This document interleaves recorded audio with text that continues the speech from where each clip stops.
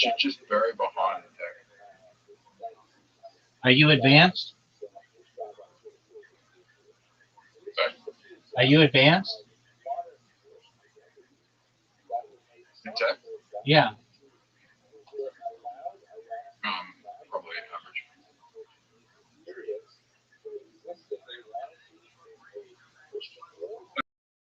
Advanced is the ability to advanced in tech is the ability to build technology or to build the hardware or the software. That's advanced. Like when I make my robots.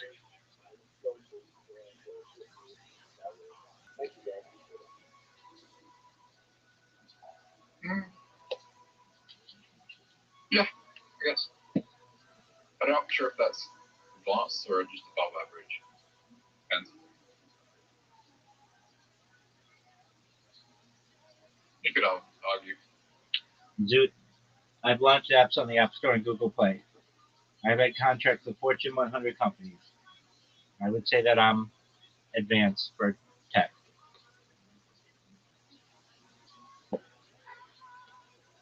I have certifications from major organizations like Amazon. Yep. Can you code? Yeah. What language? Some Python, some PHP, some Ruby on Rails, some JavaScript, some HTML. Where do you code? Weird dog.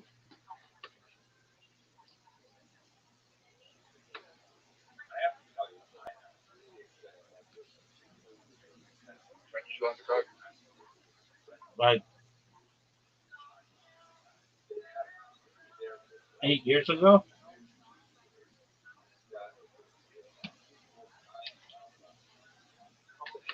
What language did you start with? That's a good question. HTML and PHP. Now, I'm not super advanced, but I know many of the basics. I can export code. I've exported code in Xcode for iOS to be able to upload it and launch it on the App Store. I've exported Android Studio code onto Google Play, meaning like my edits of the app showed up on the App Store. And that's really rare with any kind of coder or developer. It's usually not the same person who does the coding who actually uploads the app. That's usually multiple people. And when I first started, it was, but I just learned how to do it.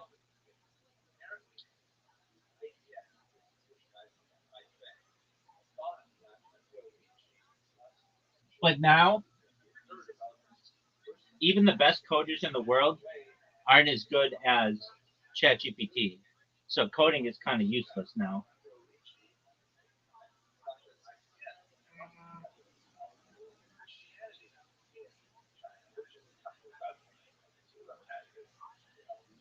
I wouldn't say that. That's why I said kind of. It's lost a lot of its importance. I mean, where it is right now. The best Yeah, coder, where it is right the now. best coder in the world right now is worse than ChatGPT 1 was. And ChatGPT 5 is way better than the best coder in the world. The best coder in the world can't smell the fart of ChatGPT at this point. The best coder in the world, it would take them hours to produce what ChatGPT puts out in 5 seconds. Yeah. And ChatGPT's code is right, essentially every time. You don't get I'm errors. going to say something. Go ahead. It's not as good as it could be. I'm in agreement with you. If it was good, then we could just have AI build websites and code anything we wanted it to, but it's not there yet. That's correct. And what we're anticipating is W S I W Y G coding. I'm, I mean, imagine how useless Zoo, what did I Zoo, what did I just say? all these. Zoo, what did I just say?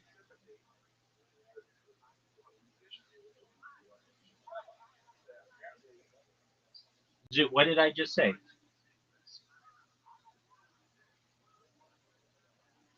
It's not advanced enough. And Zoo, no. I just gave an acronym.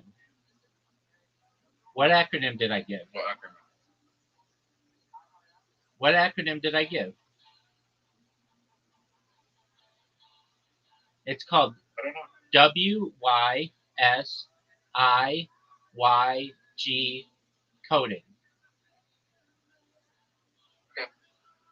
Aren't you going to ask what that means? No. What does it mean? I thought you weren't going to ask what it means. What does it mean? It means what you see is what you get. It's a type of coding where you can just drag and drop. The average person can create a website instantaneously. How far away from that? We already have it. They already have it with apps. It's just not been made mainstream yet, but we already have it. And that once we get that coding mainstream, then all coders are done. You might have somebody code. Yeah. So you might have someone code just to learn what people did in the past. It would be like using a typewriter today. Nobody realistically uses a typewriter for fun or for work. They might do it for fun or enjoyment, or they're a typewriter collector or whatever, but it'll just be seen as something of the past. So every coding will be so simple that everyone knows how to code. So Yeah, you won't even need to code per se. It's just it would be like making a picture. You just move a mouse on a screen and drag and drop where you want it. But yeah, I get what you're saying. Coding will be so simple that every person will be able to do it. It won't be called coding. It will just be. Yeah. Am I correct? Yeah, that's correct.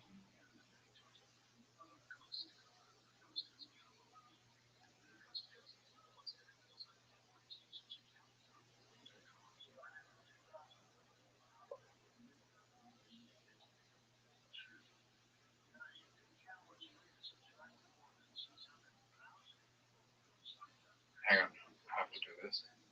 You do whatever you need to do, pimp. I'm only going to be like 5 minutes and we can play whatever. Sounds like a plan.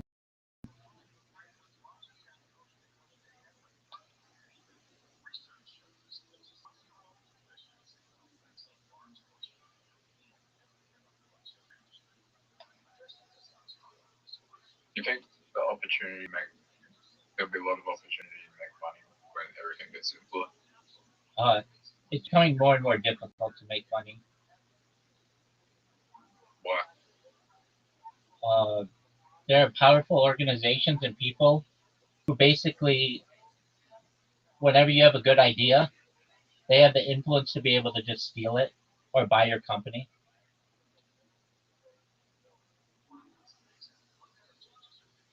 Now, with cryptocurrency, there are opportunities for people to make money, but the issue is that people don't have the initial capital to be able to buy what they need. I mean, I'm not saying that we won't have it. I mean, the United States alone, we have 18 million millionaires. That's a lot of millionaires, and it's growing by like 1 million people every year.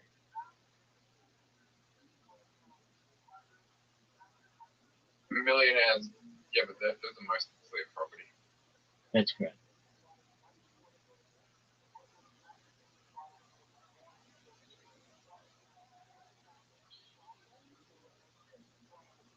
Because wants to be in America. That's, Correct. yeah, but Americans don't want to be in America. But Australian property is also doing really well.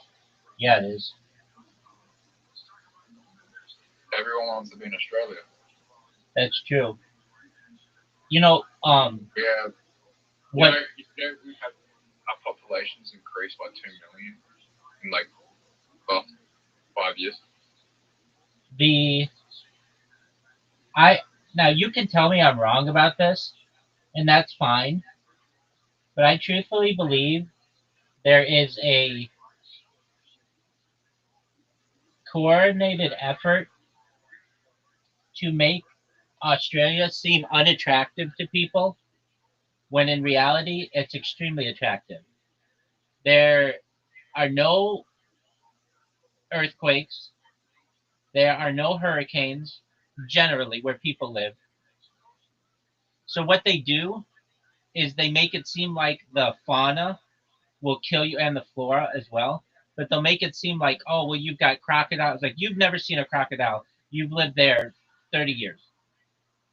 The snakes are like really only like deep in the outback. Yeah, you've got those big huntsman spiders, but they're like harmless. You've got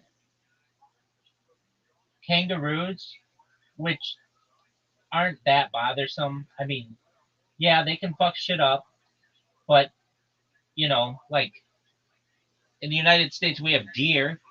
More people die from deer every year than kangaroos. And oh, way true. Do you know how many people get hit deer when they are driving in a car? Like 50,000 people every year, and it causes and you get killed, and like tens of thousands of people a year. It's a danger.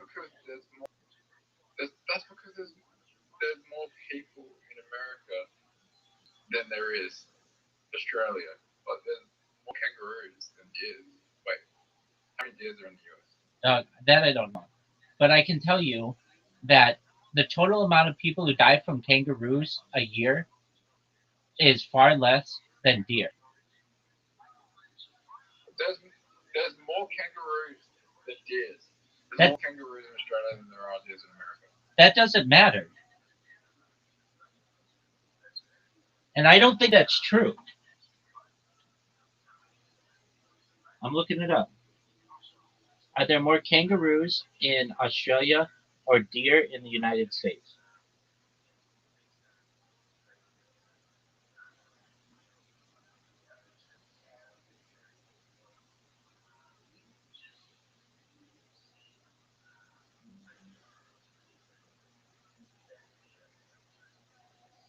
Okay. Estimates suggest there are 40 million kangaroos in Australia and 40 million deer in the United States in 48 states. Yep. So it's about the same. Now, let's look at 300 people die from deer every year. It's probably more than kangaroos. Exactly. There you go. But that's just one thing. I've never heard of anyone dying from kangaroos. There you go. And like, okay, so you have crocodiles. The United States has crocodiles and it has alligators. Like, you've got dangerous snakes. We have dangerous snakes. And we have not just venomous snakes, but constrictor snakes, especially in Florida. We have like just the same amount of spiders that'll kill you. So basically what I'm saying to you is you have everything that the United States has everything that Australia has, but you don't have snow. Now I know you have blistering heat, but so does the United States. And if you're on the coast, you basically enjoy paradise year round.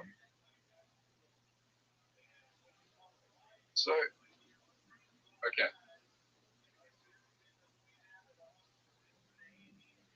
there's only been 2 kangaroo deaths in the last 100 years, and it was from the first one was in 1936, and it was head injury sustained from the kangaroo. So it was just the fact that he got injured. He could have survived if he had the proper medical care and he was taken care of. It was just an injury from kangaroo.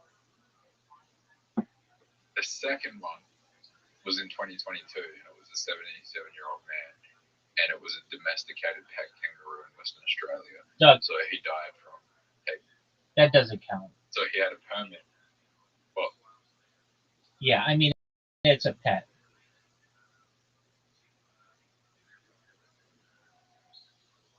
Well, that's why you don't keep kangaroos as pets. You're not meant to. Right? If you don't want to die from a kangaroo, don't keep it as a pet. There you go, pimp. Okay. So there's no reason to have. So let's think about it. Australia doesn't have earthquakes, which are a danger. Although I can tell you this, living in California, I've never known anyone who has ever known anyone who's ever been injured in an earthquake. It's just like nobody gets hurt, but there's always the worry that in the future it could happen. So you've got earthquakes, we have blizzards that kill dozens of people a year. You don't have that. We have droughts. You do have that, and heat. How many people died in fires? Like a dozen. People died in fires earlier this year? Yeah. Just in California. I don't know about other states.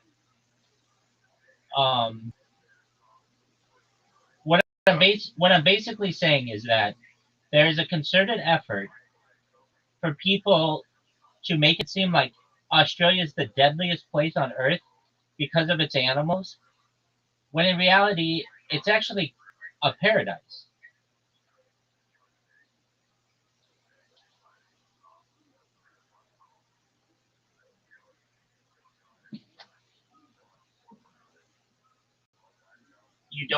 It doesn't snow. You don't have hurricanes. You don't have cyclones. You don't have, you don't have tornadoes. You don't have blizzards. You don't have monsoons. You don't have really any of the issues that the United States has from a weather perspective. And in my opinion, there's a concerted effort for people to downplay purposefully how nice Australia is. Now, I'm not saying that there aren't some bad parts about Australia. Everything has to be shipped in, or a lot of things have to be shipped in, and there are issues with, foreign investment, and you're basically like part of the Commonwealth and all that other shit. I'm not saying that, but what I'm saying is that there is a concerted effort, especially I would say, internet, to make Australia seem not a desirable place. Because frankly, if Americans knew how nice Australia was, many of us would move there and cause housing prices to go even higher. They don't do that. No, I'm not saying, but I'm saying that that's why on the internet in particular, if you ever Australia has a lot of benefits, people will be like, but what about the snakes, and what about the spiders, and what about the heat, and what about the kangaroos and crocodiles?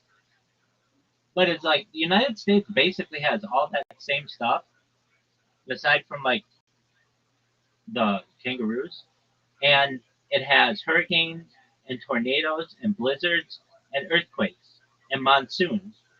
And Australia doesn't have any of that. Australia is essentially the world's largest island or continent, however you want to describe it, that's paradise on the coasts.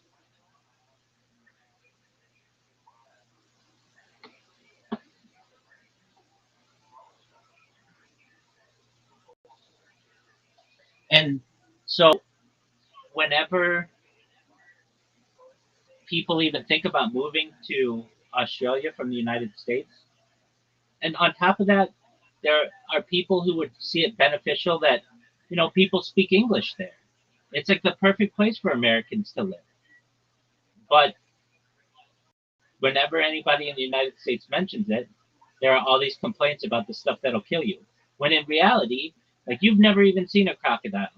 The the huntsman spider, you talk about like it's a pet. It's no big deal. They talk about like koalas and having chlamydia. And it's like, yeah, but are you fucking a koala? It's like, something you see at the zoo. Basically, Australia is a very desirable place, and there's a concerted effort, especially on the internet, to make it not seem like it's paradise, but it really is. You forgot all the things that could kill you as well. All the things that kill you are either extinct or endangered as well for most of them. That's true.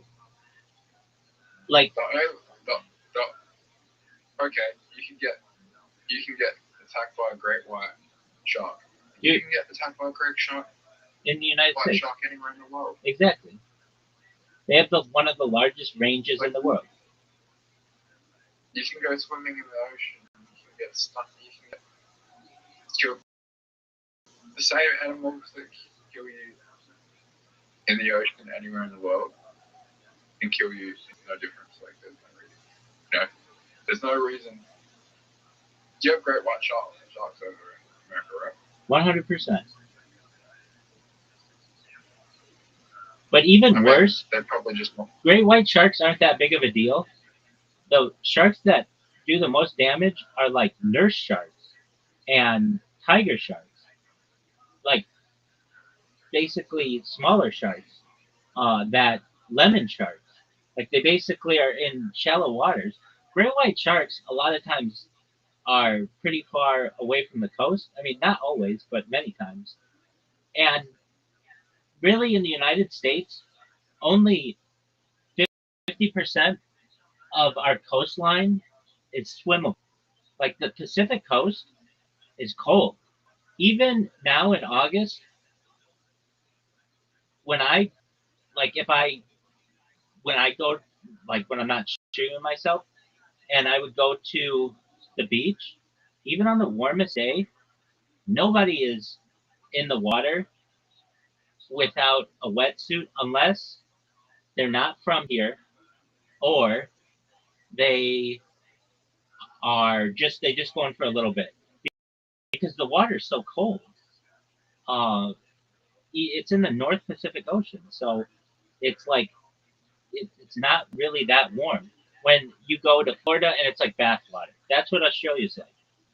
So what I'm saying is like all of Australia's water is warm. It's very enjoyable for the average human. All of the houses that you see along the Pacific coast, none of the people there go in the water. I mean, it's just not a thing.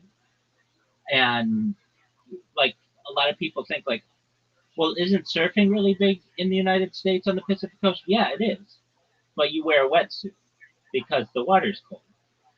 And unless it's like the hottest part of the summer, the water's just still just generally too cold. I mean, to be enjoyable. Um, when in Florida, it's like bath water. Australia, it's like bath water. And the water's really clear, really clean. Um, like you have fires. United States has fires, but fires haven't been a big thing your whole life. This is a modern thing of the last 10 years. That's not when you were a kid, you didn't hear about Australian fires that often.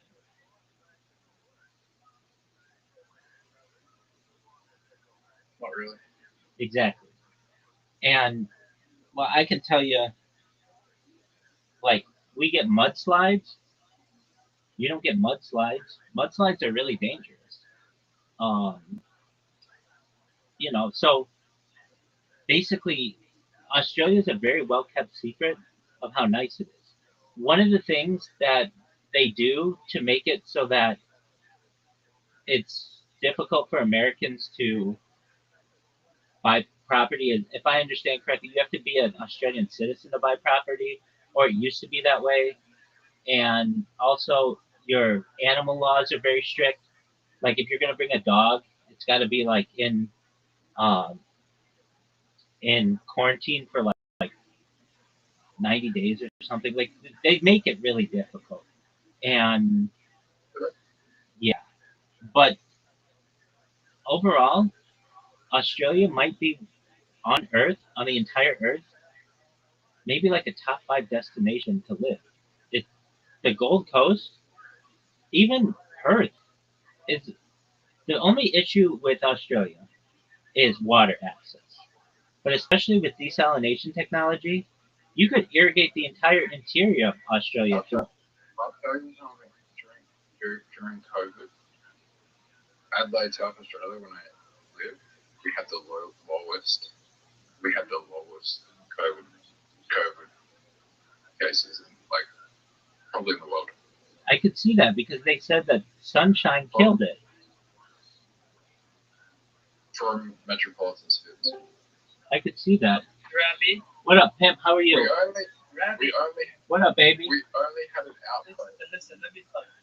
Hold on. Don't What's be. good? What's good? Hold Rabbi? on. Don't you say that to my friend. He was in the middle of talking. Dude, finish your statement. You're gonna wait. We only had an outbreak in South Australia when they brought in the vaccines, and that's because the vaccines give you COVID. There you go. All right. How are you, Shanks? How are you, Owen? Hello. I'm good. Hello. Have you? Do you know us? Do you know us from yesterday? Yeah, of course. How's your day going? Very good, my friend. How about you? Excellent. What's on your agenda for today? Jennifer, what? What are your plans for today? And we're going to. He's gonna do a test, for driving. The glasses, my friend. Sure. When you drive. Yeah, he's gonna do that. After that, we're gonna go out, play football, and It's soccer. Okay, very well. What position do you play? Forward. I play middle, like. Okay. Center mid. Who's faster, Shanks or Owen? Me, of course. Owen. Okay. Who has more endurance? Who can go longer, Shanks or Owen? Me. Good job. Then you guys are in the right positions. Yeah. Excellent. All right. And please remind me, how'd you find out about me? In a row. Oh, that's right. Yeah. We talked with you like. I know. Like 48 hours ago. And then again 24 hours ago. Exactly. Did you watch Aiden Roth's stream yesterday? Yes. I did too. What did you think of it? I didn't look for a long time. Neither did I. Yeah, neither did I. He always has the same amount of views. He always has the same amount of views. 57,000. Yeah. It's always the same, which makes me think he just bots himself. Yes. I think so as well. Yeah, exactly. Because he's not doing anything that exciting, and he just enough viewers to be the number one person on the kick page, but it's always 57,000. It's never like 10,000, and then other times like 80,000. It's just 57,000, and I just find that. I think you should be popular like Aiden and talk about stuff like you told us. 100%. Just a matter of time, my friend. It's just a matter of time. Someone kicked me, bro. No one kicked. I didn't kick you. No one has the ability to kick you. So maybe Discord kicked you out, but I did not. And Zoot doesn't have the ability, and B. Alexander doesn't have the ability, and Owen doesn't have the ability. Yeah, that's weird because I was talking with you.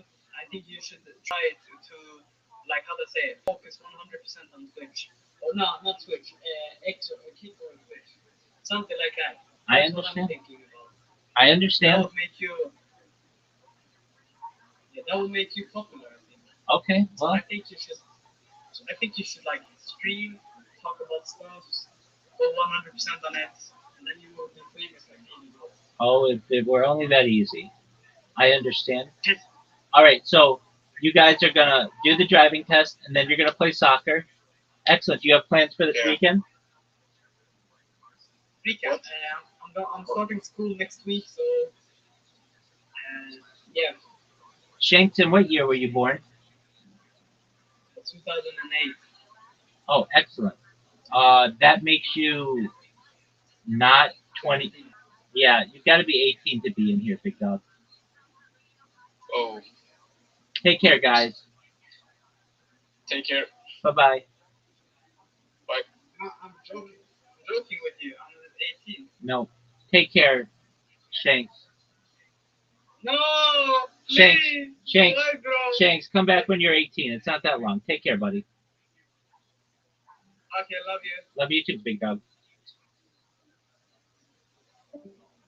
Riser, you were talking about COVID numbers during that time, and Adelaide did really well. Yeah. Absolutely. Anyway, are you ready to lose?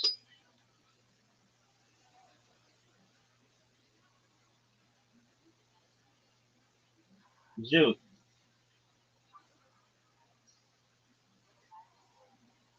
Zoot. Zoot, I asked you a question. Give me a second. Why is AI so bad at visual puzzles? It's improving. I give him a visual puzzle to give the answer. I say, here's the answer, and it gives me like something that doesn't even make sense.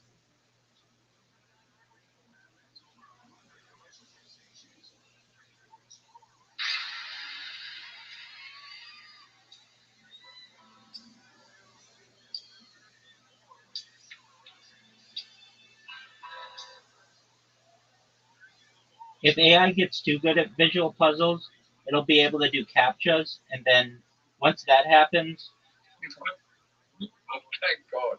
like the internet goes away. What? Well, then just you can have bots take over websites, like I do with Kick. The reason why I'm so successful on Kick is because they don't have a captcha system. So I don't have a capture system. Because Twitch doesn't. And Twitch is their competition. And so they don't want to make it more difficult to use their website than Twitch. Now, Twitch, because they're trying to beat Twitch. Now, Twitch has a few settings and defense mechanisms that protect them, security features, I guess you call them, that allow them to keep some bots out. But any smart coder or hacker can get around them. Their big one is you have to use like a legitimate, what they consider to be like a Gmail address, but there are ways around that. And um, they have some pretty good IP address tracking, but there are ways around that. Kick has some of these systems, but they're just not as good. And the reason why is Kick doesn't have as big of a team. I mean, Twitch has Amazon, and Kick just has like a team of I think like 200 people. Stake has like 800, and Kick has 200. So even combined, they have like 1,000 people. When Amazon has like hundreds of thousands of employees, and at least Twitch has probably 10,000 employees, something like that. 6 free. What'd you say, Tim?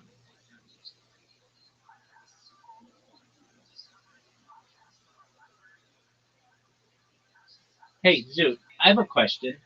Now, I'm not saying that this is going to work, but, and I say this as your friend because I care about you. And one time you said to, I said, it's really got to be difficult with Tourette's. Like, you basically can't keep a secret because it's whenever you have a secret, it's at the top of your mind, and then you end up blurting it out. And that must make for very awkward social interactions because you'll just be with like you might be with someone, I don't know. Let's say there was a person who was green, and you would just call them green, and that would be offensive because it's not something that normal people do. I'm just asking, have you ever tried this? Because I've heard this is a good method to stopping those kinds of things and similar things, smoking and nicotine and marijuana and anything that can cause like that you have a habit with. You put a rubber band on your hand, on your wrist, and then whenever you have one of those blurt outs in your case, you snap it. And subconsciously, it makes your body not want to do that anymore. I'm not saying it's going to work exactly well for you, but have you ever tried that? No. I would suggest it. I think it could help you. And even if it doesn't, then you tried it. But basically, like one time I said to you, it's got to be really difficult to like basically have like you, for instance, you tell me what's in your crypto wallet. That's not a smart thing to just say. You blurt it out sometimes, and that's not a smart. I don't want to say it's not smart, but it's not. Especially when you're streaming to how many people? Well, exactly. So if you can, and I remember it hurt me to hear you say because you're my friend. You said, yeah, like my whole life, like is summarized just in that. Basically, like imagine all of the secrets that you had, and those were the things that you wanted to say the most, or that maybe that you were just tempted to say the most. And I said to you, like, man, that would make it difficult with like a girl or someone because not only not only does she have to worry about that with you, like she could tell you a secret, like I'm on my period. Okay, fine, no big deal. But then you're just gonna blurt out like she's on her period, or your children could have that. And I think it's something that you said is more manageable with nicotine, or at least the nicotine patch. But those are expensive, and you'd have to wear them 24 hours a day. It's a costly endeavor. Do you have a rubber band? Yeah. Go get a rubber band right now. There's no medication for Tourette's as well. I understand. Well, you said nicotine, but go get a rubber band.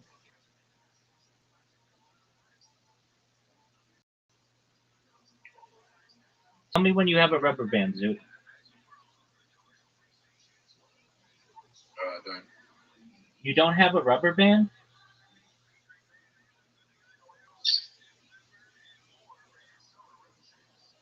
Nowhere I in have nowhere in your house you have an a. elastic. Okay, elastic will work. Can you put it around your wrist? Yeah. Okay, put it around your wrist. And whenever you like, this is gonna be a reminder. Subconsciously, you want to wear it for as long as you need to. And whenever you have a blurt out, you just snap it. And what it does is subconsciously your body doesn't like that, and it will slowly ease you away from wanting to do the non-desirable activity. This works with people who bite their nails. It works with people who are addicted to drugs and nicotine and alcohol. It just is like a thing that if you are conscious about it and you have this thing on you, you don't want to snap it. It causes you an issue. And your body, instead of being carefree and just saying whatever you want or desiring alcohol or drugs or nicotine or whatever, it just recognizes that it doesn't want that snap. You don't have to snap yourself hard, but just keep it on your hand and we're going to play. Are you ready to play?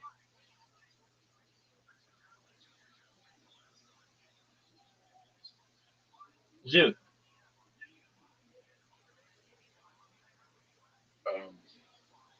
Not yet. Okay, well, you tell me when you're ready to play. Is the elastic on your hand or on your arm? On your wrist? Yep. It- Hang on. 3.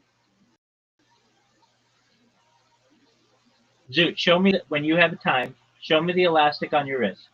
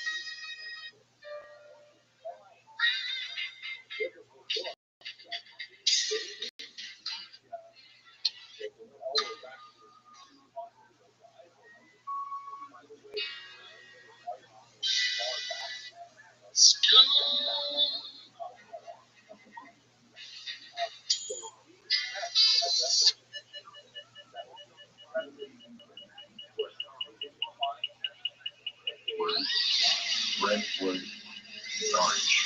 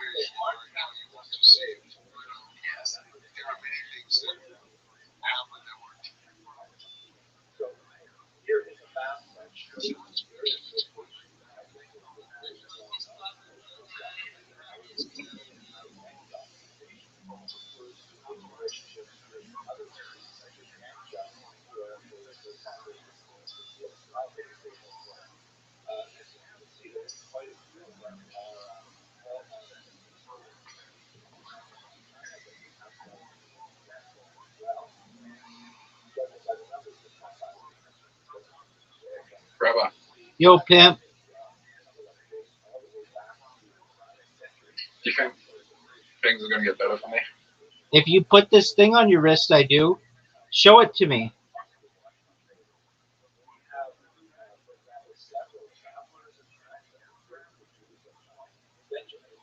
Let's play. Zoot, let me see the elastic thing on your wrist.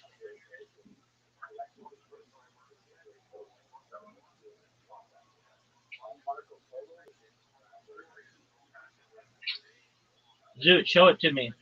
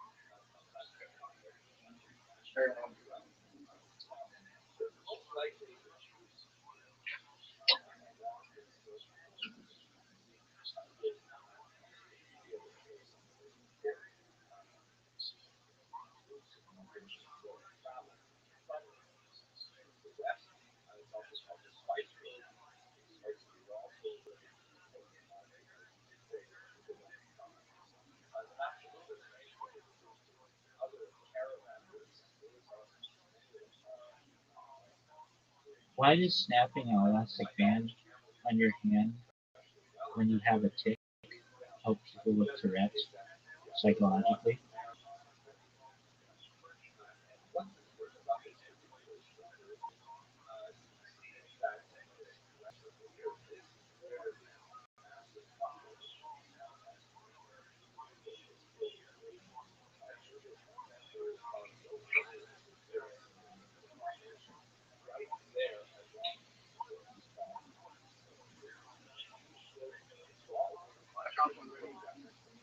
Well, Zoot, you said you had elastic, so get it.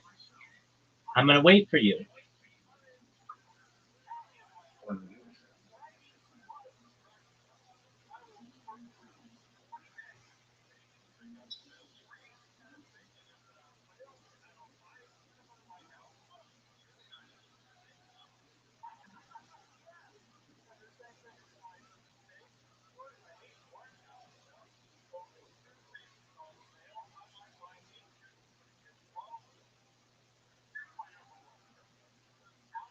Would a belt work? No.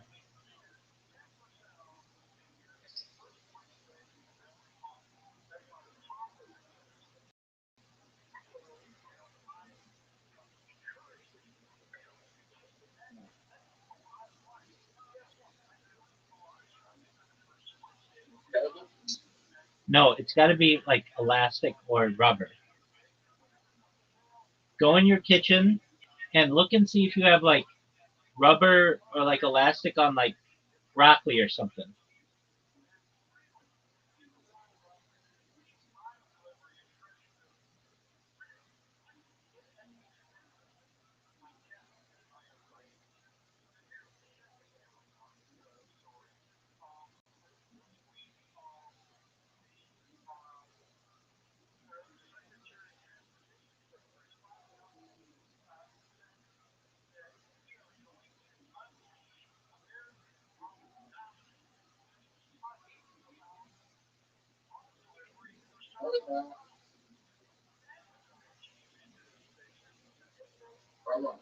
Yo, pimp.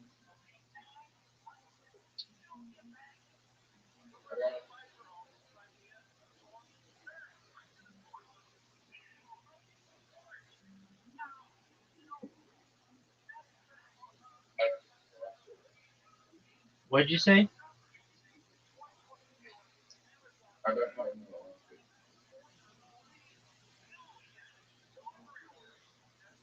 Do you have a string?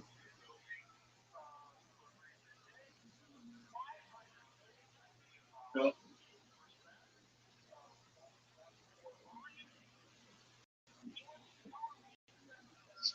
Do you have a string? Okay, take a string and put it around your wrist. I don't have a string. We'll go get one. I'll roll up for dinner. Okay, dude, listen to me.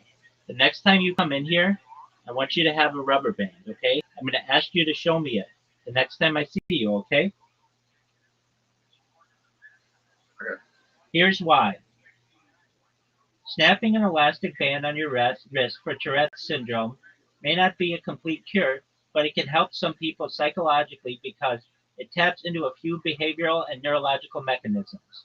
The first is competing sensory input, sensory gating. When you snap the elastic, you create a sharp, clear physical sensation. For some people with Tourette's, that sensation can briefly complete with the urge to tick, making the brain's sensory system focus on the new input instead of the premonitory urge, urge that leads to a tick. Interruption of premonitory urges. Many people with Tourette's feel a rising uncomfortable sensation before a tick, like an itch that you have to scratch. The snap can reset the buildup for a moment, giving the feeling that you've satisfied the urge without actually performing the tick. This is a big one. Habit reversal therapy principle. In habit reversal therapy, HRT, one method is to become aware of the tick signal and perform a competing response instead. While snapping a band isn't the official competing response taught in HRT, those are usually tension incompatible movements. It follows a similar logic, replacing the tick with an intentional action. Sense of control. Tourette's can feel unpredictable and involuntary, which can cause anxiety or frustration. The act of snapping the band is chosen, giving a small sense of agency in a situation where the person often feels they have none. This control can reduce the emotional stress around tics. Distraction and mindfulness. The snap can be a grounding cue, pulling attention back into the present moment and away from the spiraling focus on the tick or its social consequences. Do you understand why this could work for you? Yep. Are you ready to play? Give me a second. The next time you come in here, what are you going to have on your arm? Rubber band. You got it, big dog. And I'm going to ask to see it.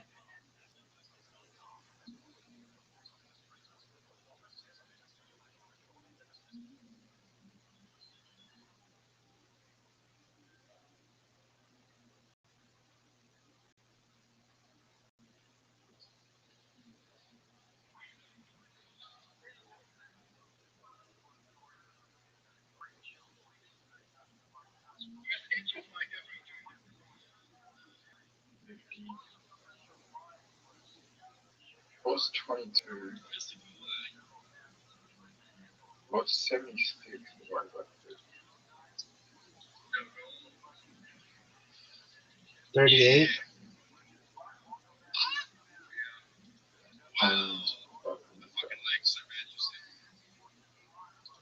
Alright, let's play. Okay, just one moment. What do you want?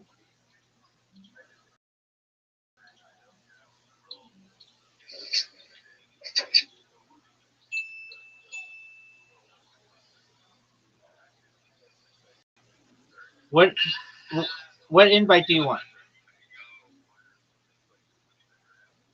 Any? Any invite? Okay.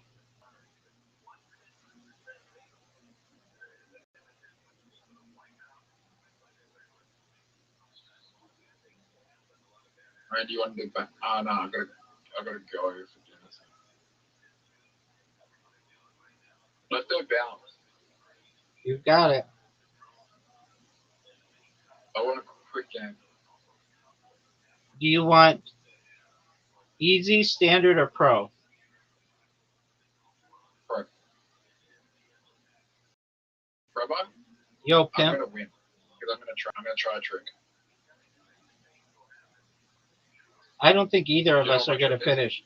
I don't think either of us are going to finish. I feel like I'm gonna finish. But not when I'm playing like that. Rabbi, I fucked up already. Rabbi, Yo, pimp. see how I fucked up already. Okay, this is gonna be the easiest win. Have you ever thought about how do you think about me? What do you think? I think you're a man struggling with some issues. What's my issues? You've got a lot of behavioral issues you're dealing with. Why is that? Because you don't have a rubber band on your hand at this point.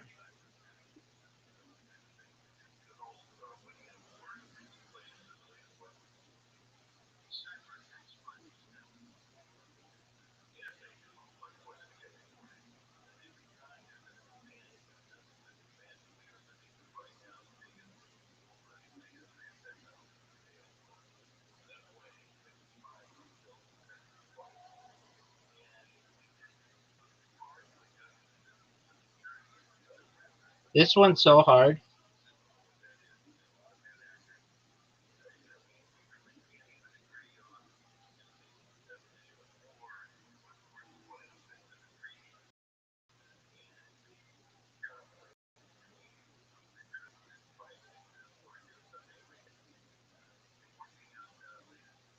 Zoot, what's your secret? I thought you were gonna do some secret. Oh yeah, this one. Okay, you ready? When the rates one actually fucking helps you because you fucking making positive moon and the race one actually helps you with your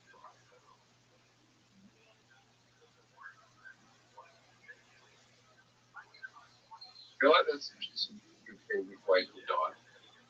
Okay? That can help you. What did you say? I feel like there's some strategic ways where you can die in this game where it helps you. Perhaps. But that was not the strategic way to die just then. Rabbi, Yo, pimp. this is the hardest one. What is the hardest one? You know what I'm talking about. The star. No, the circle one's so hard. The star. You mean the star? No, the circle.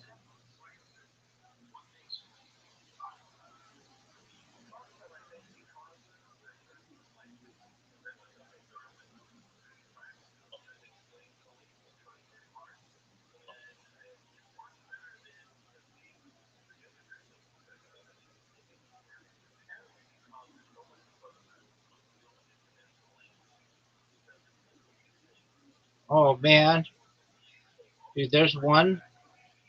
I've never seen this before. It's so hard.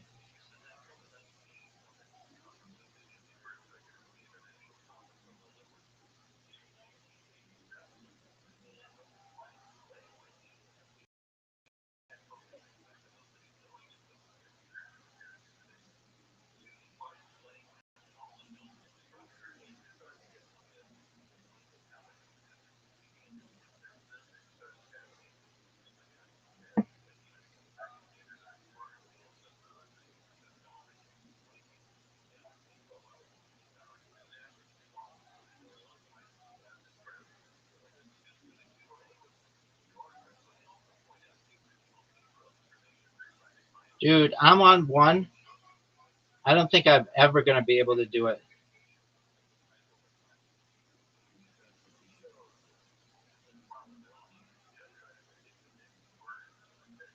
Is it a lot of fun? Yeah, maybe. Dude, you're never gonna get it either.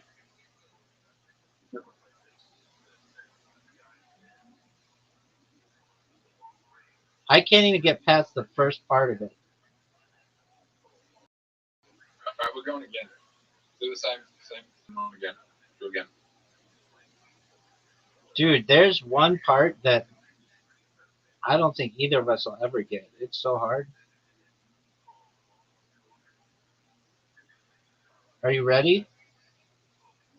Yep. Have you What's the ever most? have you ever beaten me at this? I don't think Yep. so.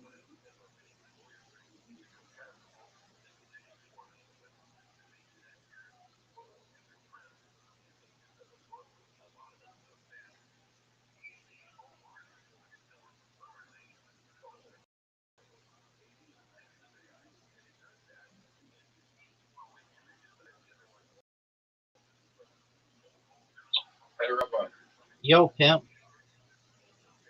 how many types of neurotypes are there that haven't been researched yet? How would we know? I don't know. Well, it's kind of like humans kind of just make up different types of neurotypes. Yeah, that's true.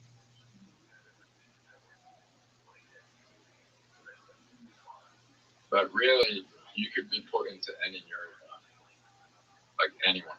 Yeah, I'd be in the sexy Doesn't one. mean Sexy one with the big dick and hilarious.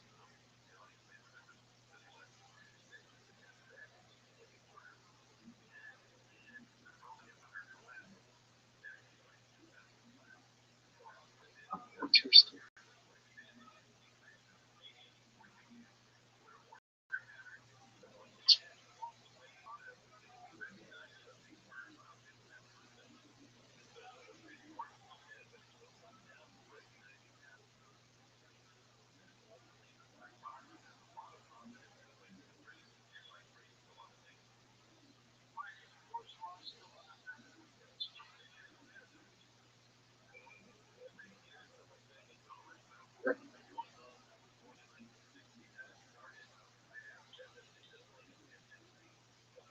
Your favorite type of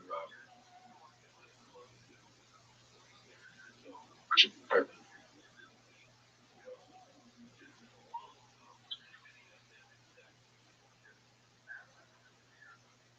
Rabbi, do you think you're gonna beat the last level?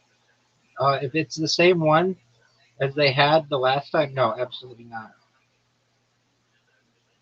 How hard is it? I didn't even make it past the first part. I think it's 4 deep. Fuck. You're right. The circle is the most annoying part.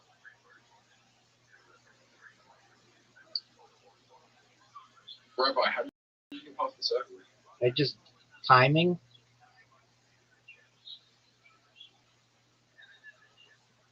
Am I rushing? What the fuck? You go far? On the circles, you go fast, right? I bet this game is really good for hand-eye coordination. Well, my hand-eye coordination sucks.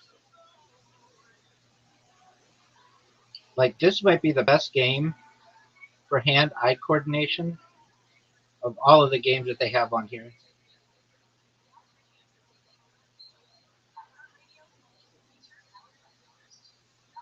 Not mini golf? No. Mini golf would be close, though.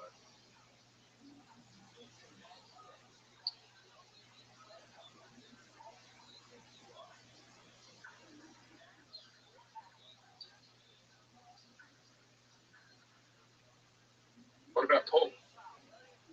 No. It doesn't have the speed aspect.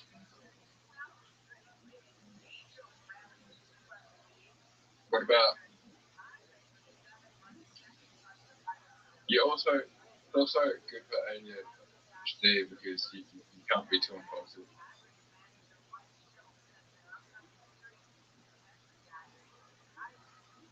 Okay, Rabbi, are you on the impossible one? No, not yet. When are you going to the impossible one?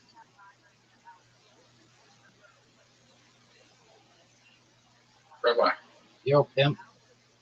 can I ask you something? Go for it, big dog.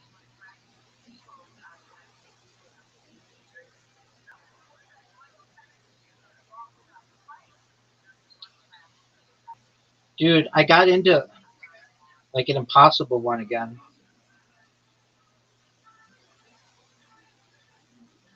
I don't think it's impossible.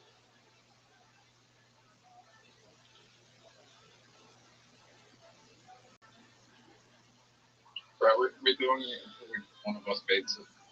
Let's go. Okay. Zoot, next time you come in here, what's going to be on your arm? Close. No, No rubber band. you got it. You're going to have to go to the store then, aren't you? Yeah. It's going to be the thing that helps you. And then eventually you're going to overcome it, and then you're not going to need it anymore. You're going to have normal relationships with people.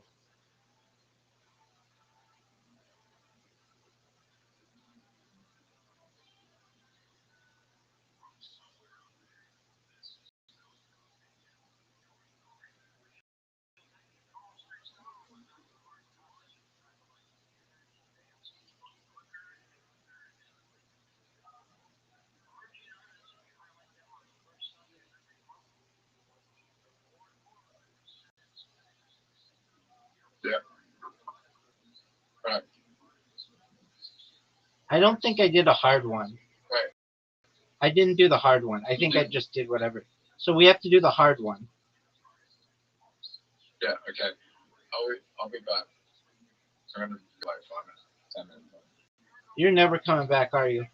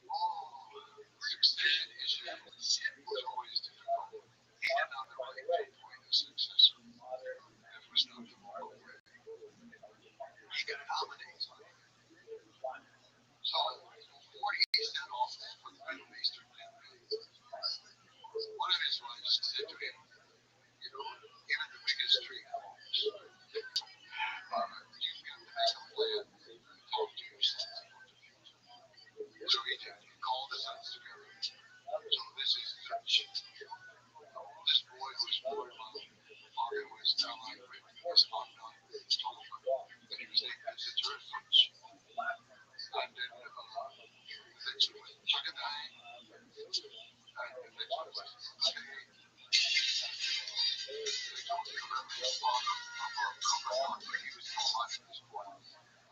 all four of them came. But Genghis Khan explained to them he wanted to talk about the succession and to get some consensus from them about the succession. And so he said, Mongols always call people to speak by order of age. They also serve tea or food or anything by order of age. It's always done. So he called first on Zuch. He said, what do you say, Zuch? Genghis Khan favored Zuch. This is the one who was questionable fraternity, but he always favored him. The youngest Tula was too hot-headed. Nothing was a heavy drinker.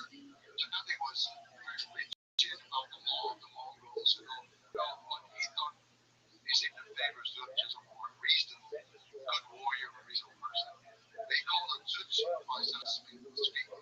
Takane, the second one, who believed in Mongol policy, he jumped up and he said, this is what accused his father of all kinds.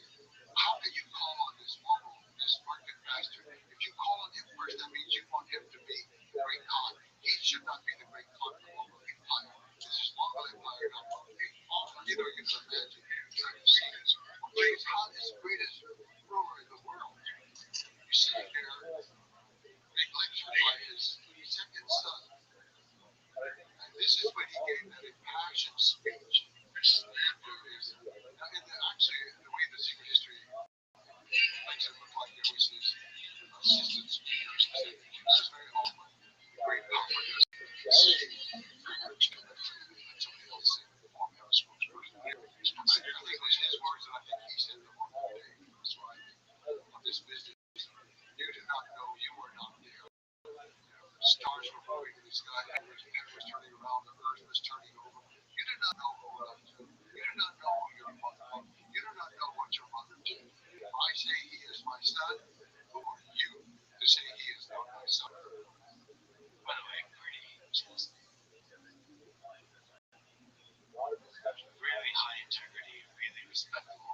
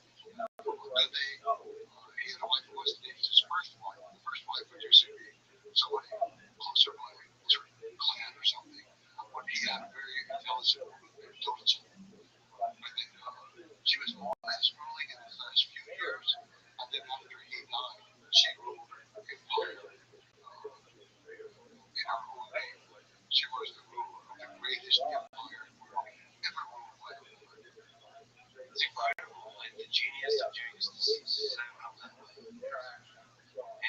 to not, there's probably very widespread discrimination going on at that time. And to have him not care about any of that and just making the right decision, like what it will keep the empire together. The origin was actually there was peace. She stopped all campaigns. There was peace during her time. The women, like not just origin, were extremely into economics and trade and running these banks and private corporations all over. She was running her own wealth and everything. So she became much more interested in the economics and the trade and running the empire. There was a time of peace, and she recognized that peace was better for trade. It was better. And so it was a peaceful time. But like all of us, we have our weak points, and she favored a worthless son to become the successor. None of the sons actually were great, but a good favored she favored her son. So she arranged to have him named the great emperor while she was still alive. Her primary minister was also a woman, Fatima from the Middle East. And unfortunately, they had organized a purge of her court and killed off a lot of these people who had been supporting her. A lot of them were Muslims. He killed off a lot. And then he was going to march against the Golden Horde because they weren't supporting him. So he sent off and he died. He was only in office for 18 months. And he was gone. Then his wife took over Al-Qabish. Unfortunately, she was not capable as her mother-in-law. Al-Qabish was a bit greedy, and she didn't start any new wars, but she just kind of messed up things, and she didn't rule for too long. And this is why Kublai Khan's mother, Sultan, was able to have a revolution. She united with the Golden Horde. She was on one end of China, she had northern China, the Golden Horde had Russia.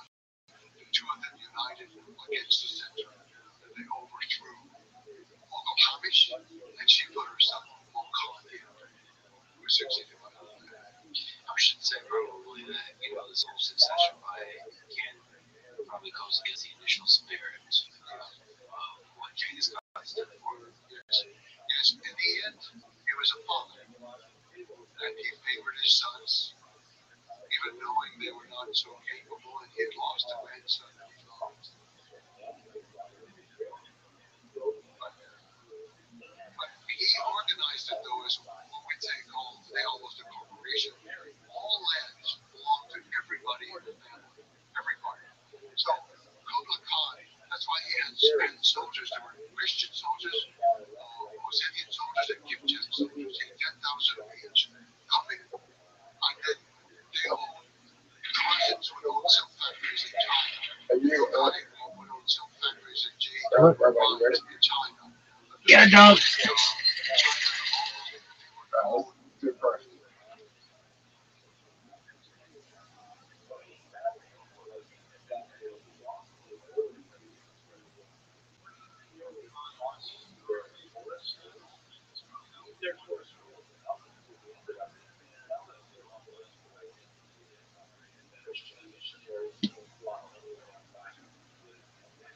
Are we doing part? Yep.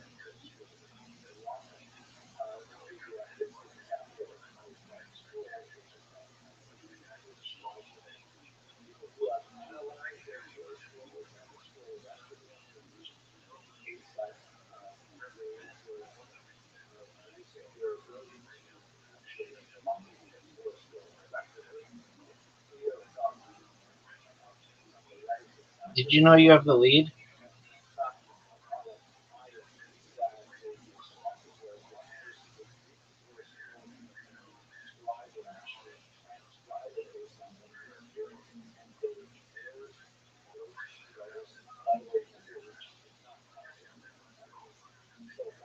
No, I'm not that far from it. Yep. How's it feel to lose to me? I haven't, so I don't know. I've never lost Oh, you. shit. I've never lost you in this game. Hang on.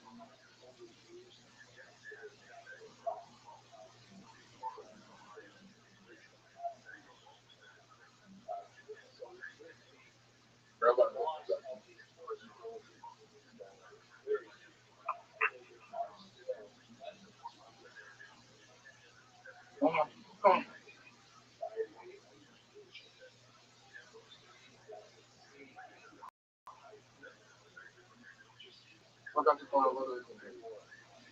You need to get a rubber band. Forgot that too. But I forgot to buy a lot of them.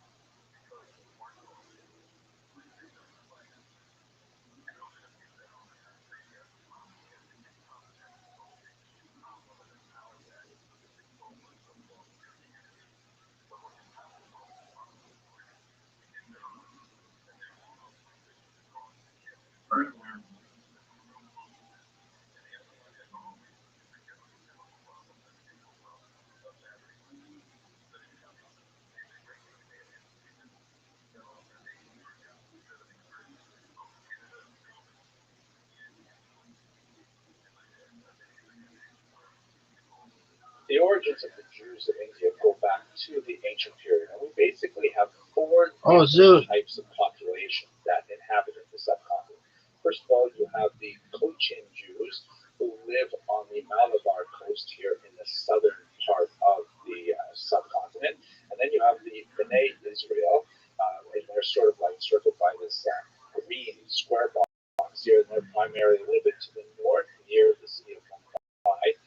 And then you have the so-called Baghdadi Jews, who are not necessarily all from Baghdad, and they are concentrated in Kolkata, but also located in some of the populations where Jews had previously resided. And finally, the so-called Paradesi Jews, who are spread out in a few centers, also found within the recognized population centers of the country. Let's have a look at these four distinct types of Jews in a very quick overview. First of all, let's begin with the Cochin Jews, or the earliest Jews recorded in India. They certainly date from the ancient period. We know from the text of the Hebrew scriptures, the Tanakh, that there are several words that are related to Sanskrit and Tamil, which are most likely connected to the trade that went on between ancient Israel and ancient India. There are terms primarily for like various goods and gems and things like that. There's also That's a mess. that this That's a mess. mysterious oak That's a mess. That's a mess. That's a mess. That's a mess. May have been a place called Supara. That's a mess. That's a mess. That's a mess. Also housed a very ancient civilization. But we know from multiple sources, from not only Jewish sources, but Greek sources and Roman sources and so on, that there was significant amount of trade, particularly from the west coast of India and the Middle East. By the time you get to the medieval period, the Vandalite traders, who we spoke about in a previous class, have been traveling all through this route and definitely are engaged in trade all across you're down. the European and the Asian continents. And they're described primarily in Arabic. 470 points. There are Jews Get it. who are visiting India and who are in That's a mate. setting up kinds of That's a miss. in India. That's a mate. That's a mate. That's a mate. That's a miss. That's a miss. Make. Their Make. history Make. from their local legends, but one of the most fascinating early documents that we have that specifically refers to them are a series of 3 copper plates that are apparently a type of a charter that were issued to the Jews of Cochin from a local king. This kind of like sets the tone for much of the history of Cochin Jewry, a remarkable level of coexistence with the local population. One of the things that's quite fascinating about this period is that there seems to have been no indigenous anti-Semitism. Yeah. I know, right? That's like so hard to believe, but there seems to be very, very few incidents of any kind of organized anti-Jewish impetus. This may be related to the fact that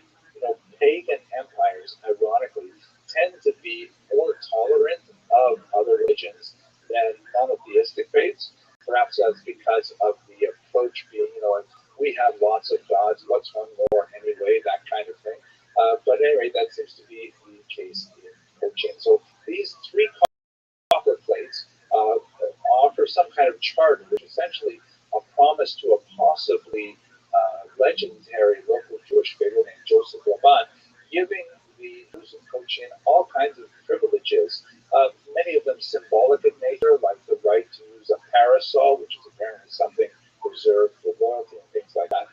The plates themselves Evolving restores 10 hit points. Probably in the 11th century, really old, and that, of course, does not speak to the origins of the Cochin Jews, which could have gone back easily to the ancient period. They are written in the Malayalam language in the Batalutu script. Yes, I pronounced that. I hope I pronounced it correctly. Maybe. And one of the factors that we have to bear in mind when we're studying India is that it is so far from homogeneous. Just like when we talk about Africa, there are literally dozens upon dozens of cultures with multiple languages and multiple faiths and so on. So, yeah, although it does have one kind of like geographic description, it is, one contiguous territory. India is really made up of many. Let's see it, big dog. Now, the Cochin Jews were fascinating in that they seem to have not really been deeply connected to the traditional rabbinic or even the later Karaite iterations of Jewish thought, and they seem to have, evolved with indigenous leadership that led to a lot of really fascinating kind of local customs. Best song ever. For example, this is a Carlocas, Oh, that song's amazing, dog. Placed in front of the ark. I love it. It's great. All over the world, and of course, harkens back to the temple where a curtain baby. separates the Holy of Holies from the rest of the temple grounds.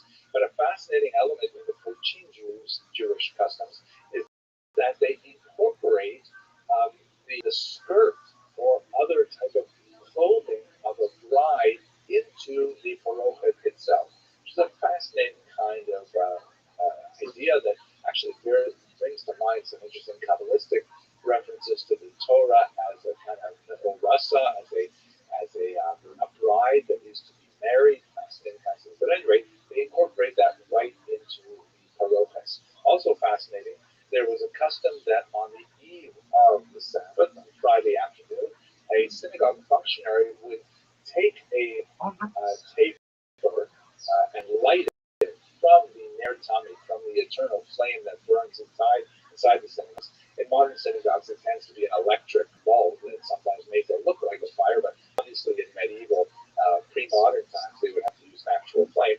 And he would carry this taper to all the homes where they would have these kind of like oil things set up on the outside of their homes, and he would like share the light of the synagogue with all the Jewish homes on the eve of the Sabbath. Beautiful kind of idea, I think. The Cochin Jews changed significantly with the arrival of the Portuguese. This is the first major influx of Western Europeans that occurs in the age of discovery, when people like Vasco da Gama are making their way around India and exploiting the region for trade. This is an interesting Portuguese depiction of what they thought the Jews of Malabar looked like, and represented that backwards to Europe. And there's an interesting kind of thing happening with the arrival of the Europeans, where some of the local elites, the Jewish elites, are sometimes co-opted by the Portuguese. One of those is none less than Gaspar da Gama, who was an interesting Jewish character who was apparently forcibly baptized. Vasco da Gama himself, the great explorer, he took the name da Gama after his patron, as it were. And then he went on to a rather brilliant career as a translator for the Portuguese, helping them negotiate the vagaries of Indian culture and language. Fascinating kind of elements. But we'll talk more about the influx of the Europeans shortly. Here back from 1978, you can see in the foreground is a Hindu temple, and in the background, with that distinct clock tower, is the Cochin Jewish synagogue, one of several, actually. They actually were established a little bit further to the north in a town called Shingli until in the 14th century it was wiped out by a big flood, and then they moved a little bit further to the south. And they have this famous synagogue with a clock tower on it. Here's another photograph of the tower itself. You can see that it actually had three sides, and on one of the sides, the numbers in the clock were proximity of the temple and the synagogue is also one of those testaments to the rather famed coexistence of Hindu and Jewish elements in Cochin. If we move on to the next most well-known Indian Jewish community, that would be the so-called B'nai Israel, the children of Israel. Here's a fascinating depiction of B'nai Israel baking matzah, and they clearly are dressed in traditional Indian costume, but preparing a very traditional Jewish cuisine. There are uncertain legends of their arrival. Once again, you recall they primarily settled a little further north on the western coast. The entire western coast, by the way, achieved a tremendous popularity and surge in transport once the prevailing directions of the monsoon winds were harnessed for efficient travel from the Middle East and the Red Sea into the Arab Sea. It is the Arabian Sea. This is important to note that it was a very dangerous passage, especially before the monsoon winds were better understood. No less an important figure than David ben Maimon, the Rothschild'S, was killed in a shipwreck on this particular route in the Arabian Sea.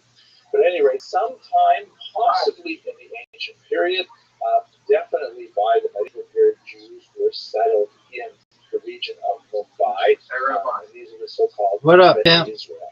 Like the Cochin Jews to the south, they also exercised indigenous spiritual leadership. They did not really rely heavily on imported rabbis, cigarettes, at least until the modern period. And so they developed a lot of kind of unusual cultural idiosyncrasies that you don't necessarily see in other Jewish communities. But there's a remarkable explosion of Jewish activity among the B'nai Israel in the early 19th century, ironically with the arrival of Christian missionaries. This is because the Christians come in, and as we saw to a certain degree with the influence of Jesuits on the Chinese Jewish population, the Christian Jewish missionaries bring a lot more exposure to the broader Jewish world with them through their attempt to convey Christian doctrines. And the B'nai Israel afterwards said, wow, this is really interesting. And oh my gosh, you know Hebrew, so you can teach me Hebrew.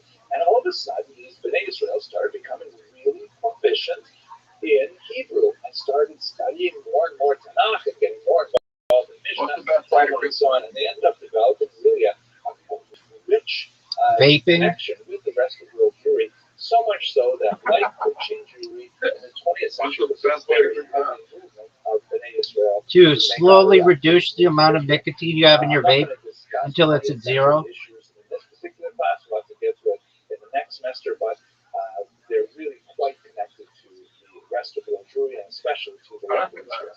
Just to have a look at some of the interesting cultural features that developed among the B'nai Israel. Here you see an interesting custom that right next to the mezuzah, the small Allegedly. device that's attached to Jewish doors that has a piece of the Hebrew scriptures in it, from the Shema prayer. On the right, they also put up some rice stars as a kind of prayer, physical prayer for good fortune. Evolved. Fascinating. And also you see among the B'nai Israel, this particular photograph. Then you heal. I said I wouldn't talk about the 20th century, but nevertheless, especially through their contacts with Christian missionaries, the B'nai Israel begin to make a distinct movement towards modernity, as you can see in the varieties of clothing and their generational differences in this picture. There are many such examples. I think you're done either way. It doesn't matter. Finally, let's have a quick look at the Baghdadi and Paradesi Jews. The Baghdadi Jews, as their name implies, were representative of a significant population of Jews who began to move in the Indian subcontinent primarily for international trade, I know. and they began to establish strong footholds there. Many other Jews from the region began to coalesce around the Baghdadis, and in general, they were known as Sephardim, even though the term Sepharad really applies to Good move, Spain dude. and the Spanish diaspora. Nevertheless, many communities from the Middle East, the so-called Mizrahi communities, also refer to themselves as Sephardim, at least to distinguish themselves I did see what happened. It made one of the berries a blue thing.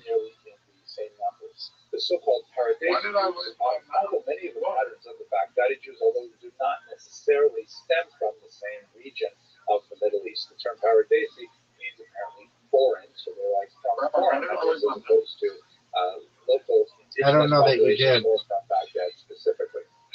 One of the most famous of these early Baghdadi immigrants was David Sassoon, a very important builder of the Indian community here on the left, and then with his sons who all were very, very I think you hit me. the economic infrastructure of Baghdadi Jewry.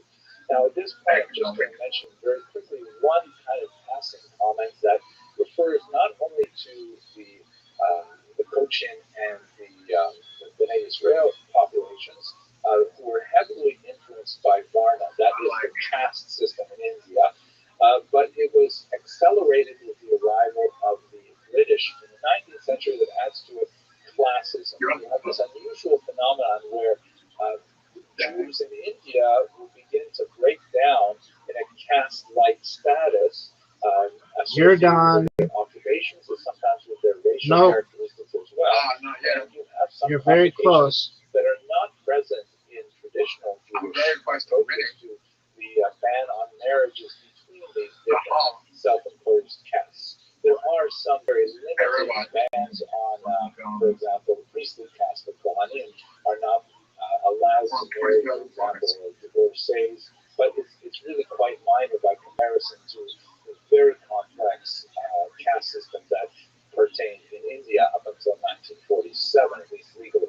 You also have linguistic implications because many of these Jews, particularly those generations who came later, begin to see the British as the power that would offer them the most opportunities for their own economic and social advancement, and so they begin to assimilate themselves or acculturate themselves towards British now. Go ahead, Zoot. Focusing on the English language rather than local Indian languages and so on. Much more to say about this, but really we're still looking at I don't know about that. period as a terminal. You're up. So we'll have to talk about the other elements of the early semester. I hope you found this topic as fascinating as I did, and I want to thank you very much for watching, and we'll see you in more videos. Thank you.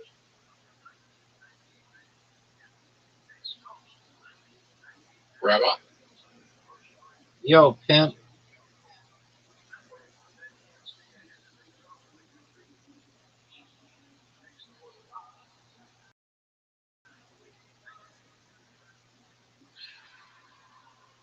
That's a move. Okay.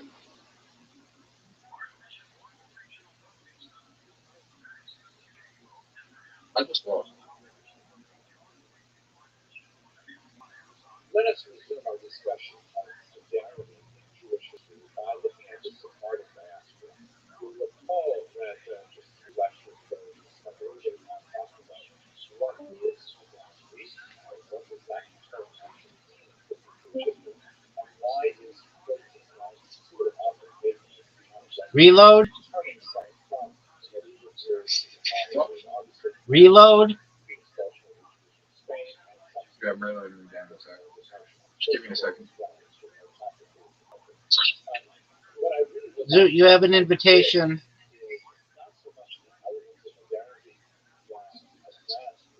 Zoot, you have an invitation. Zoot, you have an invitation. Zoot. Zoot. Zoot. Zoot. Zoot. I'm good. Are you going to accept it? Yeah.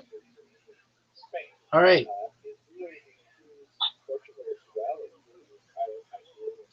Zoot, you have an invitation. I've got 5 days. Wow. 5 days left until what?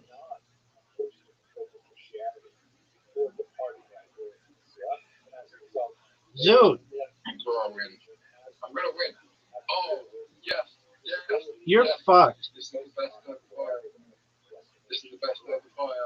Portuguese do know were subject to a mass forced conversion in 1497. And so as a result, they are Are you fucking kidding me, Rabbi? in Jewish and European history. Because here were people who consider themselves to be Isn't that flavor worse than the fire? clearly Jewish. No, it's not. It's the You know best. what? It's the best to have the fire. No, because no matter what, you're still going to challenge your opponent with fire anyway. Yeah, but then it's even more fire. I guess, but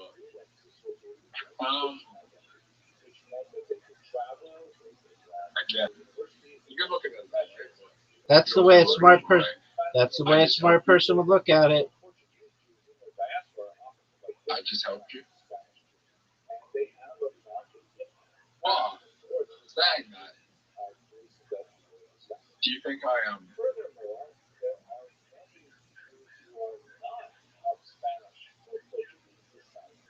Nevertheless, identify themselves as Sephardi. For example, one of the greatest of the Sephardi thinkers of the 20th century was this man, Rabbi, who was the chief Sephardi rabbi of Israel. Dude, And he was from Baghdad. come on, man. The Baghdadi Jews go back centuries, if not centuries, all the way back to the Talmudic era after the Quran, without having anything to do with Spain directly. Nevertheless, it is their intellectual identification, religious identification with Rabbi Yosef Karo, the author of the Shulchan Aruch, who was perhaps the most famous of the Sephardi exiles, that brings it within the larger camp of Sephardi. To be sure, more sophisticated discussions of ethnicity and ethnic identities would require a distinction between Sephardi and Mizrahi Jews, maybe Mizrahi Eastern communities. What up, Pimp? Wasn't me. How do you take advantage of a better long-term memory than a short-term memory? You remember things longer? Sorry? I don't know. I mean, it's not like you have like the greatest long-term memory ever. No.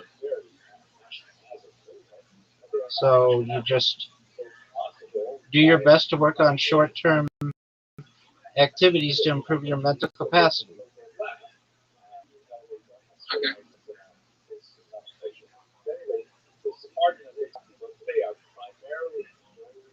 I can remember phone numbers of my friends from when I was 16. Okay. That normal. Yeah. Not the contact. The whole phone number.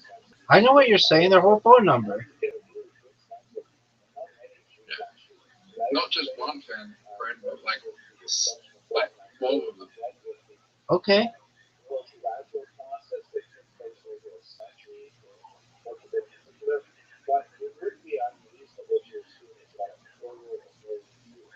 No.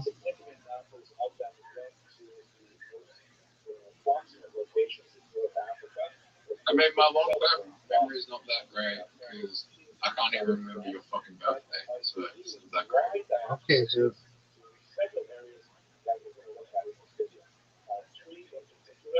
It was recent. Nope. It's soon, right? Nope. It's today, right? Yep.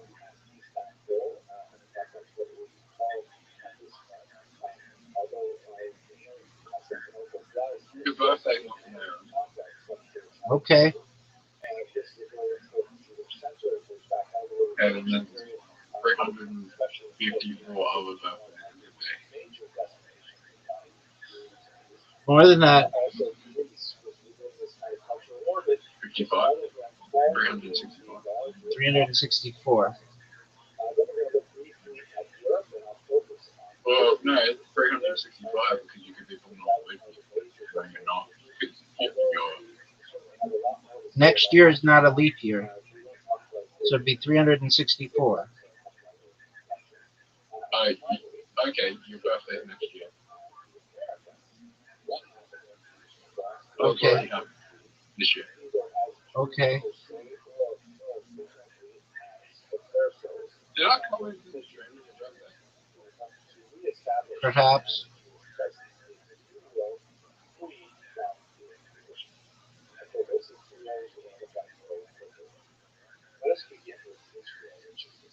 And you were born in 1985. Correct.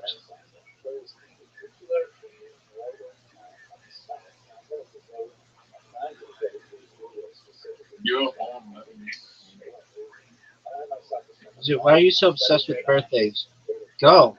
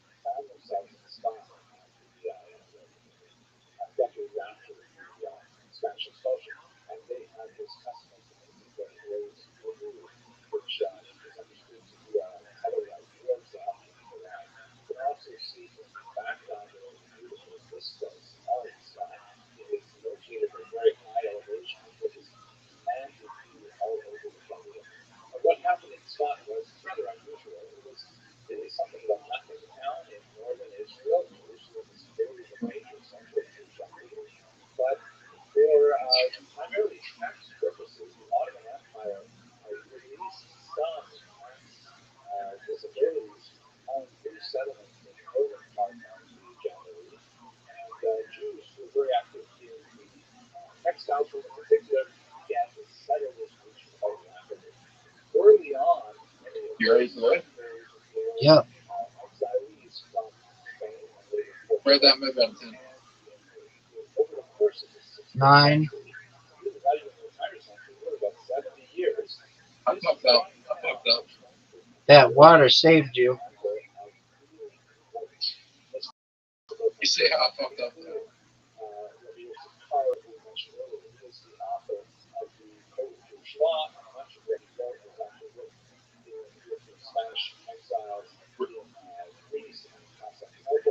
Rabbi, should I go and kick a talk about you?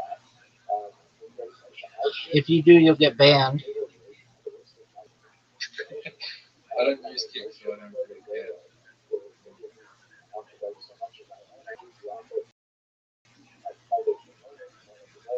If anybody about me now, especially since I've been spamming people like crazy this week, everyone will ban you.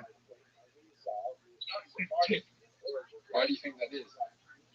Because I've improved my bots and they're just like extremely annoying.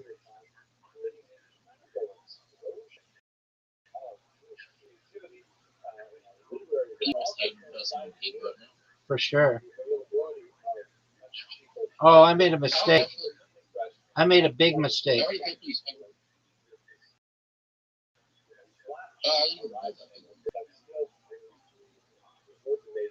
I mean,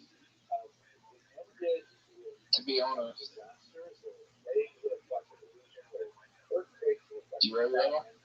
Yes, sir. Wait, is hearing helpful?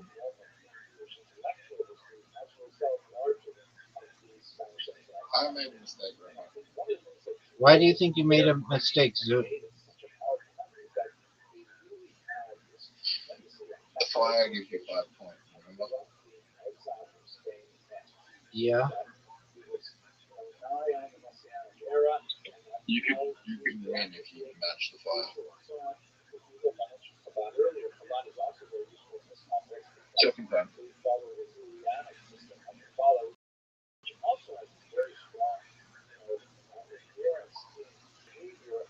Are you ready?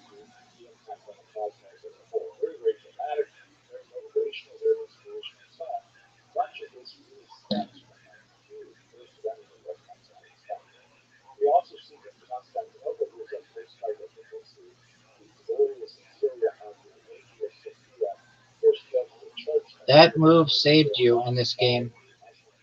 You were going to lose if you didn't make that move. I don't really have any good moves.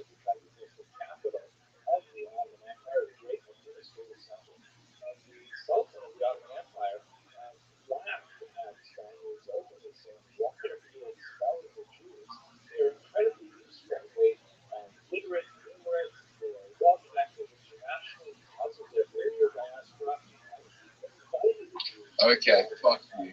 Places like Svat, the capital city of Constantinople. So there was a huge surge of Jewish activity in Constantinople as a lot of the Jewish exiles make their way in.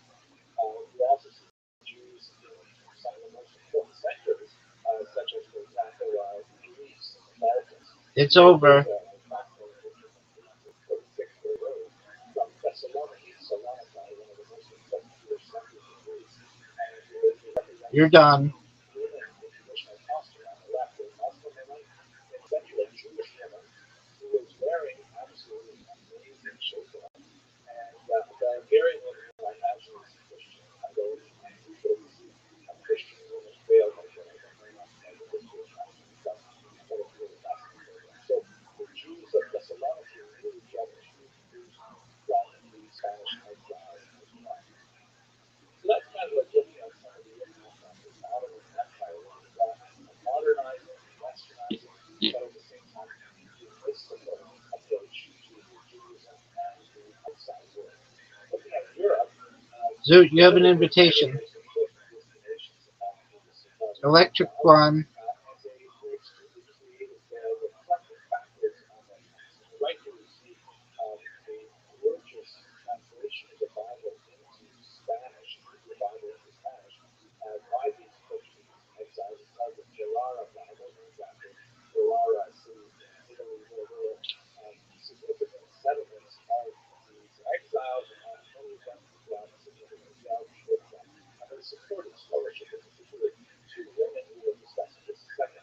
On the left, you see You're up, pimp. these documents, the constellations for the tribulations of What are you gonna do, son? saying whereby one Samuel's day, a country in Portugal, these were brilliant kind of dialogue, a sort of a play in which several biblical figures discuss the history of the Jewish experience in dialogue.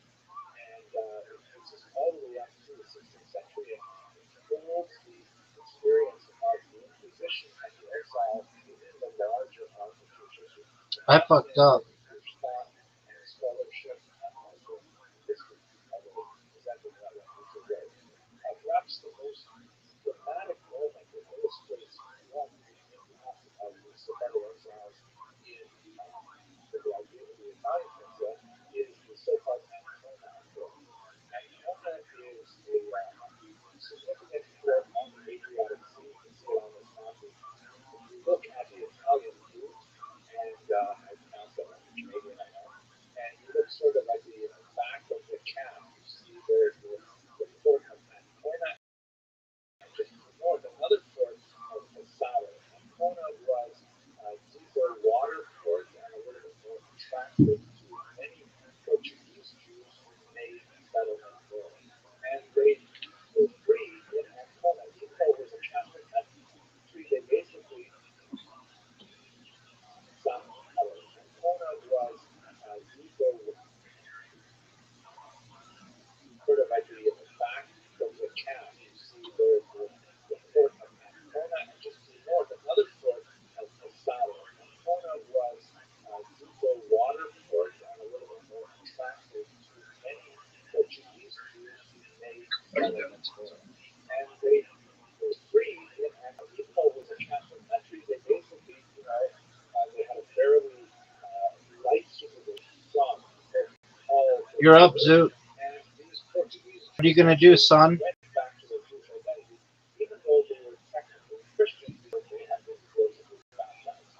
Things changed dramatically under his successor, Paul IV, who was really quite upset that even in the Italian peninsula itself, so close to Rome, there would be Jews who would return to their Jewish identity, or rather, I should say, forcibly Calm down, Zoot. Rabbi, What up, baby?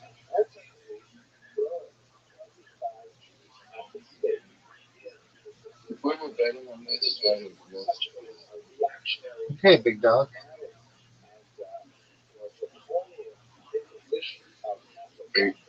We won. Who is we? That's everyone, Rabbi. Who is we, Zoot?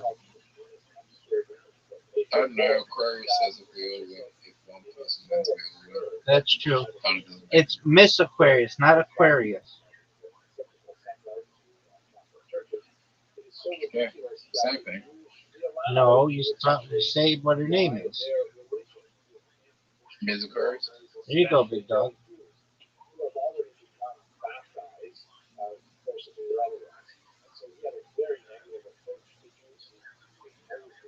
What's the difference?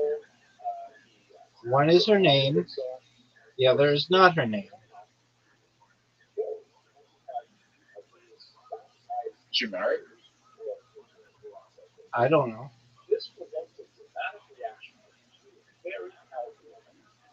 But she's not a man. She's a man.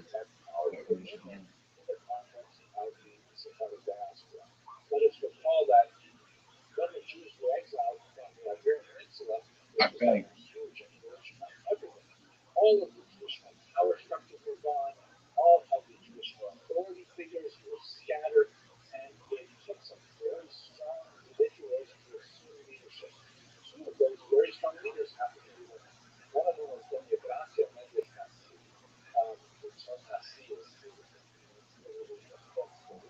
Hello?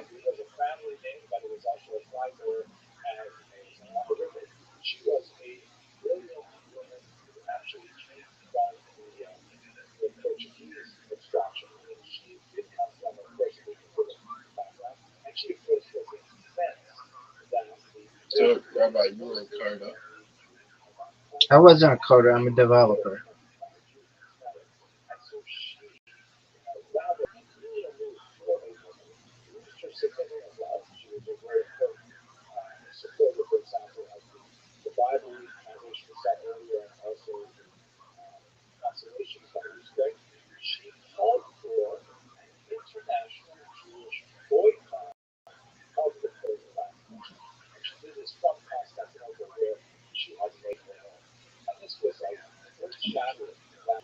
And all of the code that I talked about knowing, I barely know it now.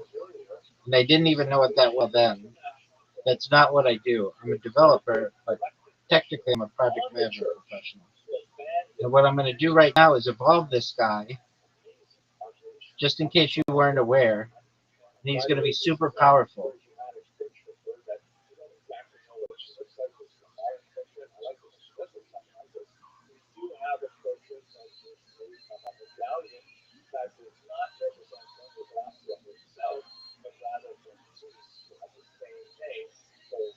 Oh, look at you, Zoot. That's a big upgrade.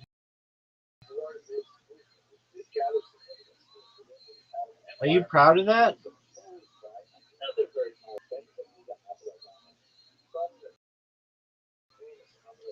Zoot. My life is real. Yeah, I know it is. ADHD.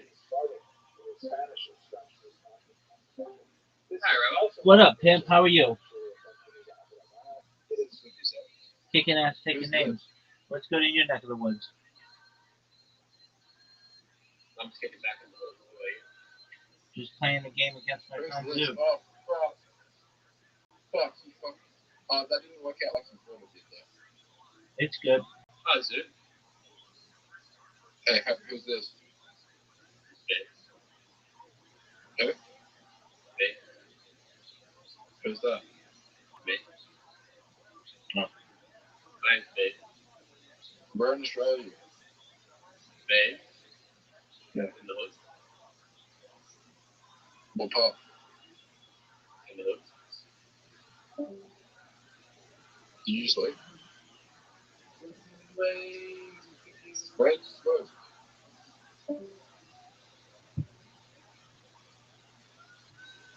That was a weird interaction. Word dog. It just distracted me and gave. Yeah.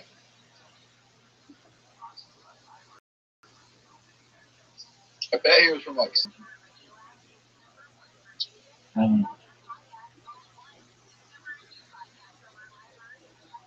All I know is that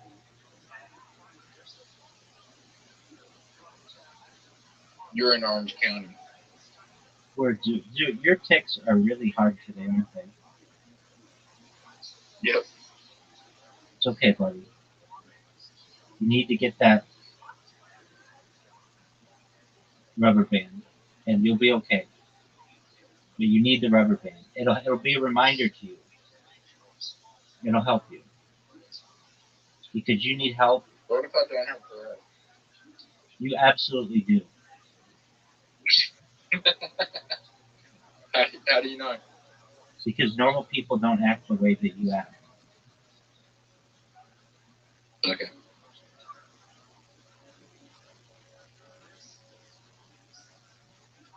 Do you feel like if a psychologist was in here, what do you think they would diagnose me with?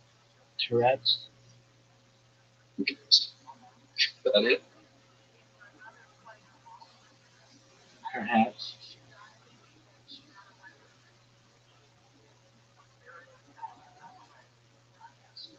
Oh, Zoot, that's a big one. Zoot, you might win. Dude, and you got the four thing? Zoot. No. Yeah, you won. You won.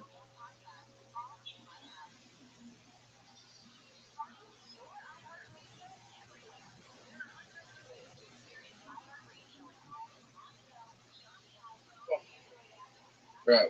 One more. I really want to beat you about the healer. You want me to play without the healer? No, I gotta beat you. I gotta beat you without me having the healer.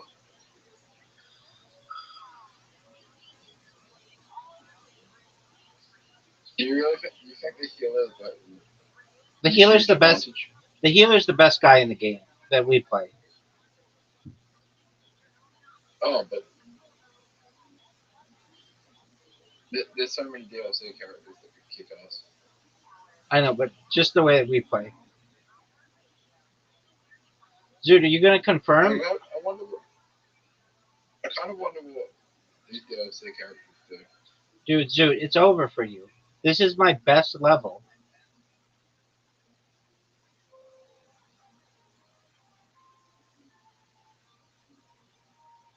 I got 5 HP. Yes, sir. I don't think that really helps. It should be more than 5 HP if the board's set up like this. I think it's. I would rather go second.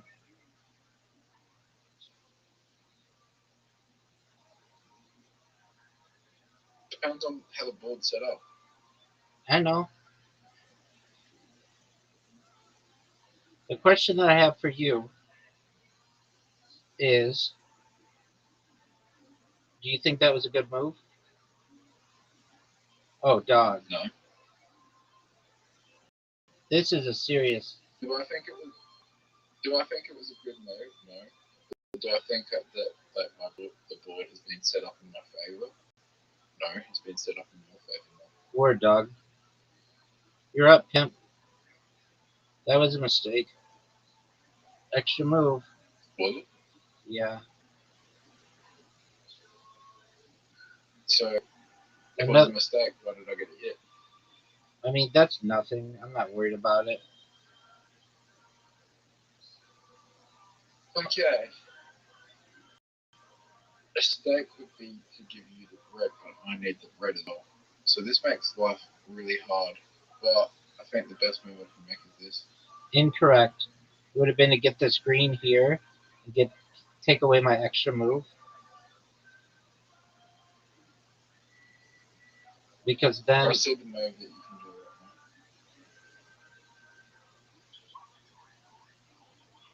You got real lucky. I mean, what do you want me to do about Alright, it? the best move that I can make right now.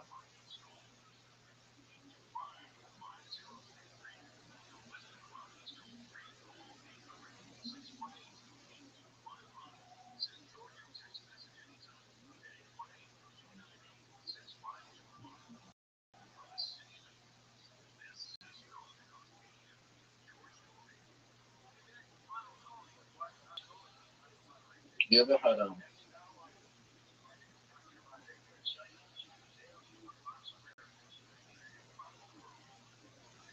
That was a mistake. Why wouldn't you get the red?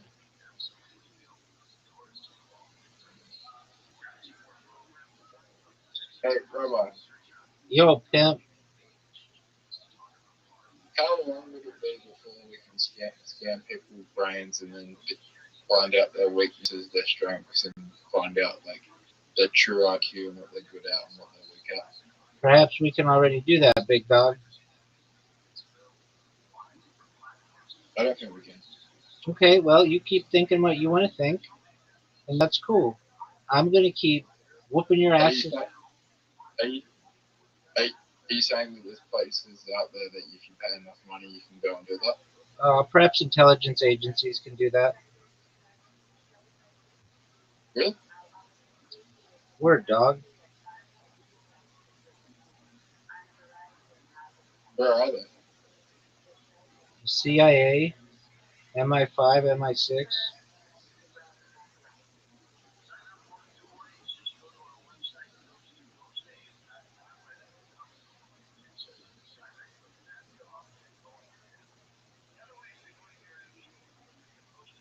Wouldn't that make study pointless? Perhaps. Well, not study, but education. We might be able to do mind upload and mind download soon enough.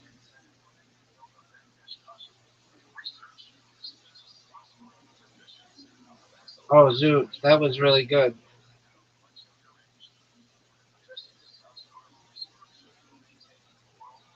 Why would you want to do that?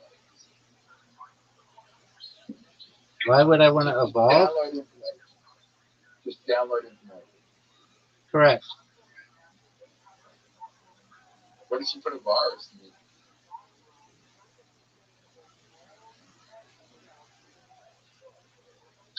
What if you put a virus inside my brain? Take it from the brain. That could be a thing. That would make a good fucking movie. Rabbi, Yo, pimp. let's make a movie like that. Right? Okay, big dog. In the future, it's like they're uploading and downloading information, educational information, and there's viruses inside there. That would be a fucking phenomenal movie. Zoot, it's over for you, son.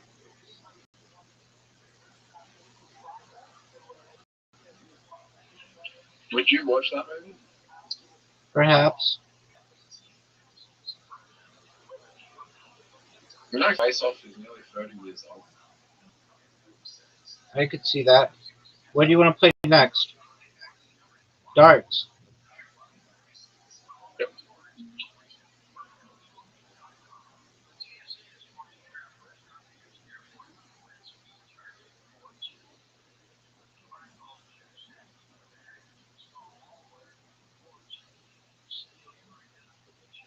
Pretty long time ago.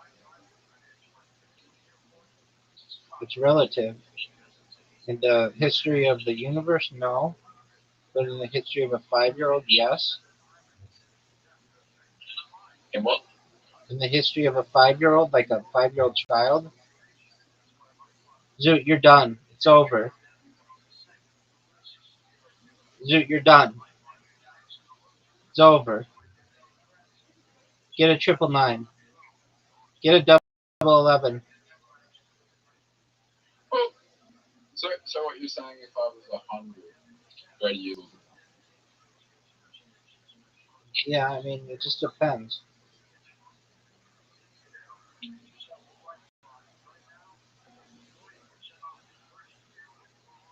I mean, there's a lot that's happened to Word, dog. 60, 70. That's a 7. That's a 19. That's a 20. Are you happy with that? I don't know, I'm nearly 30 and I fucking hate it. You talk about it all the time. I mean, how did you feel when you were about to turn, you were 29? I embraced it.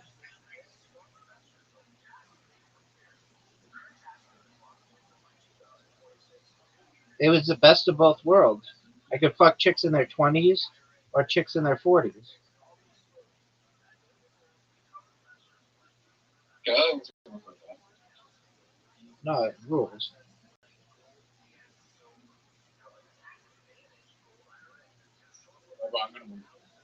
All right, pimp. Let's see it.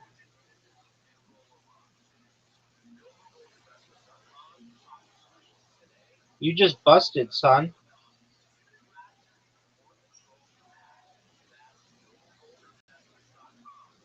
And I just checked out. Do you remember when you were better at me than this game?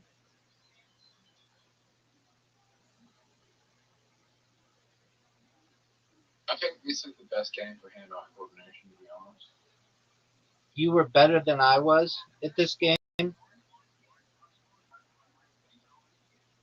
Alright, you ready for me to win? Yeah.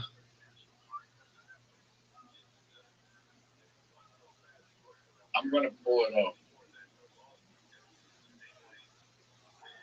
The triple 20, the 20 and the 1. Okay, we got the 20. Do you remember when you were better than I was at this game? Do you remember when you were better than I was at this game? And now you fucking get your ass smoked in it? Be quiet. Be quiet. What were you done? What were you saying?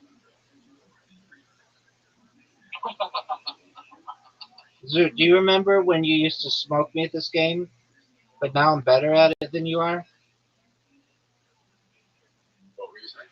I'm better at this game than you are. Do you need me to fucking say it again?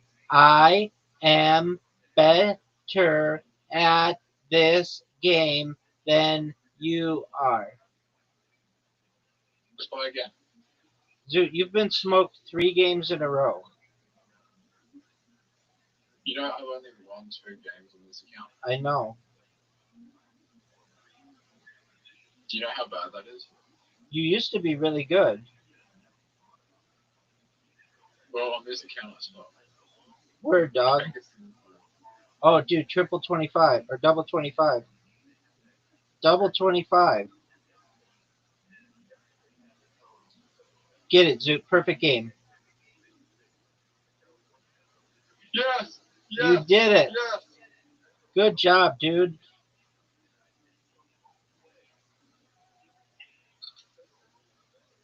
Are you ready to play me 501 Pro Double Out? Yep.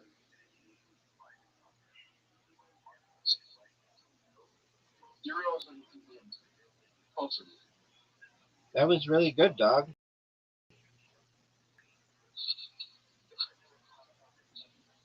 Do you know that's like the best way you can win? It's very good. Would you say it's a 10? Yeah, that's a 10.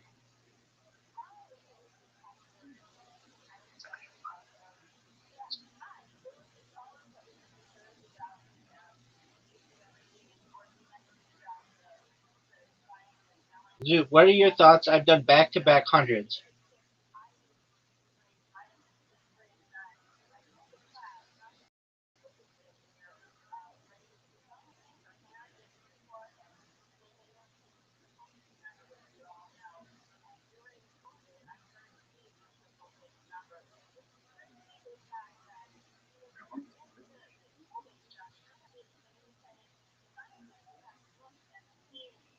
Oh, Zoot, you got 100.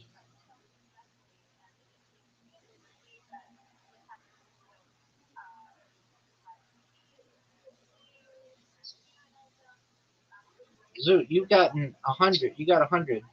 How you gonna do? That's a 20. That's a 1. That 20, that 1 was a big miss.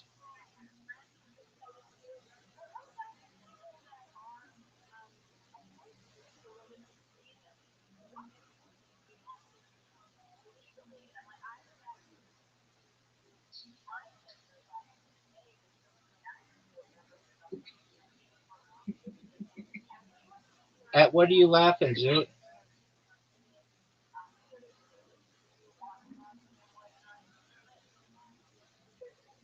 Zoot,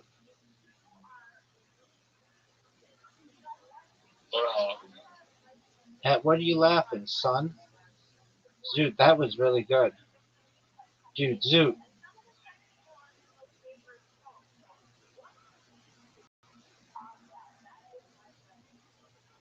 Zoot, I just busted. I'm not good at the pro double out.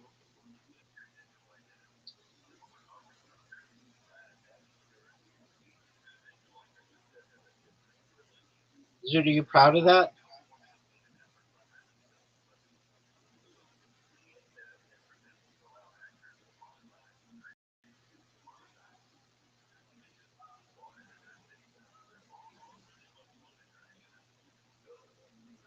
$25, Zoot. Special interest.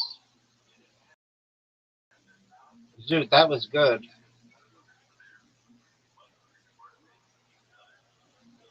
Zoot, I just pro double outed. You need a 5, Zoot. Get it. Double 5.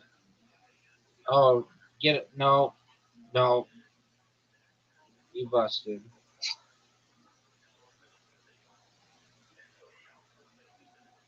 All right, I'm now going to send you an invitation to basketball.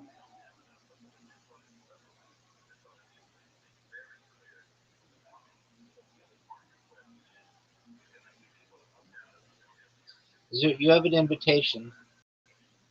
Are you going to accept it? Zoot, are you going to jerk yourself off raw? Are you going to accept it? Zoot, you have an invitation, dog.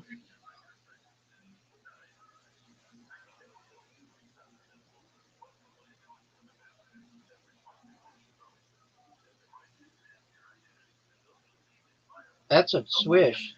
You started with a swish, dude. You started with a swish. You started with a swish.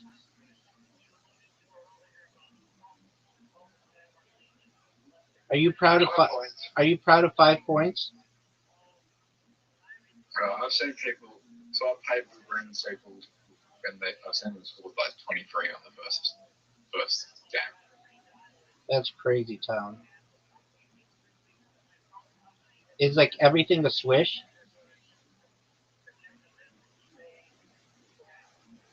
They got 23, so they only had one miss. Did they get like everything with a swish? Pretty much. Yeah, they got 11 swishes and one regular. I can't remember. I think they got a miss. They just flipped the thing really fast.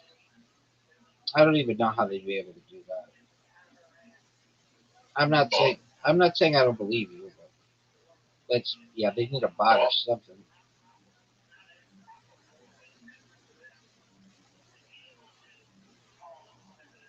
Oh my god!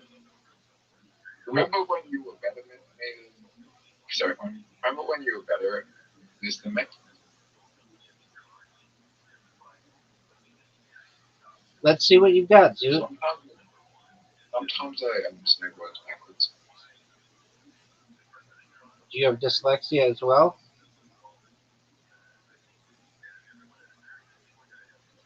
Is that what dyslexia is? That's where you see letters backwards and stuff. I write. That's not more ADHD because I'm in a rush.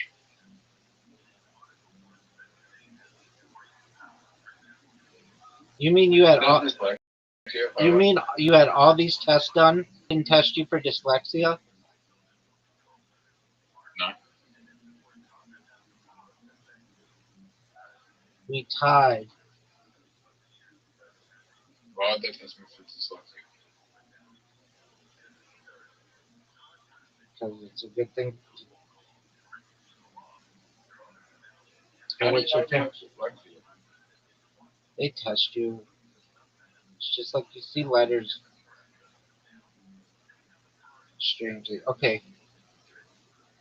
I don't see letters strangely. Or backwards. Or backwards. I don't see letters backwards. I just spelled it backwards. Okay, do you know that you have an invitation?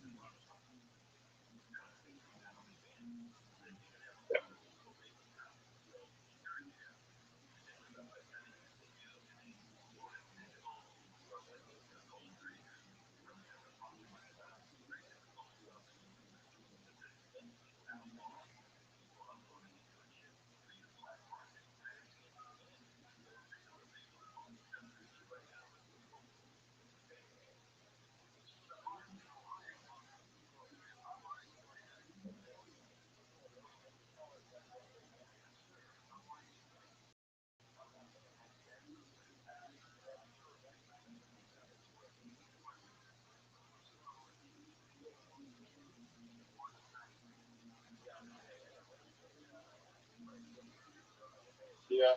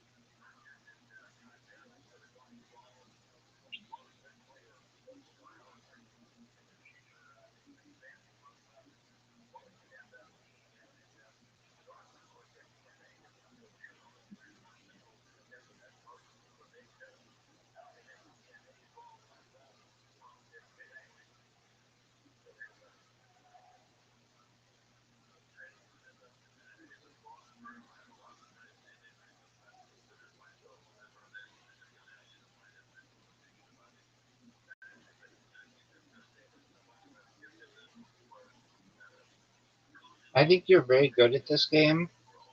I think you may be better than Riser is. Riser's good at a lot of games, but this one for some reason causes them some issues. Why? I don't know.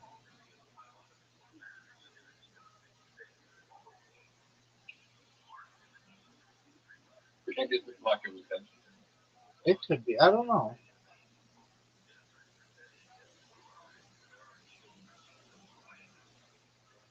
Oh, you can win.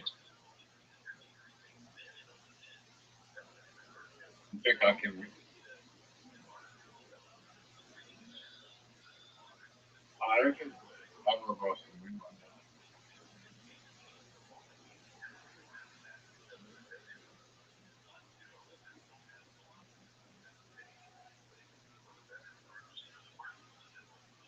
What's your favorite Australian animal?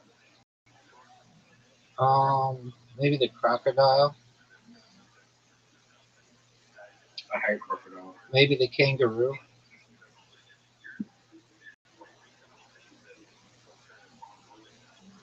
I thought I don't trust that there might have been kangaroos, but I thought so there were either kangaroos or kangaroos. I can't really tell the difference. But I saw them like Monday. Good job, Zoot, with that game. Fine. You did really well.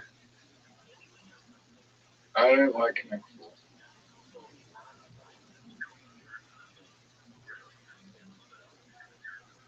The never play chess. Yeah, I don't play chess with people. It takes too much out of me.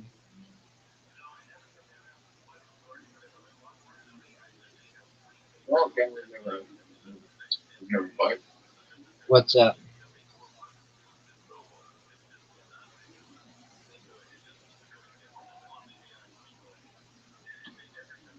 We never played Rabbi together. Yeah, we played it on Discord, and it's more fun when you have a bunch of people. Did you know that you have an invitation? Have you ever beaten me at this game? Yeah. Zoot, you have an invitation, dog. What's reversing? Zoot. Don't worry about reversing. Worry about accepting my invitation.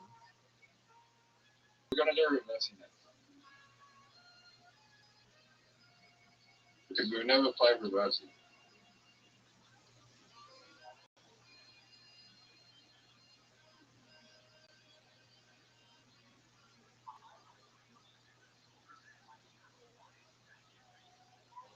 What game do you think they should have to play now?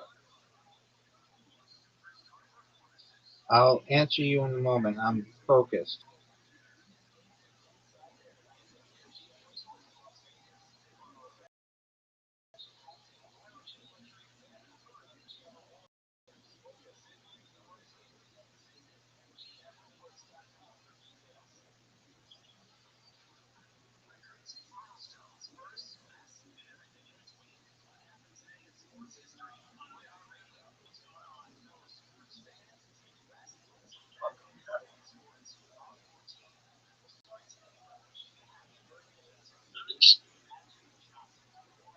What? I don't know. They have good games.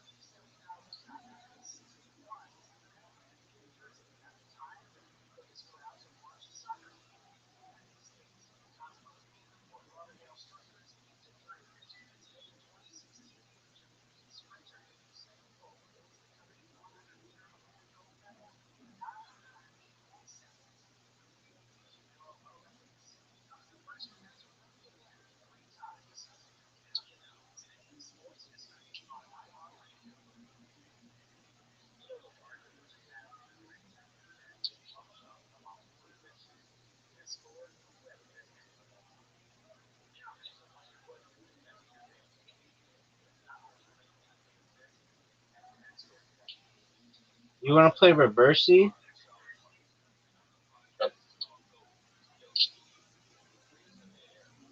Okay, well, we have to learn how to play. Reversey is a two-player game played on a board with 64 squares arranged in 8 by 8 rows and columns. The game begins with 4 discs already placed on the board. A set of 64 identical pieces is shared by both players. Each piece is a disc that is black on one side and white on the other. The game. The object of Reversey is to flip the most discs to your color by the end of the game. If both players have the same number of discs of the color, okay, it should be pretty easy. Oh, placing pieces. Players are designated white and black at the start of the game. Beginning with black, each player in turn places one disc onto a vacant square on the board. Once placed, the disc never moves, though it may be flipped when captured so that it changes color. To place a disc, simply tap on each square. Move is legal if it captures one or more of the opponent's discs. You can see which moves are legal by the small opaque circles on the board. Capturing a disc or an unbroken line of discs of the same color is captured when it becomes flanked on opposite ends by 2 pieces, one of which must be the disc that was just placed on the board. For example, if a black player is about to place a black disc in the space with the yellow dot. Doing so will capture the horizontal white disc to black, resulting in that captures may be made along ranks, horizontal rows of squares, files, vertical rows of squares, or diagonals. So captures may be made along ranks, horizontal rows of squares, Files, vertical rows of stairs. Or diagonals. Oh, that's for rank of pub. Okay. Endgame. A player who cannot make a legal move loses his or her turn. The game continues until neither side can move. Usually this does not happen until the board is entirely filled. The player whose color is up on more of the discs at the end of the end is the winner. You'll see the score next to each person's name. If both players have the same number of discs of their color, the game is a draw. Are you ready?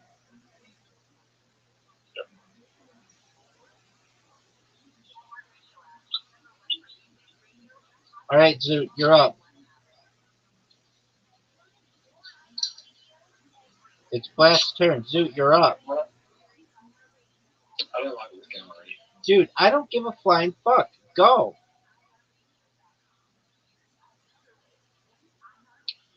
Zoot, go. There you go. Just that.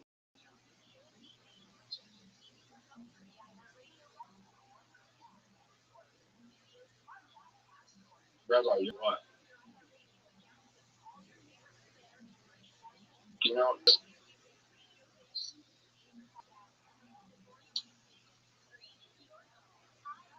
what the fuck? You're up, Zoot.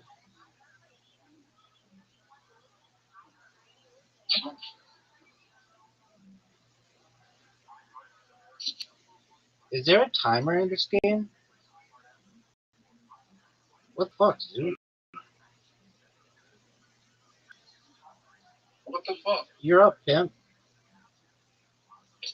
How did you do that? Because I'm sexy. What do you want me to do about it? How did you do that? We're tied. What the fuck, dude?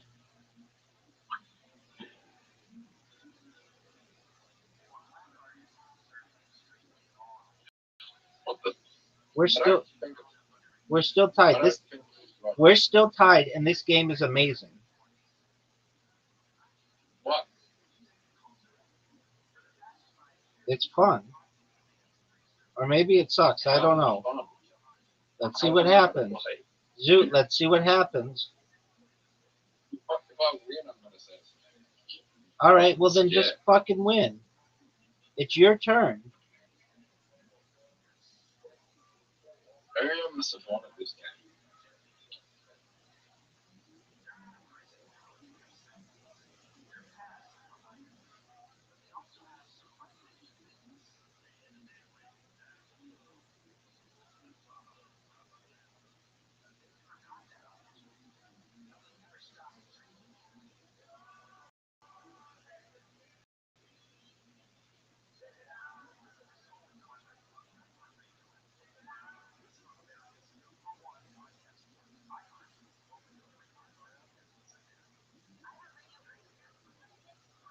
Rabbi, Yo, pimp.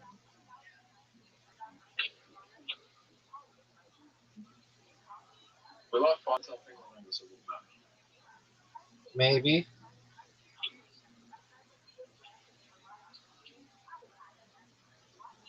What do you think that is? Maybe it's reversed if you focus. I'm getting fucking ass kicked. Yeah, but you just made it all back up.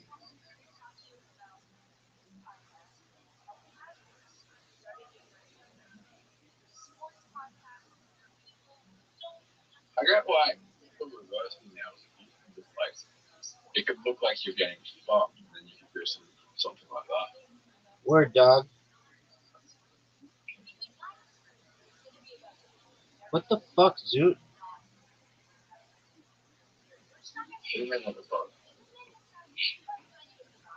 Oh, I can't go there. You are. It's really annoying. That was really bad move.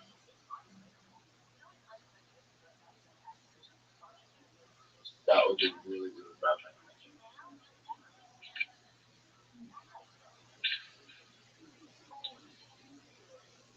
That was an okay move.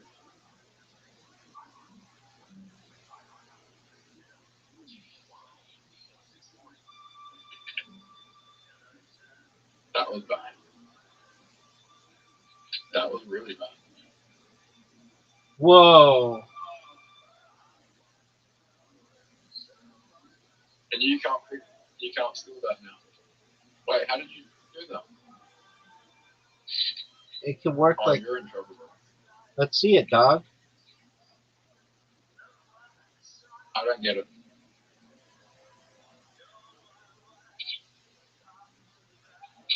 Can I come back? Dude, you're doing really well. No, I'm fucked.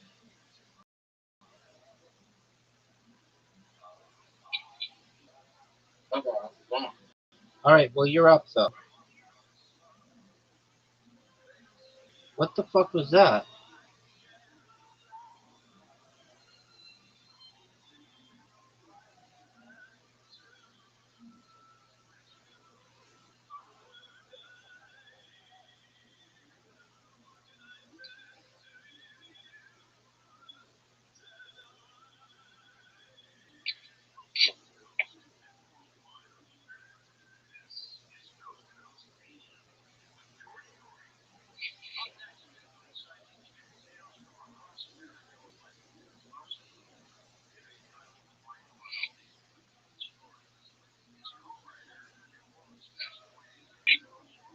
Oh, look at that move, Zoot.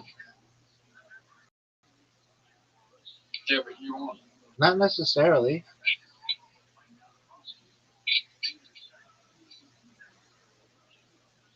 How you not gonna win?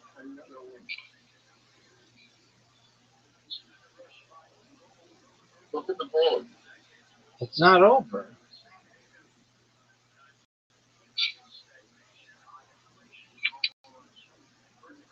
Oh, shit.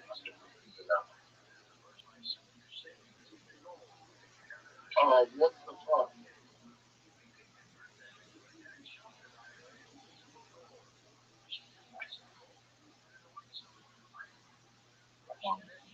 I won, right?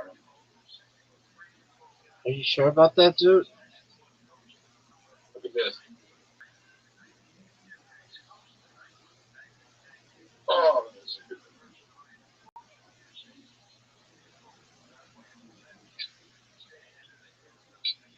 But of course. It was close. Let's play again. I don't know how to play that game. Okay, well, you figure it out. Do you know how to play? A little bit. I just thought it was the best strategy. All right, well, the best strategy usually when you're playing any game is to win. That's good enough.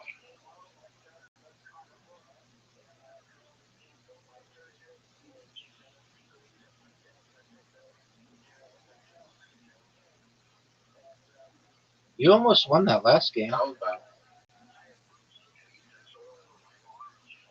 But you're in better position.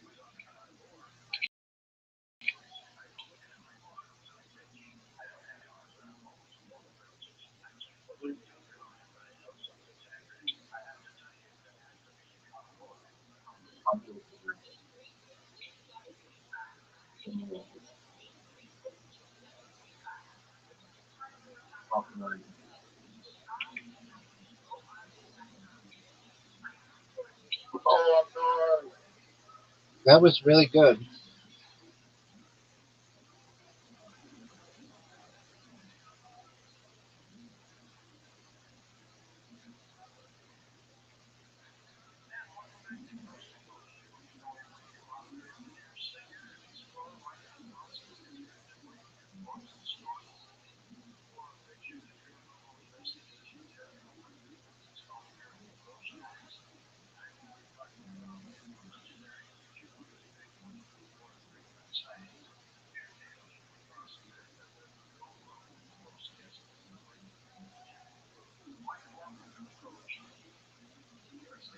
Really good move.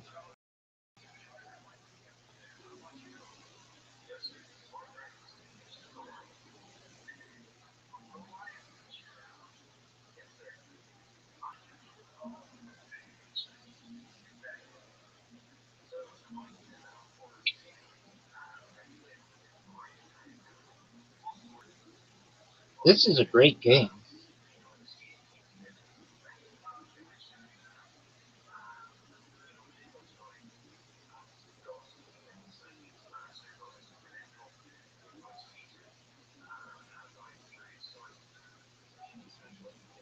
Oh wow.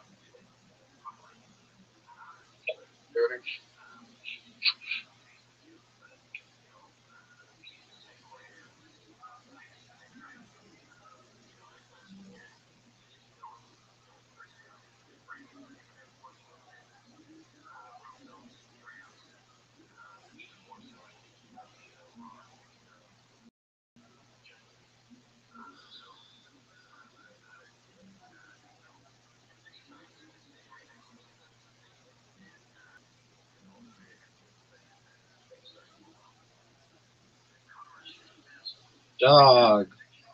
I won. I built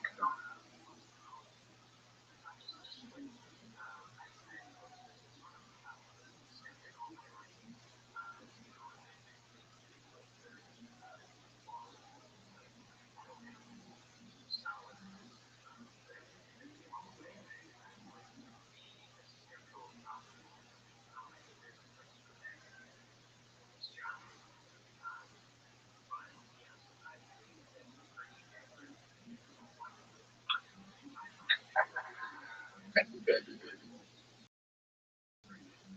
I just won. Criteria is I had this. Zoot, big dog. I'm beating you by one. I never won. Yeah, dog. This is a fun game. Why did we never play this before? No one knows. None of our friend group knows how to play it, or knew how to play it, but now we Yeah, know. but we play it every fucking game. Like we with the number one game in the world that everyone plays and no one's fucking played it.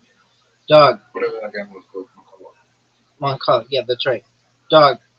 We played mini golf. Like that's all we played for like 9 months.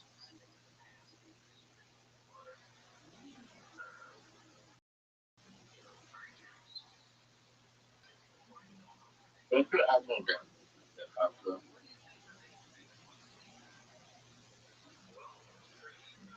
Actually, I got an idea. What's that, Zoot? Go to ChatGPT and ask them what's an app like Play-Doh and we'll play games over there and we'll play every single one. Okay.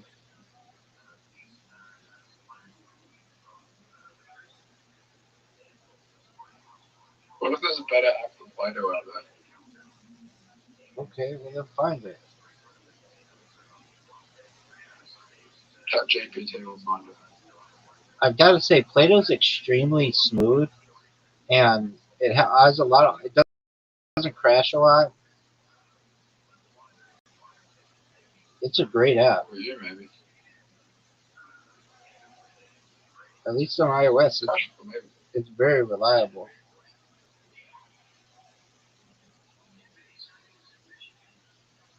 Fuck. I'm playing terrible right now. I don't think there's any way I'm going to win.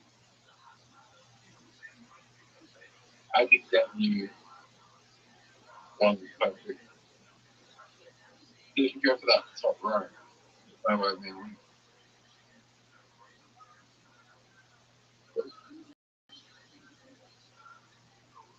For the board you have right now? Yep. I'm starting to learn strategies. You have all the corners. I'm starting to learn strategies. I only have half the corners. Oh shit. Shit, you're gonna take out the fun game. Well, not strategy. Why don't you do that? Because I'm amazing and sexy. What am I doing?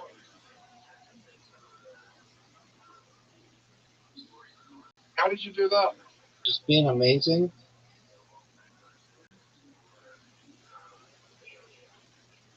How did we game what?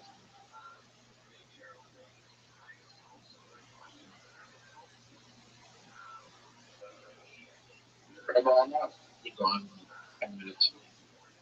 Don't resign.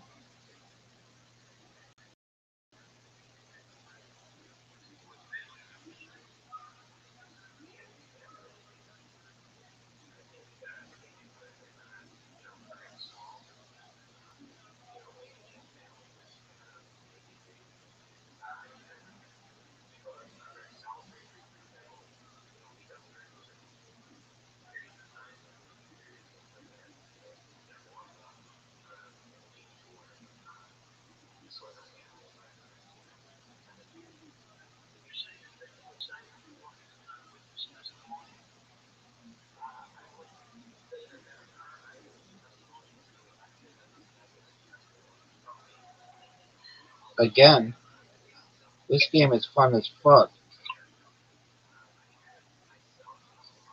Go again. Word, dog. Let me check. Zoot, you have an invitation. Zoot.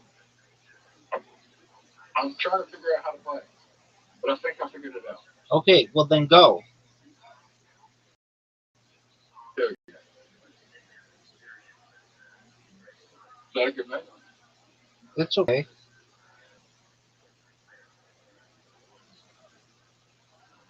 I don't think I'm. But I think I'm terrible move.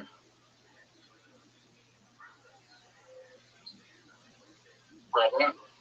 Yo, pimp.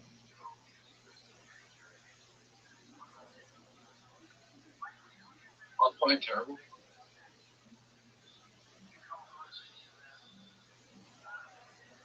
Oh, we're tied. Rabbi, Yo, what pimp. the fuck?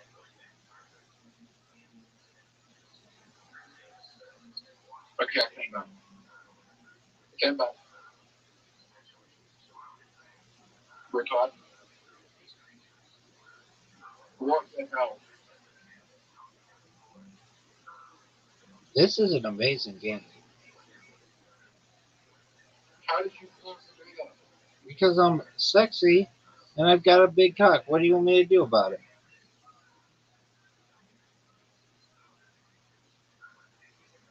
You put fire in front of me.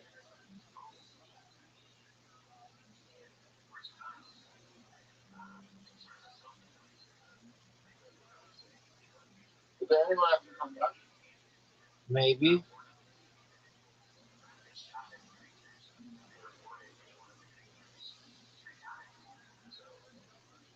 Rabbi, you raped me.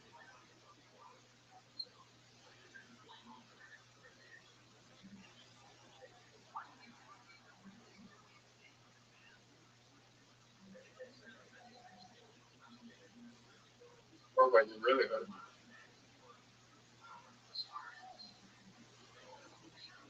Rabbi, I kind of want you to just like stop doing this. This is bad. What do you want me to do about it, big dog? Is this how bad Browser is against school?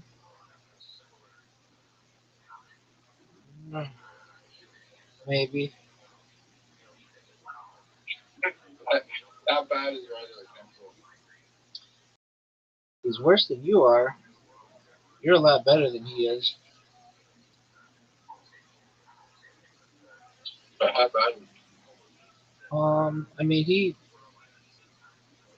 doesn't win as often as I would think he would. It's kind of like an obvious game, but out of nowhere, it'll be like a win. It's like, how did that happen? Just take him, just shock him. Oh, what a move, Zoot.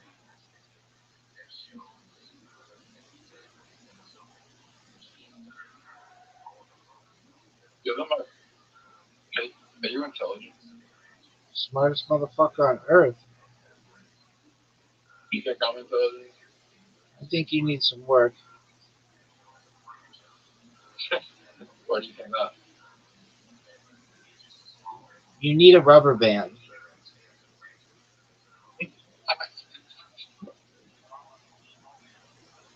We drew. Zoot. We tied. How? You tied me. Oh, it doesn't count as a win. No. Good job, It Zoot. should. Okay. How did you tie? Like, you had such a big leg. How did you tie? Because in reversey, it's like the whole thing can reverse.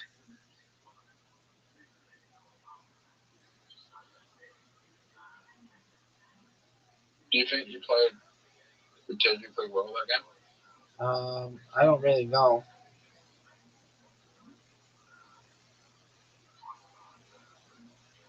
It's like, even if you think that the game is over for the other guy, you can come back and win.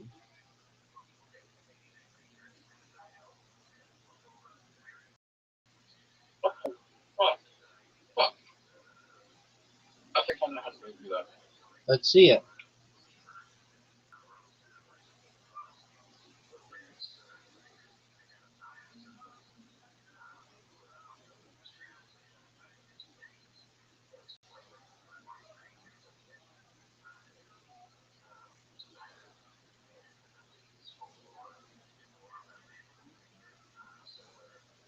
My mind's with that.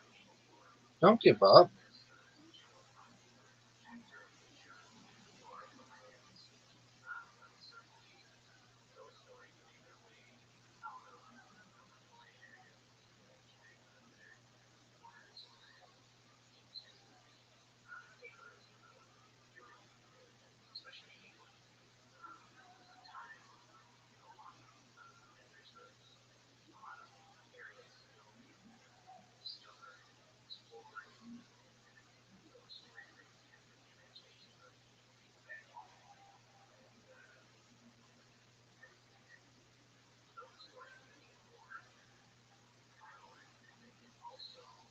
Did you resign?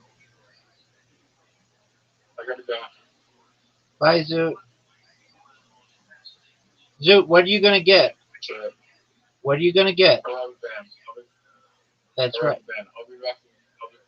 I'll be back later. Okay, Pimp, take care. I hope you have a better day.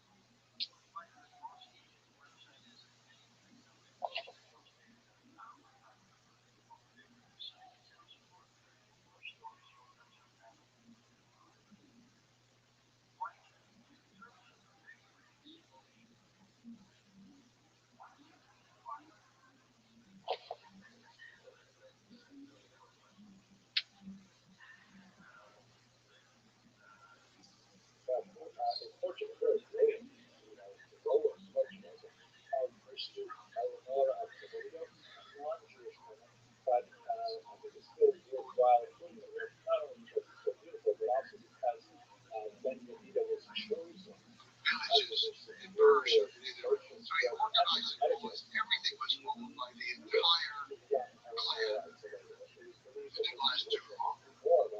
Because of the divisions that developed. So the Great Khan was primarily in charge of conquering and expanding the land, so they had more lands to hold. That was going to be the job.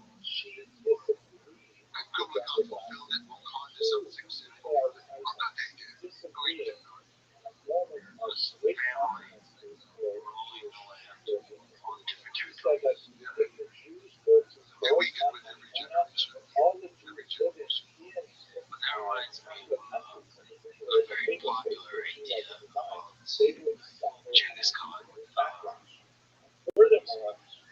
Articulated in a 2003 paper titled The Genetic Legacy of Mongols. That paper has a finding that estimates that 0.5% of the world's male population is descended during the descendants of Genghis Khan. I've heard you kind of be a little bit skeptical of this paper, but I actually really like its findings. I talked to a friend of mine, Rothschild'S, who's a biologist, computational biologist and geneticist. He likes the paper as well. I find it really convincing. I think your skepticism has to do not necessarily with the paper's contents, but with the implication that it speaks to the thing that maybe people who think of Genghis Khan as a brutal barbarian assume that the reason 0.5% of the population is because of some institutionalized mass rape conducted by Genghis Khan. But to me, and we actually spoke about this, you can't get those kinds of numbers with free. If you want with an empire propagate the gene, if you are a person that wants to propagate the genes, you'll make sure that all the lands you conquer are stable, flourishing, and happy. And so actually what this is much better explained in the paper. It indicates this. It's better explained by it was of high value, social status value to be associated with the lineage of Genghis Khan. So that means that for many generations, people loved the great Khan, Genghis Khan. So in that sense, given how vast the land was, all of the transformational effects it has on trade, on culture, and so on, it makes total sense. In fact, the 0.5% people understand is just the way it works. That means in these papers, if they're all correct and existent, the number of people descend, not direct male descendants. Like trees work as like there's whatever that means. So therefore, the number of descendants can be much larger than that. So I think that's pretty interesting. I think there's singular figures like this in history, but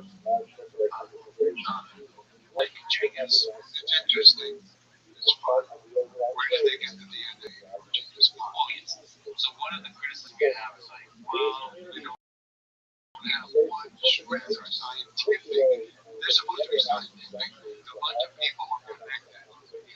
And then one person, yes, but they choose Genghis Khan, right? But no evidence that it was from him. No evidence. It's from that time.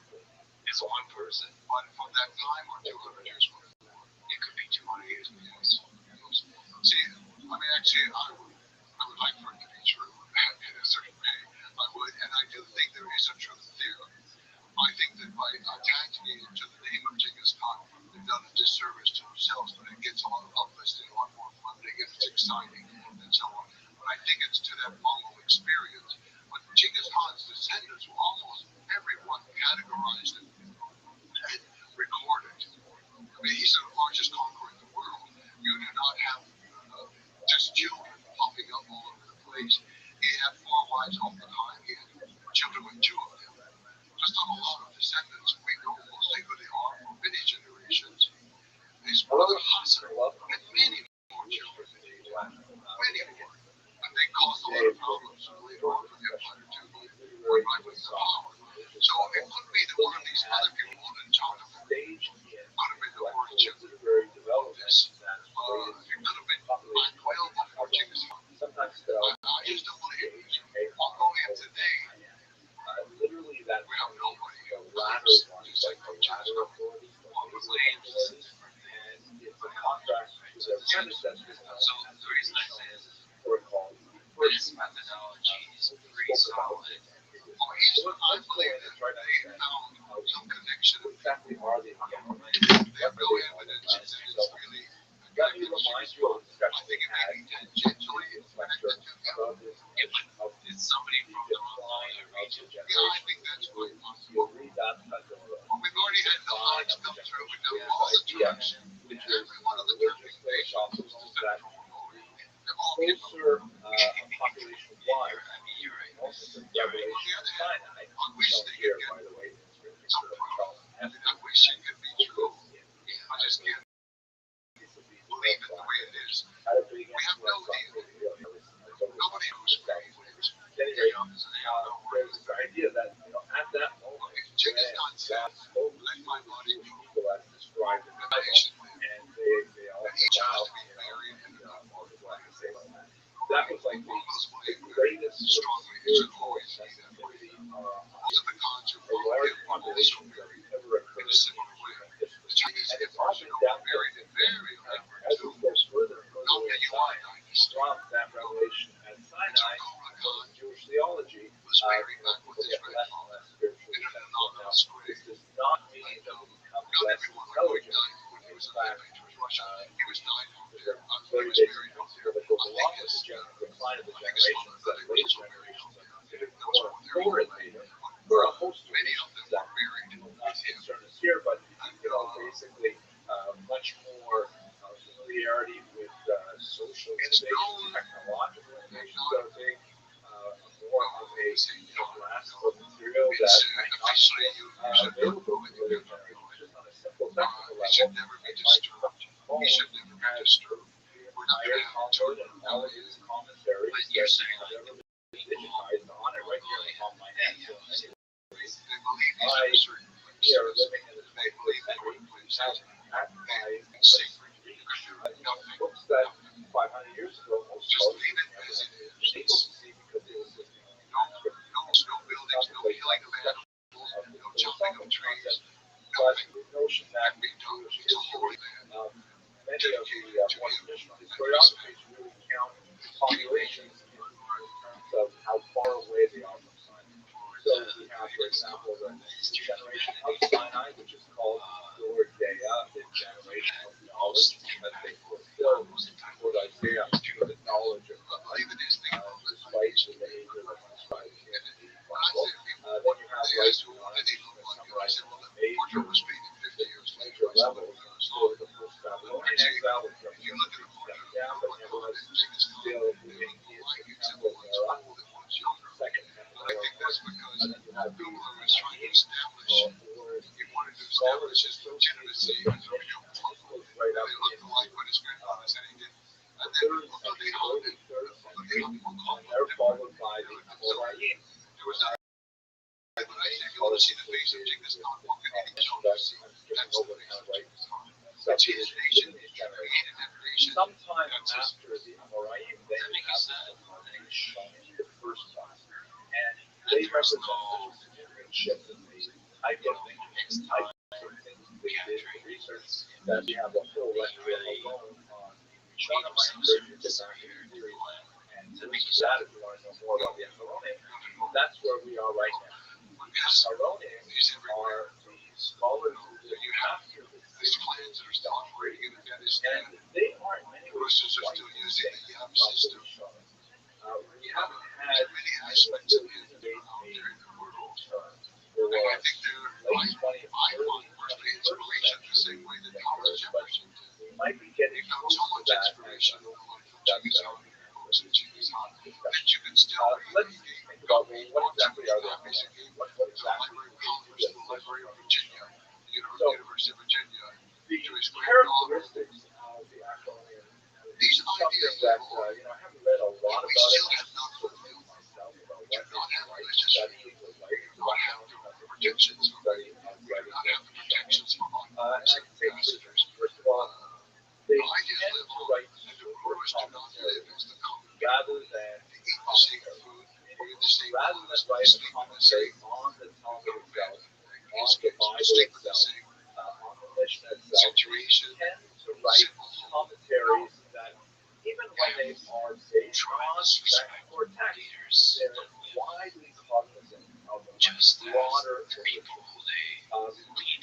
by way of contrast, for example, Maimonides will go directly from the Talmud to the Rothschild'S, but he will not spend a lot of time talking about other commentators on the Talmud. He will really base his halachic discussions based on his own assessment of how to understand the Talmud itself. Whereas newer commentaries will be commentaries on Maimonides and on the Talmud.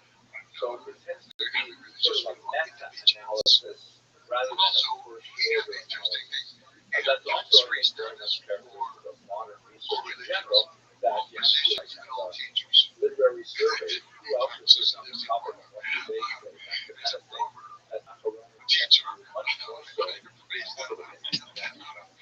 Secondly, in terms of their expression, they are almost always written within a single and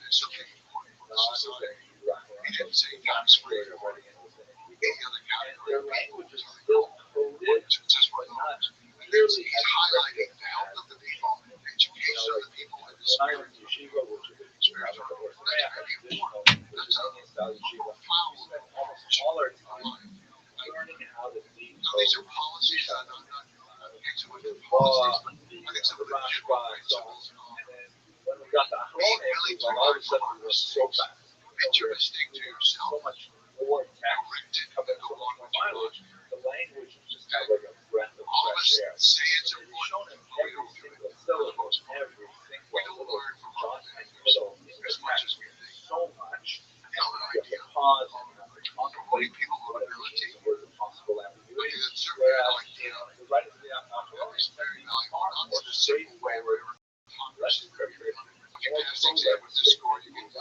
more or longer, a lot more words to say something, but more words helps with the precision and rapidity. And then third, in general, they tend to lean towards the pragmatic. They still deal with theoretical questions, but those theoretical questions are not pure theory. They just link to an actual situation, they link to a specific question that was raised about a real life case, and the result of other body information that they would simulate in order to bring it to bear on that. Those are key characteristics that, in my humble opinion, are associated with the outlaw. It may be helpful in this context to sort of look at the French author who is widely considered as the initiator of the original character whose writing straddles the Rothschild and the Rabbi. This is, of course, none other than Rothschild's favorite Rabbi, author of the Shulchan Aruch, who was an individual who was a fantastic scholar, remarkable legal scholar, also a Kabbalist, and he is the author of the most widely used terms response to the Shulchan Aruch set table. However, why do we call him Maran, with kind of respect, like our rabbi? Why do we call him Maran? Why do we call him Maran?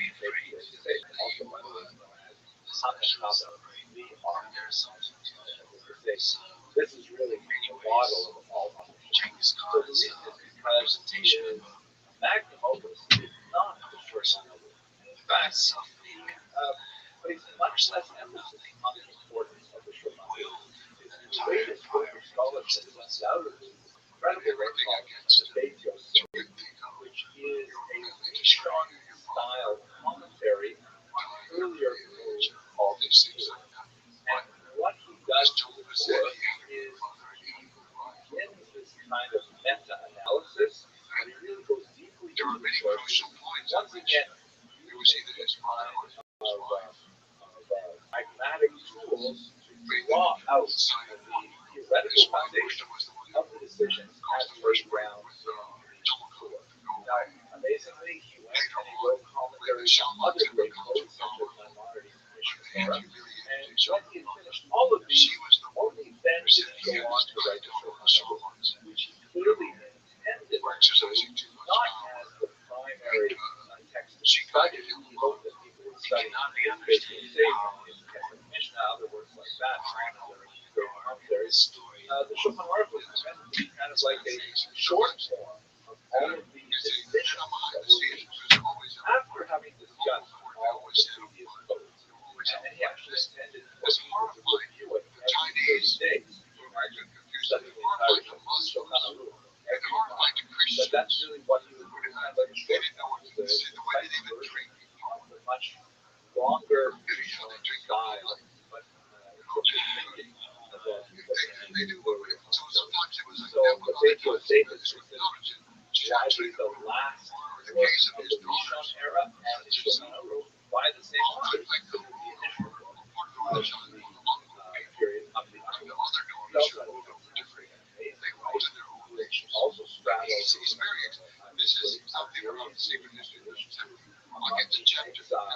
Spanish expulsion. As a child, he wandered throughout Europe and Constantinople and ended up in Sfat, which he's just awarded about so that's sort of like what the Aruch is all about. Let me just ask one last question. What about the period we're in right now? It's been a long time, 5 centuries that we have been writing on Babylonian. Is there something new? Are we in a post-Babylonian period? So there are definitely Babylonians who are still alive and well and working out their time. Rabbis, very widely respected here in Israel, who clearly belong to the genre. But there's an interesting kind of development that I'm kind of going on a list here. This is not really my area of expertise. They say that historians shouldn't talk so much about it at times because we're like dressing our windows up in glass. But when I look at like new books on Jewish stuff, particularly in Holocaust, where the Babylonians tend to be a constant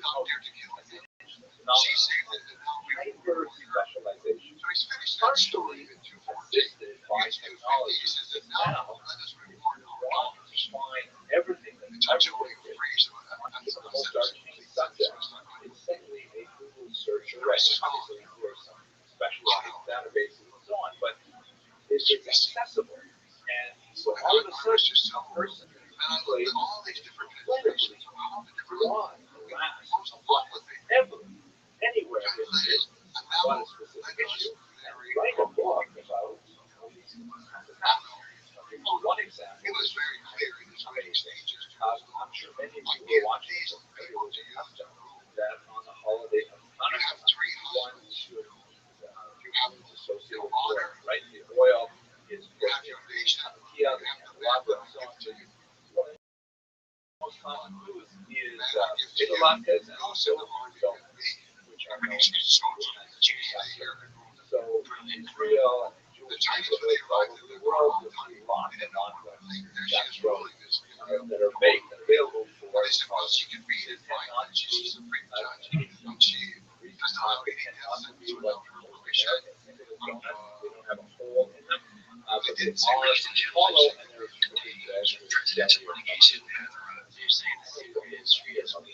there's a reason for that. Just a couple of years ago, this remarkable, perhaps post-Apollonic work came out, so-called Sefer Emek HaSukkah, the book of the Valley of the Dome. And the subtitle reads, it is all about the wisdom of eating donuts on the holiday of Hanukkah. And it's a massive, actually, hundreds of pages, all about eating donuts on Hanukkah. So, part of me wants to think that this is really post-Apollonic, that we have gotten such a level of specificity and detail that we can do massive works of Jewish law and thought related to something as was then taken over by building remains to be seen. and then the areas, all the drinking areas one by one were taken over by I don't know how long this is going to last. influences. They died out. Not The at great all. thing on the horizon, but They didn't kill them at all. anyway, I hope you found this brief lecture useful. So If they you did, just wanted to kind of consider erase it. subscribing or getting involved with the Northern channel. China, even though so much more So many people really it always was lawful. thank you very much. She was ruling because her husband was lawful. Her sons were lawful, therefore they had the right to rule. So they cut out the women for those reasons. I think anytime they threaten the power of a particular man. And there are other little things that are added in there. Sometimes you can find a phrase and that phrase was not in the original. In studying human history, what have you learned about human nature? Just the trajectory of humanity from the past several millennia. I tend to have a certain love for individuals and persons, but not a love for people in general, and especially not for institutions. I tend to have a great suspicion of almost everything, mistrust in institutions over and over. And I think that's my own prejudice, and then I find reasons to support that. Genghis Khan was very good at destroying a lot of institutions or bringing them to heel with his empire. So then I like that, and I stress that, and I see those things. I think that's one thing. Another thing what I learned from all the people in general, not just about their history at all, how it's possible to live for thousands of years in grace. How many people there's not that there's any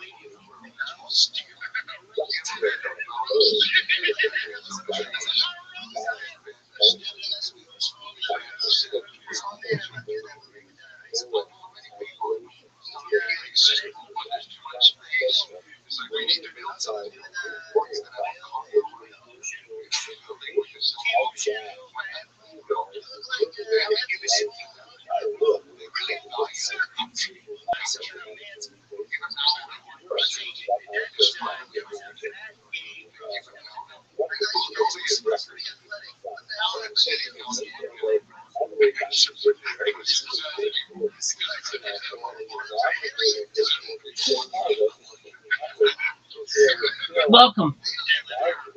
Can you hear me?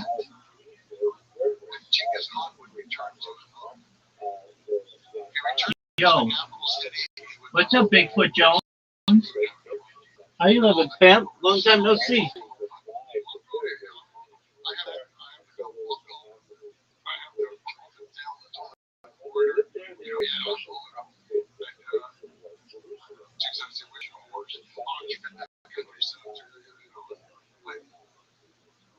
He would recognize the city, still his country, his people. They worship him in a literal sense, not the way we would worship God asking for favors, by the sense of worshiping him with praise. They have so many songs to praise him. And about half of the hip hop in the country is praise of Genghis Khan. It's something we can't understand because when we pray, we're usually saying, oh, thank you God for this and that and the other, and you're so beautiful. Would you please give me, and would you please do this? Would you please stop this pain in my neck? We're asking for things all over the place. But Genghis Khan, no one ever asked for anything. They just honor him. They just praise him and honor him. If I wanted to visit Mongolia, what would you recommend? What's the right way? We'll start with my home.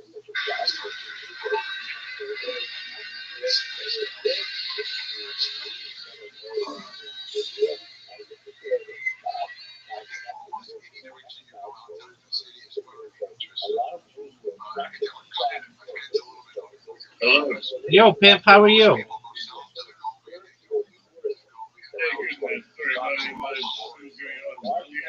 Kicking ass, taking names. How have you been?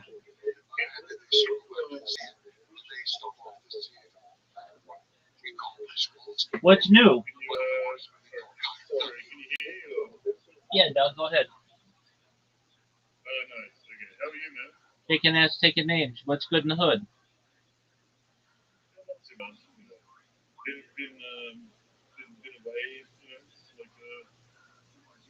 Sydney for quite a while, and just drop in and see how you do, man. You know, same old, same old. I have been spamming people on Kick and seen a lot of growth in the Discord.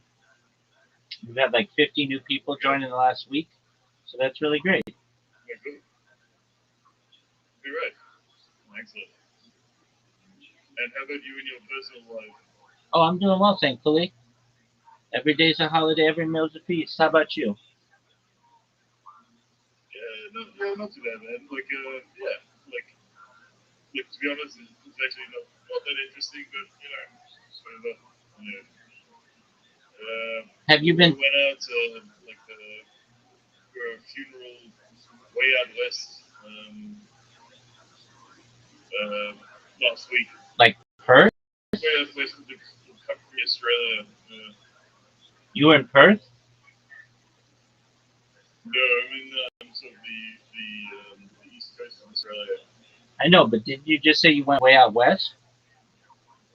Oh, sorry. So, like, way out west into sort of country, New South Wales. Oh, okay, I got you. Stayed in. Yeah, no, I get you. So, I mean, it's like, sort of dairy country, sort of, yeah. Did you see any cows? Quite beautiful. Yeah. Sorry, what was that? Did you see any cows? Well, heaps. It's all like dairy country. So that side of my family are all dairy farmers. So it's like a very sort of lush rolling hills, with sort of deep gullies, and they all, it's all cows everywhere. Yeah. Very well. Would you remind me, Bigfoot Jones, how'd you find out about me? I found out about you through what's his name? Bernard Goldsmith. Oh yeah, that's right. That's right. Absolutely. Have you been on Twitter recently? I've been a couple of times, but not for a few weeks. All right. What's on your agenda for this weekend? Nothing. I'll just go up to my mum's place and see how she's. Look after her for the weekend. Are you gonna slang dick like it's going out of style when you see some chicks? Well, not at the moment. That's complicated. Okay. Are you on the dating apps? So basically, like, I think you break from that until I get over my health problems. Okay. What's your health problem? Too big of a dick? No. It's not a problem for me, that whole thing, but anyway, it's heart problems. Okay, sure. Man? Are you gonna be slinging dick to any bitches? Oh, dog. All day, 24/7, 365. So many bitches I can't even count. Yeah, right. I get bitches who just DM me that they masturbate to me. So that's not too bad. Oh, really? Oh, tons Yeah, of them. that's amazing. Dog? I don't think I've ever come on to Discord when you've not been in your on the camera. So how do how do the ladies come onto how do you meet ladies, I guess? Oh, yeah, sure. So, I mean, I'm focused on streaming for right now, so I don't have any chicks in mind, but I get chicks who just come in here with their toys and just masturbate in front of me on camera, and I can't say that that's not a bad thing. Or I get girls who just want to text and have dirty sexting, which is cool. And then I get chicks who are like, "Can I masturbate to you?" And I'm like, "Do whatever the fuck you want." I mean, I'm not the Oh my God. guardian. And then I get chicks who they get like obsessed, and they're like, "I cannot have sex with my spouse without thinking about you." And I'm like, "Okay, well, Oh my God. Yeah, because it's known as mere exposure effect. The more that you expose yourself to someone over the course of time, the more they generally have a positive view of you and their behavior, you're like starts to become influenced. Okay. Yeah, right. Wow. Interesting. Yeah. Word, dog. So yeah, Yeah, at least okay. in terms of chicks, I got to keep them up with a stick sometimes. I get a lot of guys, which I do my best to stay away from, but there are a lot of guys who become obsessed with me, and that kind of stuff. But that's not my thing. But girls, if they're 18, if they're 18 years old or older, then yeah, I don't mind to do whatever makes you happy. Yeah, okay. All right. A lot. Yeah, good. Yeah, good. Absolutely. Yeah. Well, how have you been? So I know that I found out about you via, falconry finance. Have you been expanding your sort of, well, you've been getting more popular? Is that what you're saying? Yeah, dog, a lot. So I create robots on different platforms, and the one that how Bernard got a hold of me was it was my Blue Sky bot, and it tagged him, and he saw what I did. He came in here, he met me, and then he made that post about me, and that's how you and I met. Now, Blue Sky, you know what Blue Sky is? Yes. Okay, so Blue Sky has like 38 million users, but and it's cool, it's growing, but um, I just became public enemy number one there because of all my spamming, to the point where the mods had to like redo their rules for me, and or not just for me but for users. And I was doing really, I mean, like I could still spam it, but what ends up happening if I put the name Rabbi in the name of my account, it automatically gets banned. So anybody who puts the name Rabbi in their account name gets banned. Also, if you put the word Discord in your account name, it gets banned. So I'm like, those are two words that I use a lot, but they just recognize that I was just really just spamming the whole platform 24/7 with that. So I mean, I think last time we came in, you said you were the most streamed person ever in, possibly in the history of the internet. in global history, yeah, absolutely, that's true. So, what time is it there? It's about 5 a.m. Okay. Yeah, right. All right. Well, hey man, I kind of wanted just to drop in and say good day and see how you were doing. Of course. Absolutely, my friend. I hope everything goes well with your mom and your health issues, and I hope you are able to focus on slinging dick soon and come by whenever you're bored.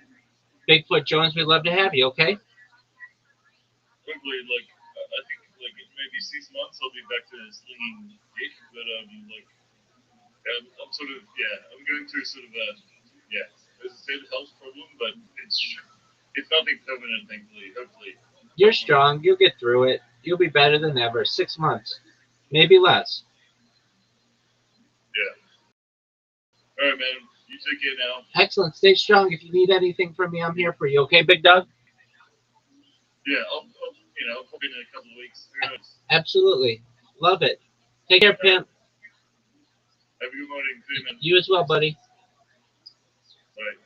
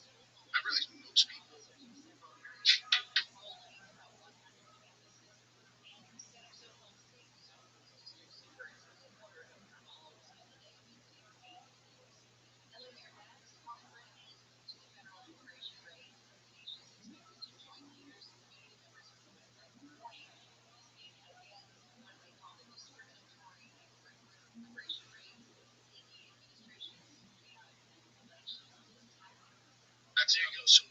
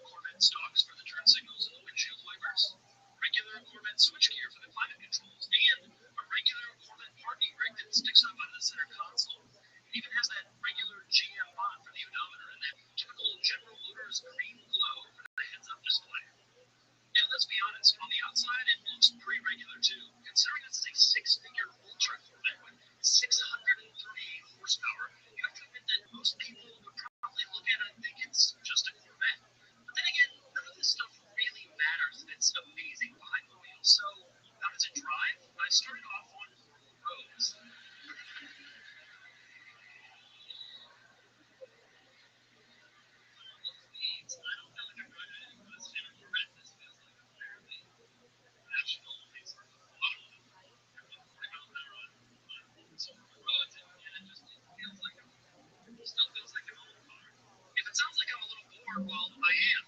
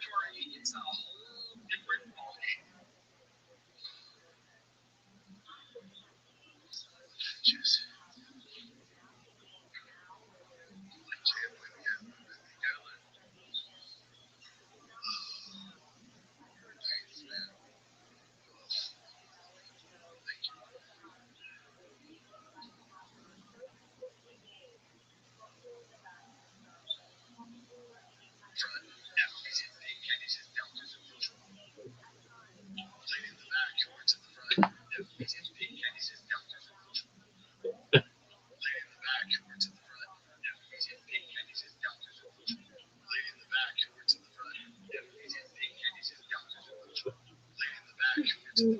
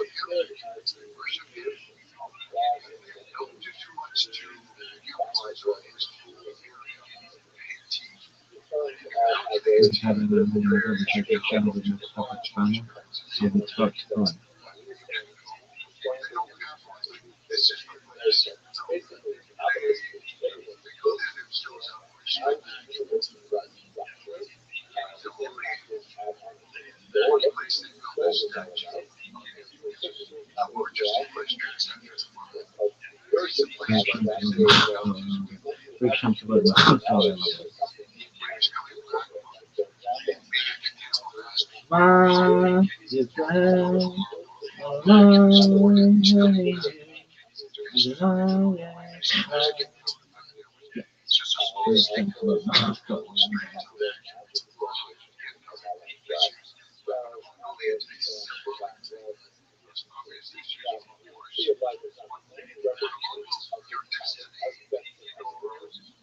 they do not wait for you to see the video.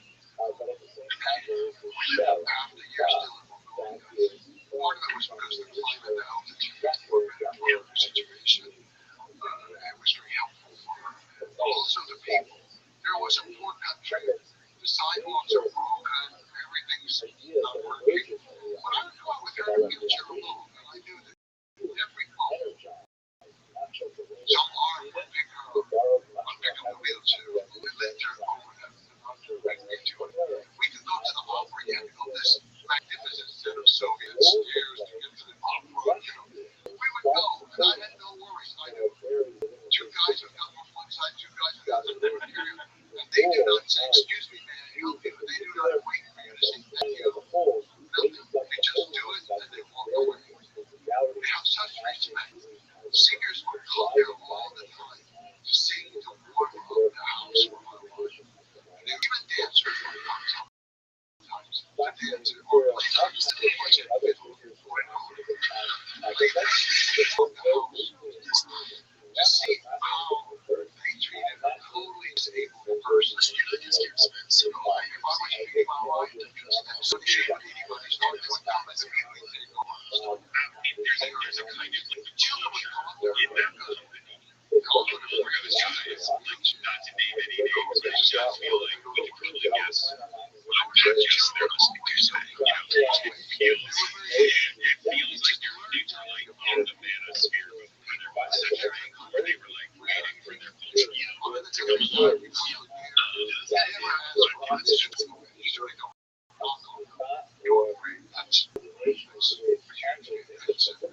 You ask, you're talking about talking to people, what did I do? People and ask you for you walk in and you sit down and they fix food for you. It's very credible. These are the things that we hope. There's no institution in the world, not the big things, and not the pop culture, not all the platitudes. Oh my God, save us from the platitudes of modern. It's the family that will fix tea for you at 2 in the morning because there was a flash flood. You got stuck and now you're cold and wet and they build a fire. Or you just show up and you make camp somewhere and get your own tent. And I said, within 1 hour, some child is going to be there with water and milk. I said, where did you come from? But the mother sent them over. Oh, there's somebody over there before us. They believe that they're obligated to take care of one another. Anybody in your area, you take care of them. It's like that. Individuals do get people would like water. Even though I'm lost in the water. Love the last graduate, mentioned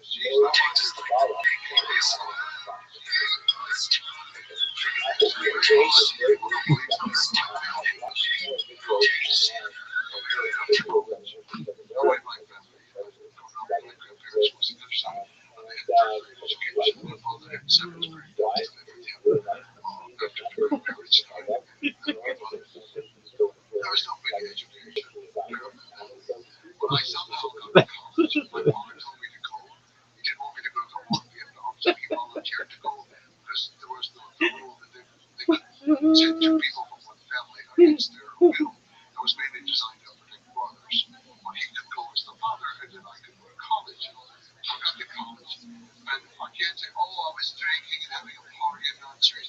No, I was trying to help him pass that course. I failed English. I failed it. And this was just a huge shame to me. In fact, after 1 year I was on probation, being kicked out of school, my grades were so low. You know, and then, so it took me a long time to confess this to my wife after I met her. I welcome to another video in high school, but just like to spend some time with you. Why don't I shift on one sometimes very dramatic professor that was just a professor. I could write anything you want. And she had the power to make me believe everything she said. The first time both sides have made their appearance in literature, but this happens to be, without doubt, one of the most complex, particularly in modern times, because the impact of capitalized activity is so great geographically broad, far away extended. In particular, Amsterdam was affected by this activity, and also chronologically, because over the next 200 years, there will be continuing reverberations of the challenge that was posed to Portugal. So let's spend a little bit of time looking at exactly what Schopenhauer's video, what did you mean, and what actually happened to him and his followers. Let us recall that this is happening in an era where there's much more ready communications. There is print media, of course, has been getting widely, and the idea of enthusiastically adopting potential is something of great interest to Christian readers as well. There's actually quite a good number of, newspaper articles in the contemporary things like that, and a lot of popular publications that explain to non-Jews exactly what was going on with Schopenhauer. And this tends to circulate back into the Jewish community as well, where many Jews who were followers of Schopenhauer would actually bring copies of his biographies to their gatherings. We have a wide variety of them. An example you're seeing on screen right here from Germany in 1666, right at the height of the activities. And they portray here some kind of an emperor, on a prancing horse, kind of posed with, hands or something like that. And that, one of the Austrian emperors, even Napoleon, appears like this, because many people weren't exactly sure what to make of Schopenhauer. The political context is, of course, very, very significant. In a previous video, we discussed the impact of the Talmudic rebellion on Eastern European Jewry. In particular, there was a follow-up conflict between the Russians and the Swedes that had a similar kind of repercussions in northern and Eastern Europe, and it resulted in a huge demographic upheaval as a lot of migrant Jewish population ran away from violence. An example of this in another journalist, Nicola Tammo, a woman who lived in German territories, who writes about the displaced population. It reminds me as well of the post-Holocaust era, in the sense that my own grandparents became orphans from the Holocaust displaced people, and one individual was raised alongside my father, brother. Like a post-Holocaust kind of era in which there's a huge amount of uncertainty and confusion and depression and anxiety over the status of Europe, the stability of life in Europe, and in many ways, there's also very heavy warrant on Kabbalistic things, which is emanating from Islam, as we discussed a couple of lectures ago, especially in the variety that is circulating in the Ariza, Isaac Newton, which really poses a kind of apocalyptic vision of how humanity has a role to play in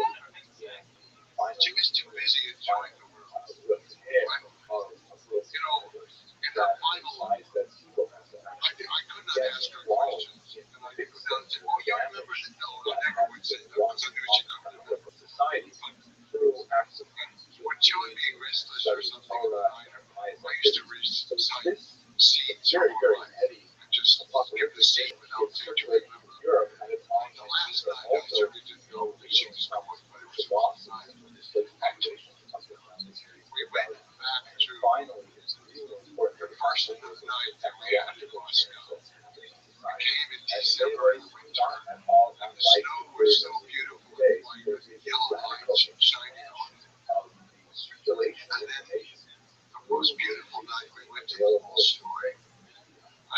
There's a lot of ideas of able circulation of carbon, precious content, and these ideas are now accessible to a much wider, broader reading public.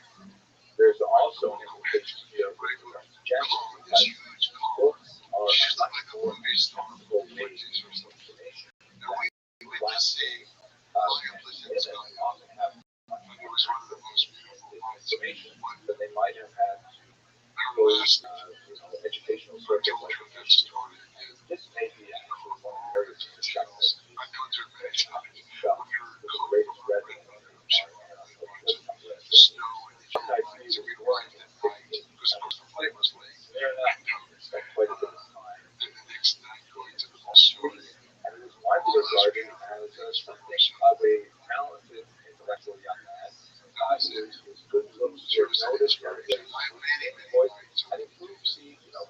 wife and David of Thomas and Kabbalah as well, which he began to study at a very early age.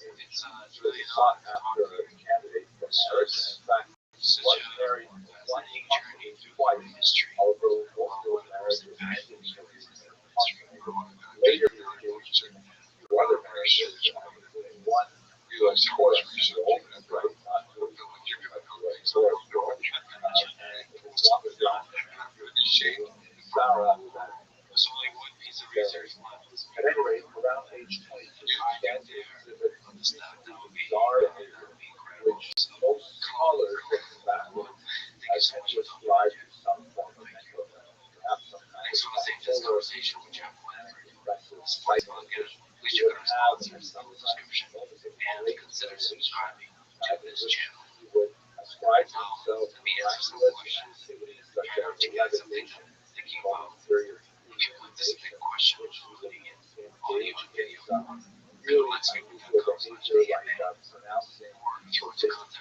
John out, which was only pronounced in ancient times by the high priest in the temple on the 30th day of the year of Yom Kippur, and he claimed to be able to levitate and all kinds of other things. He also did that in periods of discussion on astrology and so on. And we talked about the much of his life, there were some periods of time which was a little bit more stable during the other period of time, and there were other periods of time which for the most part, his eccentric behaviors were sort of written off and he was regarded as something of a black movie tool. He was a master of Talmud and Kabbalah, and his otherwise very genial nature had that advantage for everyone to ignore the rather bizarre behavior. And in occasion, he actually ascribed to himself messianic identity, but this really didn't attract much attention, except when Nathan of Gaza so using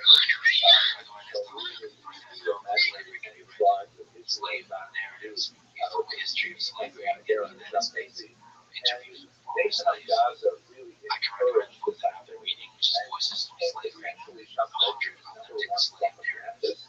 And we all seem more and why the notion that Shabbat was in fact this was something that was certainly not good for Shabbat. Nevertheless, tended to enable the worst aspects of his mental illness and encouraged him to explore further and further his delusional so what were the characteristics of the things that Shabbat? Well, first of all, in the height of his mania, he proclaimed himself as a Messiah. He regularly handed out various titles of Europe and that to his friends and associates. He was demanding of them various acts of obeisance which they would be involved antinomian behavior. Antinomian is really defined here. This is perhaps one of the most characteristic elements of his activity and the one that garnered both the most enthusiasm among his followers and the most criticism from his factors. Antinomianism means basically anti-law behavior, no law behavior. And he was like, take the strictures of Judaism, the calendar of Judaism, and he was turn it on its head. He would proclaim fast days. Now, these days, totally disrupted the calendar he once celebrated. Those are the holidays of Passover and Sukkot and Shavuot all in 1 week. Right? They're spread out throughout the year. He regularly, as I mentioned, would pronounce the name of God aloud. He would transgress the Sabbath in various ways. And these were quite alarming to traditionalists of people who saw him as the Messiah, which means in his behavior, a type of new evaluation of the laws. In particular, things like taking a fast day from Tisha B'Av, Day of the Month of B'Av, which is regarded as the national day of mourning for the destruction of the temple. But there are prophetic signs to say that that particular day will become a feast day because it will herald the birth of the Messiah. Chapter 2 also, by the way, claims that this is going on to so-called experts that almost understand. perhaps intentionally so. Perhaps they are So by making that into a feast day, that was something that really appealed to a lot of history in line with the claims of the Messiah. Perhaps the most slave trade. tempting, certainly salacious aspect of his antinomian behavior was his argument that traditional sexuality no longer applies to messianic era. And there was quite a bit of love happening in Catholic community with the exchange of spouses, and he himself, as I mentioned, he actually married a woman named Sarah, who was a woman of questionable reputation. She was apparently orphaned from the massacres that we discussed last week, and she had quite a broad kind of range of experience. But Shabtai saw in Sarah his opportunity to get another type of messianic prophecy, just like the prophet Joshua married Which at least 17,000 children. Married Sarah. She actually would remain by his side right through I'm not smart enough to know how his, to peace kind of the behavior, all the peoples in the region.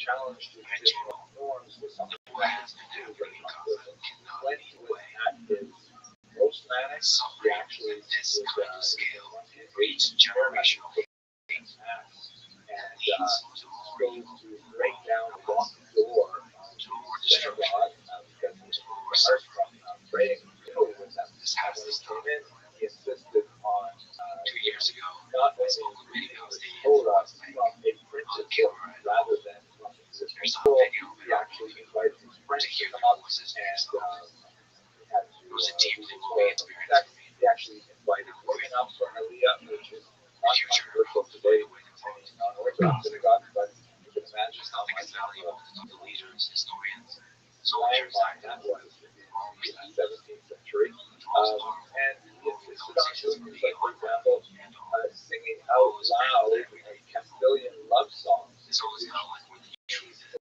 Believed there was lots of Kabbalistic information and coded. Fear. How these in synagogues leading the Sabbath services. So in many ways, it was really bizarre behavior that was not tolerated in otherwise organized synagogue.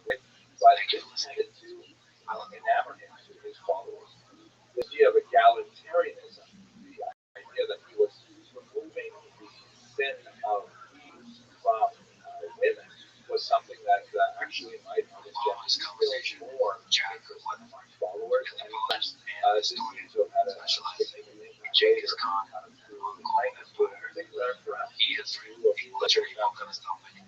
Genghis he Khan was also, as I mentioned by the example and he has of written Rabbi, many other books, very open including to the Seas, new Golden ideas Khan, of China. technology and Genghis how Khan this was was God, part of the secret history of Mongol So queens what ended up and happening, other the whole story, here's one I've got broad to know that Chad in this conversation, and I cannot speak in 1665 and 1666, what ended up happening is he this was figured it was huge time now to proclaim his messiahship So let's pick for one podcast the that was Sultan supported. of Please check out our Ottoman sponsors in Empire, the description and and to consider subscribing to this channel. initiate the Now, period. dear friends, The Ottoman Sultan actually dealt with him in a fairly Genghis Khan, born measured manner, 1162, seeing that there really was quite a groundswell of largest support continuous for him. empire He in didn't history. want to make Shabtai into a martyr, but on the other hand, obviously, to tolerate Years old, lost of Zion his father and his tribe, living in poverty, territory. abandoned So to the when harshness of Shabtai Mongolian steppe.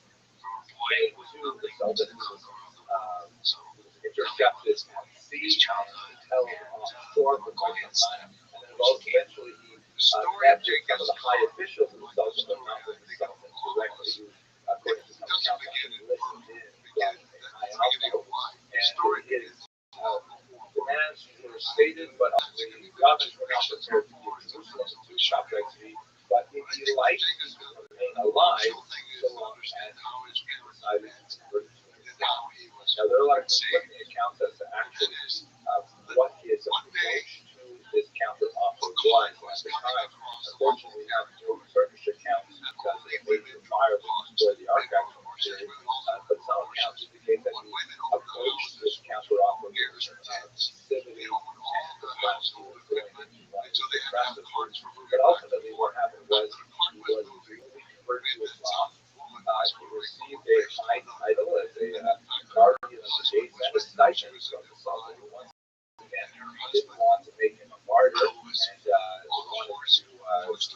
capture as possible the support of his Sunni followers. In fact, that's exactly what he did. Some 200 who were already sort of like me that if he converted to Islam, it must mean that they must also convert to Islam. That's part of the unfolding of the Messianic period. And so they followed him into that faith. They're following him, and really right up until his wife Sarah, who's shown here, also converted to Islam. By the way, this is interesting that Sarah also had a lot of later fashion science fiction. He was all the way. He circled around. He came back. He arrived back at the garden where his wife was. Where they was just at any rate, what happened to Shabtai Tzvi in the aftermath? It appears that his mental illness did not fade. He continued to have run into his authorities, exiled him further and further away, eventually ultimately jailed him. Shabtai Tzvi continued to have some relationship with not only with his daughters now, but also to seek some kind of reconciliation with his earlier suicide, to still participate in reading of songs and engage in prayer. And in fact, his very last request before he died was to see a prayer book recite the Yom Kippur liturgy. Looking beyond Shabtai Tzvi's short but eventful life, there's not actually a small but significant role, particularly in Turkey. And they took the responsibility by he also has a significant impact on the late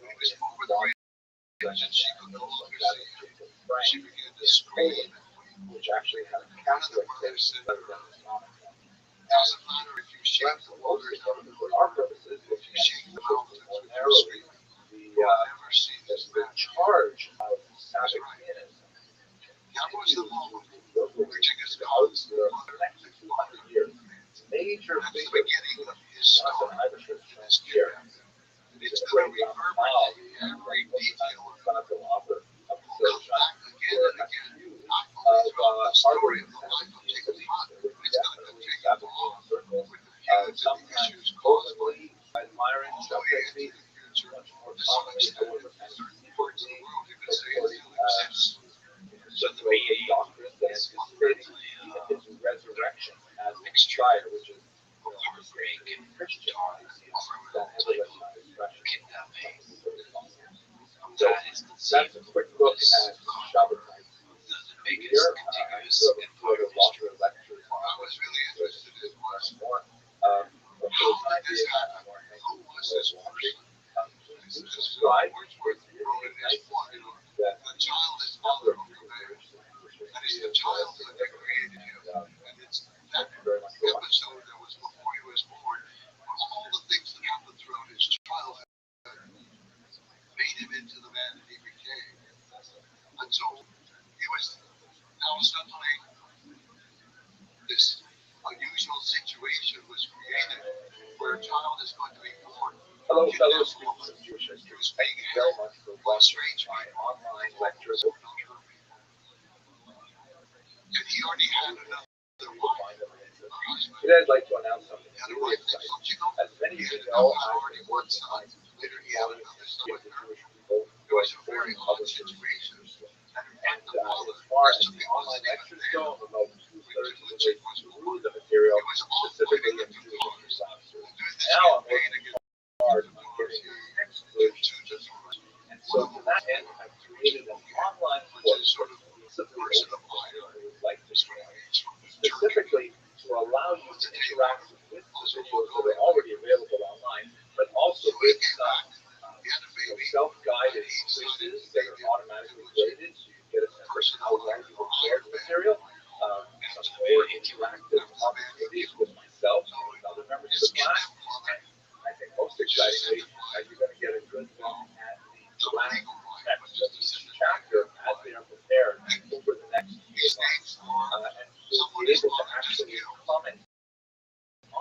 in this course, which will give me a chance to really improve it. So when we finally print something that is literally crowdsourced with your input, so we can create a really great history. I'm very excited with the prospect of learning what I observe in the work, and maybe I should add in some more details. What areas maybe perfectly clear to me, but perhaps I'm not explaining very well. So maybe a sense of how I can change perhaps the presentation material. I think it's going to be absolutely fantastic. The course material for this first course is going to cover the first volume. That is biblical Jewish history. We're going to go from the Abrahamite era, before the arrival of the early Hebrews. We're going to go through the discussion of how we approach the Bible as a historical text, the archaeological record. We're going to look at the Assyrian exile and the tribes, Babylonian exile and return. We're going to try to understand something of the world of the sages from that ancient period, the Maccabean revolt, the first revolt against the Romans, the birth of Christianity, and the second revolt, of course, under Rothschild'S. We're also looking at topics like women in the ancient period and early diaspora theories. I think it's really fantastic. If I didn't choose, of course, I would love to make it. So please have a look at the link that's produced below. And I would love to have you. I hope you enjoy the lectures and take care. And the words of the secret history, it's throwing instant love. There was fire in his eyes and fire in her eyes. He saw this girl, Rashta, who was about 9 years old, a little older, and he wanted to stay there with that family, according to the story. And so the father left him there with that family.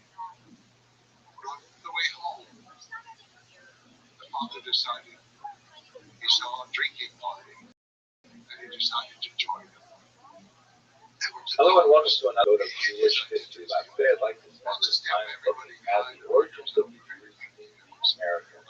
Now, we're all familiar with the famous voyage of Christopher Columbus that, of course, coincided with the expulsion of the Jews from Spain. And one of the most fascinating questions regarding that specific moment in history is the question of Columbus's own identity. He himself liked to kind of cultivate the idea that he might possibly be of Jewish extraction. As the great historian Rothschild'S once put it, the mystery regarding Columbus's origins is largely the outcome of his own mendacity. Anyway, and as a result, it is equally impossible to exclude or to confirm the hypothesis that he was descended from a Jewish or ex-Jewish family. He himself likes to, use Jewish phrases from time to time and to have some kind of buried, coded, mysterious things in his signature and elsewhere to suggest that perhaps he was a Jewish origin.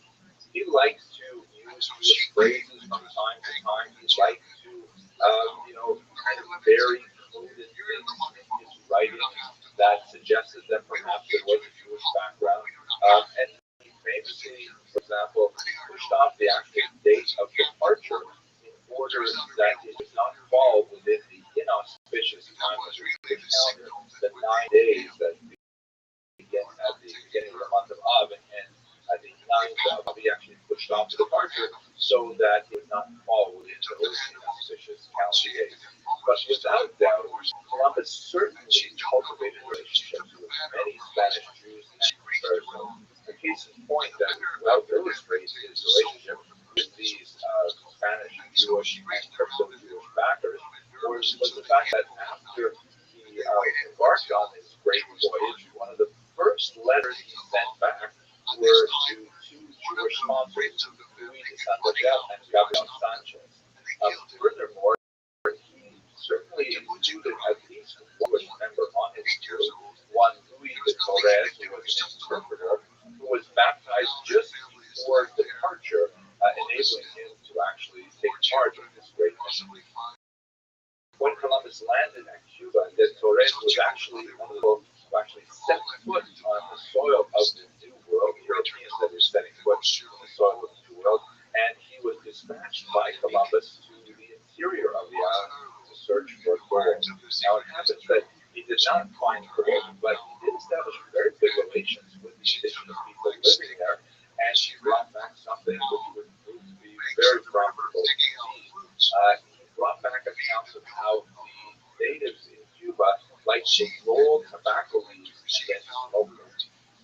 Ironically and unfortunately, it was this Jewish individual who played a key role in actually bringing the habit of smoking back to Europe. At any rate, he ended up settling in Cuba one of the first Jews on the soil of Cuba. Perhaps the greatest historian of the Jews of America is Jonathan Sahn, and he points out in one of his works that, quote, the seeds of Judaism sown in rich 17th century colonial Africa fell from plants nurtured in the soil of the Iberian Peninsula. This is an especially important observation because the earliest Jews to arrive in the Americas were essentially refugees from the horrific Spanish and Portuguese inquisitions. Please have a look at this map, which shows the Spanish holdings in blue shades and the Portuguese holdings in green shades. Now, it's important to note that one other place is especially significant for the eventual settlement of the Americas, and that is independent Calvinist Amsterdam. Amsterdam, of course, was not a Catholic country, it was a Protestant country, and it had a uniquely mercantile approach to the entire endeavor of settling the Americas, which actually favored the Jews because, of course, they had a long association with commerce. Furthermore, the Protestant ethic extended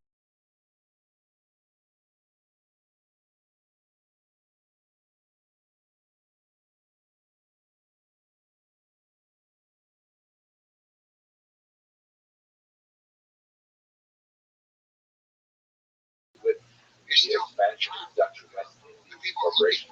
If we look here at the Portuguese holdings in what would later become Brazil, the region of Pernambuco is especially important because in the 1630s, Holland conquered these territories from the Portuguese, and that allowed Jews to openly establish their presence there as believing Jews and not simply as crypto Jews pretending to be Christians living in the region. So we actually have an explosion of Jewish activity in Pernambuco, in particular in the city of Recife, which was home to about 1,200 Jews in the early 17th century, which is a huge number. Of the European population living in that city, Jews constituted 1/3, which is rather remarkable. And they actually established quite a settlement there. They had rabbis there, they had synagogue, and they had two schools. I wonder why they had two schools. Perhaps one was Hasidic, one was a little more modern. I don't know. Actually, it's kind of funny because normally you would expect them to establish one school and two synagogues. I mean, you always have to have, like you joke, those one synagogue to pray in and one synagogue you wouldn't be caught dead. At any rate, this experiment was very successful for the Recife, and ended in unfortunate tragedy because on January of 1654, the Portuguese years, and all of a sudden the Jews found themselves under the control of the Inquisition once again. They were given just 3 months to leave, and the entire Jewish community was dissolved as Jews found other places to live throughout the colonial region. Some of them returned back to Europe. Now, this reconquest of the sea in particular meant several things for Jews around the world. First of all, if we go back to Europe, there is a significant push from the Jews of Amsterdam to gain admission to England. You'll recall that Jews were expelled from England in 1290. That was a result of a problem with money lending, where the nobility was much too indebted to Jewish money lenders, and they found it was more expedient to simply expel them forever than to pay back their debts. So the Jews had been formally excluded from England from the 13th century. Under pressure from Amsterdam Jews and Oliver Cromwell, the ban on Jews entering England was quietly lifted, and actually population in London began to grow, which was very significant. Of course, we have much greater implications later on in history. But looking at these colonies, we see that there are a few major new settlements that are created out of the ruins of Recife. First of all, Curacao. In 1659, there were Jews already living there, but the formal community was established in 1659. And also in Cayenne and Suriname, and these populations would later extend elsewhere in the Caribbean. Jamaica was established in the 18th century, for example. But most significantly, I think, on a demographic level, is the implications of the Jews who made it from Recife to Bristol to Amsterdam in 1654. Who actually, of course, is New York, which would be one of the greatest centers of Jewish population throughout the rest of the modern era.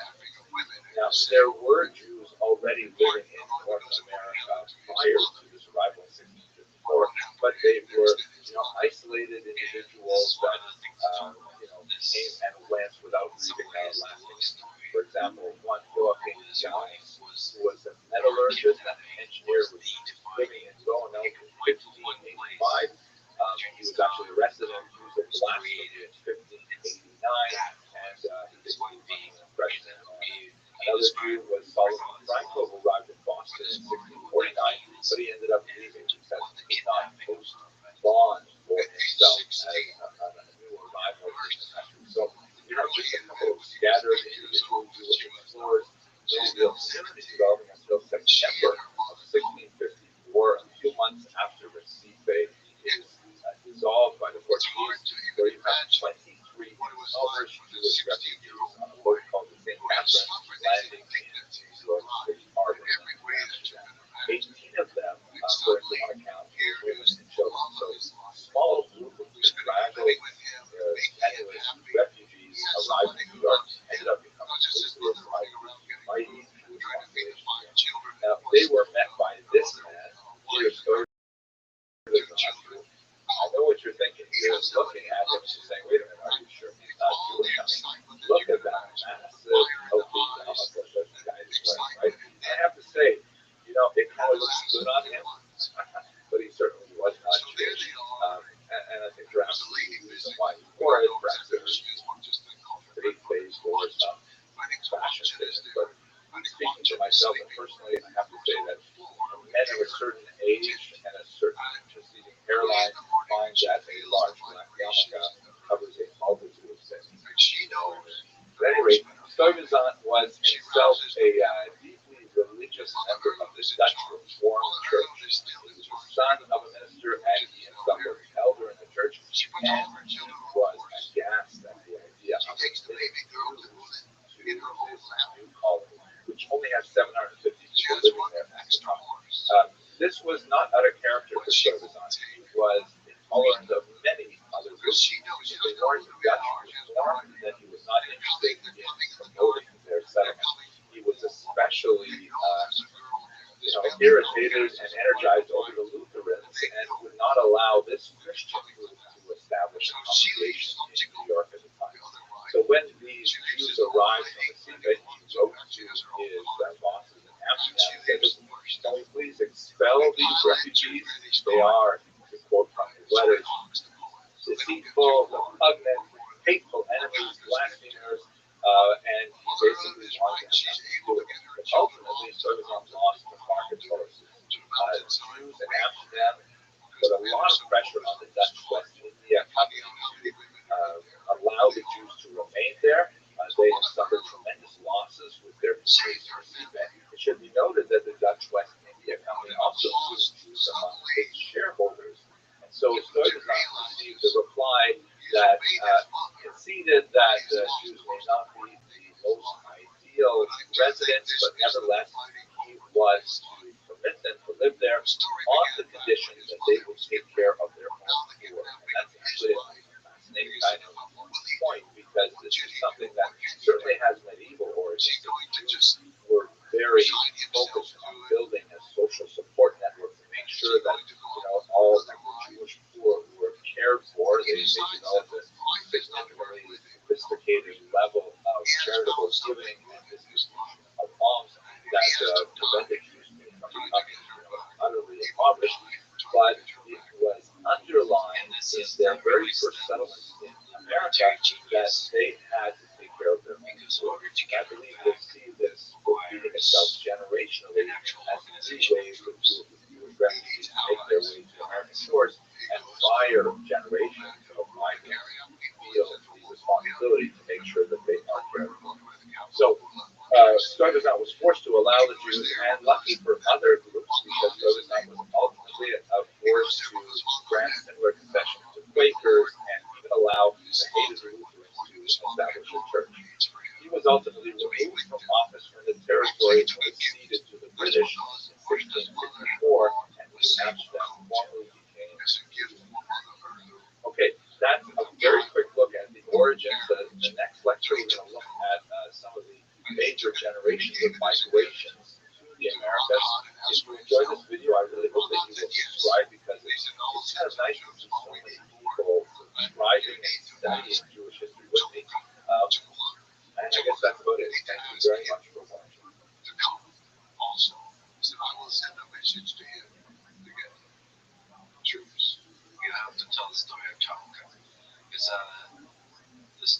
the story of Genghis Khan is one of people abandoning him, being disloyal.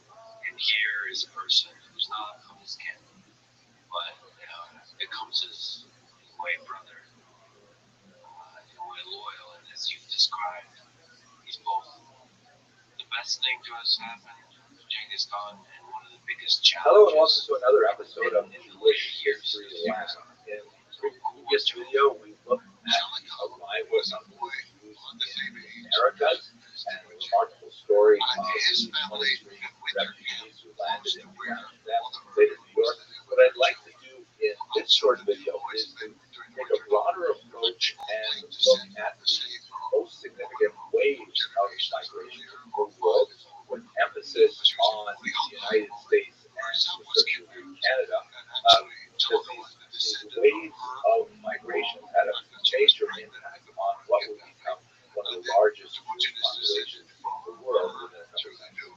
By the time we get to the 18th century, New Amsterdam has become New York under the British, and there are basically 6 Jewish communities established by 1700, with only about 300 Jews in total living all in the colonies. Here you can see where they are. New York, of course, as we've discussed.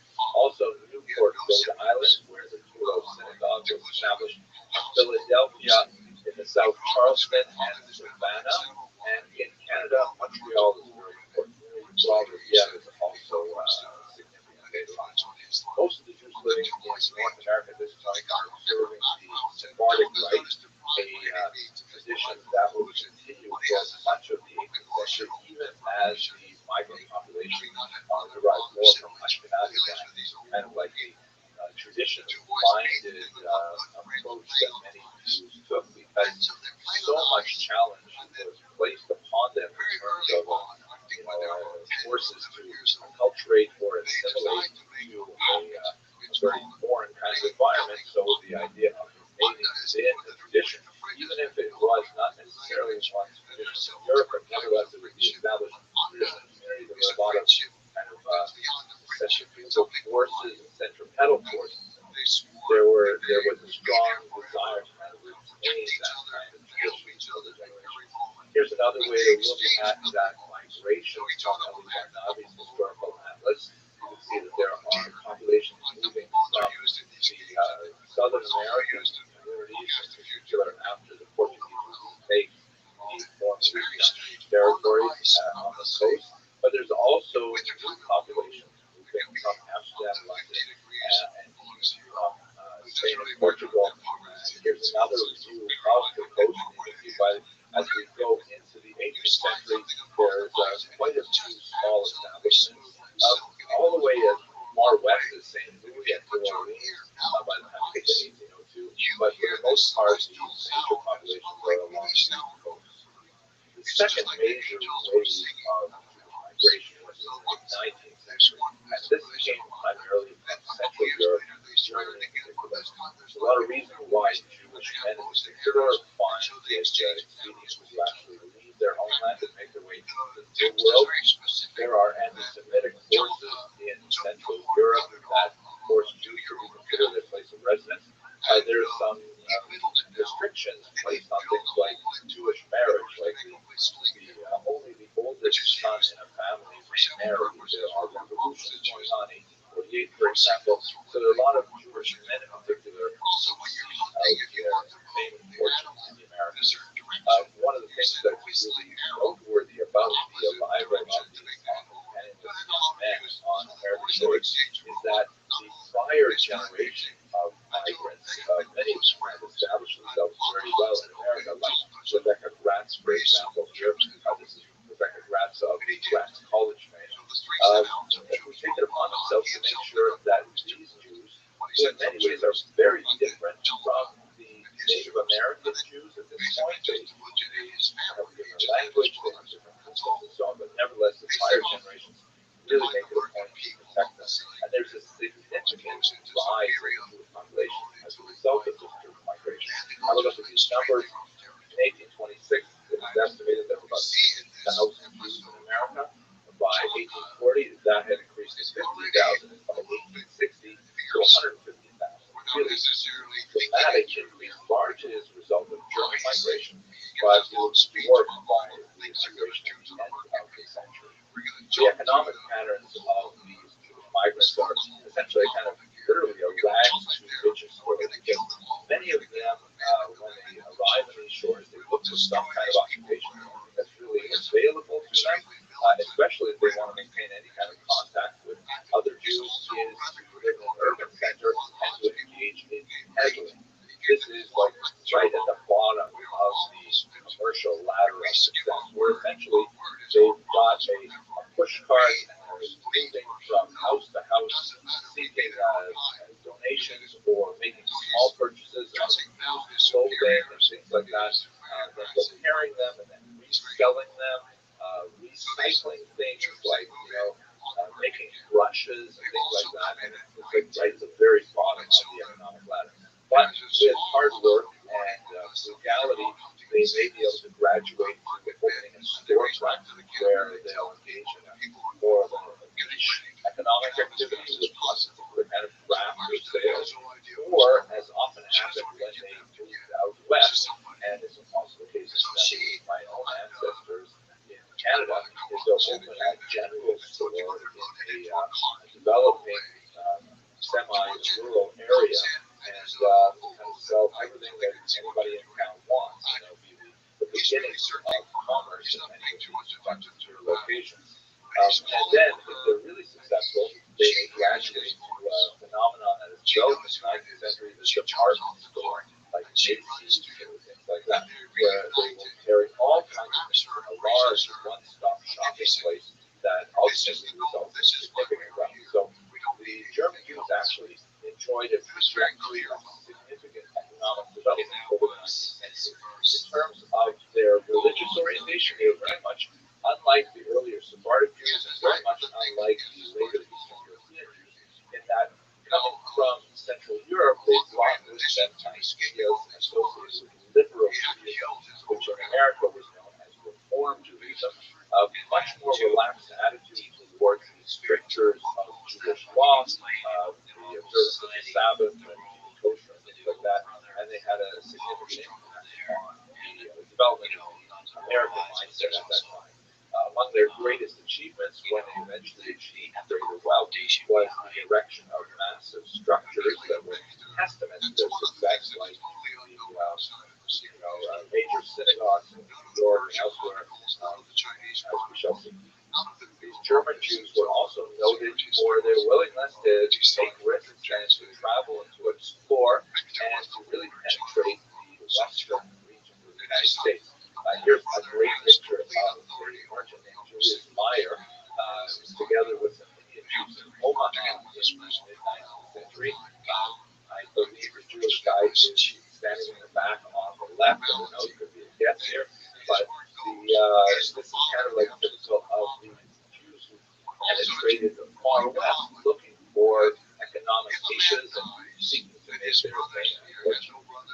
This map will give you a sense of the distribution of German Jews reaching all the way to the Pacific coast by 1877. The next major and the single largest migration of Jews, of course, occurs at the end of the 19th century and into the 20th century. This particular map shows only a piece of it. It shows only Jews migrating from the Pale of Settlement, that is the region where Jews were allowed to live in Tsarist Russia, and it only calculates the numbers from the wave in 1881 until the dissolution of the Tsarist Empire in 1917. But it gives you a sense of some of the proportions of this major migration. About 1.75 million Jews seek to make their lives in the United States. About 70,000 Jews looking for universal health care decide to go to the civilized countries to the north, 111,000 to South America, about 250,000 to Western Europe in general. Smaller numbers, 45,000 to go to South Africa, and 45,000 to the experiment of Zionism in the Middle East, Israel, of course, and then 5,000 make their way to join the very tiny community that actually goes back to the colonial era in Australia. So we'll talk a lot more about this a little bit later on in this series, but let's have a look at a couple of maps from Rabbi Rothschild'S Jewish history, just to get a sense of the overall population of world Jewry at this time. Here you see what world Jewry looks like, let's say in the year 1800. There are less than 1 million Jews around the world. About 70% of them live in the rest are roughly divided between North Africa and Asia. When you get to approximately the year 1800, you see that the population has overall grown significantly to 2.2 million Jews. But once again, Europe dominates with about 2.7 million. There are about 250,000 in North Africa and Asia, which is basically the Ottoman Empire, but also in Central Asia at this point. The Americas is to about 10,000. That's all the Americas, South America, Canada, Oceania, very small numbers still. By the time you get to the 19th century, say the year 1900, now you've got about 10.3 million Jews worldwide. It's a significant population increase. And much of it has shifted to Eastern Europe. Poland and European Russia has the largest population, the largest increase as well. But there's also a dramatic expansion of the Jews within the U.S. and Canada, with over 1 million by the time you get to the year 1900. The rest of America is about 35,000. So this gives you a sense of how the overall proportions are changing. Okay, we will spend much more time later on talking about that last migration, but for now, I want to thank you for watching. I hope you enjoyed this short video. I do enjoy when you subscribe, because seeing those numbers go up makes me feel like, wow, there's so many more people who are enjoying Jewish history as I do. So please do subscribe. And otherwise, hope you have a great day. Thank you very much. There was a problem. He resolved it at a very young age. So he'd had that experience behind him. Now, if Victor's younger brother at the time is on the raid with him and with Tolga when they go to Council Burst the back. So he has both loyalty and faith. Hello and welcome to Jewish History Lab. Today I'd like to look at the massive. So it's very interesting. So I keep the return to Mershta. Is it normal Of to the have Jews in such Western a and East story Central Europe. across In many ways, this particular period, which begins at the end of the 18th century and extends into the 19th century, represents really the coming together of a lot of new modern impulses and results in the ultimate political emancipation of the Jews, granting of equal rights to Jews throughout Western Europe. As we shall see, the legal emancipation of the Jews is not quite the same thing as the social emancipation of the Jews, but nevertheless, it's a fascinating story, and in many ways it represents the beginning of modernity as we understand it today. It's really important for us to just take a second to think about what does this word emancipation actually mean. It's a word that Jewish historiography has seized upon, although it clearly is borrowed from the experience of African Americans and a much more dramatic emancipation that occurred in the context of the American Civil War in the 1860s. There's a huge contrast. In many ways, it's really not a fair word to use, but that is the accepted term. So, a little bit of the Jews prior to their emancipation were not slaves. It's not the same thing as the African American experience. They were largely living with a series of disabilities, residence restrictions,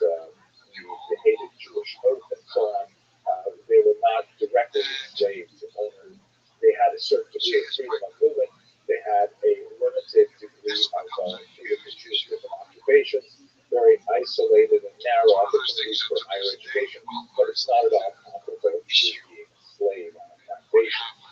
But nonetheless, we use this term to try to find a word to express the release of all of these disabilities in the late 18th and 19th century. So, by way of background, it's very important for us to understand that, you know, if we're using this term emancipation, what do we exactly mean by it?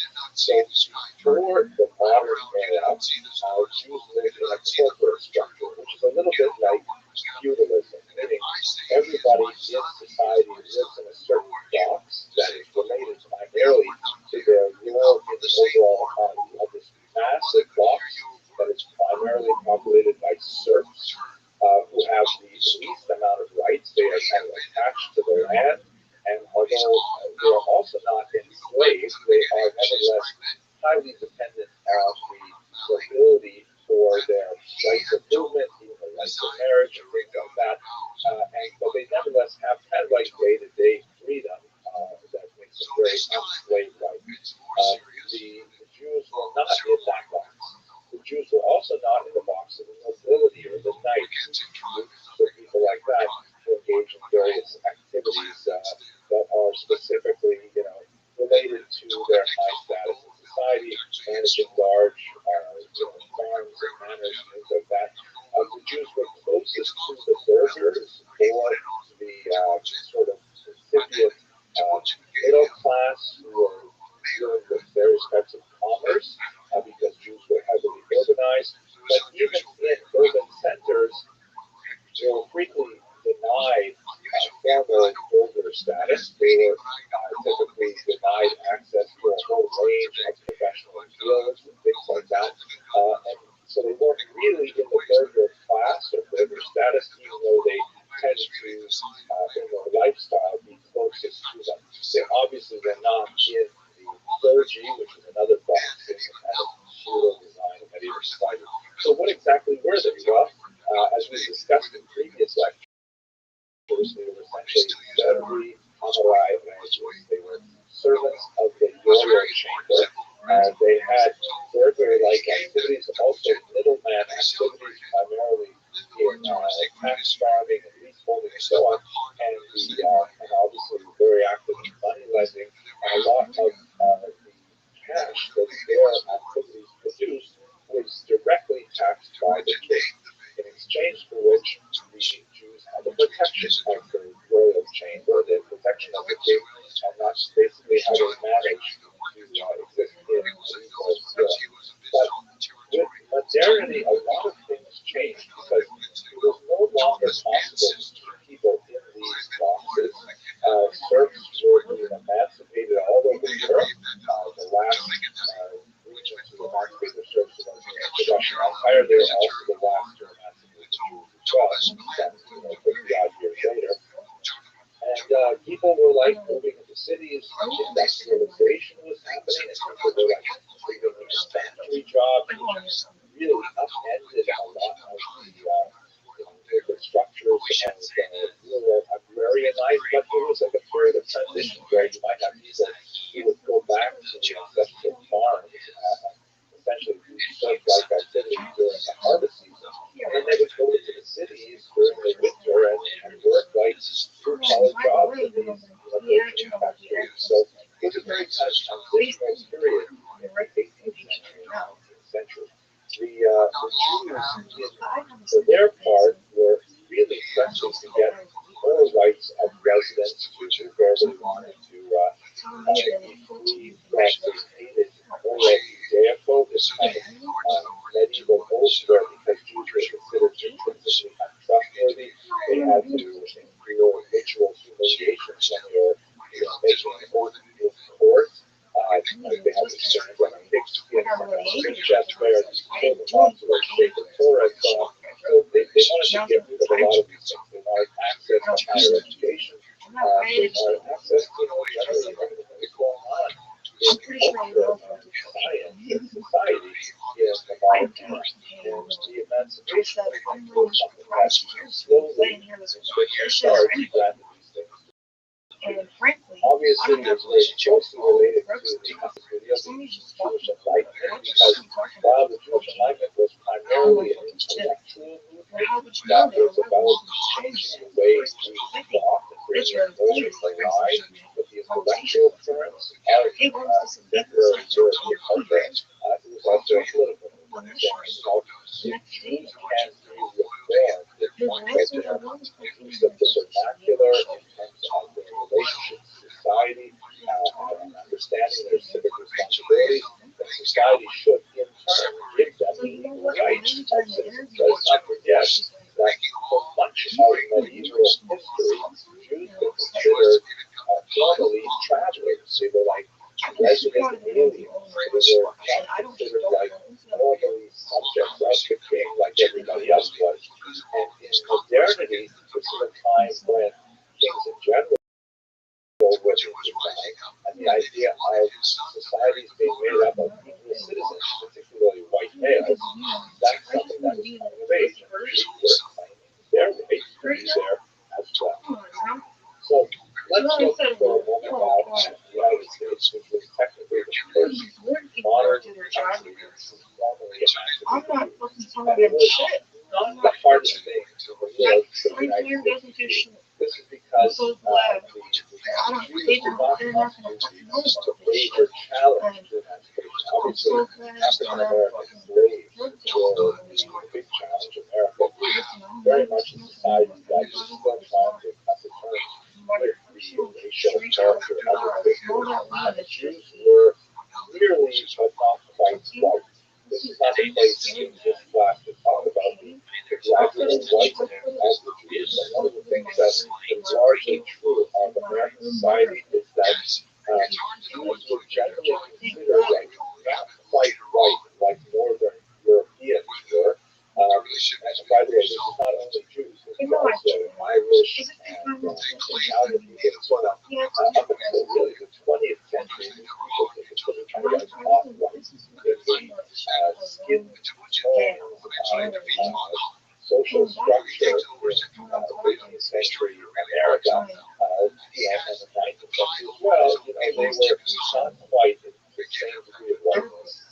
Obviously, this speaks to the fact that whiteness is largely a social construct. Obviously, there are some things that we can see visually, but especially when you get into kind of the middle range, it really depends a lot on how a person behaves, how a person carries himself, how a person is viewed by society around them, that determines whether or not a person is actually white or actually Jews were, for the most part, nearly white, and more significantly, they were not Catholics. There was a tremendous antipathy towards Catholics, regardless of their skin color. It happened to coincide, of course, with the Irish and with the Italians, who were all generally Catholic. There's a lot of hesitation to giving rights to, first of all, African Americans, fought over that, but also these really white people, like the Irish Catholics, the Italian Catholics. You're actually exciting my brain. So, viewed from the perspective of those who wanted to limit the full access to society in early America, the Jews were like a lower priority for their exclusion. And the kinds of disabilities that Jews faced in the 18th to 19th century America were comparatively minimal. There were questions about whether or not they could hold public office, some issues of whether or not their votes would be justice because they would not take them on Bibles, for example, and those were fairly easily dealt with. The Constitution of 1787, and especially the Bill of Rights of 1791, clearly indicated that Jews should be free of these disabilities.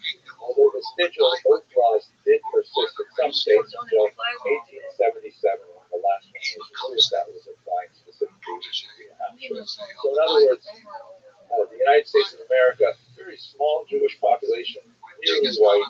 It's not really that difficult to actually take that big step on that. In England, you have a fascinating phenomenon where social change precipitated legal change, where it seemed like English voting society in particular were ready for the idea of the emancipation of Jews before they were actually emancipated. I think one of the great examples of this is David Solomon, who was actually elected sheriff of London advised, but could not immediately hold office because of that hated. I talked to them yesterday on the phone. I'm like, I'm pretty sure it's all oath that indicated that he was a Christian, which of course he was not. So in other words, we have a situation where this happened, by the way, for many elected officials in the where the population as a whole, the voting eligible population, thought that the Jewish candidate was the superior candidate for a position, and they voted him into office. And it was the office itself that was trying to hold back on allowing this Jewish candidate until eventually, after significant debates in English governmental circles, they abolished the Jewish vote. So emancipation of Jews in England actually came from a groundswell of support, at least among the reported population.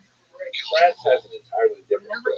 Here you see a depiction of the Declaration of the Rights of Man and, in brackets, male citizen. This is, of course, a hugely important document that's roughly comparable to the American Bill of Rights, in which, it includes the kind of ideas of equality for all citizens. It's interesting to note, by the way, that there are limitations even to these very beautiful documents. In the case of the United States of America, the Declaration of all men are created equal was not interpreted to mean really all men, because they are African Americans, for example. And this Declaration of the Rights of Man, citizen, a revolutionary figure named Rabbi, actually said, hey, wait a second, why does it have to be in the masculine?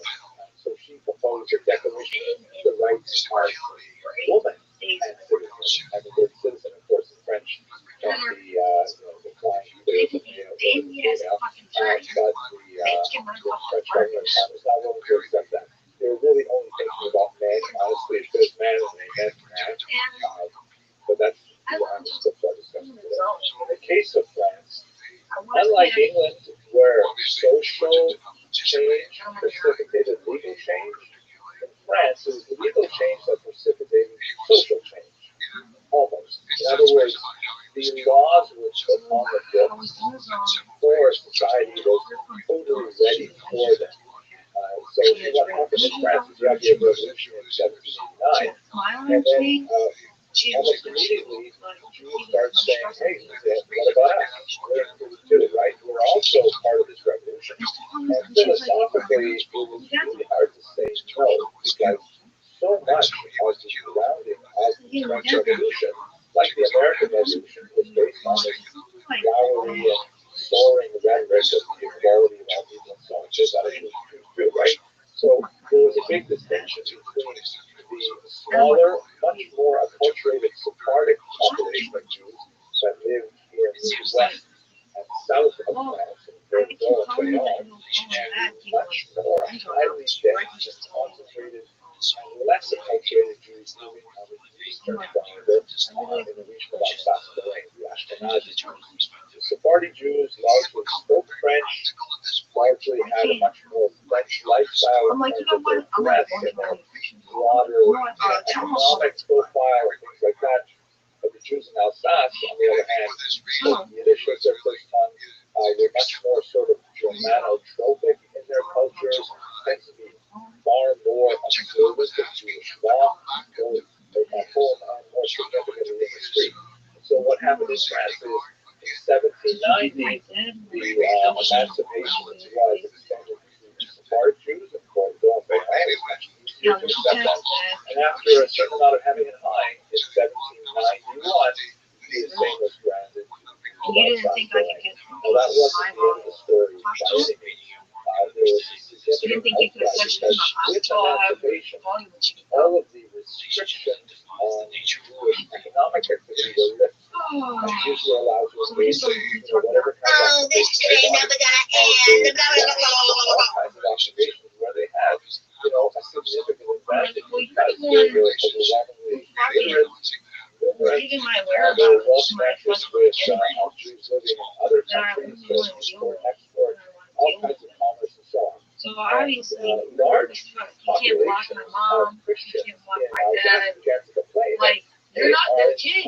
You know what I'm saying? The environment is changing as a result of the must want to get fucked right rushing into fields and, undercutting us with prices and all kinds of things. anyway. So a lot of complaints went to the emperor I was like, Napoleon, I'm telling him, like, who I don't in know about his typically grand What kind do of I way need of money thinking for? about things, said, What well, do I need? obviously Literally we've got to explain to me talk what to I you. need money for right So, now. do they have like a representative I think body or something like that? Do they have If a you can't court? find Like, money, go ask your mother Catholic? for money. And so his advisors told him, well, they have this thing called the Sanhedrin. Yes, I am, because I need to do my laundry. Ancient court That's of what I am. 71 judges Bitch, back in you the really ancient thought. period.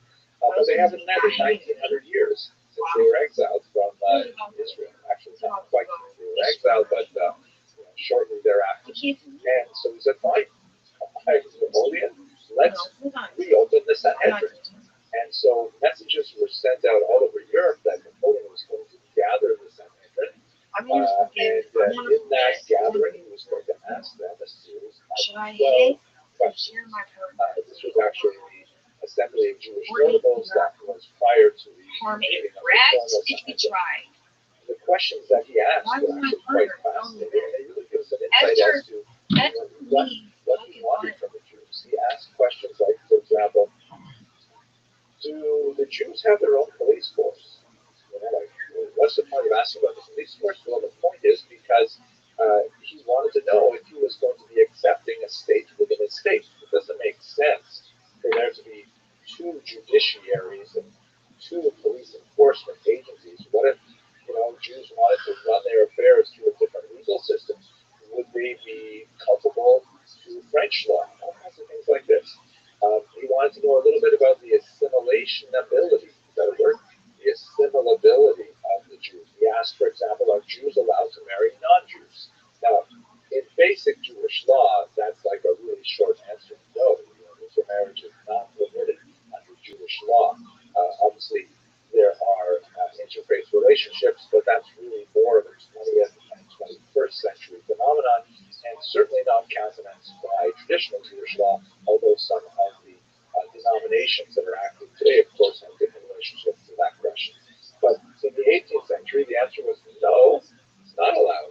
It's fascinating to note that the Assembly of Notables, the later Sanhedrin, which were made up largely of masculine, there was only a very small number of Jews who represented the traditional viewpoint, that's what we would call today Orthodox, and they essentially hemmed and hawed on this answer. They said, well, not exactly, wouldn't precisely be recognized, but, and they essentially, they knew what kind of answers Napoleon wanted, and they provided him with that. I think the most dramatic moment in the Sanhedrin, or the Assembly of Nobles gathering, was when he asked them, would the Jews defend France? Do they consider themselves French, or would they join with their enemies? Now, the fact is that France and Germany are having wars just about once every 30 or 40 years, which means that, God forbid, we're pretty much due for one right now. Let's hope that we put that behind us. But, he was really concerned about those Jews living in Alsace who were, Yiddish speaking. Yiddish is a much closer language to German than it is to French, and that they had all kinds of contacts with Jews on the German side of the border. What would happen if France and Germany got into a war? Who would French Jews fight for? And dramatically, the assembly rose up and said, jusqu'à la mort, they would defend France to the very death. That was the whole idea of it. So Napoleon was satisfied with those answers, and he said, great. So the Sanhedrin became a formal institution, and it was headed by this man, David Zintine, who has an absolutely amazing hat here. I want a hat like that. I think that would be fantastic. He was actually a renowned Torah scholar of the day. He wrote a significant commentary on the Mishnah called Yad David, still studied to this day. And he was one of the more orthodox members of the Sanhedrin that gave it kind of like its weight on the right wing of the Jewish spectrum. There's a lot more to say about how Napoleon directed the organization of Jewish synagogues in France, but I'm just going to leave it at this point because I think we should spend a little bit of time talking about East Central Europe. So in Austria, a document was issued by Kaiser Joseph II called the Konferenzkonferenz in 1782. This was kind of like a emancipation document that sort of gave the Jews of Austria a formal understanding of what their rights were in Austria. And that's very important because rights as opposed to concessions is an extremely important notion and a great stepping stone towards full emancipation. But what happened over the next 100-odd years was really quite distressing and confusing. Austria, like much of East Central Europe, went through a revolution in 1848-49, and that revolution was then pushed back. And the revolution came from the more liberal side of the spectrum. So with the general constitution that was created,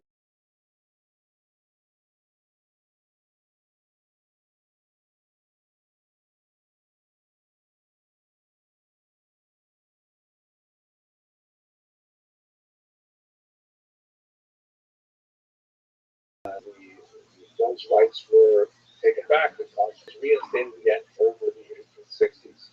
The same kind of thing was happening in Hungary, although you also had very significant opposition to emancipation from Jews themselves in Hungary, led by the Hassan Sofer, a very important rabbi, Rabbi Moshe Sofer, who essentially said that emancipation is going to result in assimilation. He was not at all wrong. Emancipation and assimilation seem to go hand in hand.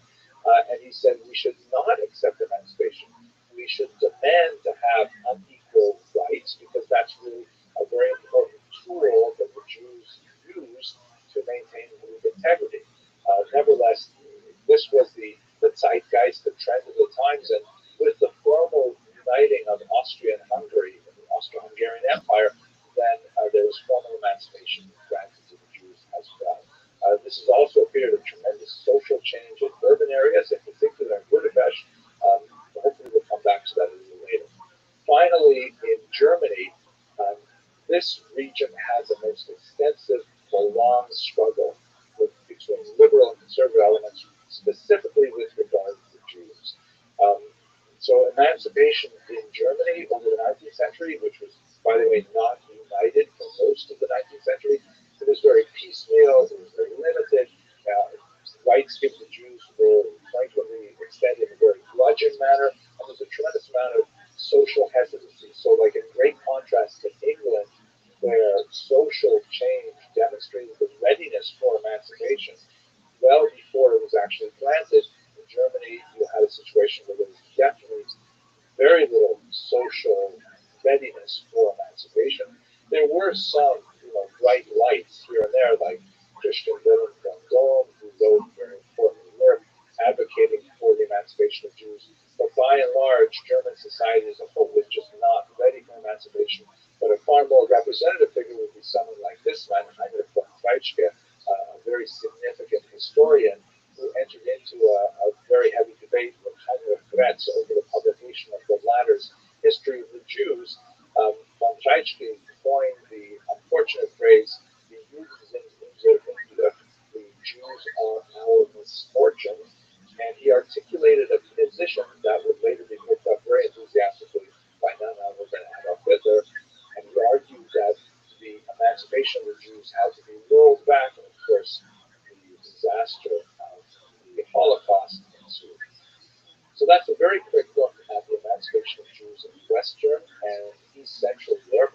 And in the next video, I'd like to look at Eastern Europe, which had a very different trajectory. If you enjoyed this video, please consider subscribing. We have a great learning community that is always expanding, bringing in lots of people who want to study Jewish history. And okay, I guess that's about it. Thank you very much for watching.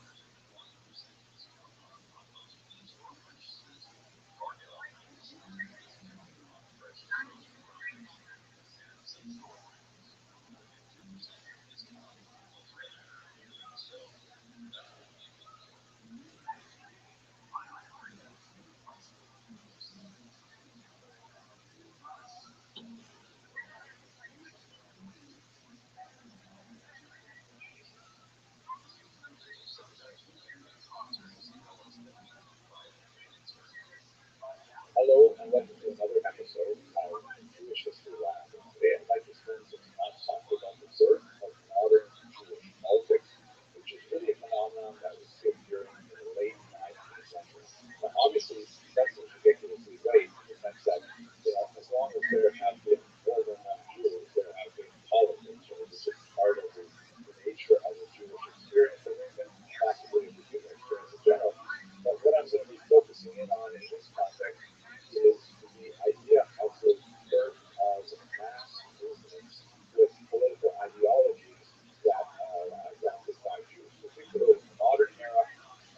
especially because this is a time when democracy begins to make its impact on the Jewish community, and in particular the great mass of population that resides in Eastern Europe, where there's so many more Jews to create that critical mass to move political agendas around.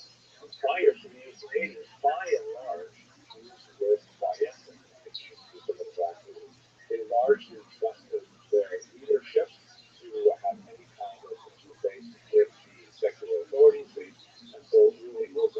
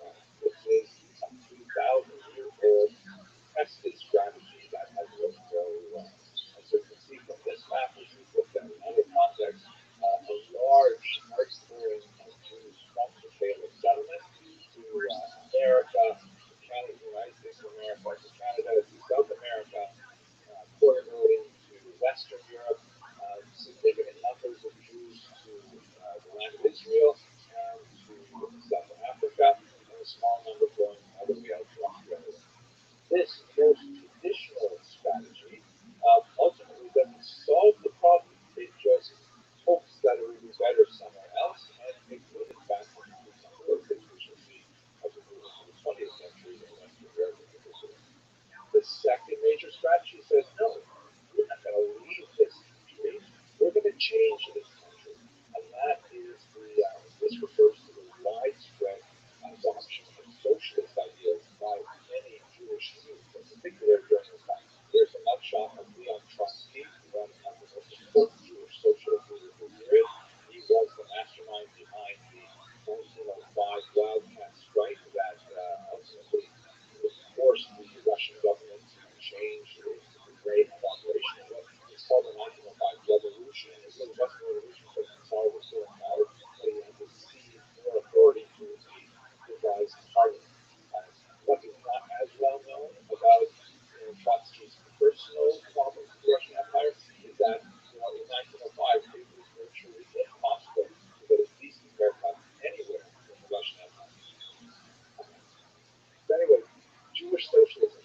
This was something that was antithetical to traditional Jewish values, primarily because socialism, following the ideas of Karl Marx, who was himself born Jewish and baptized as a child by his parents, was rather anti-Semitic himself, a self-hating Jew, and he had lots of terrible things to say about religion in particular and Jews as well.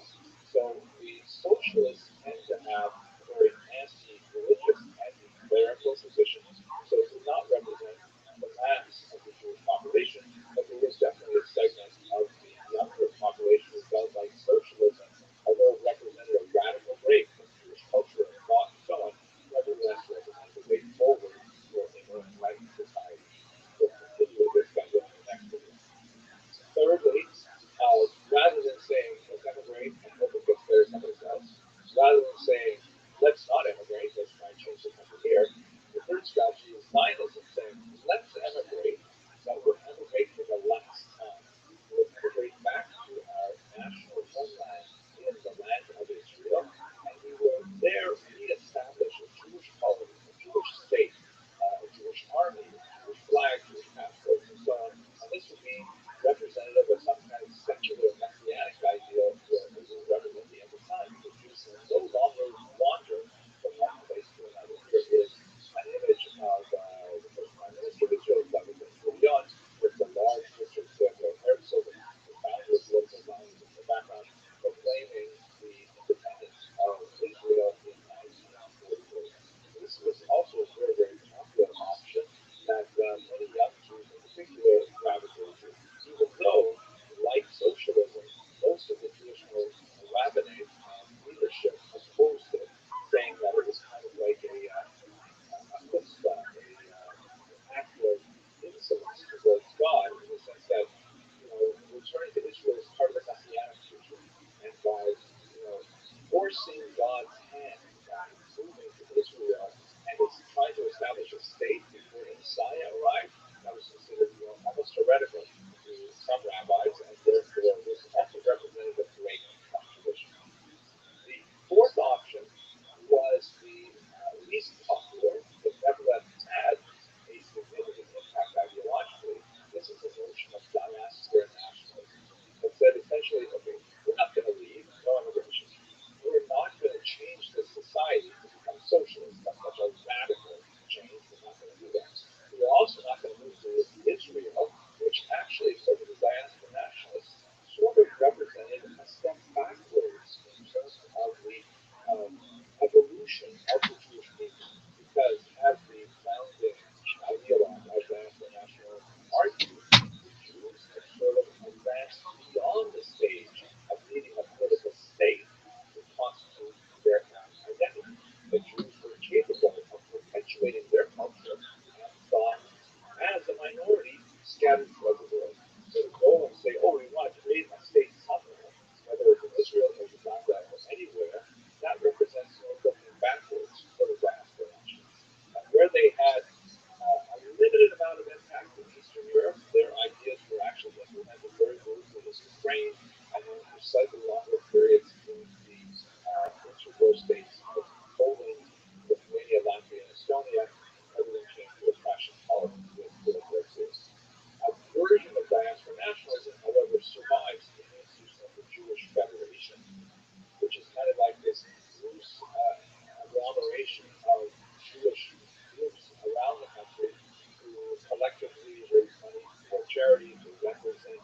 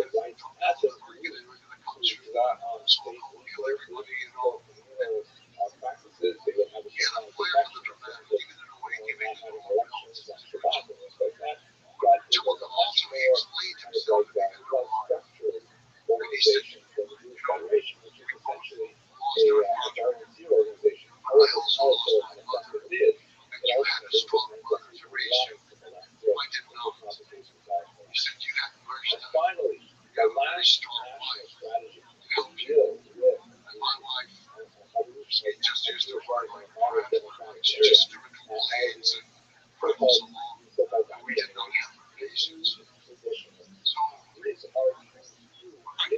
something about that rings true. There were some elements of that that were true. But he told them they certainly didn't have the intelligence and the real genius dealing with people, dealing with soldiers, especially in warfare, that Temujin had.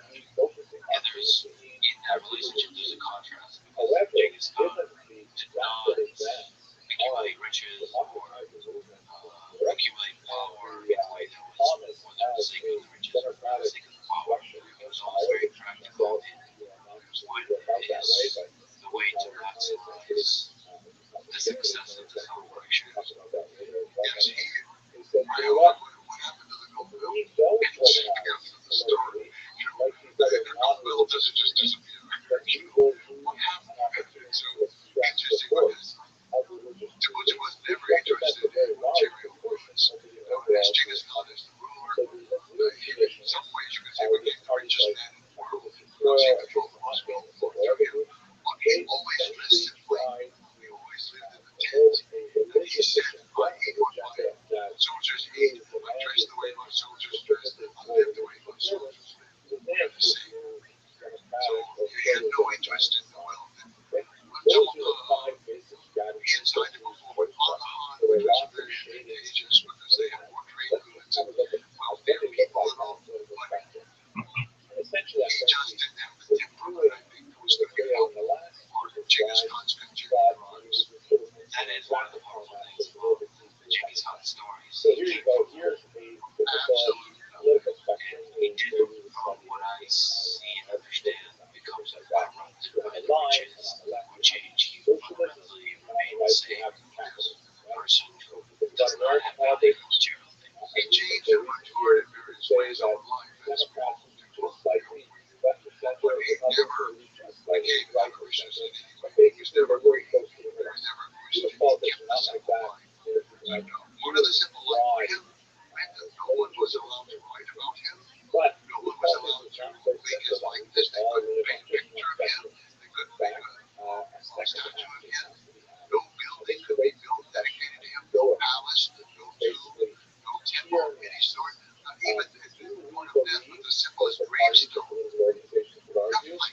Nothing. It's fascinating that a kid, a boy, that doesn't know the world would have the intelligence to understand how corrupting that is. Like the moment somebody builds a statue of you, it's like a slippery slope towards becoming not seeing the world, not seeing surrounding yourself with events that don't tell you the right information, not being able to select the right people to lead the armies or to lead the territories that you conquer. So it's interesting that he had the foresight of don't forge, don't horseshoe, because that's a dangerous road to go down. It's very hard to explain how he stuck to that, how he got it. You're so easily corrupted by power.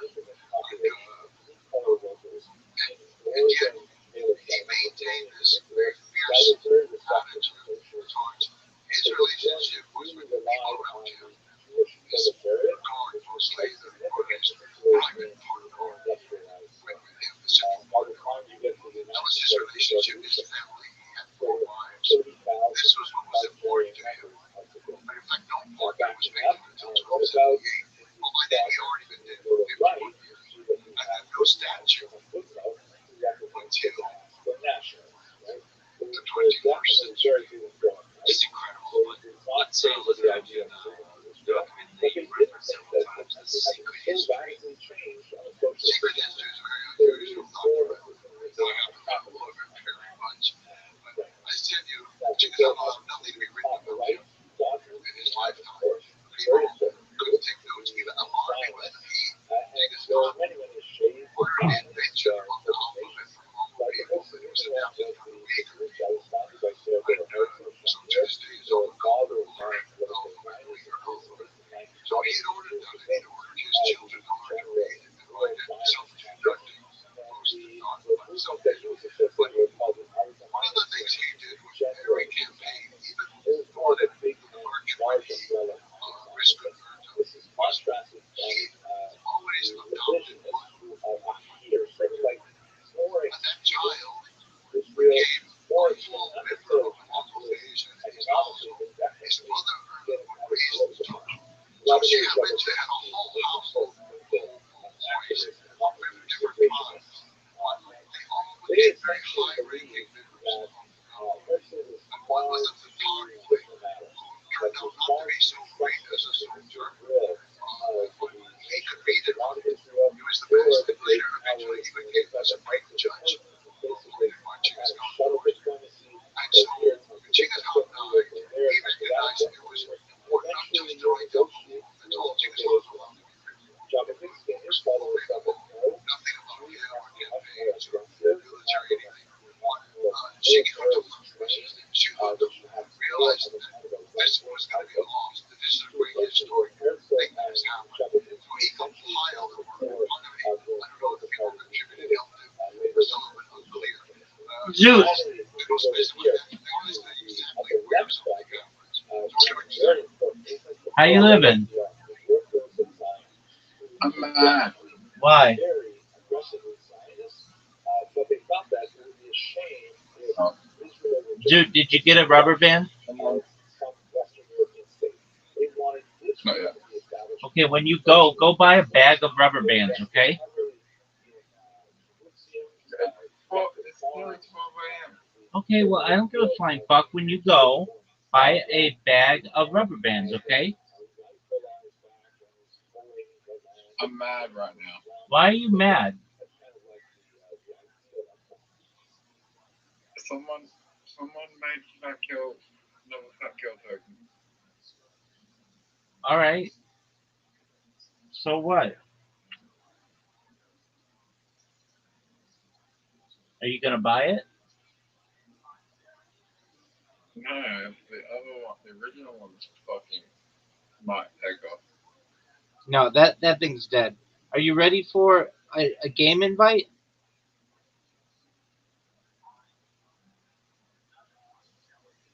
Dude,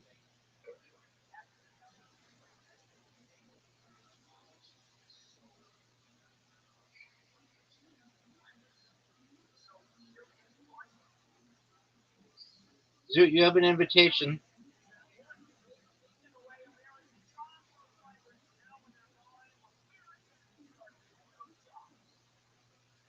Dude,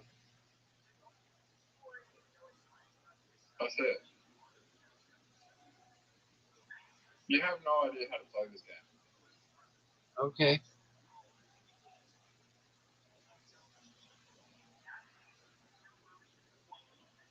None of us really know how to play this game.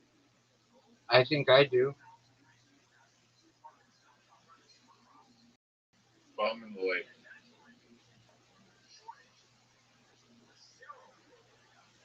Rabbi, What up, pimp?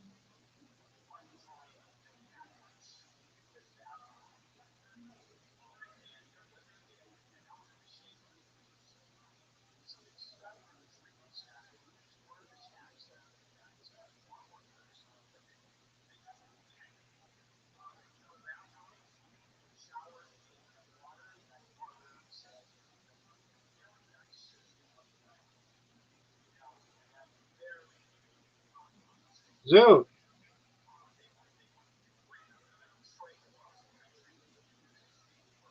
Zoot,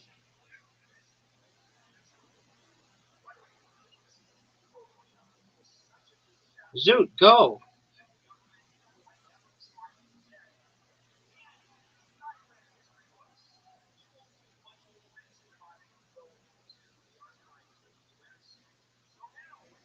How about you, Ron?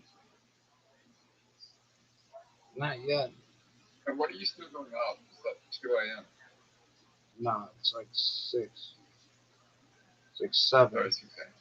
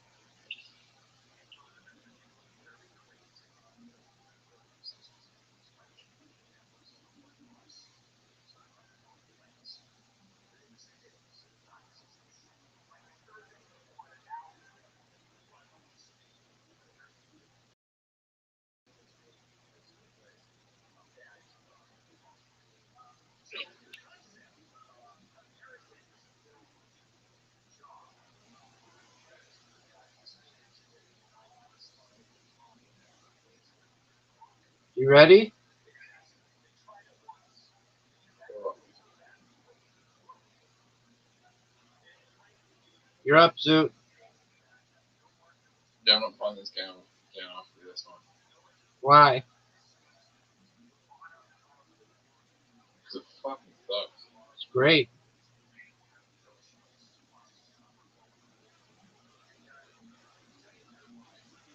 Neither of us know how to play it. I do, and I've beaten you every game. That's not true. Yeah, I have. I've not. Oh no, you're right. We tied one of them.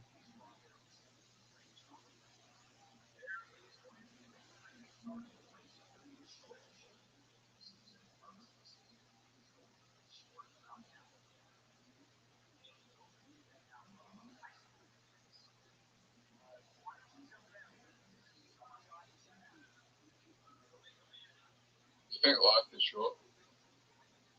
That's a relative question. It's subjective.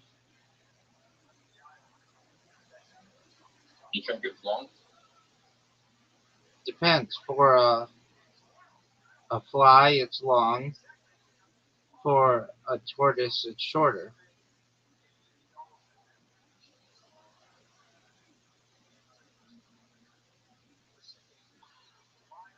Turtles live a really long life. Word dog.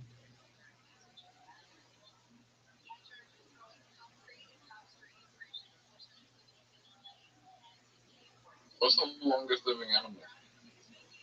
They say that some lobsters don't really die if they're not hunted, so they might live indefinitely. Lobsters? Yeah. But traditionally, it's been the giant Really? tortoise. Yeah, but traditionally, it's been the giant tortoise.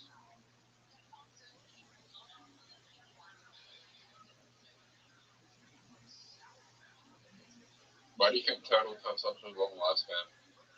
They have a protective shelter to protect them from predators. Also, they live in areas many times where they don't have natural predators. Like they live on an island.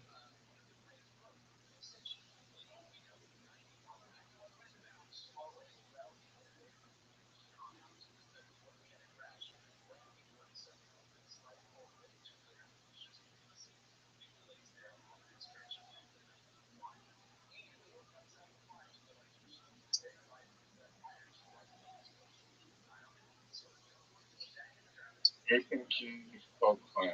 Zoot, you have an invitation.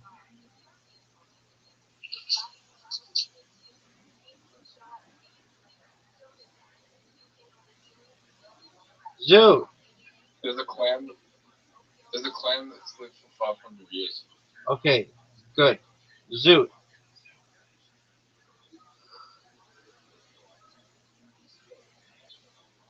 They're like 2,000-year-old trees, even a lot older than that.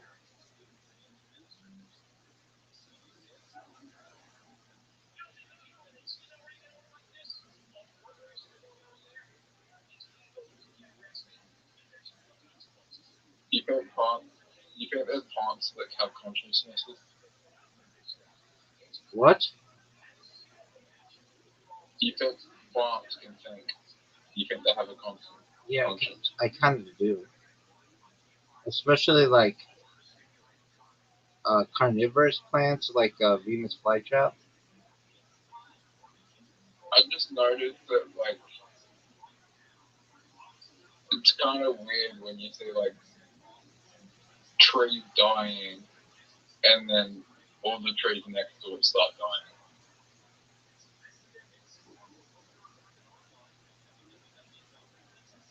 Whoa, you made a comeback. But have you ever seen like trees die and then all the trees next to it just all of a sudden start dying? Like even if it's like been raining. Fuck. Have you noticed that? Okay.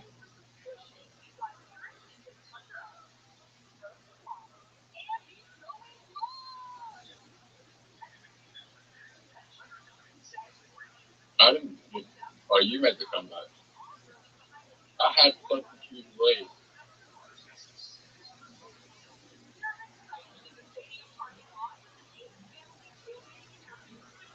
Maybe you're distracted thinking about trees. Okay.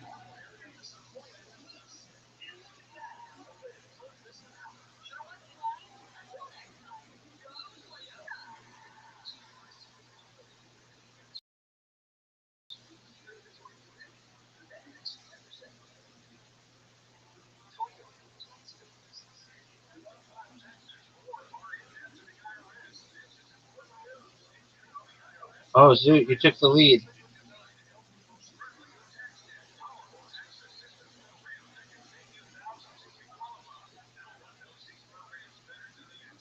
Is the impossible one?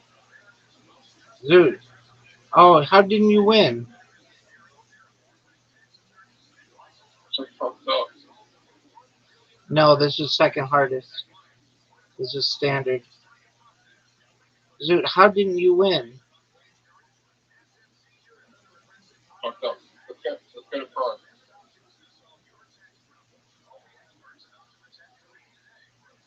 Wow, of any time you were Here's the hardest. gonna beat me, it was that one. Let's go pro. I'm gonna beat you in pro. You're not gonna beat shit. I'm gonna finish pro. No, you aren't. Just a moment, it's gotta load.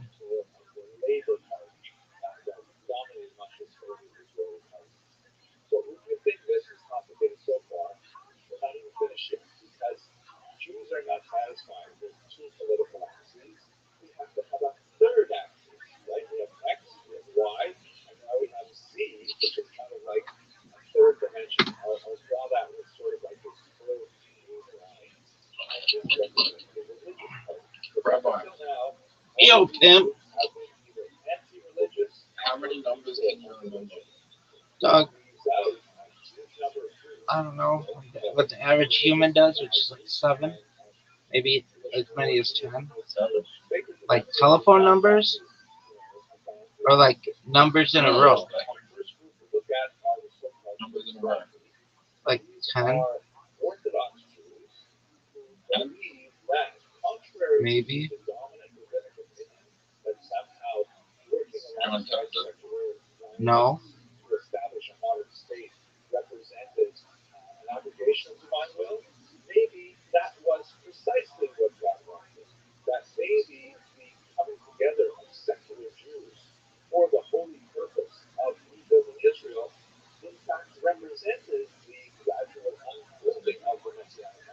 don't know anyone that can remember like large numbers.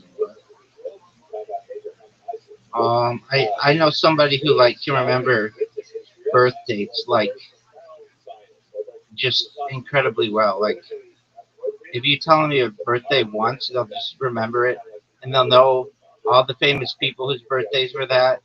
They knew all the presidents' birthdays, all the queen and king's birthdays, all that shit.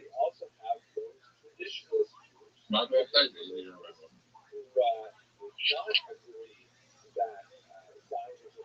You know why my birthday they didn't remember? No, why?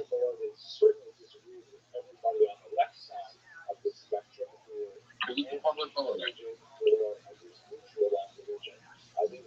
What public holiday? It's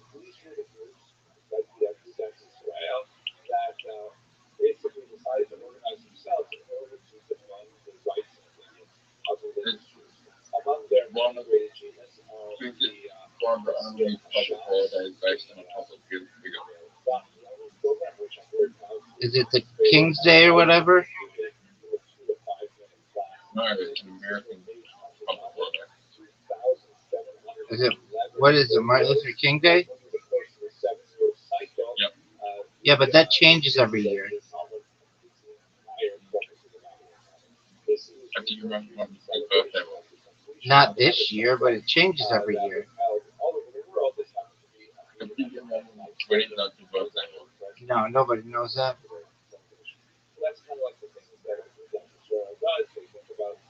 You don't know when your birthday was. Fuck no, nobody in the United States knows that.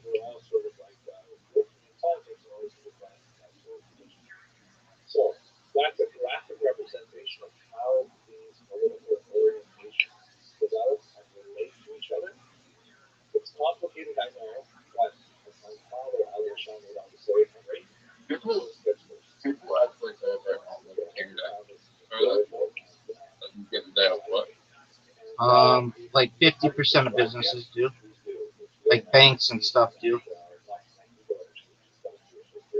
Some schools do. Make sure you click on the little bell button on your YouTube so that it'll give you a notification. Hey, videos happening. You guys are cool in general. Yeah. Actually communicate in real time with the chat. Of course, we have other levels of membership which give you access to other lectures. You get a week off of life. Winter break. Yeah, there's a winter break. Something like that. No, it's usually like 3 weeks. But for a week. Yeah.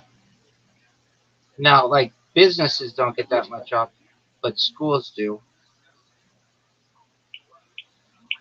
So you have summer break or spring months and you have a winter break for a week.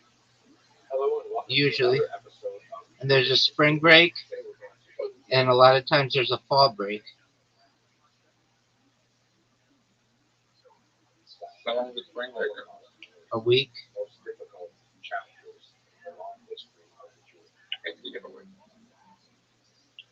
Dude, this last one,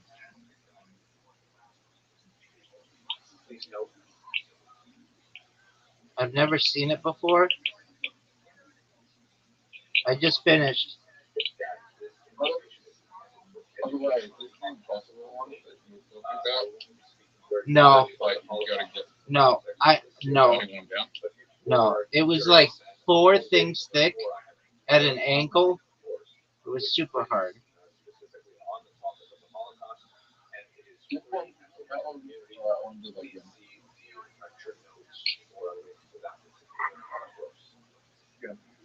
What I'd like to do today is speak a little bit about interwar periods and the Jews. But let us begin first with a discussion of the terminologies. What is this word Holocaust? Where did it come from? And why do we use that term? So the Holocaust itself, obviously we're speaking about the how the holidays work in Australia. How? During World War II. It was such a tremendous In school, foundation you have 4 terms. mentalities that it begged a specific term to try to capture what it is. In the 1940s through the 1970s, various terms were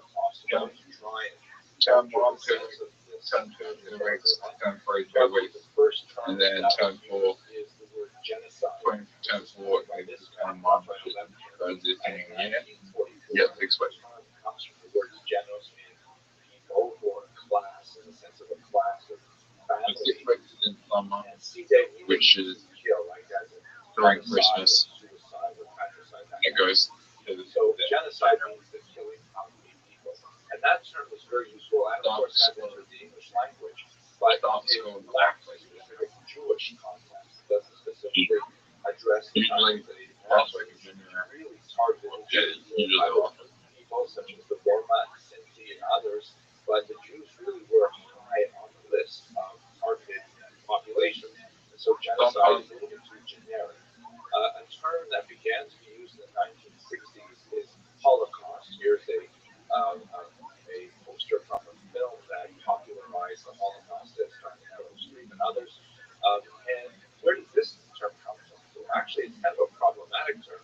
It is a word taken from the Latin translation of the Hebrew Bible. The translation is called the Vulgate. And in Leviticus chapter 29, by the way, it's a different numbering system as well than the Hebrew Bible, the verse in Leviticus uses the term Holocaust as a translation for the Hebrew term olah, which means a sacrifice that is completely burned up. And in the verse in Leviticus, it talks about offering a Holocaust with a pleasing order to God. Now, the term definitely has some value to it. It definitely has a sense of everything being burned up, even though, the majority of the victims in the Holocaust were not actually burned to death. They were gassed to death or shot and others, but still, it does have some kind of totality to it. But at the same time, it has theological problems. Like, are we actually going to say that if the Jews are serving as the sacrificial lamb, so to speak, what does that make the Nazis? And how do we say that connects to God perceiving a pleasing odor? And this is a very problematic term. So for that reason, many religious thinkers prefer not to use the term Holocaust, and they rely on the Hebrew term korban, which means destruction. And that term korban is specifically connected to the destruction of the temples in Jerusalem in 586 before the Common Era and in the year 70 of the Common Era. So for religious thinkers, the term korban is definitely popular, but it also adds a kind of religious coloration that is problematic for more secular users. In Israel, the most popular term is undoubtedly Shoah, also a Hebrew term that occurs in the Bible, but it does not have that same connotation of connecting it to the destruction of the temples and the, theological baggage that goes along with it. One last term. We should be careful because some of the terms that are used, I personally think, are rather offensive. For example, use the term extermination, the extermination of the Jews of Europe. Extermination is a term used for vermin, which plays right into the Nazi ethic with regards to destruction of this population of people. But there are certain terms like final solution and Lösung, which were actually coined by Nazis themselves. Here you see Oh no, Zoot, we're on the same one. This one's hard. Use terms like the end seal, end goal, things like that. So Holocaust is a difficult term to use. It has some problems with it, but nevertheless, it is the term that has become most popular in the English language, and so therefore we use it for expediency. So when we go to the historical data here, the Jews in Europe at this time, you can see this map, which comes from the United States Holocaust Memorial Museum.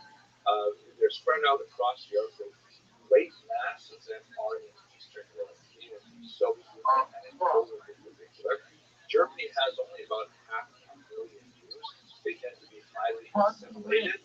They tend to speak very well, dress like Germans, tend to have less outward adherence to traditional Jewish observance, whereas when you move to the east, you have a lot more of the archery of traditional Hasidic and Lithuanian Jews who are much more obviously Jewish. But that didn't stop anti-Semitism from spreading in Germany in particular. In fact, a lot of the anti-Semitism the Nazis relied on had a specific coloration. We've spoken in previous lectures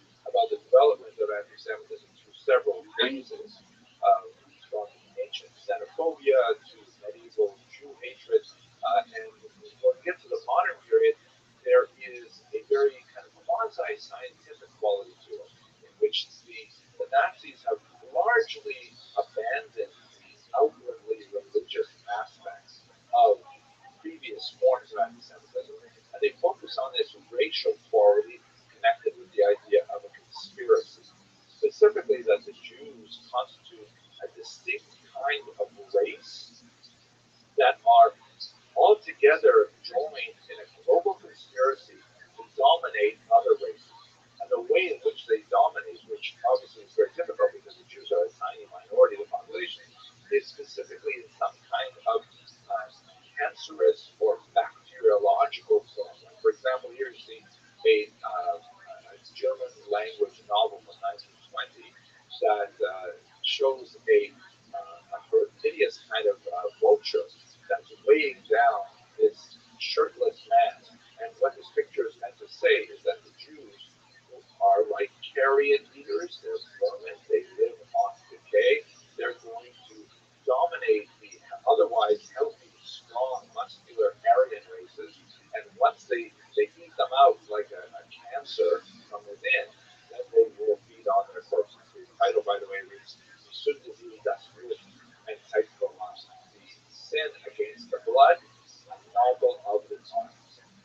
And the fact that the Jews of Germany were much more assimilated actually fed into a lot of this, such as, for example, you see this really bizarre form of children's propaganda published in the 1930s by Elvira Bauer, a really twisted kindergarten teacher. That was a good one. This is a book for children called Gift This, the poison toadstool. Right? And the thing about toadstools is that they look like mushrooms, but unless you are very careful and you know the signs, you will always mistake them for healthy mushrooms. And you might eat one of these, but it's actually poison. So the metaphor goes that the Jews look like regular Germans, but in reality they are quite distinct, racially different, and they represent a threat. And that's the kind of thing that goes on in that particular piece of propaganda.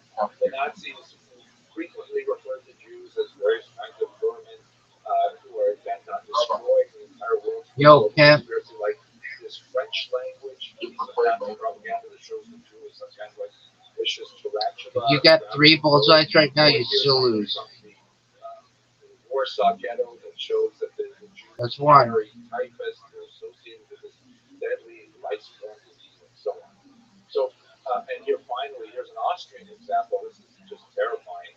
Again, from the elections of that early interwar period, the Jew was portrayed as some kind of like devilish Get a snake bullseye. who was strangling the Austrian bugle. And the image reads in German, Deutsche Christen retten Österreich, which means German Christians save Austria, right? Meaning you have to vote for the Bloc Party in order to save Austria from this Jewish state, who, by the way, is associated with the communists, because you see the hammer and sickle are lying underneath them. So that's the kind of atmosphere that Hitler Dude, you have an invitation. Dude, I won. You have an invitation. Hitler had a difficult relationship with his father, who was much older than his mother. And when his father passed away at 18, that allowed Hitler himself a little bit more freedom because he had always wanted to be an artist. He had some middling talent. Here you can see some of his artwork that's actually available on the web. Unfortunately for the young adult, he was not especially talented, and he was rejected from the Vienna School of Art. Some rejection that stung him bitterly, and in fact, he complained about it in his memoirs later. He felt that somehow his rightful place in the Vienna School of Art was taken by a Jewish applicant, and this idea of the replacement theory, that Hitler felt he should have been in the Vienna School of Art, but a Jew had replaced him. A Jew had, supplanted his rightful place in the incoming student body. That's something that, by the way, reverberates throughout a lot of white supremacist thought, right up into America in the early 21st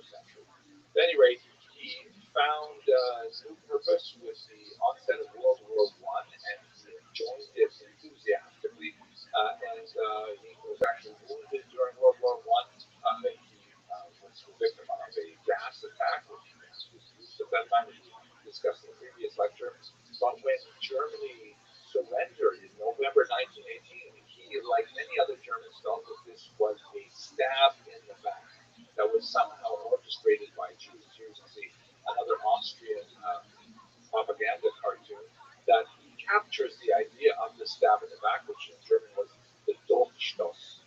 You can see by the way, I'm using some Austrian materials here. We should mention that Hitler himself was actually an Austrian. And Austria and Germany, although they are separate countries, they are really in one larger cultural unit. Austria would join with Germany in the Anschluss, and they prosecute the war together. But that's Zoot, you have an invitation. Here is an Austrian. Go, big dog. The anger that many Austrians felt over the surrender in World War I.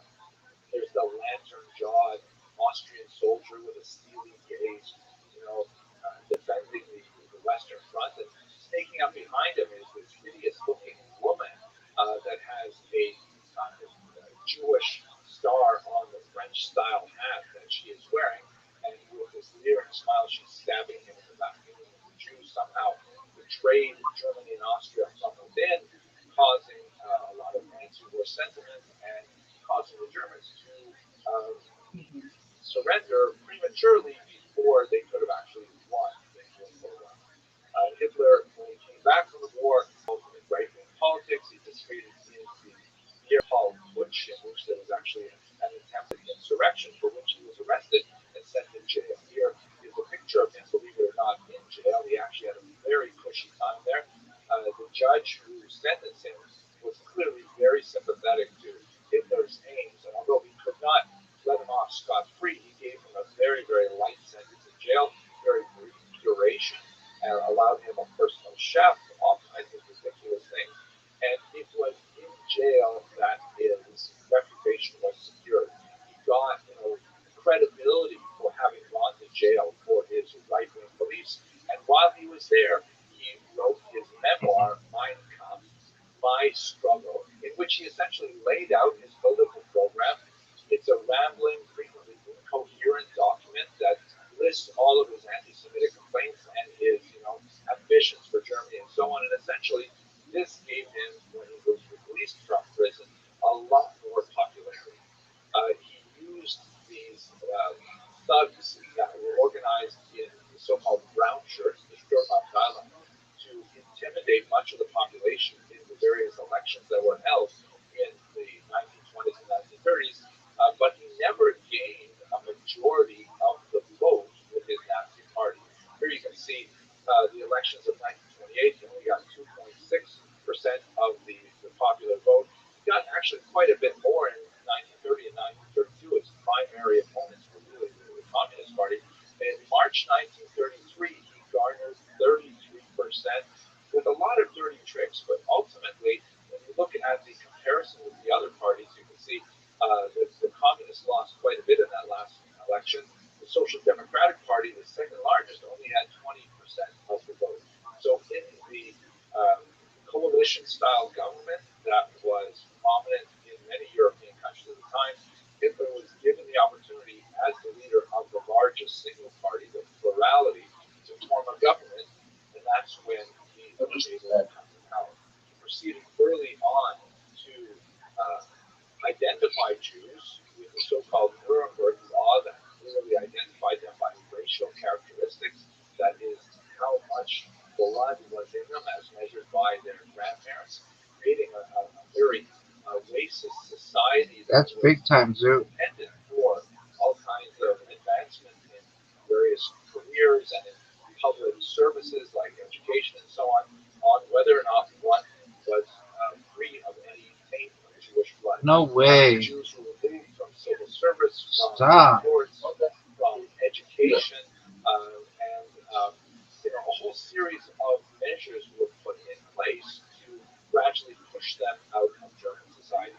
This culminated in a dramatic attack, the largest attack of its kind, it's called Kristallnacht, in 1938, where there was really a nationwide pogrom against Jews, a widespread attack, widespread burning of synagogues. The name itself, Kristallnacht, comes from broken glass that filled the streets of German cities.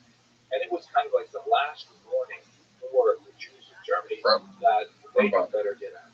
The difficulty was, although many move. quite willing to leave Germany, and a large number of them did. There are very few countries who Rabbi. actually accept them at that time. As immigration quotas I were don't imposed, understand. and fewer and fewer Jews were able to I don't stay think there and elsewhere. that We're going to came down continue onto me this one. the onset of World War II and the Holocaust. Go, Zoo. Thank you very much for watching. That was the best movie we made. Yeah, because I'm amazing. Rate that move. Sucks. What about this move? The war broke out on September 1st, That move sucked. Do you know why that move sucked? Because it helps you. Oh no, you just won.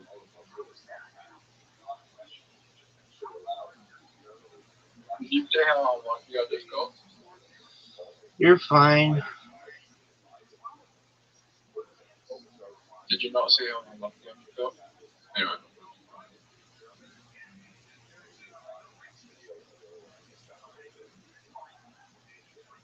I kind of just got lucky.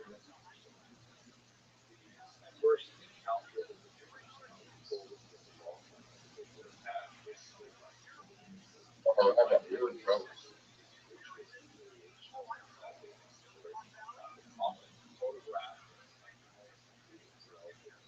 You know why you're in trouble?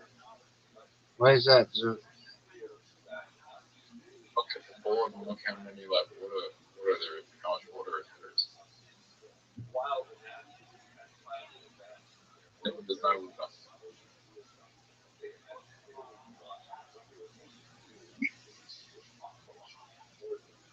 Yeah.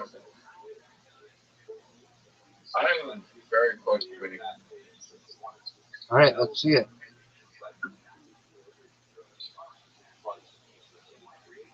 I'm going to preface this today. This is going to be the highest risk shit.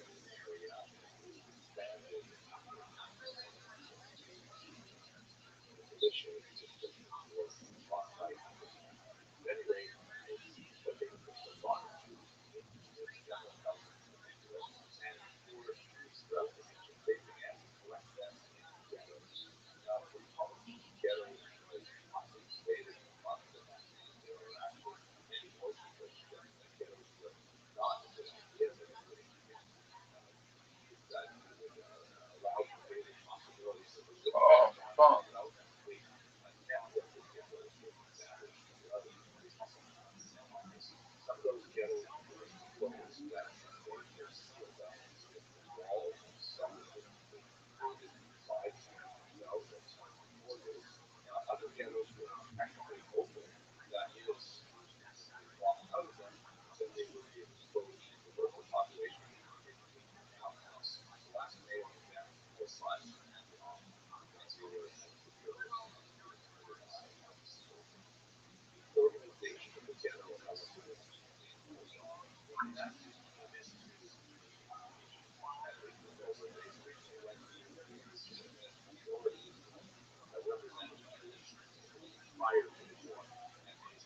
Rabbi, Yo, pimp. you're a cunt. What do you want me to do, baby? Henry's going to lose.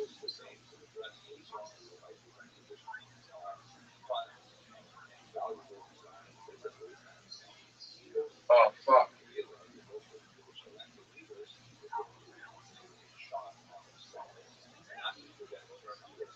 All right.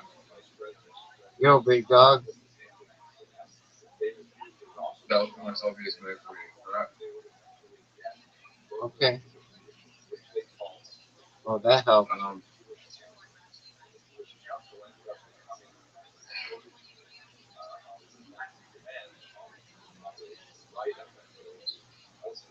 Fuck. This is bad. No one is that. Why is that, big dog? Because I should have won.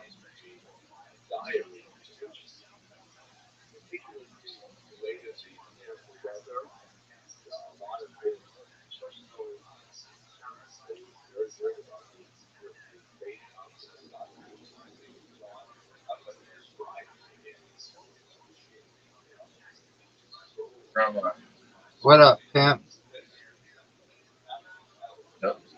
that's not going to help you.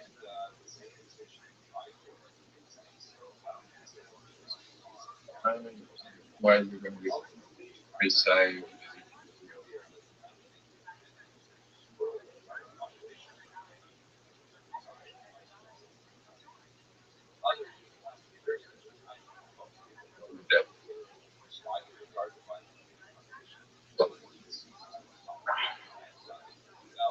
Fuck.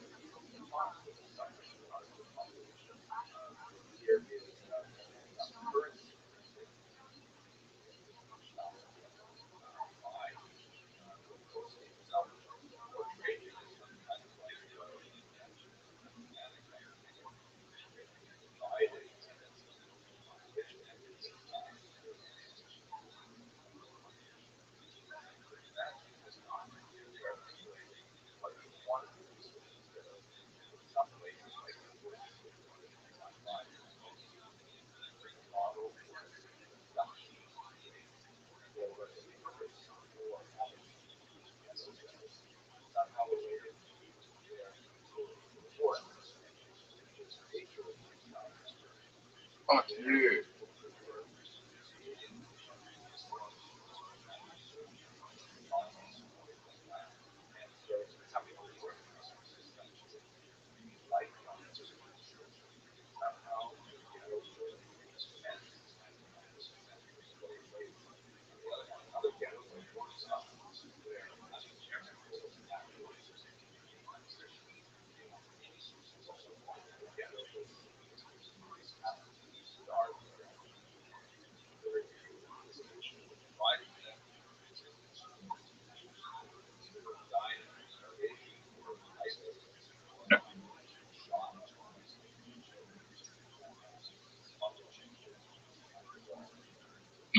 Fuck.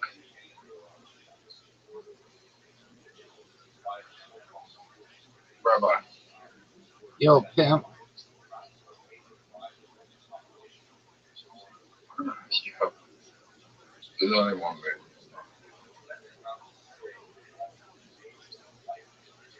You know what your best man? That was the worst thing.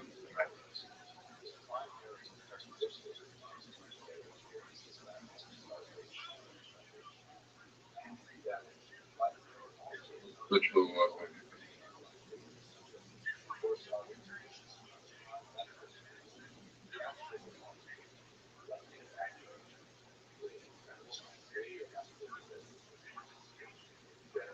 You ready, Rabbi? Yes, sir.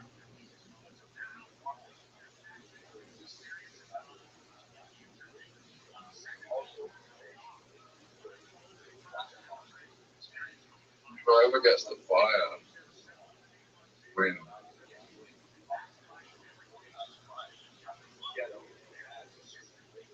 Oh, fuck. Come on. I can't do what I want to do. Oh, you can't? No. Oh, an extra move?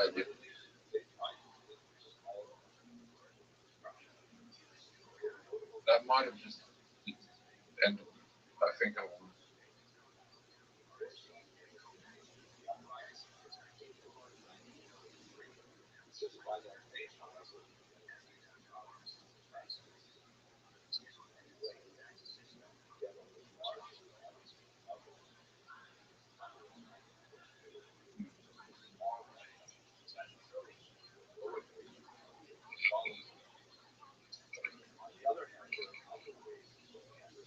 One second.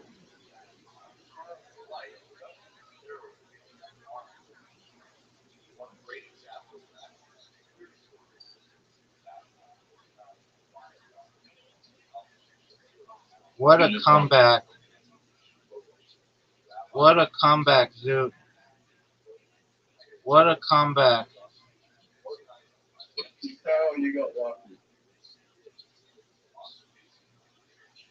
Did you get lucky? What? I'm good, baby. All right, dude. I got to get some sleep, big dog. Come back tonight.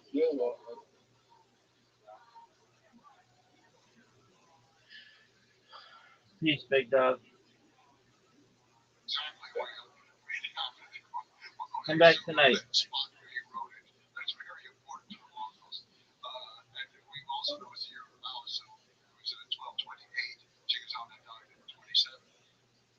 he wrote down, it begins with what we would say are the myths, all the origins of myths. It begins with the marriage of a great with the Ptolemy deer. Some people say, well, that's the myth.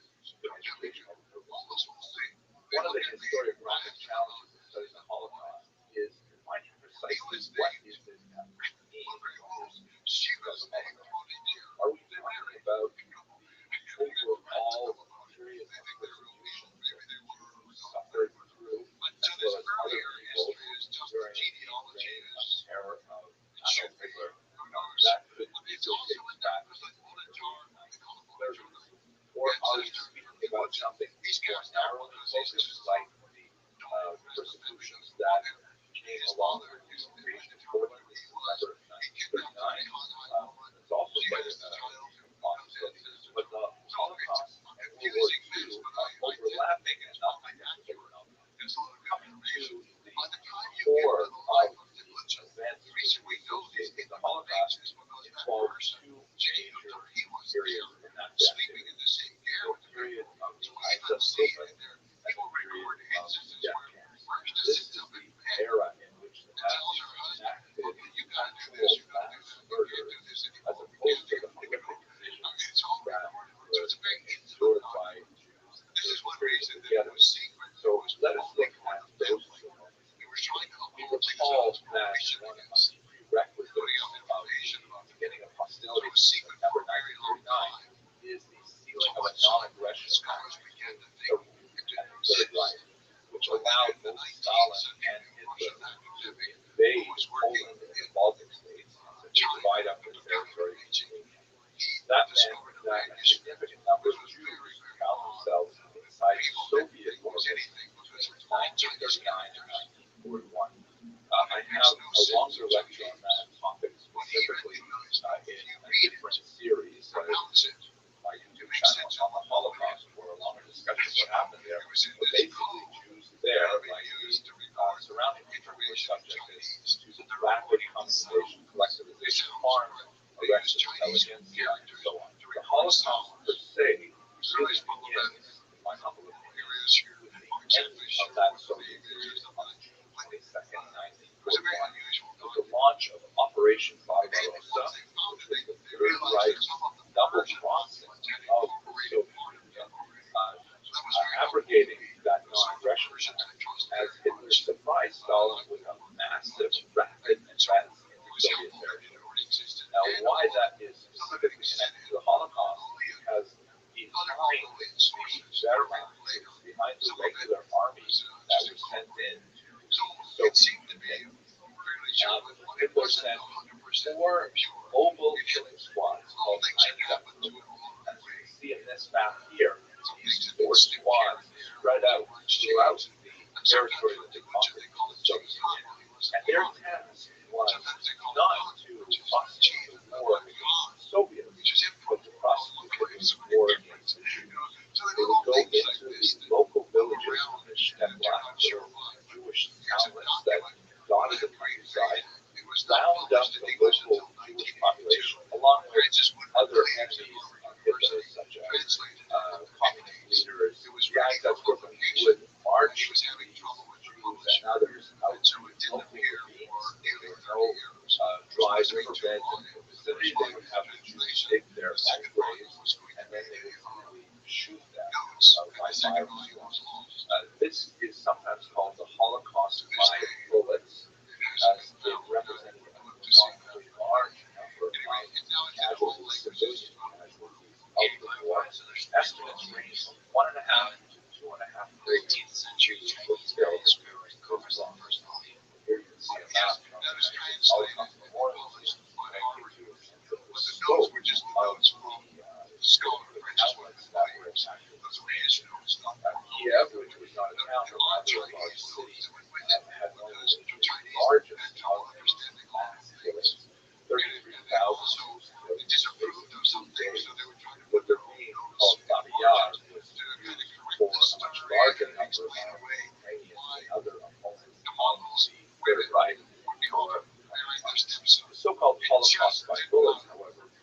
a very efficient and psychologically a very convincing form of massacre. So the Nazis looked to a new way to rid themselves of the Jewish problem, so to speak. This was discussed at a conference that took place at the resort Day on January 20th, 1942. So it was a rather late date. The war began in 1939, Operation Barbarossa, which represents the first mass killing of Jews. The only thing that comes close to this before that would have been Kristallnacht in 1938, which had about 260 Jews killed. Now we're talking about hundreds of thousands of millions of Jews killed in Barbarossa. But that was not fast enough, and it was too hard on the psychological makeup of the soldiers who were engaged in these killing deaths. So on Monday, this conference, which was chaired by Adolf Eichmann, shown here, they drew up a list of all of the Jews in Europe, a terrifying list. In my humble opinion, perhaps the most terrifying document to rely on German archives of the period. And you can see from this list of countries that included countries that have not yet even been conquered by Germany, such as, for example, the United Kingdom, and it included even 200 Jews living in Albania, giving you a sense of just how determined Nazis were to hunt down every last Jew of Europe. They counted up 11 million Jews, and from the Monday conference, it appeared that these would massacre all of them. The means to be used was gas poisoning, which they had already been experimenting with for some time. Kelmno was one of the regions where a gas chamber was constructed in order to see if they could scale this up. And in fact, the Nazis committed themselves to do so at that Monday conference. Here is a map that shows you the 6 so-called extermination camps. Like that term. The German term was Vernichtungslager, which means make into nothing. Destruction camps, or perhaps simply death camps. These 6 death camps, were situated in and around Vienna, which still had a very large concentration of Jews in ghettos. And they were very different in terms of camps from the concentration camps, which were set up from the early 1930s. Unlike the concentration camp, which held largely non-Jews, particularly in the early period and political enemies of Hitler, the concentration camps were horrific, awful places, with a significant death rate of people dying from starvation and abuse, but they were nothing like the death camps. The death camps were intended primarily for the purpose of creating death. They were factories of death. Many of them had satellite camps that were used for slave labor, but it only represented a very small proportion of the Jews who were interned in these camps. Here you get a sense of the process of deportation from all around Europe, including regions that were conquered at the very end of the war, when it was clear the Nazis were going to lose World War II. Places like northern Italy and Hungary were distorting their last-ditch attempt to be murderous many Jews as possible. What was the process? Jews were rounded up and placed on cattle cars, some 6,000 a day to Warsaw, and then when they disembarked, often after a terrifying and horrific long journeys from places as far away as Paris, where many of them died actually en route, they disembarked and they were subject to selection, where those small numbers of Jews who were healthy enough to work in the slave labor camps were isolated and sent away to those satellite camps. The vast majority of the rest of Jews were shorn of anything that could possibly be of value on their person, not only their personal belongings, but also their prosthetic limbs, eyeglasses, gold teeth was taken from them. And they were sent to these gas chambers where they were made to think they were being sent to be deloused, lice removed from their bodies, which was very common in many of these camps. And the Americans later would use violent fight from troops and from prisoners. But in reality, the gas that was used was a cyclone day, a rat poison that was poured in typically through the roof, and then Jews were exposed to it and died under 30 minutes or more asphyxiation. Then bodies were sent to crematorium and to get rid of the huge number of corpses, perhaps 1,500 a day in Auschwitz that would pile up. The crematoria, however, were very inefficient, and frequently the bodies simply had to be burned out in open air. So a small number of Jews who were sent for slave labor were sent to barracks and labor under unimaginable conditions. The vast majority of them died within a very short period of time because they were considered disposable. But those Jews who survived the Holocaust in these camps were typically the Jews who were not immediately processed or gassed, but rather to live because they were enslaved. Other Jews were selected for medical experimentation or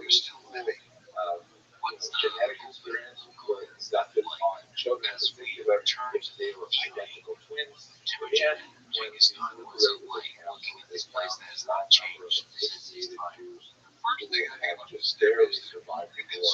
This is one of the most horrific chapters in Jewish history. There's no building, nothing to stop very much for life. And it's like being in the ocean in many ways. So you have this extremely open space, and the wind is usually blowing through it. But it's extremely fresh. It's coming out of Siberia, it's coming out of the Arctic. It sweeps down across Mongolia. Cold is the thickest sometimes, but it's always fresh, always fresh. So you have the wind coming in. You have the smell of the wind, but also then there's grass. The smell of grass becomes very important.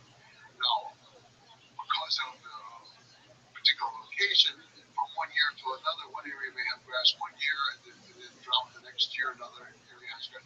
So you don't always know. If it's not grass, it's dust.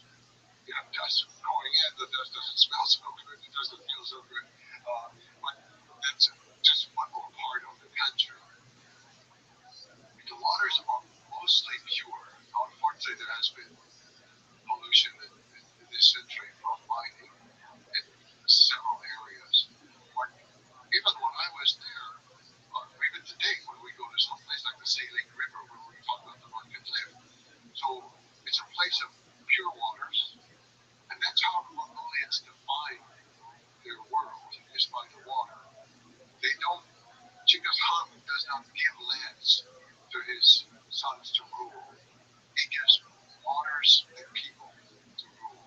They do not refer to the earth as land, they refer to the earth as Dale, ocean, the sea. And so water is very important. But to learn the rules about water, you don't camp by water. If you camp by water, your animals and you are going to be polluting it, messing it up. So they're back, maybe in our modern terms, about a kilometer back. You take the animals to the river to drink, and then you take them away. You do not bathe in that river. You take the water away from the river, and you bathe away from the river, so you do not pollute the river. The rules are very strict and very clear. That from the time of Genghis Khan, about how to deal with. But also, it's dangerous to impose the river because there are flash floods in the summertime. You can suddenly have it, and it can wipe away if your camp is right there by the water. So the people, they live with nature in a way that I don't see anywhere else in the world. And even today, with the changes with the cell phone and with solar panels, they can get TV out in the middle of the step. Still, they're living a similar life. The young people, of course, want to drive a motorbike, but they're still herding cows and yaks and camels. If it's on a motorbike, okay, they're still doing it the local way. But then if we go to the time of Temujin, of Genghis Khan, another component is the horses. We talk about their relationship with the horse and thinking about this open steppe. From a young age, they've been, all Mongols were trained to master riding horses, as you write, while standing on the horse. They learn how to ride while standing on the horse from a young age.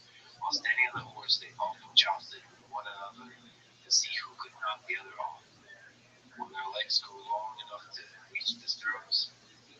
They were also taught to shoot arrows and to lasso on horseback, making targets out of leather pouches that they would dangle from poles that they would blow in the wind.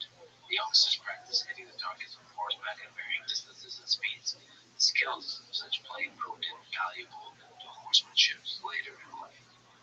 Can you speak to the relationship of Genghis Khan and the Mongols to horses? The Mongol and the horse are inseparable. I wrote one line in the book to the editor removed this that was insulting. I said the Mongol and the horse, they live together, they know each other with every twitch of the muscle, and they smell the same.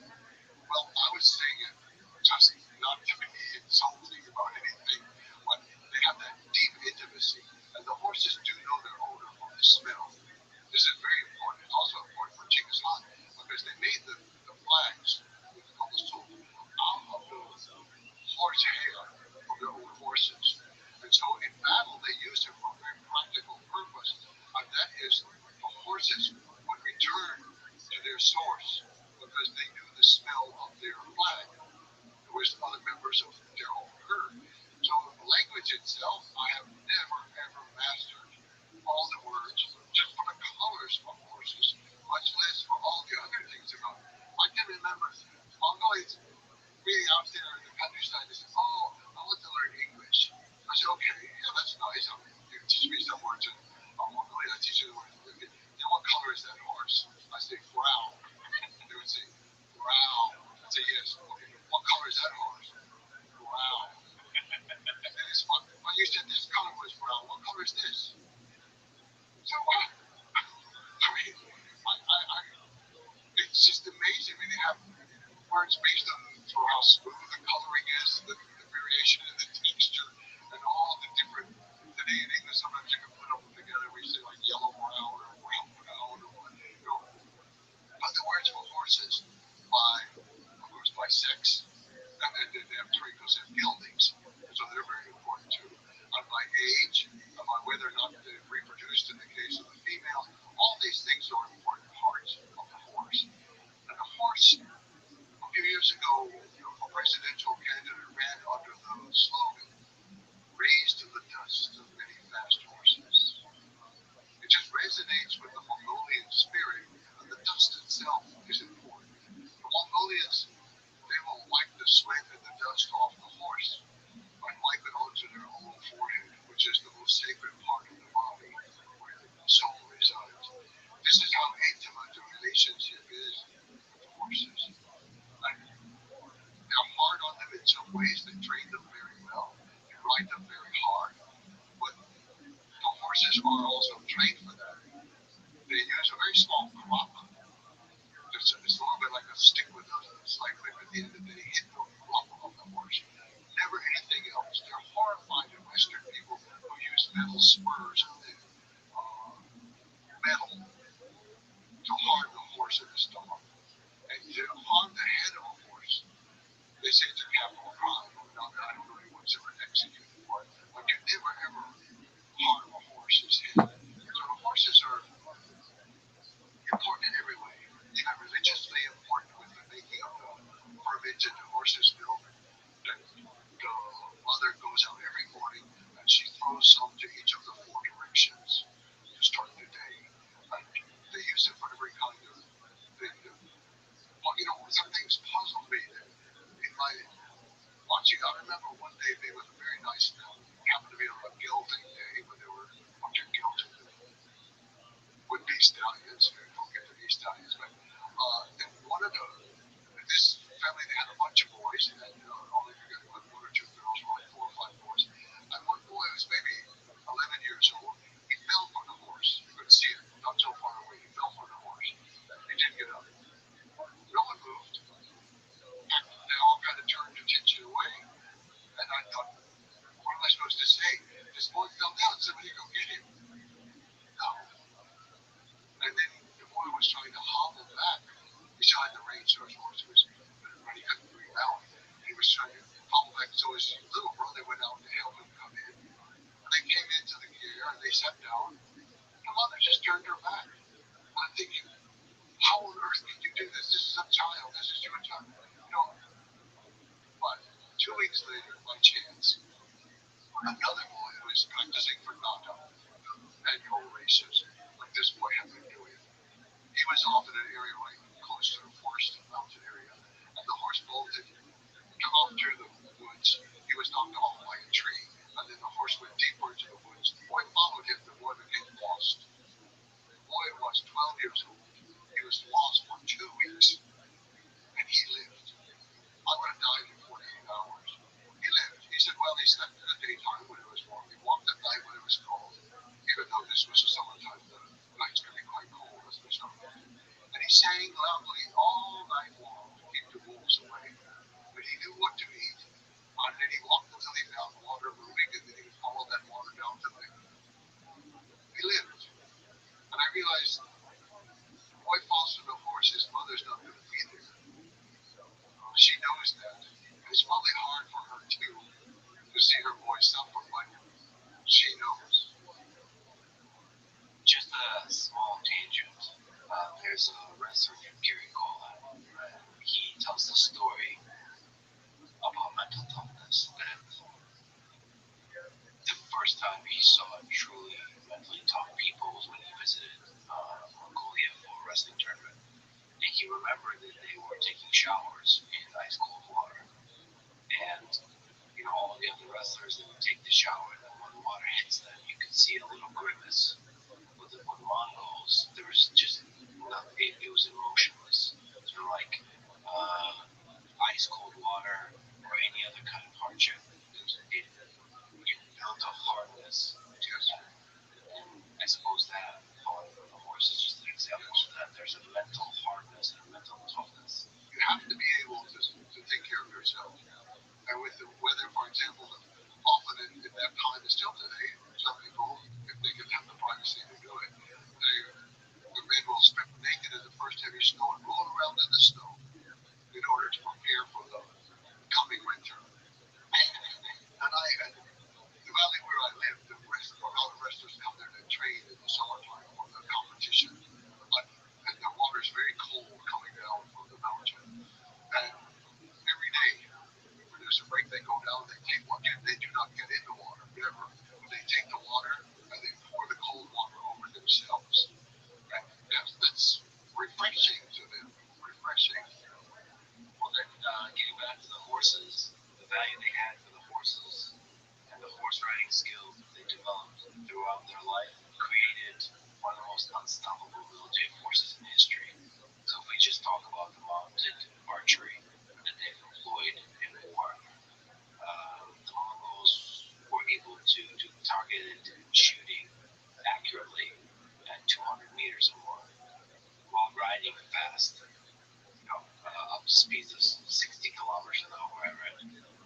So, a lot to say. Like, you have the time, and just watching some of the videos, it's just incredible how stable you can be on top of a horse. And I guess you're supposed to be shooting in a moment of the gallop when all 4 feet of the horse are off the ground. Because you have to time all of that.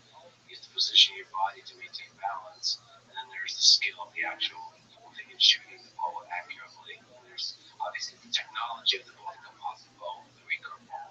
They've also used crossbows later and adapted the technology.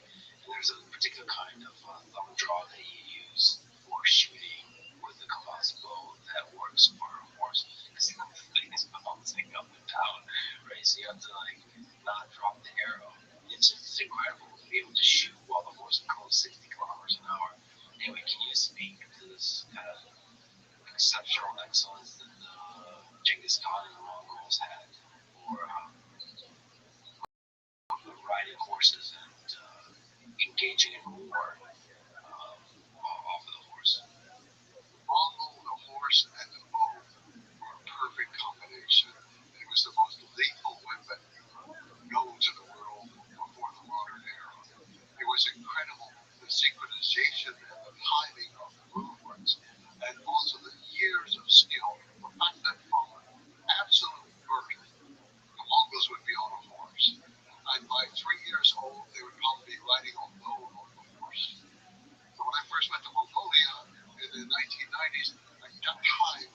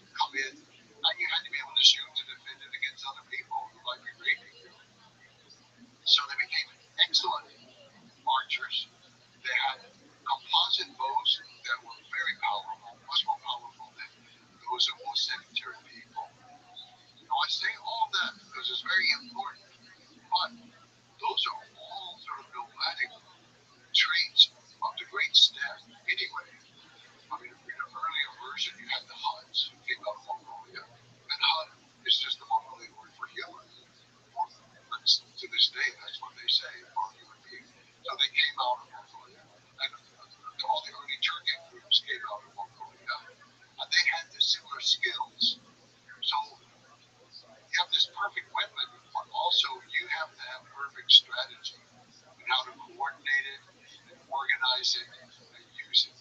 And this is where the genius that I cannot explain at all, but the genius of Genghis Khan came in. Other people, I think, had been very good in earlier times, a number of Turkic leaders, and also, or even Attila the Hun, who, of course, was actually born in the West. But they were charismatic leaders and very dramatic leaders. And it wasn't that they were so excellent in their strategy. They were very good in warfare, and that's what carried them through. Genghis Khan's army was extremely good in warfare, but small. He never got probably above 100,000, the most 110,000. That is small. When you're going against China, it has millions just in the army, not counting the country, and you're going against Russia, and you're going against the Middle East and Persia and Afghanistan, in these areas. Your whole army has to be as finely tuned as each rider, each bow, and each horse. That's the weapon. But the army becomes the super weapon of Genghis Khan. How he organized it, and how he used it, and the strategies that he put together. Yeah, when you have a small army, just think about that. A small army that conquered the world. It would fit in a stadium today in America.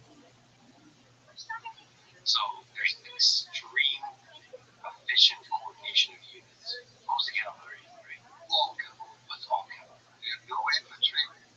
Then he had no baggage train. He had no backup commissary. Early on, no engineer corps. Later, one was added much later. But no, all cavalry. And so there's light cavalry and heavy cavalry.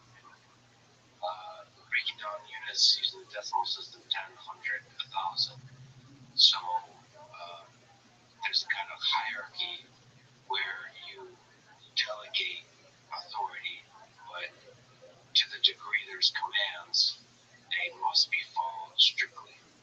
So for like extremely efficient, accurate, precise deployment of these troops in the battlefield and the dynamic movement of the troops, including all the interesting tactics that were utilized, you have to have really good communication and coordination. For that, orders must be followed. Is there something to speak to that? Like, how do you tune this kind of system to where everybody is working together so well? I think the first one is the extreme loyalty of the people who Genghis Khan chose. His kinsmen, as we said, had deserted him. His Anga was a Christian relationship. But all the others that he found were just common people. Herders or hunters, very common. And they were loyal to him and never, ever revolted against him. Never betrayed him. So he had extreme loyalty. And then, as you mentioned, he organized his decimal system. So the smallest unit of the army was the Aleph, the squad of 10 men. They were put together, and then the head of that squad, he had total control over it. But the men knew that they were going to protect each other, and they had to come back with every member or every body. You don't leave anybody behind. So this was extremely important. So if you submit to the orders of the man in charge, you know that he's risking his own life for you also. And you know that your brother on the left and on the right is risking his life for you. The army was, they were organized with 5 horses, each man. They had their bow and they had a lot of arrows, as many as they could have. But they also retrieved arrows at the end of their battle. And they also would retrieve the enemy arrows. This was a great advantage whenever they hit Russia, because the Russians could not use Mongolian arrows. They could mark them in their bow. But the Mongols could use Russian arrows. But, so all these little things, it's not even just the arrow. Also, they had to carry needle and thread. Every soldier had to be able to sew. And sometimes that could be a torn garment. It could be a piece of skin or a wound that somebody has. It's a very odd thing with the army of Genghis Khan. They're carrying everything themselves. They don't have any pack train behind them. And then one of the things they have to carry is needle and thread in order to sew up things. Complete self-reliance in that part. Yes. They also carried dried dairy products, all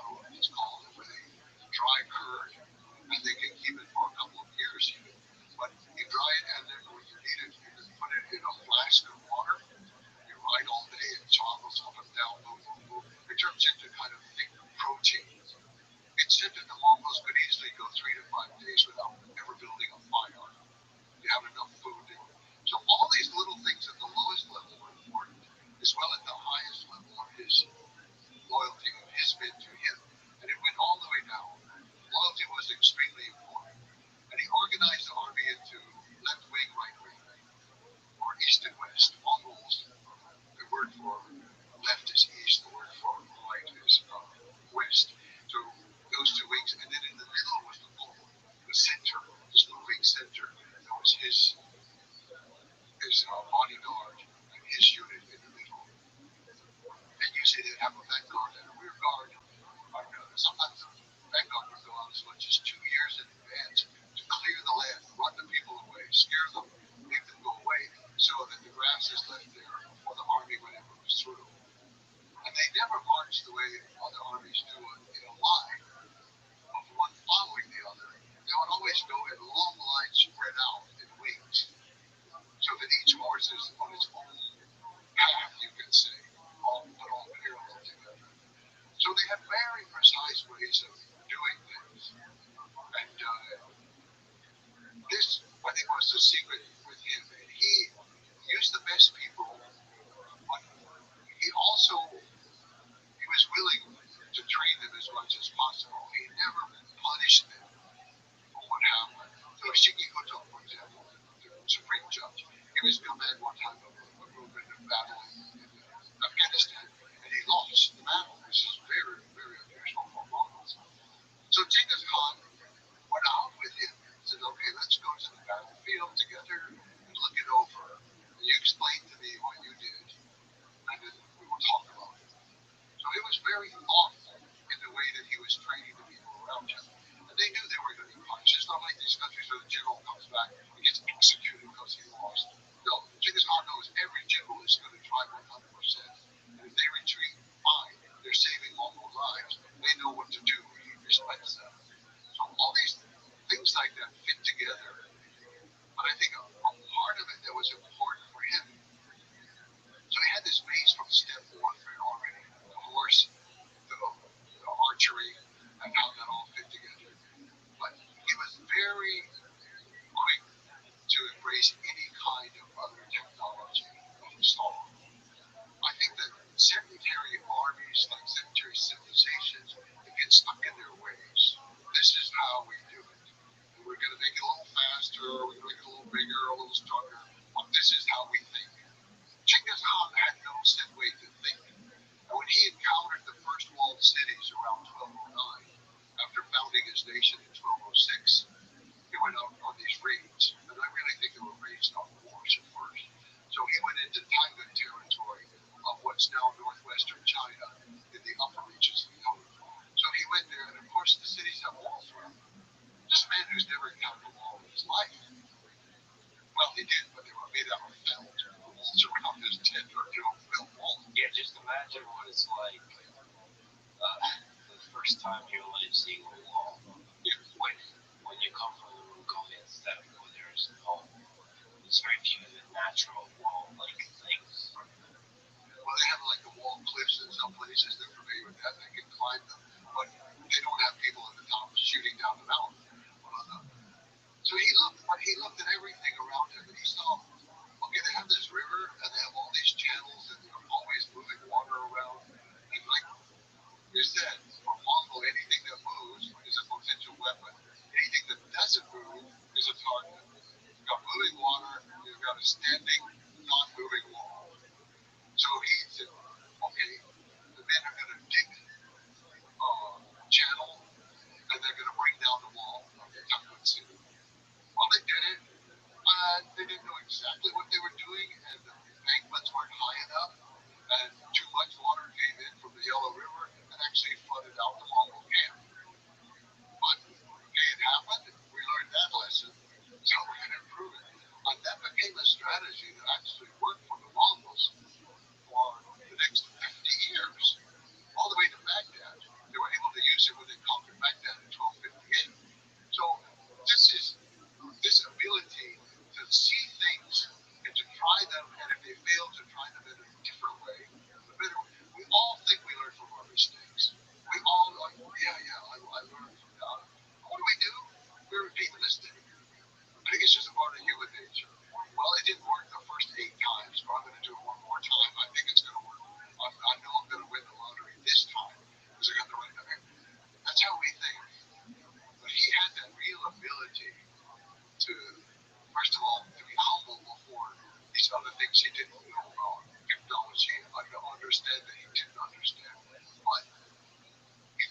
understand it in his own way. And he did. Over and over, the Mongols were excellent at putting together new things in new ways and using them against their enemies. So, rapid, extreme, continued innovation. You couple that with you have to say, a revolutionary idea that promotion should be based on merit. That idea, combined with the innovative approach to the military, is just feeds in itself. Because the people who are learning from their mistakes and constantly improving by once again promoting the positions of power, and then they inspire everybody else to do the same. And so it's just, if every action is judged based on the excellence of that action, and over time, repeated iteration in war creates a more and more powerful army. Yes, yes. And they were able to do that for 3 generations, to create an army that was ever expanding, ever changing its tactics and its technology.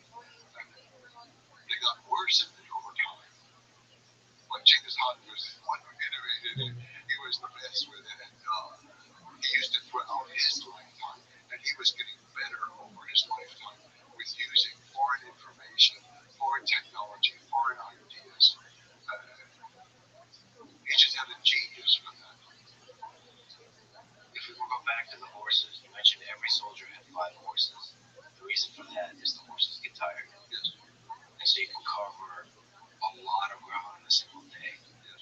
Usually the way the rotation of the horse would usually ride for one day and then rest for the next 4 to 5 days. And then another horse would really ride the next day. One way to measure it is later in the final death of the hunt. The word went from Mongolia to Hungary in 6 weeks. Mongolia to Hungary in 6 weeks. So let's just imagine this army that's able to move at such high speeds. It does not need to follow roads because it's used to riding the open stuff. So it can do all kinds of dynamic movements and circling of ways. And then also, one of the other famous things is the feigned retreat. It was used continuously.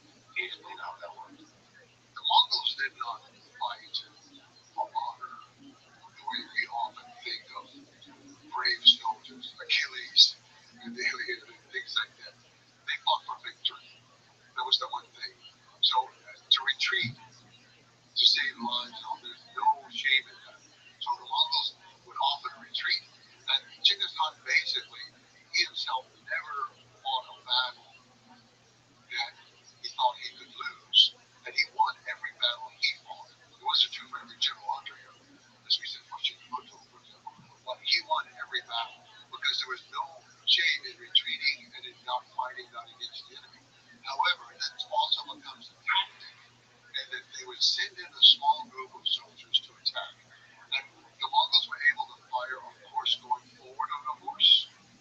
They were able to then act like they were defeated and turn, but they could still fire backwards, which was the target shot, which is unusual in the world, not totally unique, unusual to fire backwards. But the Mongols also could lean down and fire under the neck of the horse, so they protected. They have many different ways. So they're firing coming, they're firing going. But usually the soldiers who were against them would break ranks to chase them. They want to go, they want to get the weapons, they want to kill the Mongols. And if they didn't immediately break ranks, the Mongols would often start throwing things out like loot from some place and valuables around. And the soldiers usually couldn't resist it. So they'd come chasing out after the Mongols, sort of pell-mell going in every different direction. And then they would get to a certain point, and from behind the 2 hills, the Mongol army would come and slaughter them. Over and over, this tactic worked. It's like the one with the water. I'm thinking, if people, how can they not know this is what the Mongols are doing? How can they not know that? Human nature, there's something that when the forces are retreating, You want to follow, you want to run out of them. you can't help it.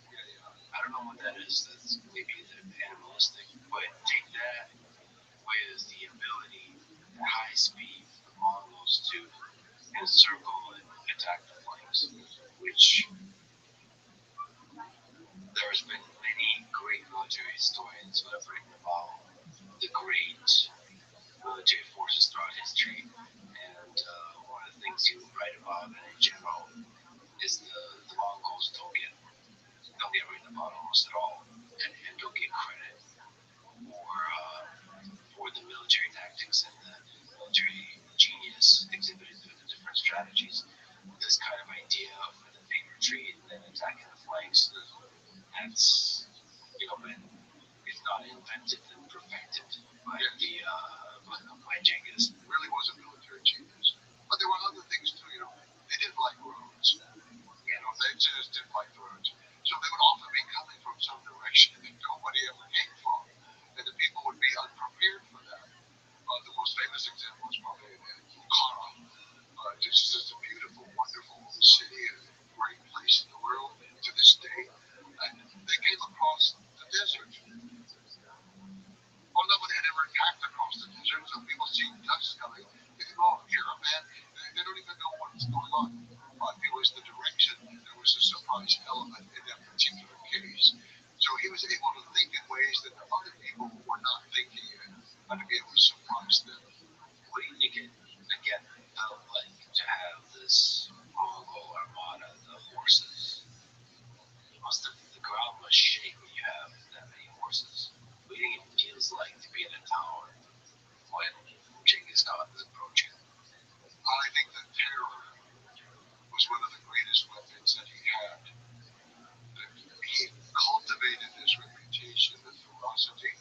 Not only did he win battles, but he didn't allow people to write about him, as we said, but he encouraged refugees. And when he conquered a city, he always made sure there were plenty of refugees to go to the next city because it's going to weaken them. It's going to weaken their food supply, and they're going to terrorize the people with tales of the millions of people that the Mongols killed with their steel chiseled teeth and eating children and all kinds of horrible tales. Genghis Khan encouraged it. This is propaganda. It's terrorism of a mental sort to weaken the enemy. And so when you hear, or even if you know they're coming, you see the dust, you hear the kind of roar that comes with all those horses and the trembling of the earth. It must have been truly terrifying. So psychological warfare was a part of the whole process. But as I understand, there was always an offer for the towns and the territories being attacked for them to surrender peacefully without the loss of life. Yes. And the alternative would be the near complete loss of life. Can you speak to that? Genghis Khan had a precise system. Exactly. He sent in envoys first to explain to the people a little bit about the Mongols. Already much was known, but to explain to them that if they surrendered, all the lives would be spared, and they could continue in their professions. It's just that now the rulers would be the Mongols. They would have to pay taxes, and usually be the same taxes they paid before, but now they would go to the Mongols. It was kind of the general system. And because you only have 100,000 soldiers, you can't leave a detachment there. So you've got to leave the local people in charge to run their country, or their city, or their area, the way they have done in the past. He was absolutely faithful to that. In one episode in the north of Persia, while he ran, his son-in-law, Tokhtar, he violated that and was stealing and looting from the people who had surrendered. Genghis Khan called him in, and he stripped him of his rank, and he said, the next city, you go first.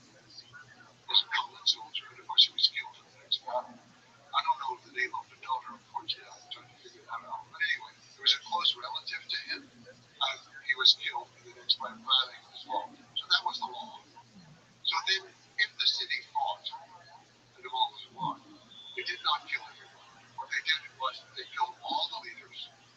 They felt like the elite had not served them well, and they used to kill the army because they couldn't incorporate the army into their own. The army had failed. But the one thing that they valued were all the artisans, everybody who had a skill, and that skill could be making a pot, it could be hammering out a metal plate, it could be weaving carpets, it could be translating or just reading and writing. Every person with a skill was spared. So the killing of the people who were defeated wasn't so severe.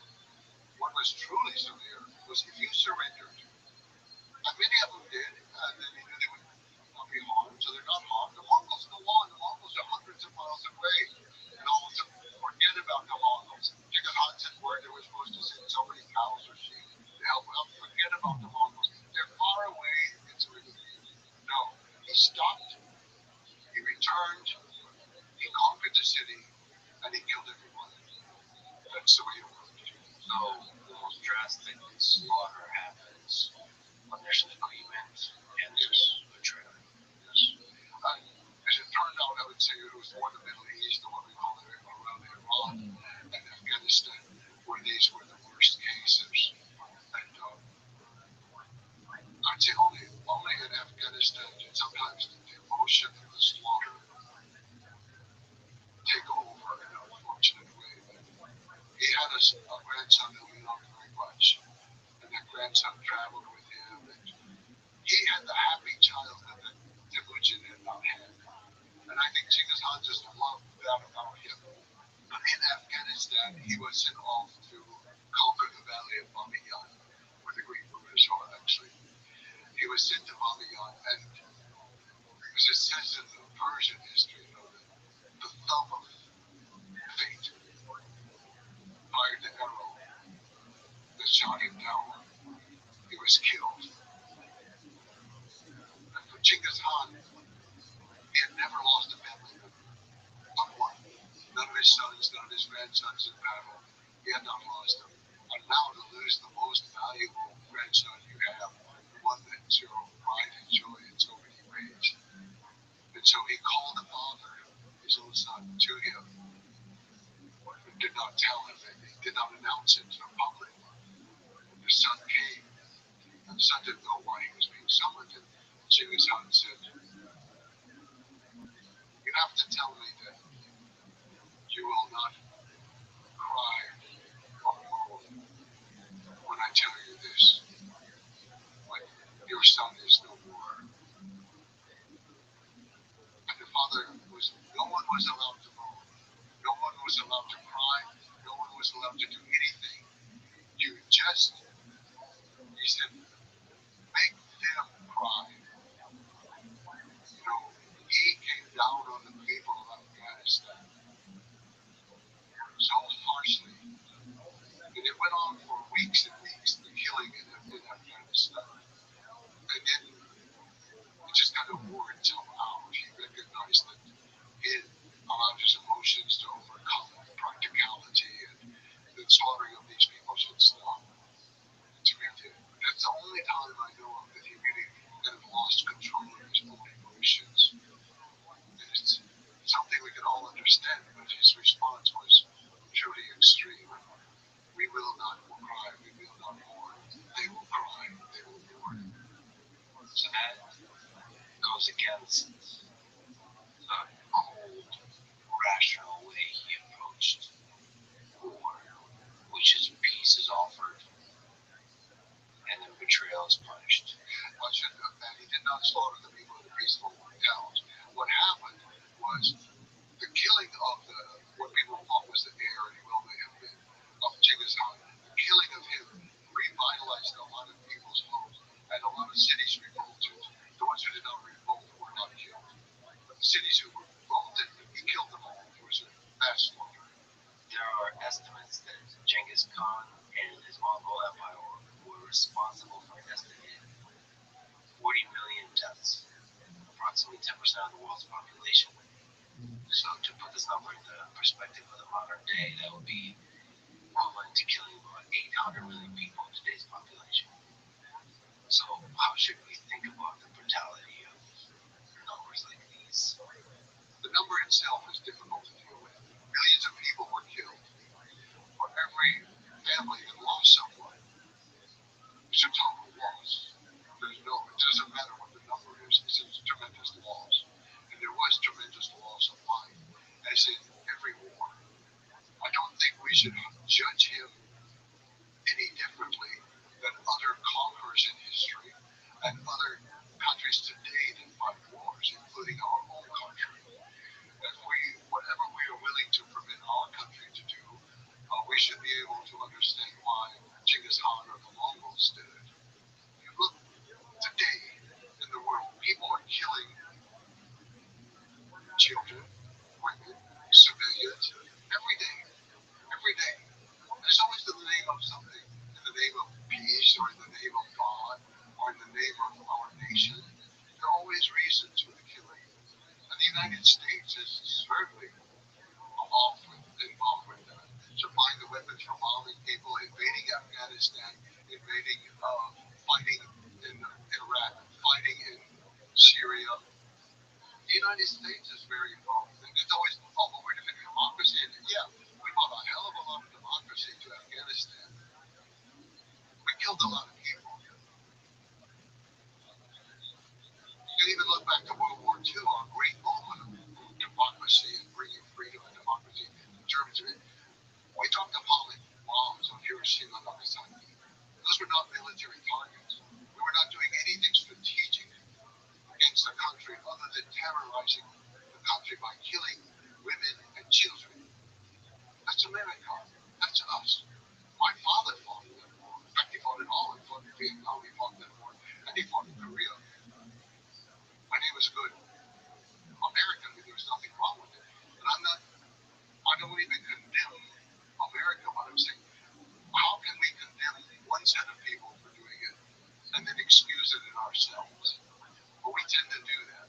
We, especially barbarian people, people from the steppe, for example, we tend to demonize them. Or any enemy we have, we tend to demonize them. You said a lot of interesting things there. So one is just the very nature of war. The war is hell. Then sometimes things like dropping the atomic bomb, which is an act of essentially terror, in the same style as Genghis Khan, in an attempt to prevent further war. It's a justification. People are always fighting for peace. Always fighting for peace. World War I was to make the world safe for democracy and peace. In World War II, well, what happened? We went to war in Korea. We went to war in Vietnam. We bombed Cambodia. We bombed Laos. We bombed Afghanistan. We bombed Syria. We bombed Iraq. We're always fighting. I'm not a pacifist. I am not. I grew up surrounded with soldiers, and I'm not a pacifist. But I am trying to be a realist. That all nations kill. It happens everywhere. So can we universally also then, in the way you're passionately criticizing wars of the 20th century, can we also criticize Genghis Khan and Alexander the Great and the wars fought by Caesar and others in the Roman Empire? They're essentially wars of conquest. And in some human way, we're not necessary, or we're not defensive. They're just part of this human drive to expand, to explore, and to accumulate power. Maybe this is a good place to also talk about somebody I respect a lot, Dan Carlin of Hardcore History Podcast. He did an amazing series on Genghis Khan and the Mongols called Wrath of the Khans. I recommend people go listen to it. So he had a lot of interesting ideas there. One of them, he presented the idea of historical arsonists. So referring to figures who cause immense destruction, but also pave the way for new developments and progress. Basically making this complicated case that destruction often in history paves the way for progress. So what do you think about this idea? Creative destruction, it certainly works in some aspects of life. Even with ourselves, for example, if we can creatively destroy some of our habits and build new ones, it sometimes works. Or we can destroy relationships that we're in order to create new ones that can work. When you start applying it to world history, it does become a little bit more difficult. I certainly think that these episodes create great changes. You can see great changes that happen because of the Mongol Empire. Now, whether or not that's a good reason for the Mongol Empire having happened, it seems like a bit of a stretch for me. The Mongols helped to unify many countries. You could think Korea had been three, basically, kingdoms pushed together. Everything that you see in China today was a part of the Mongol Empire. They put together North China, South China, Tibet, Manchuria, and it was a little bit larger under the Mongols. Even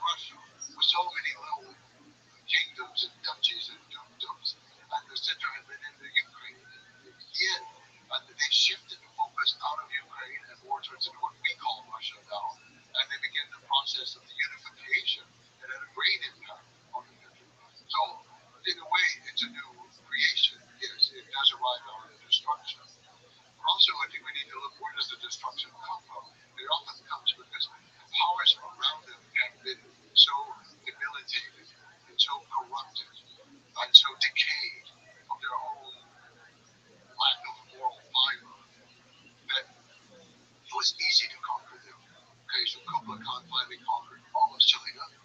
He was conquering a decayed dynasty. When the Mongols conquered Baghdad and overthrew the Caliph, they were conquering a very decayed institution. No one likes war, and I certainly don't like war, but I'm not 100% against it. I think that there are times that people are going to do it for their own protection, if nothing else, or their family, and it's justified in that sense to themselves. It may not be justified in a moral sense, but I just make the case for being tolerant of what the Mongols did if we can tolerate what the Americans did. And I am American, true and true. There's no question about that. But we overlook all of our things that we did. That's interesting. For example, in Afghanistan, we were there for 20 years. We had made the Taliban stronger before when they were fighting against the Russians. But then we kicked them out, and then they kicked us out.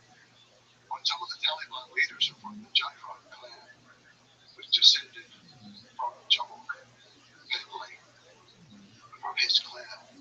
This is what I mean when I say that the ramifications of that time are still with us. We don't even see it. When Saddam Hussein went on television for the last time in Iraq and pleaded with his people, he said the Mongols, meaning Americans, the Mongols have returned. The Mongols have returned. And he said the Americans are just the new Mongols. I can see it. I don't accept that. But I can see how people think. If we can be honest with ourselves and strip away our own lies about ourselves, then perhaps we will be more ethical in our dealings with other people.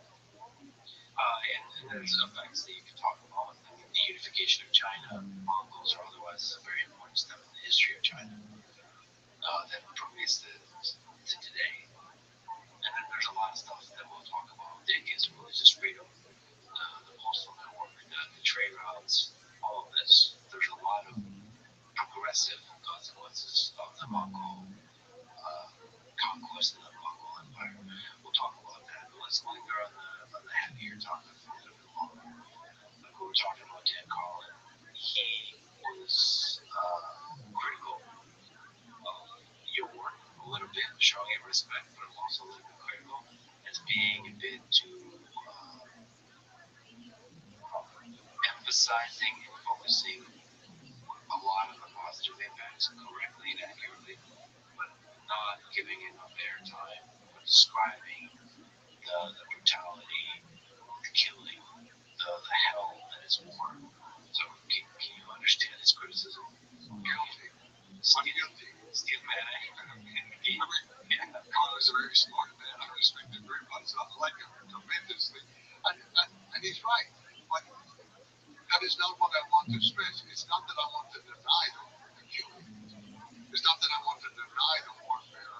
But that's pretty much the same everywhere in the world. And how much do we need to say about how the wall was broken down, how this unit was defeated? No, it's what comes afterwards. Just as the story of our life begins far earlier than we are born, the story of our life goes on for a long time afterwards. If you have a nation of 1 million people and you are ruling over hundreds of millions of people, China, Russia, the Middle East, you do not do that through warfare. You conquer them initially through warfare, but you do not rule them through warfare. You've got to be offering something that they want, something that they like. And all the things you mentioned from the trading system, the postal system, the religious freedom, the rights of women, the rights of minorities, these were things that people responded to. And so the world benefited tremendously from the life of Genghis Khan. But all we want to talk about, and I don't deny it, is the conquest part. Okay, that's 20 years. If we went on for another 150 years, there's more to the story than just conquest. And there is a point that you correctly identified, you've also written about Native Americans and so on, that history does seem to be written by the non-barbarians, but in reality, history is not divided in this kind of way. The barbarians are not these crude, brutal plain, simple people, and there is a sophisticated, deep culture as well. There's all the different kinds of people that came from this background. Yes.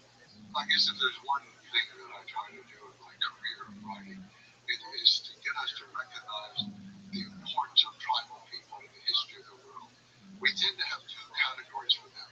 They are barbarians who kill people and eat one another, or they are victims and we should feel sorry for them and nostalgic about everything about them. Maybe wear some of their beads or some of their clothing to show how much we sympathize with their suffering. That's the two roles for tribal people. I'm trying to show them in a different light that they conquered, yes, they were conquerors, but they also created great things in the history of the world. And that Mongol Empire was really the first modern empire in the way that I'm putting together that story. And Genghis Khan was the genius behind that, who created this idea that there could be one world in which there would be one set of supreme law, but all people could follow their own law. You could have any religion you wanted, but ultimately you had to obey kind of the great ethics of the spy. And there were things like that about his vision that I think very few people in history had a vision. And I look around the world today, and in my lifetime, since the time of Roosevelt's death, I look around, I don't see much vision. I see lots of slogans, lots of policy papers. Oh my God, we can produce it. Where's the vision? So we're going to have peace, and we're going to have a better life, and vote for me or vote for my party, and we're really for the people, and what the heck are they talking about? There is no vision there. So what is this country? What should this country be? What is this world? How should it? No vision. Well, those figures, I mean, they're rare through history. Legendary figures that come along and have vision, that are able to capture the public imagination, define his vision, but also have the skill to execute it and implement it, and all of those things combined, and have the mental fortitude not to be corrupted by success along the way. All of those things. Very rare in history. And when they come along, they change the direction of history. So look at some of these world-defining ideas. Religious freedom is just surprising and incredible that Genghis Khan was able to enforce, inspire the value of religious freedom throughout all of these disparate lands. From religion was a very powerful force. So can you speak to that? Some empires in history, some rulers have been tolerant of various groups. I mean, Rome to some extent was reasonably tolerant of different sects and religions, not the Christians, but were reasonably. But what happened with Genghis Khan? The first campaign he had outside of Mongolia was for the Uyghur people who lived in Western China. They at that time were being ruled by, let's say we mentioned before, the Diamond King, Taiyang Khan. His son Kuchlu had fled. Good, worthless, careful son, but Kuchlu had fled into what is today the area around Kyrgyzstan. And they ruled over the Uyghur people. He had been a Christian. The Diamond had been a Christian tribe, but he converted to Buddhism. Well, his subjects were Muslim, and he outlawed the Muslim religion, and he made all kinds of things happen. So the Uyghurs sent a delegation to Genghis Khan. At this time, they knew that the Emperors of China were too weak to protect them. So they sent a delegation to Genghis Khan and asked him to come and save them from him. And he did. He sent down a detachment. He didn't actually go himself. He sent a detachment down there. They drove Kuchlu from power. Kuchlu went down towards Pakistan in that direction. They caught up with him. They killed him. That's what the Mongols did. And then Genghis Khan made the first law that he ever made for people outside of Mongolia. So up to this point, he's been tribal. And he saw, as we mentioned before, that the tribes were mostly fighting over women. So you outlaw the kidnapping of women, you outlaw the sale of women, and you cut down on a lot of the feuding. But he saw that civilized people fought a lot over religion. They weren't fighting over religion.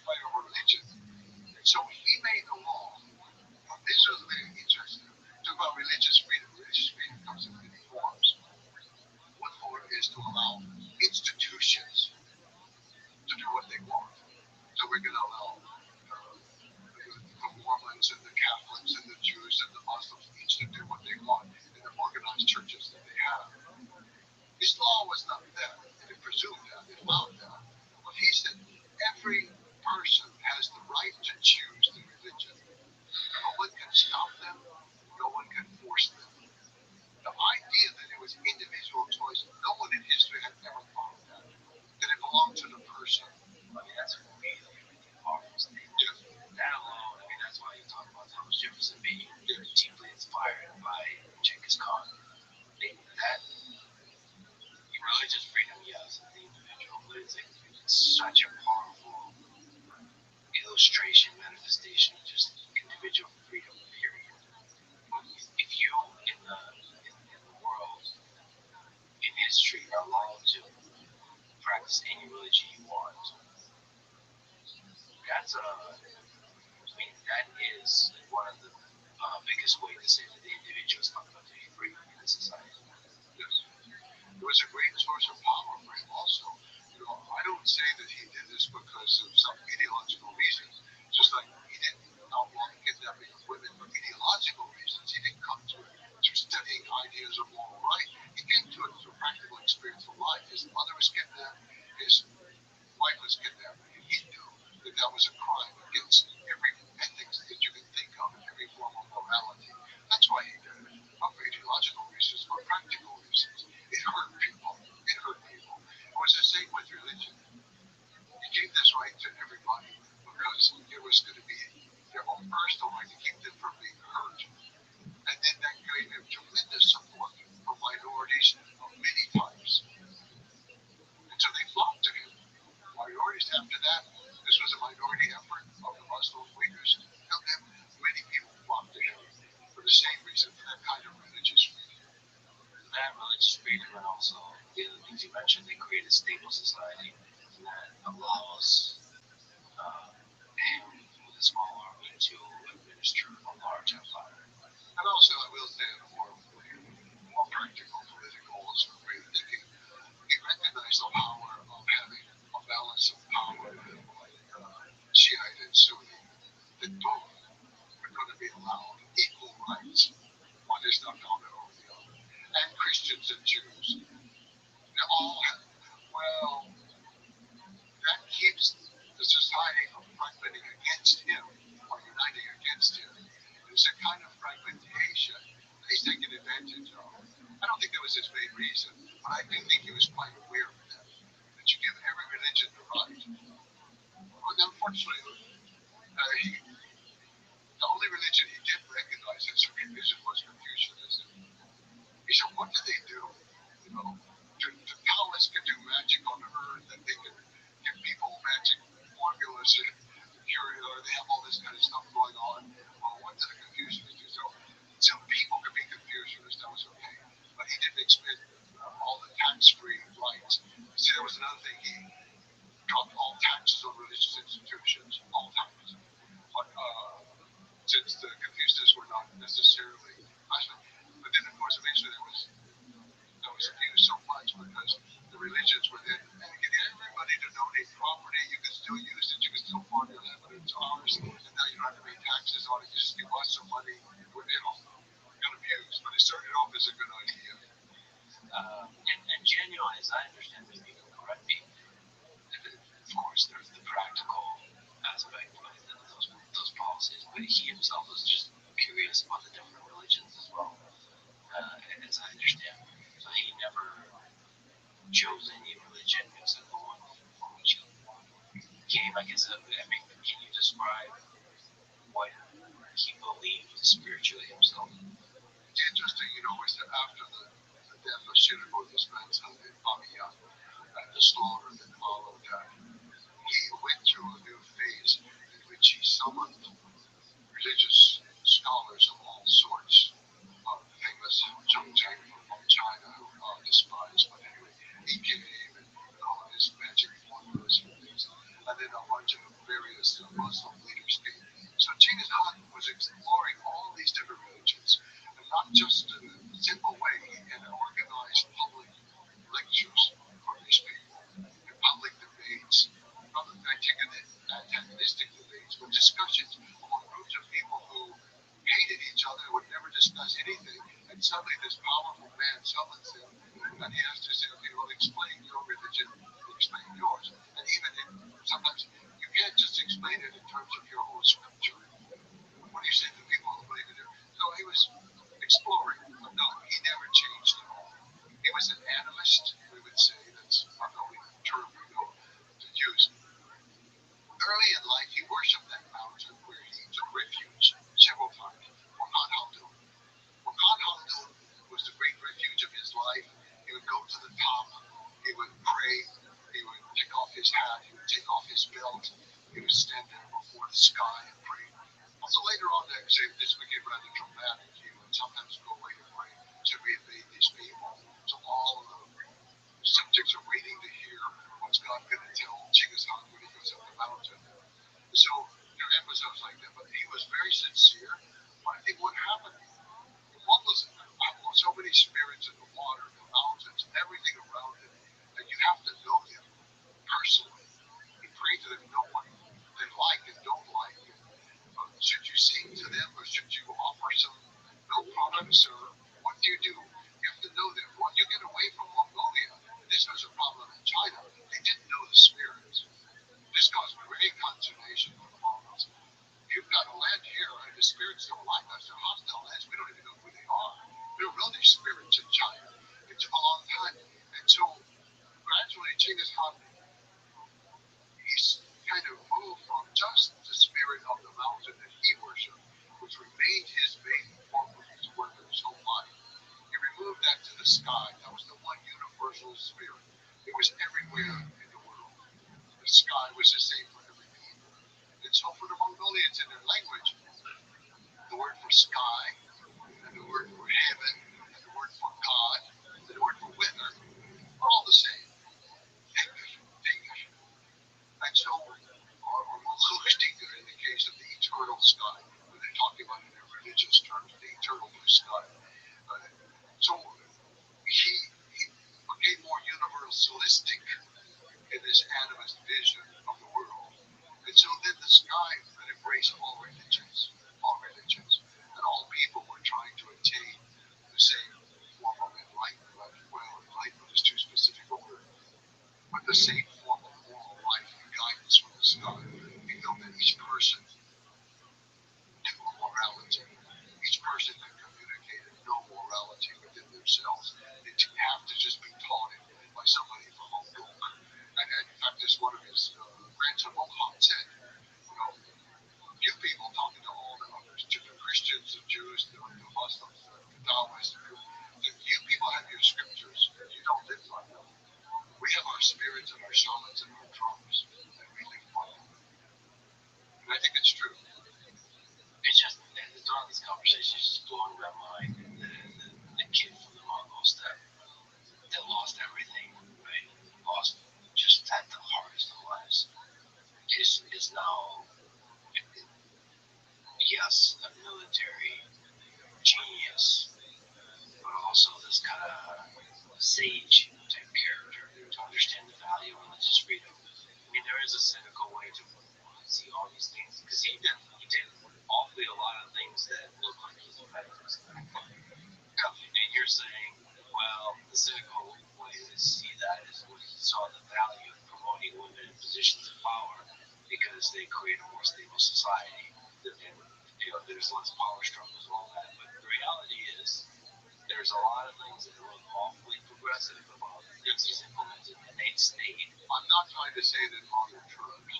You know, when you have 1 million people, you've got to use every one. And the men are fighting, and so he let women administer a lot of things inside the country, the economy in particular, and then in some of the ancillary Turkic kingdoms around the Mongols, such as the Mongols, the Taha, different Mongols, and the Uyghur even, were administered by his daughters primarily. And his wives were in charge of administering the land of Mongolia itself and handling the economy. So he was using the women, but in a very practical way, but it wasn't necessarily our ideological way. I think it's the same with the environment. I'm not trying to say he was an environmentalist in our modern way, but he passed very strict laws about the use of water and also about not using water, that you couldn't move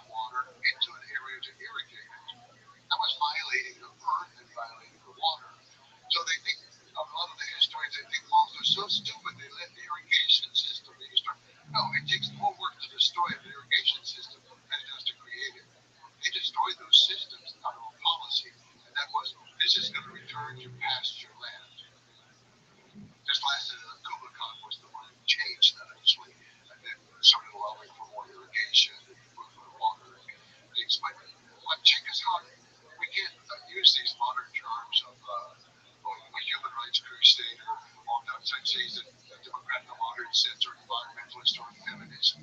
All of this was a part of it. Another part was the protection of envoys. He said every envoy, every ambassador, every messenger is protected from arrest, from torture, and from killing. And if you kill one of ours, we will wipe you out. And in 1240, that was the destruction of the end. This is after Genghis Khan already. This is a good day Khan his son. Happy story. A good day Khan, his army had come there under Subutai, the greatest general in history of the world, I would say. Subutai, person who's up to that. Wasn't Genghis Khan, but it was for the military part. He was the greatest strategist for organizing everything together. But the military part was Subutai. So Subutai had been there, and they sent in an ambassador who happened to be a woman. Now, some of the Western sources say a daughter of Genghis Khan. I have no evidence of that, and I don't quite believe it. Maybe she was kin to him or something. Some say she was a daughter of Genghis Khan. Others say she was a witch. People of Kiev decided she was a witch and killed her. Okay, that's it. That's it. Kiev was destroyed for killing a woman envoy. The envoy is a method of communication. Yes. In diplomacy. Yes. So if you destroy that method of communication or disrespect it, or in any way, Exactly. and that's a signal to everybody else. You send an envoy, you respect it. That's why these plans, I say that in the making of the modern world, most of the ideas have, we accept the idea, we don't do the practice. All of us accept today diplomatic freedom. Diplomats are killed around the world. We accept the idea of female equality and emancipation of everything. But in fact, they're enslaved in many parts of the world today. We accept the idea of religious freedom. Oh, but not those people. But that's not, theirs isn't good. Their religion isn't right. But our religion, we will tolerate them, but they're going to be more like us. No. We only say these things, but the world still hasn't achieved. So, and he did achieve these within his empire, in his time. He achieved those. So one of the things we mentioned, but I think is really, really fascinating, maybe an immeasurable impact that Genghis Khan had, is on trade. And you can say a lot of stuff, but basically establishing a unified trade network that spanned, I don't know how many thousands of kilometers. And there's a lot of interesting things that were done to enable that trade. One is providing safety and security of not just the envoys, like we mentioned, for communication in the military context, but for the merchants. Can you speak to what Genghis Khan did for the trade network connected to the Silk Road, as an example? Nomads in general are very interested in trade. That's how most of them carried their goods from one city to another, one oasis to another. And so the Mongols were also extremely interested and extremely dependent. They could create very little in their home country. They couldn't grow hardly anything. They didn't have the technological skills for most of the crafts. So they're very dependent on trade. Well, they raised the status of merchants very high. And this was particularly a problem in the Chinese world. It wasn't so much in the Christian or the Muslim world, but certainly in the Chinese world, where merchants were considered extremely low. And all of a sudden, he raises them up among scholars. They're going to have certain rights. For example, they get to be taxed one time. Whatever the national tax is, that's it. They're not taxed every time they stop in some new town. And he created a set of what we would call rest houses or recuperation centers where they could get fresh horses, they could get food, they could deposit their money and get paper receipts that could be used anywhere in the empire. They were guaranteed protection. If they had to pass through an area where it might be dangerous, then a small group, a squad of men and horses would go with them. So trade was extremely important. And then the Mongols, they supported trade in a very odd way. And that is, the merchants would come in and they would ask for an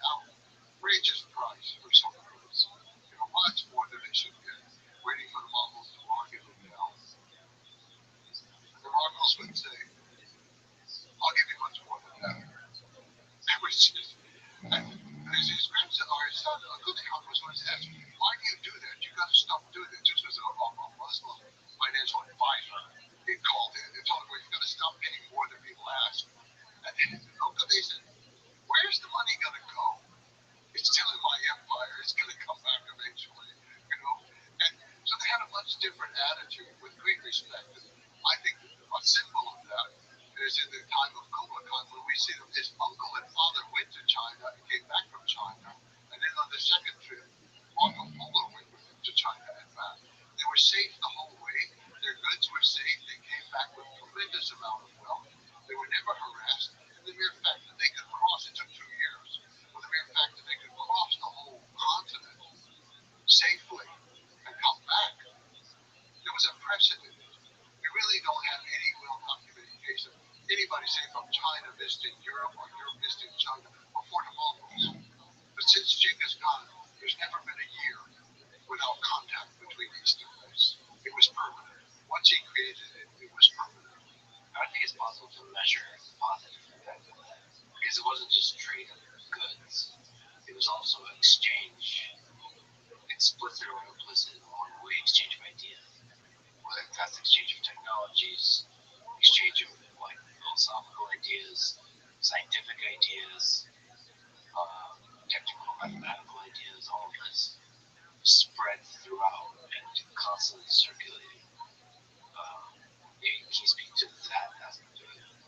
Yes. It was an exchange of ideas on every level. Ideas, technology, ideologies, beliefs, scientific information, everything was being exchanged, even agricultural goods, new crops for new areas. But Genghis Khan, he had a part of his genius, the organization, was knowing what skilled people had that would contribute towards his empire. For example, the Muslims were very good with arithmetic. In fact, he conquered the little empire of Khwarezm, from which we get the word algorithm, because it was a mathematician there who invented algorithms. And so Khwarezm belonged to him, conquered it very quickly, very easily, no problem. But it belonged to him. But the Muslims were using the zero. The Mongols were absolutely impressed with that. The Chinese less so, they were very suspicious of the zero. But the Mongols were very impressed because herders' numbers are important to them for keeping up with their animals. In fact, the Mongols have a simple system.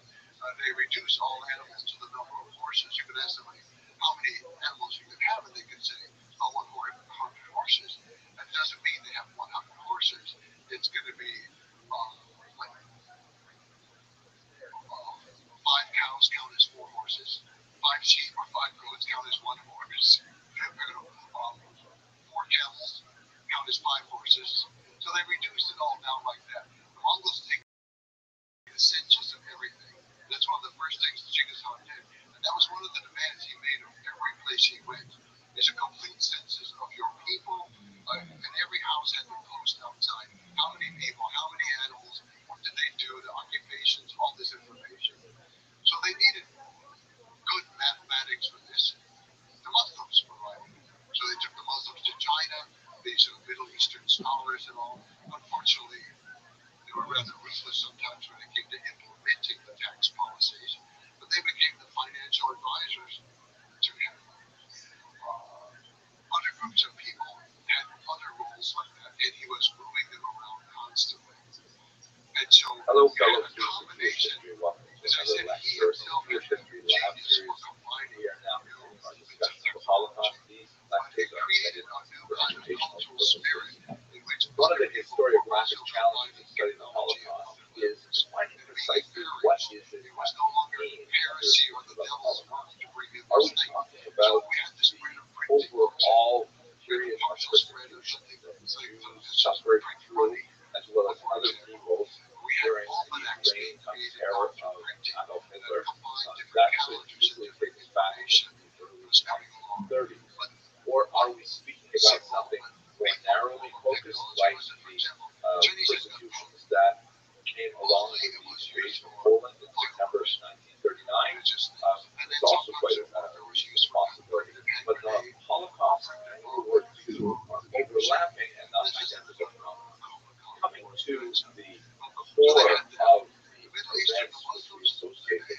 involved two major periods of Nazi activity.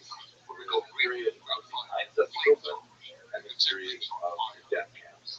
This is the era in which the Nazis enacted actual mass murders as opposed to the horrific conditions that were endured by Jews during the period of the ghetto. So let us look at those two moments. We recall that one of the prerequisites of the beginning of hostilities in September 1939 is the sealing of a non-aggression pact between the Soviet and the Third Reich, which allowed both Stalin and Hitler to invade Poland and the Baltic states and divide up the territory between them. That meant that a significant number of Jews found themselves inside the Soviet orbit between 1939 and 1941. I have a longer lecture on that topic specifically in a different series on my YouTube channel on the Holocaust, where a lot of discussion what happened there. But basically, Jews there, like the surrounding people who were subjected to rapid communization, collectivization of farms, arrest of intelligentsia, and so on. The Holocaust per se really begins, in my humble opinion, with the end of that Soviet period on June 22nd, 1941, with the launch of Operation Barbarossa, which was the Third Reich double crossing of the Soviet Union, abrogating that non-aggression pact as Hitler surprised Stalin with a massive rapid advance into Soviet territory.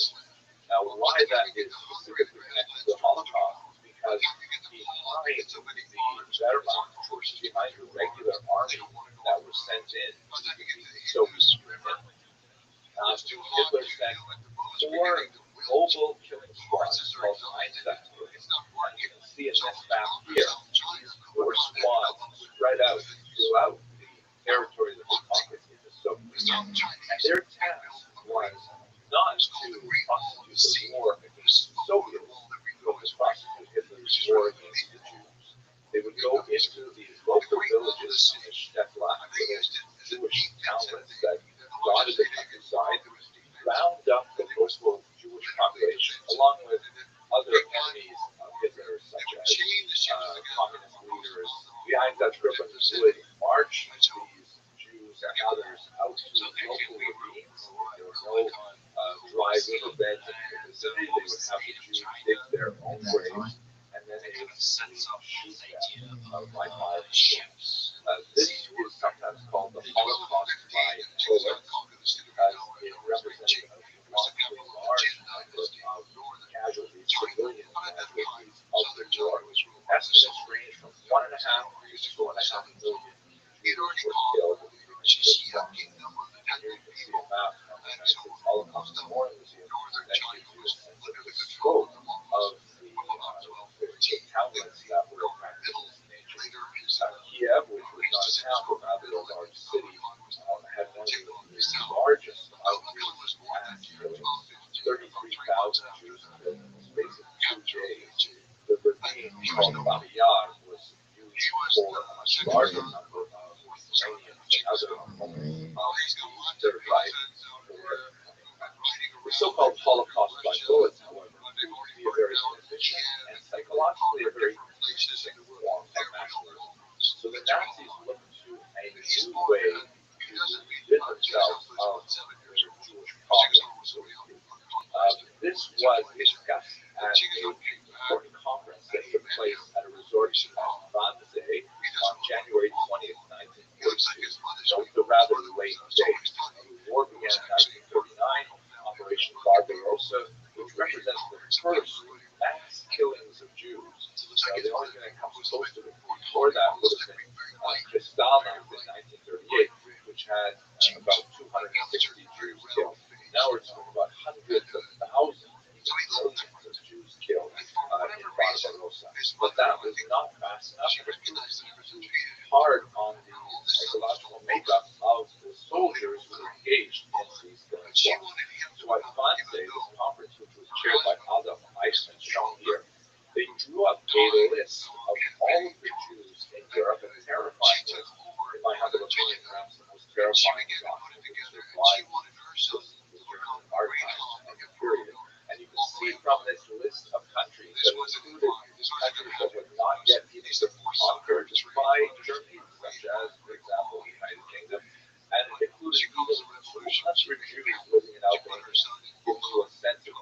how determined the Nazis were to hunt down every last Jew of the world. They counted up 11 million Jews, and from the bonsai conference, it appeared that they intended to massacre all of them. The means to be used was gas poisoning, which they had already been experimenting with for some time. Galno was one of the regions where a gas chamber was constructed in order to see if they could scale this up. And in fact, the Nazis committed themselves to do so at that bonsai conference. Here is a map that shows you the 6 so-called extermination camps. I personally don't like that term. The German term was Vernichtungslager, which means make into nothing, or destruction camps, or death camps. These 6 death camps, were situated in and around Genera, which still had a very large concentration of Jews in those ghettos that we discussed in the previous video. And they were very different in terms of camps from the concentration camps, which Hitler had set up from the early 1930s. Unlike the concentration camps, which held largely non-Jews, particularly in the early period, and political enemies of Hitler, the concentration camps were horrific, awful places with a significant death rate of people dying from starvation and abuse, but they were nothing like the death camps. The death camps were intended primarily for the purpose of creating death. They were factories of death. Many of them had satellite camps that were used for slave labor that only represented a very small proportion of the Jews living in these death camps. Here you get a sense of the process of deportation all around Europe, including regions that were conquered nearly at the very end of the war, when it was clear the Nazis were going to lose World War II. Places like northern Italy and Hungary, Jews were deported there in a last attempt to murder Jews. What was the process? Jews were rounded up and placed on cattle cars, some 6,000 a day in Warsaw.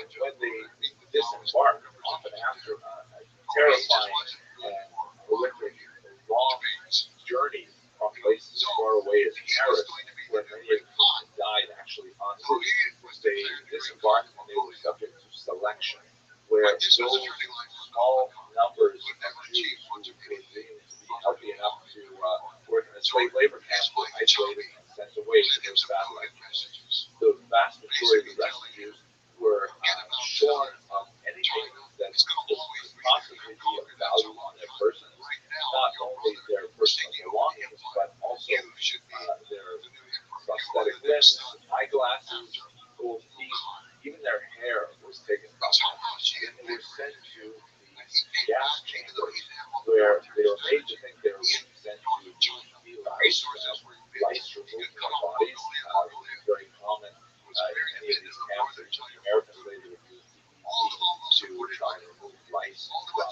trees and from prisoners. But in reality, the gas that was used was 6 on the day, a rat poison that was poured in typically through the roof, and then Jews were exposed to it and died within negative 30 minutes. Dead bodies were sent to crematoriums, and to get rid of the huge number of corpses, perhaps 1,500 a day in Auschwitz that were piled up. Crematoria, however, were very inefficient, and frequently the bodies had to be burned in open air. Those small number of Jews who were sent for slave labor were sent to live in barracks and labor under unimaginable conditions.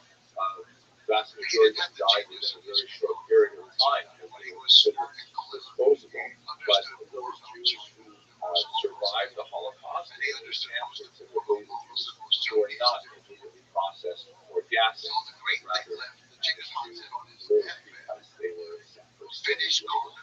Other Jews were selected for medical experimentation, horribly cruel genetic experiments were conducted on children in particular if they were identical twins. In the end, when we liberated the camps, they found a small number of emaciated Jews who had just barely survived the war. This was very smart general named Archer, who was a real Mongol. He was also able to think of innovative. He was the grandson of Sumadai, and he went with his father Rihan and I on the conquest of the Red River of northern Vietnam against the Thai Viet people. They went down the river. They were trying to surround the Chinese territory. They were going to hit them from the north, from the west, and from the south. So they went down the Red River to conquer the Thai Viet. The Thai Viet moved their army up on the other side by boat, and then they had a whole corps of elephants. So the Mongols on one side of the river, and the Thai Viet forces on the other side.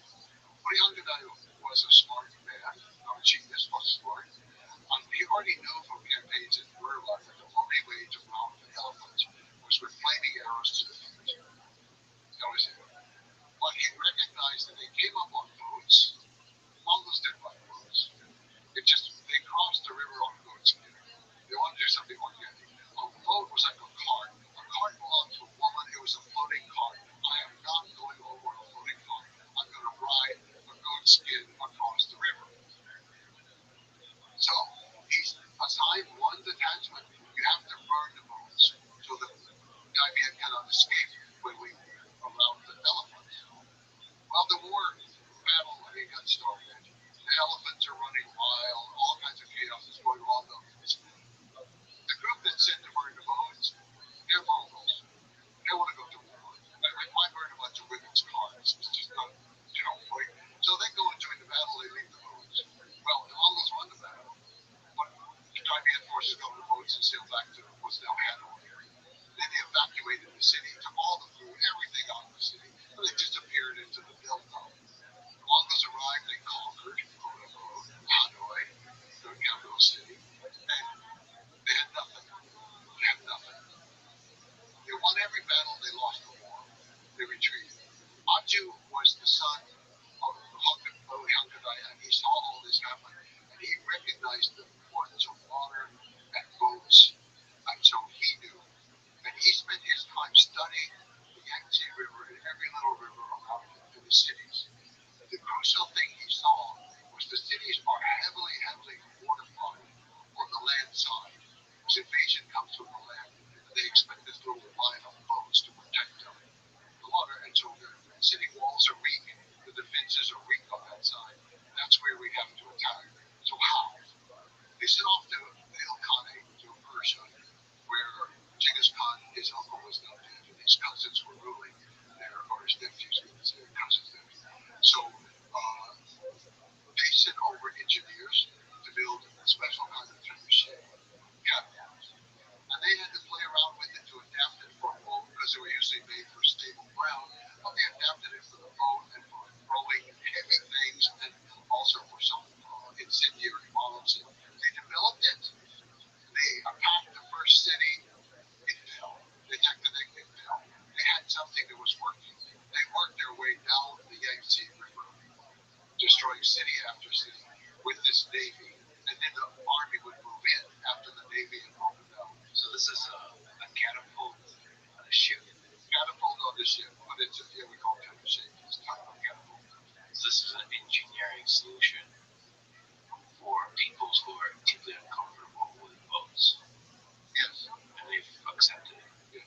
Now it's a great weapon. It's no longer a woman's card. It's a bow and arrow. It is a giant bow and arrow. Yeah, it's fascinating. So then they hit them hard on the walls on the weak side. Yes. Where there's no army protection. Yes. And they conquer their way down to Hangzhou, the capital of the southern Song. They've been in power for a long time, since 970, and now we're already into the 1270s. That's a long time. They're dissipated, they've been having they have imbeciles ruling, all kinds of things going on. And at this point, we have a child in command. But Kublai makes a very strange move. He says, okay, let's invade Japan now.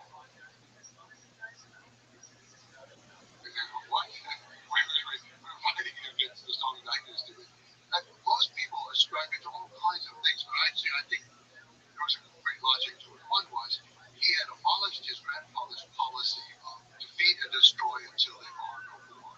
That was the phrase that was used on their enemies. And he had replaced it with a kind of mercy policy, trying to incorporate them into your army if possible, but be merciful.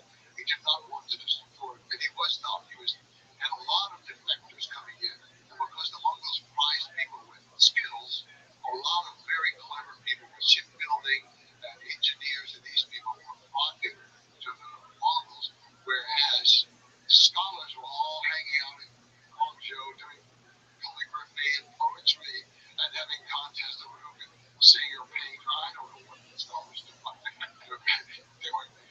They were being scholars. Yes. But they're actually, I think there's a very, very good reason for invading Japan. Several.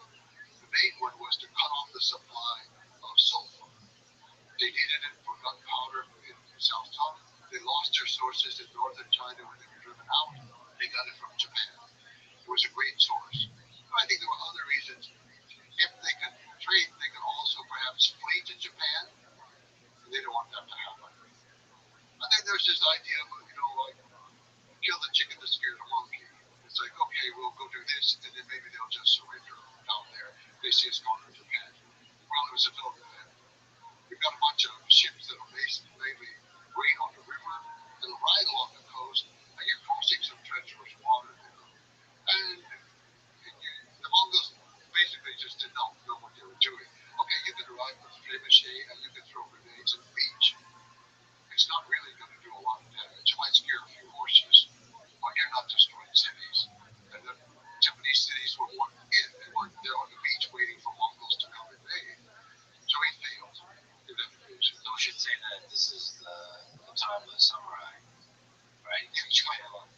So there was never a real test. I know there was some fighting, and the samurai learned some very valuable things. The samurai had such a ritualized way of it. It's like the Knights of Europe, coming out with armor that had to be lifted up on a crane onto a horse. I mean, it was just crazy. It was crazy. Well, samurai almost at that point. You ride out in front of your enemy and you recite the story of your genealogy. Oh, Mongols, they have no use for that. But they're there to fight, they're there to win. But on the other hand, this was a no territory. The weather did turn against them, but I don't want to give too much credit to the weather. I really think that the Japanese defeated them. The Mongols weren't well prepared. Their ships were not very good. They were defeated in the first invasion. Could they get off the ships onto the beach? Well, they did. They had some skirmishes or small battles on land. Yes, they did. But they didn't successfully complete that. No. They could do their usual normal thing. You're right. Well, see, they don't have enough forces for one thing. And there were many tactical things that they had done incorrectly. It's the first time anybody had ever tried to have such a massive invasion. So they're just learning the basics of what it means to have a navy. So he has failed to conquer. He's thinking like a Mongol and he ruled those waters and lands. But he ruled the ocean. He stopped the trade. He stopped the supply. He cut off the possibility of the Song Dynasty fleeing to Japan. He won in a certain way. He lost, but he won his objective of cutting off southern China. Also, it gave him Navy some experience with the ocean, and now they were ready to move out into the ocean around southern China. So they were closing in there. Aju was in command, but actually the head in command was a man named Bayan, who was a Mongol who had been raised more in Central Asia. He was perhaps more close to the Fergana Valley in that area. We're not exactly sure where he was born, but he grew up over there. And then he eventually was living in what's now Iran. When he came and he took over command of the army, he was very cosmopolitan, sophisticated, intelligent. Aju should have been in command. But Bayan recognized that he and Aju worked together very well. Aju knew how to fight the war. Bayan was able to negotiate things back with the capital city and handle things. So Bayan is in command. And so the generals are deserting the South South right and left. The artisans are all coming up to join the Mongols campaign. The generals are loading up the boats with all the jewels, and they grab a couple of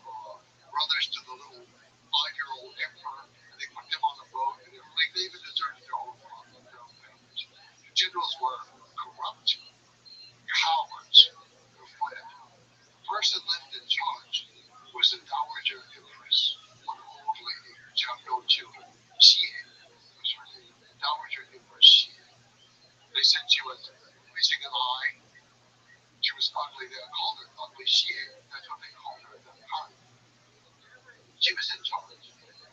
And she offered the Mongols everything. I'll give you everything. Please let the emperor stay. Okay, even if you devote him to just being a king, please let him stay. Lion said no. Total surrender. Total surrender. So she decided to surrender. Well, she said, yes, we will surrender the capital. So Lion came in with a small group of soldiers. They looked around, and she invited him to come to the palace to surrender. He said, no, I didn't win this war in the palace. My soldiers won this war in the field. You have to come with the emperor in front of my soldiers to surrender. But he did not harm her and respected her, and there was no looting of the city. Now, later, they take everything in a very systematic way. They take the archives and all this kind of stuff away. But there was no wholesale looting and killing of people, nothing like that. So, they've taken the capital, and she comes out, she surrenders, she bows on the ground towards Beijing, and then she takes the child emperor, and they slowly make their way. She was a little bit sick as to go a longer time to Beijing, and they surrender again in a public ceremony, bowing to the public. He gives each of them a palace. He gives them a new title. He's trying to show the world this is the new phase of Mongols. We don't kill off the old people anymore who are ruling. We're going to give them a palace, treat them nicely, and all. But the navy that had fled did not defend the city. Those cowardly generals, they made the new little boy, 7-year-old brother, half-brother, to Emperor Gong, who was his name. They made him the emperor. Well, they're just floating around in the ocean, losing all support from city after city. The Muslims, who were controlling the trade and controlling many of the ships from that area, they were Chinese Muslims, but they were still Muslims. They switched sides to the Mongols because of the religious freedom thing and because they were merchants and their status with the slaves. So the Muslims were switching over. The fleet was kind of a fleet lost without a country out there. They had some loyal supporters, some places. They dropped the emperor in the ocean. How do you drop the emperor in the ocean? They accidentally spilled it in the ocean, and then they fished him out, but he died. So unfortunately, they had one more 7-year-old half-brother. So on Lantau Island, exactly where the Hong Kong airport is today, the new, well, it's not so new anymore. I still think it's the new airport on Lantau Island. So they went there, they had a big coronation ceremony and all, but the people there were not supportive enough. It certainly wasn't Hong Kong anyway. It's Delta the Pearl River. So they sailed out farther south to another island, and then they took it over, and of course the first thing they did was, well, we have to build a palace. What? The Mongols are chasing you, you're going to stop them? Build a palace? So these are like the remains of the Chinese. Yes, the generals, the general army, and the navy. That was a real confidence issue. Yes.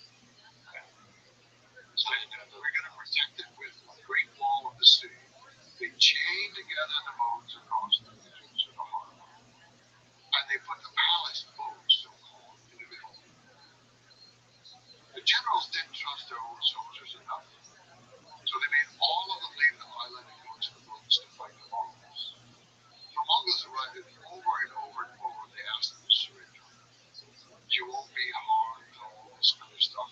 But the Mongols now took over the land. So they had the water all around them, and they had the land. And once the fighting started, they could just shoot down from the highland right onto the ships. And they cut the ships off with a fresh supply of wood and water. So they can't boil rice. They have to try to eat rice and drink seawater. They're all sick as dogs out there. And the leaders refused to surrender. The little boy is there, 7-year-old emperor. Bing was his name, with his pet parrot. That's the only thing he had left in life was his pet parrot. And then the Mongols, they offered every opportunity. But the prime minister, so-called, coward that he is, although he's treated as a hero today in China throughout their history, a coward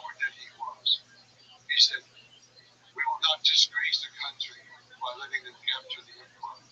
So first he threw his own wife and children into the water to drown, and then he took the emperor and held him. The 7-year-old, he was 7 years and 1 month. He had just turned 7 years old. He jumped into the water with his child. A child murderer. He's a child murderer to do that. Somehow in the whole ruckus, the cage came undone with a parrot, and the parrot fell in the water too. So the 7-year-old boy and the parrot died in the water. That was the end of one of the greatest dynasties in the history of the world. The Song Dynasty, they were intellectually great, they were artistically great, they were technologically great, they were just one of the greatest moments of world history. And it is with this coward killing a child and his pet parrot in order to save the honor. It was betrayed by this woman. The men lost the war. The men lost the war. Who's to blame? An old, one-eyed, ugly lady. Well, the bigger picture there is probably is become the institutions became corrupt and stale. The army weakened, and the politician class probably have lost their skill and confidence in ruling and all that kind of stuff. Well, that is true enough. And the Chinese summarized that with losing the mandate of heaven. Right. I mean, everybody has their perspective. Maybe if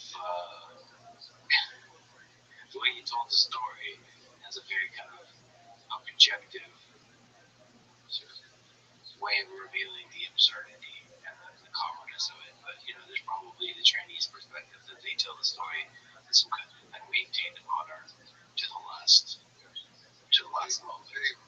Very often, most scholars depict Empress Yu as the traitor to the country.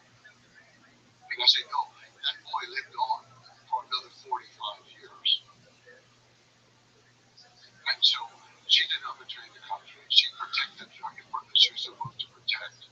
It was the man who killed the child emperor, who killed young Bing. So what was the lasting impact of Kublai Khan unifying China? Well, because first of all, he had unified China in the largest sense of the word, with Korea, Tibet, Manchuria, Mongolia, part of Central Asia. He had unified it.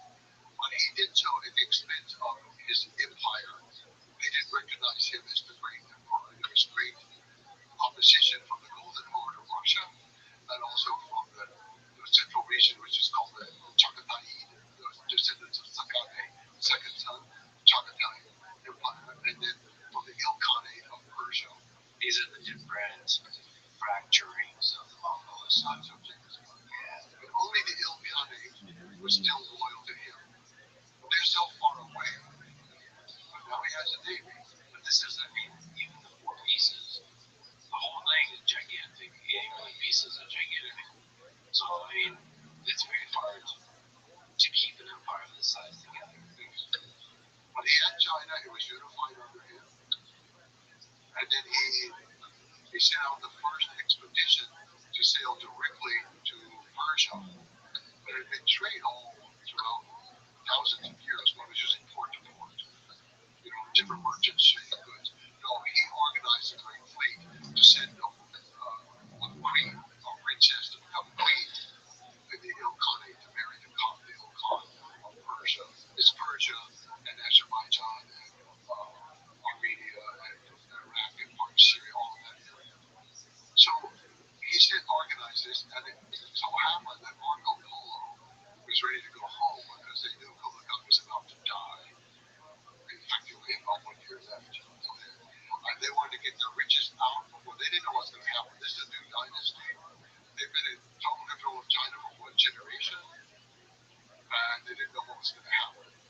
And also, just before that, they've been a bad time because Kublai Khan had tried to invade Japan a second time, and he had failed the second time. And the second time, I think again he had a practical purpose, and that was he had this whole huge Song army, and now he's the new enlightened Mongol who doesn't slaughter. So what's he going to do? They're not reliable, they're not safe.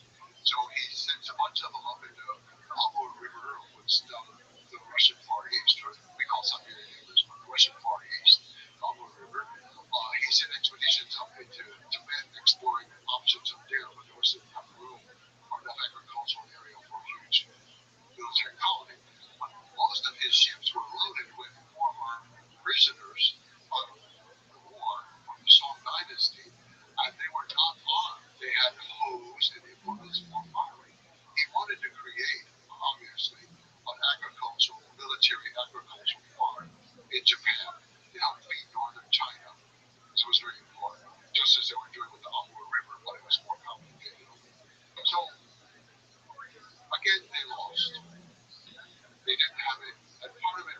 expedition was massive. They organized it in the Mongol principles of left wing, right wing. Just didn't work at sea because the left wing is from Korea. There's Korean ships built up there. The right wing is from southern China, mostly, with ships built up there. They're not the same. They have a head, but there's no center point. Genghis Khan always had the goal. They call it QL, the center, or QOL, actually. He had the center in command. No, he sent the two without clearance. They're arguing with each other, not cooperating, not helping each other, sabotaging each other. They get there, once again, they have the same problems, even though they've come with lots of grenades this time. Again, the grenades are exploding. They're scaring the horses. You know, it's impressive, and a lot of silk screens are made later showing these impressive battles. You know, but they lost. And again, a typhoon happened to be the final destruction of the Navy. But I think it's Japan had defeated the Mongols, I would say. The Japanese deserve credit for that victory. And the sinking of the ships was more caused by the typhoon. But already the Japanese had developed good strategies while the Mongols had been away. They knew how the Mongols fought. And they knew that at night they could fire flaming arrows and the ships set them on fire. And they were doing great damage. So again, Kublai Khan lost the invasion of Japan. But the soldiers were gone. They drowned. He didn't kill them off. It was his clever plan. But the problem was solved. This is one of those ironies of history that it's hard to quite understand. So this had happened when Kublai Khan was coming to near the end of life, and Marco Polo and those wanted to get out. They're ready to go.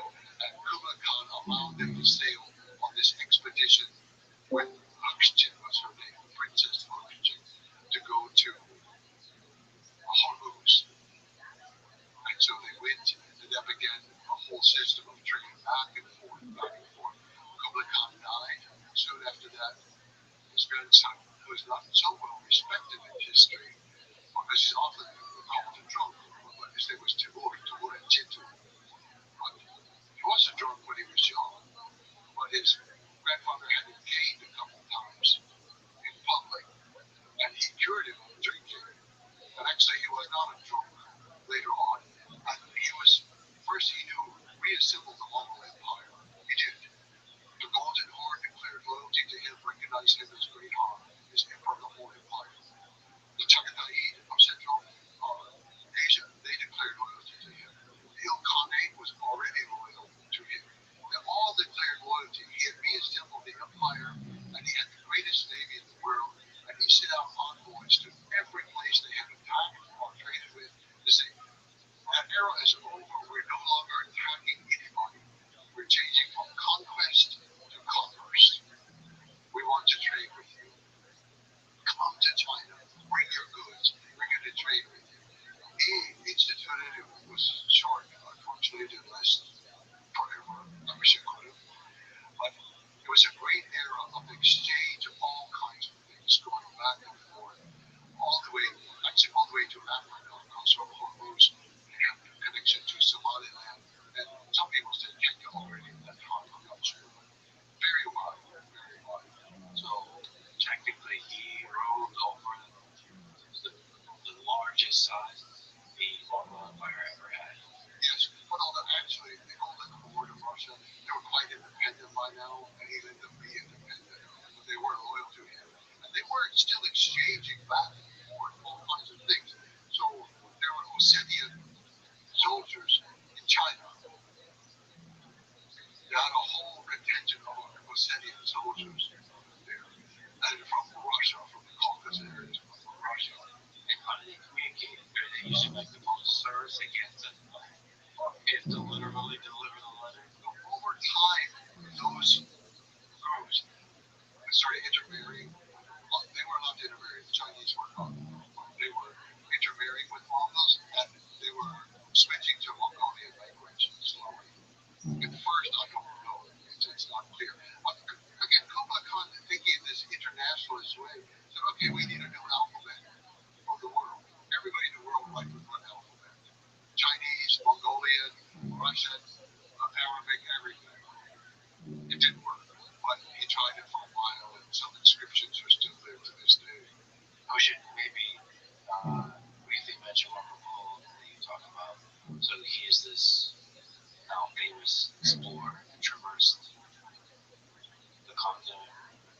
Silk Road and then stayed with Kublai Khan for a while. And I guess one of the primary documenters of everything that's been going on. Is there something else interesting to say about Marco Polo and about his interaction with Kublai Khan? I like Marco Polo. I use his work a lot.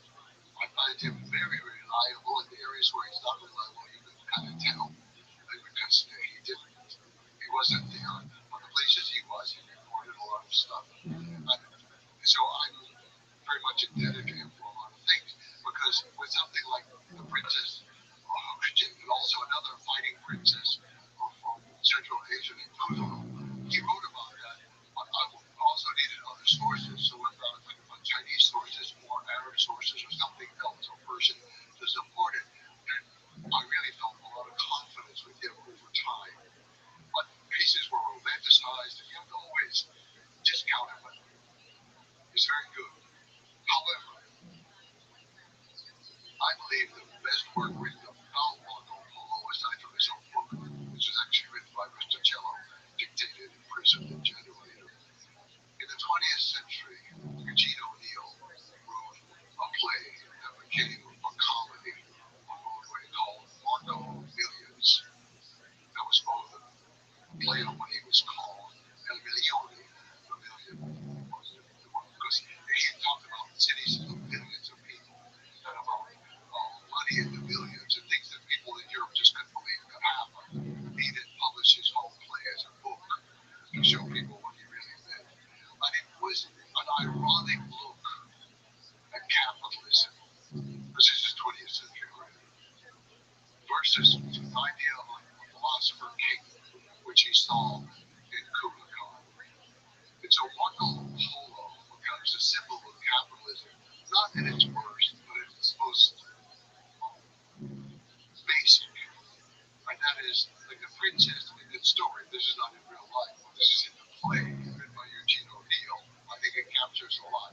The princess looks and says, Marco is an excellent judge of quantity. There are things like that. And then in the play, Bayan, the great general, he talks with Kublai Khan, and he said, look, these people are dangerous from the West. We should go conquer them now while we can. Kublai Khan tells Bayan, into the play, this is fiction, he tells Bayan, they are not worth conquering. And if we conquer them, we will become like them. And he said, Marco Polo has been in our land. He has seen everything. He has learned nothing. He has seen everything. He understands nothing. For me, this was such an important moment in the history of the world, symbolically. With Marco Polo and Kublai Khan, the coming together of two worlds. It could have gone a different way. It could have gone a different way. But it's not that I'm anti-capitalist, I'm pro-capitalist. And the way so many things worked out, it was a misstep in history. Maybe we took the wrong step at that moment. We could have learned more from cooperation. They didn't quite integrate successfully. But today,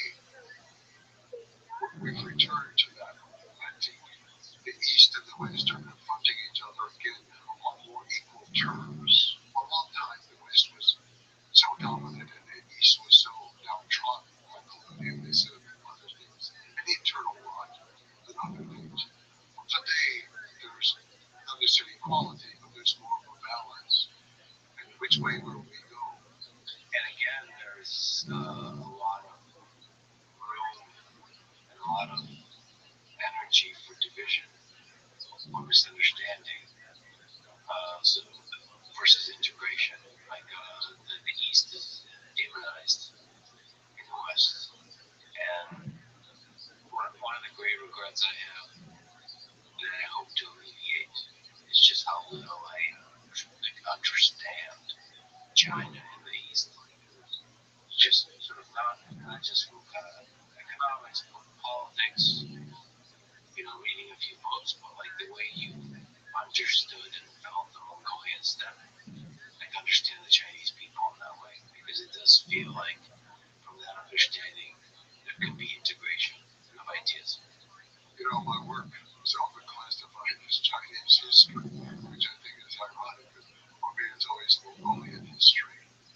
But for the last book I wrote, which dealt a lot more in China because it was about Kublai Khan. In that book, I deliberately did not go to China. I've been there numerous times before. I deliberately did not. I'm an outsider. I do not speak Chinese. I'm not a Chinese scholar. I never even had a course in Chinese art or calligraphy or anything. And I wanted to be very clear. Mine is an outside perspective. But I think it's possible as an outsider to still have respect for that culture, even if I disagree that they point this one as a hero and that one as the villain. I disagree, and they'll say, "Oh, I'm wrong. I don't understand their history," and they're probably right. It's quite possible. But it's an outside view that is different and tries to be respectful of what happens in that part of the world. Just as I'm respectful towards Genghis Khan and the Mongol Empire, I respect China very much. I'm an American. I love the ideals of my country. I love so many aspects of our culture.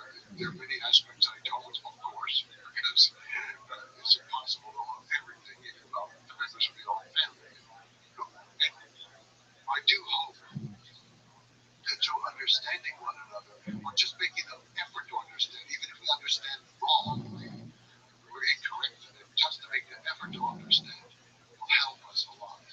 And the West has had a long couple of centuries of extreme arrogance that they are there to teach the world.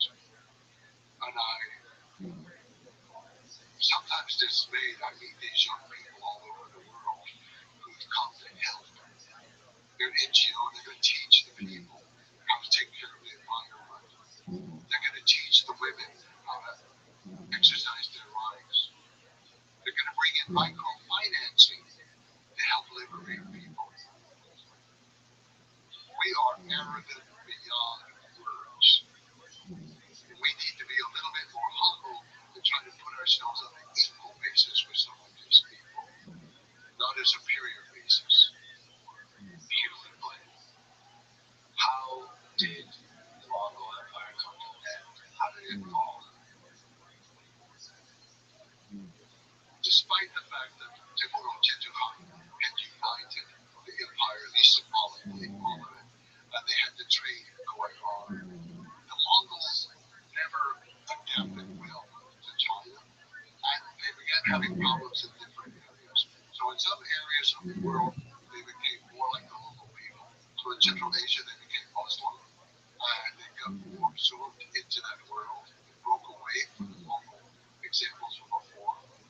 Russia lingered on longer under Mongol domination, but it got weaker and weaker over time, and it was based around the Volga River.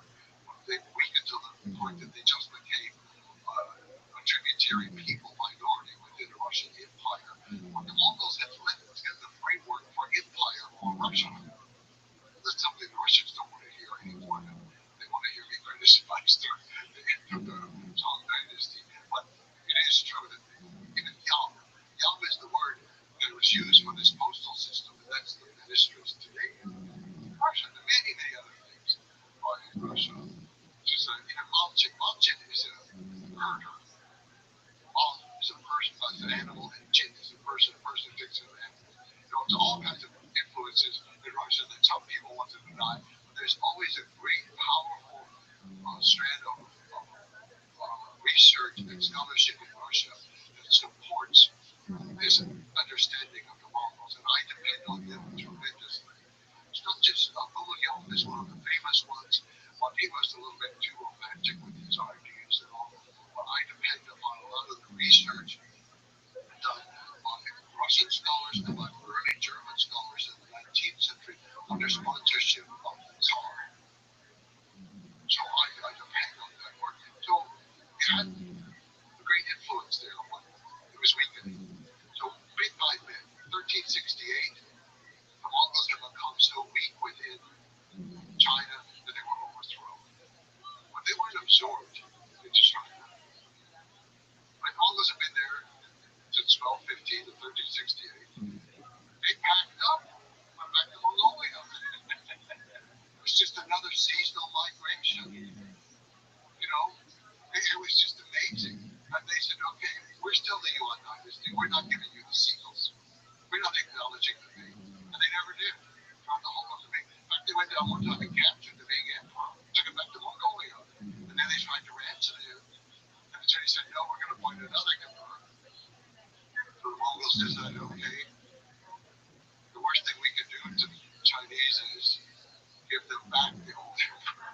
So you have two emperors, back. Okay, that didn't work out. And the empire just weakened for internal reasons for Mongols, but some external things from nature, and I think that was the Great Plague.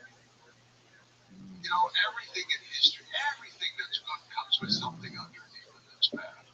And everything that's bad seems to have something underneath that's sometimes works out good.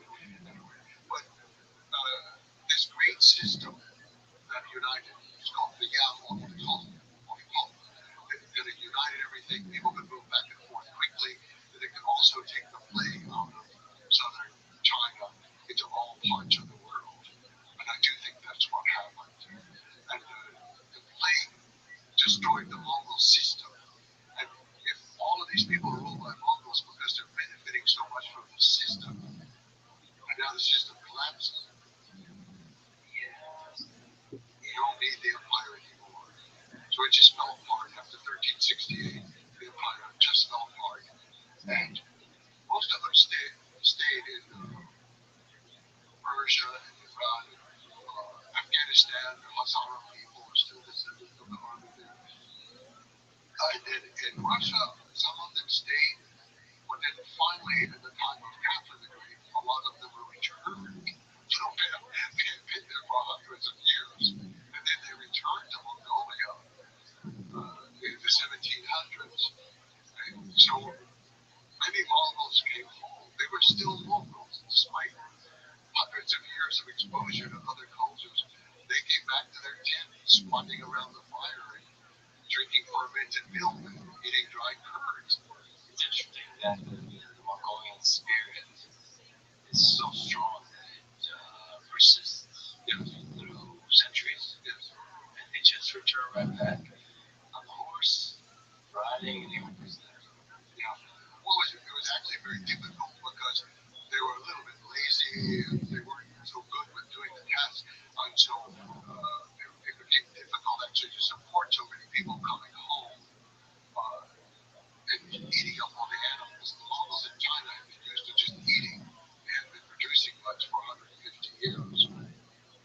So just to return to Genghis Khan, we talked about Dan Carlin. Dan Carlin said that Genghis Khan's army was the greatest military force in history. And many other historians agree.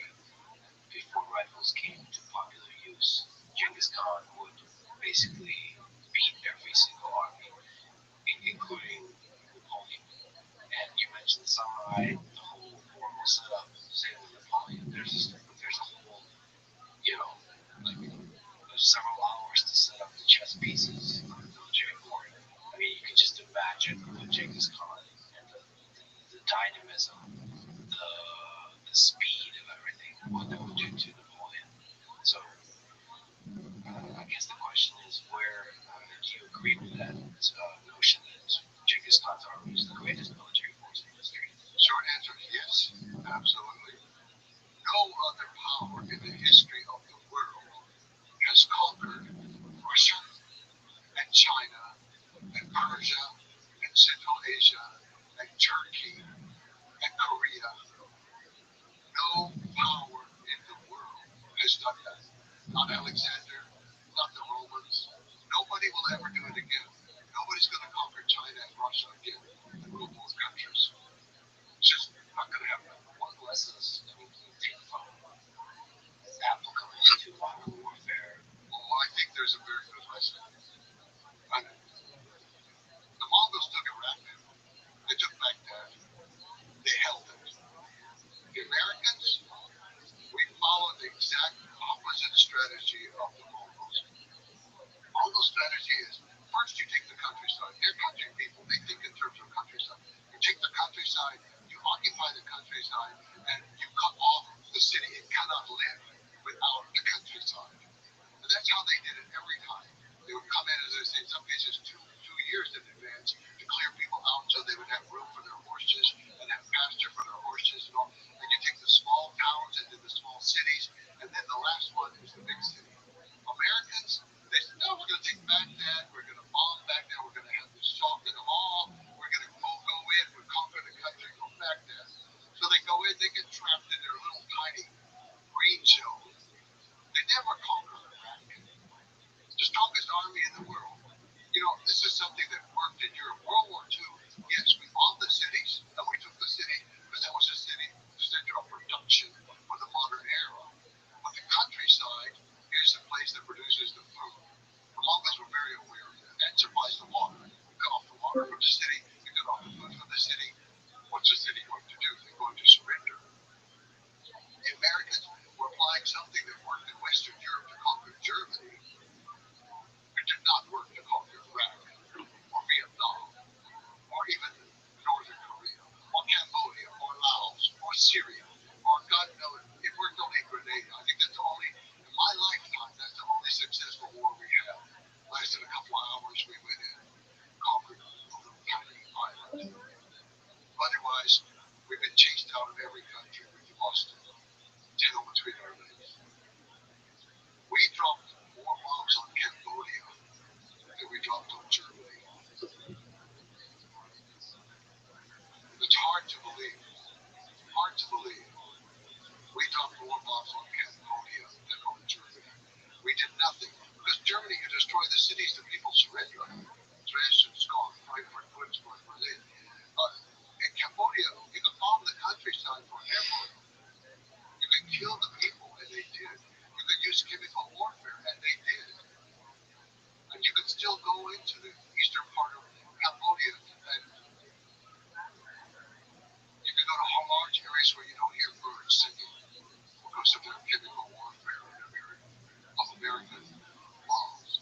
So we still do it, but we don't want to admit it, and we don't want to go in to win.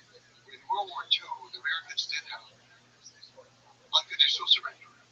Well, we could support the war, not support the war, we did it right, we did it wrong. These are all issues that people can argue. But we had a clear policy. We go into Afghanistan, we're fighting terror. We're going to bring democracy, we're going to free the women. What? It's absolute sheer insanity, the things that we did. And we kill people. Not only did we use chemical warfare and kill a lot of people in Vietnam and Laos and Cambodia, we killed American soldiers. We killed American soldiers, and my father was one. He died from Agent Orange disease. Oh, but that doesn't count. He didn't die on the battlefield. We didn't mean to kill him. It doesn't count. Modern warfare is brutal. And we just paper over it sometimes. Can you explain Agent Orange? It was designed to kill all vegetation. This is going to be a humane way. We're going to kill all the vegetation in the jungle, and that way they can stop moving the army through the jungle and they can stop the supplies from coming. That was the American strategy. Henry Kissinger, Nobel Prize winner, he is now resting in hell. This is exactly where he belongs. For what he did to Vietnam, Laos, and Cambodia. The bombing was just absolutely horrific. So Agent Orange comes in, they defoliate, which means they wiped out the crops, so people are starving, literally, in the case of Cambodia, starving. The animals are being killed, and deformed children are being born to this day. And American soldiers died by the thousands. Not immediately, not on the battlefield, not right there. They go home, they have the disease, they linger, they take the whole family down with them in an emotional trauma of becoming slowly paralyzed and dying. We did that to our own people. So yeah, warfare, I don't think we're any more humane with it any better today than in the past. It's just, we can hide parts of it more easily and deny it more easily. If you're killed by a Mongol, it's very clear you're killed by a Mongol. You're killed by friendly fire in America or It seems that what people mean when they say that war is hell, that it's some deep sense that everybody uses no matter the narrative you put on top of it. Yes. I'm not a pacifist again, but I think war is acceptable in some situations, but the more controlled it is, the better. My effort is not to do away with all the things that happened under Genghis Khan, brutality and all of that, but it's to measure it against what goes on today in the world today. And we have different images. There are two images of Genghis Khan. One is our image. He's a barbarian on horseback, killing people, raping women all the time. The other image is the Mongolian image. And when they finally built an official statue of him in this century for the 800th anniversary of his founding of Mongolia, had to think about how to present him to the world and to themselves. And they chose the Lincoln Memorial as the model. He was the late great Long River of the Mongol nation. And so he's seated there in front of the Mongolian parliament. There's another statue that's better known, but it was a private enterprise that created him on horseback, but not with a weapon, on horseback out in the countryside. But the official one for the government is Genghis Khan seated like Abraham Lincoln. And they issued stamps to show that he is the great moral giver. And the truth is somewhere in between. Well, depending on where you are and how you want to see it, Yeah. there are many things that happened that were terrible and horrible. And for people who lose a war, it's going to always be terrible and horrible. Let's return back to Genghis Khan's life and the end of it. How and where did he die? After conquering the Khwarezm Empire in Central Asia, Genghis Khan returned, and then they had a great, what they call a great celebration that went on for a whole summer just about it. They had so much wealth to distribute to everybody, and everybody is being given all kinds of things, for what they have done, including the people who helped save him when he was in the tank in the ox yoke.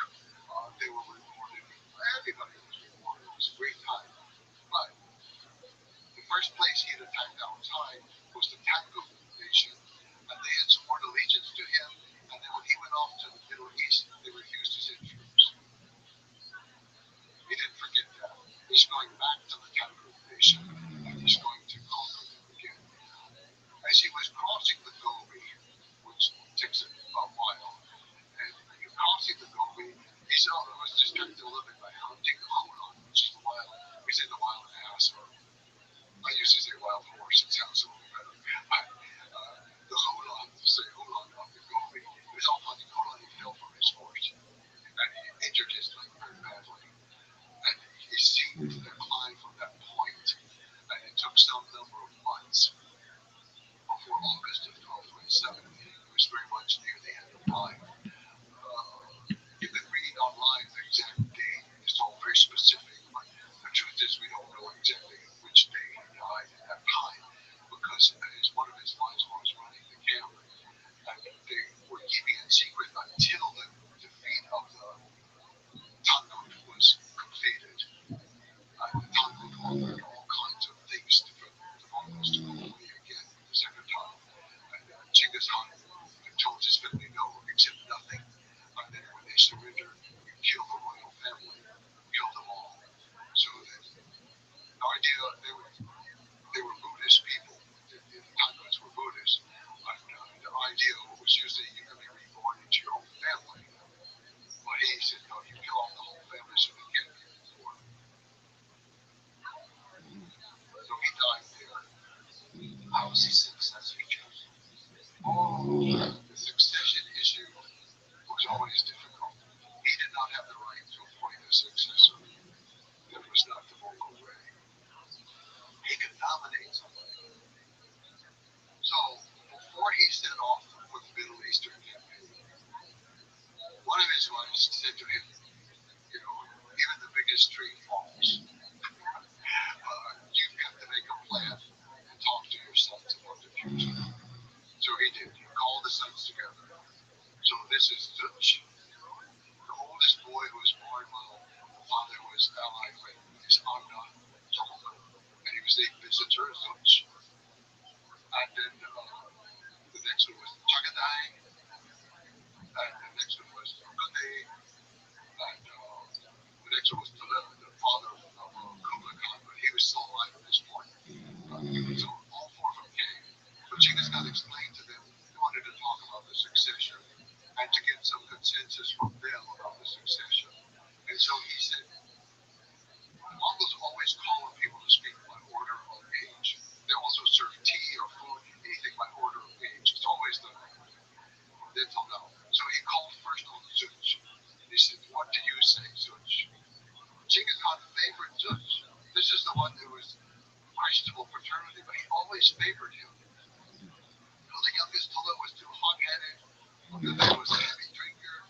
Chakande was very rigid about the law of the Mongols, but he seemed to favor Zutch as a more reasonable, good warrior, a reasonable person. They called on Zutch, my son, speak. Chakande, the second one, who believed in Mongol law, supposedly, he jumped up and he said, this is when he accused his father of all kinds of things. How can you call on this Mongol, this market master? If you call on him first, that means you want him to be the great Khan. He should not be the great Khan of the Mongol Empire. This is Mongol Empire, not Mongol. You can imagine kind of scene. Well, Genghis Khan is the greatest ruler in the world. He's sitting here being lectured by his second son. And this is when he gave that impassioned speech to his. Actually, the way the secret history makes it look like it was his assistant speaker who said it. Because very often the great power doesn't say the words directly. They let somebody else say them for them, a spokesperson. But anyway, I think it was his words that I think he said them on that day. That's why I think on this business that you do not know, you are not there. The stars were moving in the sky, the head was turning around, the earth was turning over. You do not know who loved who. You do not know who your mother loved. You do not know what your mother did. And if I say he is my son, who are you to say he is not my son? By the way, just really high integrity, really respectable to that. To have that respect and honor his wife in this way, and his son in this way, is really powerful. I believe that, I don't know if she was alive at this point or not. We do not have the death recorded. Mongols are not good at recording death at all. They usually just say someone who finished their age or they have some euphemism for it. But he made that impassioned speech, and Sagade had to submit. He said, yes, you are a father, and we accept what you say, but a deer shot with words cannot be loaded on a horse. A deer shot with words cannot be loaded. So, Genghis Khan knew. So he said to the boys, his middle-aged man, not boys, he said to the men, what do you want to do? What do you want to do? And he said, I don't favor Sagade because of his attitude and the situation. And Kala is still hot-headed. He actually ended up being drunk and dying early. So, but the other guys, they said, well, good, they chose him because he was the most generous and won't be mocked. He was going to the party, drinking every time. One time, Jiggy Hutuk, the great judge who wrote The Secret History, Jiggy Hutuk was sleeping in a car one time for whatever reason. I don't know what. I think he also had passed out drunk, perhaps. But then they came out drunk and grabbed him up and pulled him back into the party. And then he was a party guy. And so he was chosen as the next great Khan of the Mongol Empire. But fortunately, there was sort of a plan B, and that Genghis Khan had set up very powerful women, his daughters, but also he had chosen wives for each of his sons, very, very able wives. And from a good day, he had a wife who wasn't even his first wife. The first wife would usually be somebody closer by a certain clan or something. But he had a very intelligent woman named Dorchen. And then she was more or less ruling in his last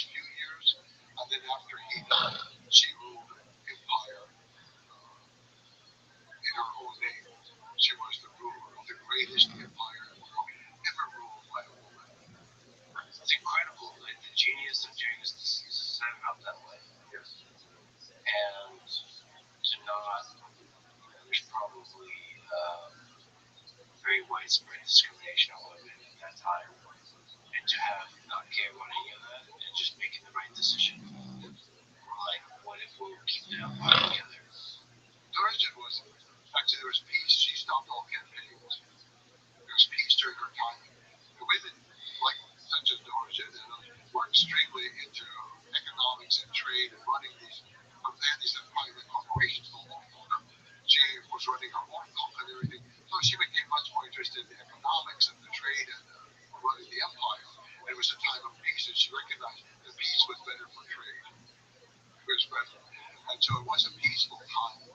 But like all of us, we have our weak points, and she favored her worthless son to become the successor. None of the sons actually were great, but I'm going to get favored a daughter, but anyway, she favored her son. So she arranged to have him made a great deal for her while she was still alive. She had her primary minister was also a woman. I mean, one team of women at least. And unfortunately, they have organized a purge from court. Killed off a lot of these people who had been supporting her. A lot of them were Muslims. And he killed off a lot. And then he was going to march against the Golden Horde because they weren't supporting him. So he set off and he died. He was only in office for 18 months. And he was gone. Then his wife took over Uncle Kamish. Unfortunately, she was not capable as her mother-in-law. Uncle Kamish was a bit greedy. And she didn't start any new wars, but she just kind of messed up things. And she didn't rule for too long. And this is why Kublai Khan's mother, Sultan, was able to have a revolution. She united with the Golden Horde. She was on one end of China, she had northern China, the Golden Horde had Russia, the two of them united against the center, and they overthrew Uncle Hamish, and she put her son Mokan in, who was succeeded by Kublai Khan. I should say probably that, this whole succession by canon probably goes against the initial spirit of what Genghis Khan stood for. Yes. Yes, in the end, he was a father, and he favored his sons, even knowing they were not so capable, and he had lost a grandson that he loved. But he organized it, though, as what we call almost a corporation. All lands belonged to everybody in the family, everybody. So Kublai Khan, that's why he had soldiers that were Christian soldiers, Ossetian soldiers, and Kipchak soldiers. He had 10,000 of each come in. And then the Russians would own some factories in China. The Ilkhanate would own some factories in jade mines in China.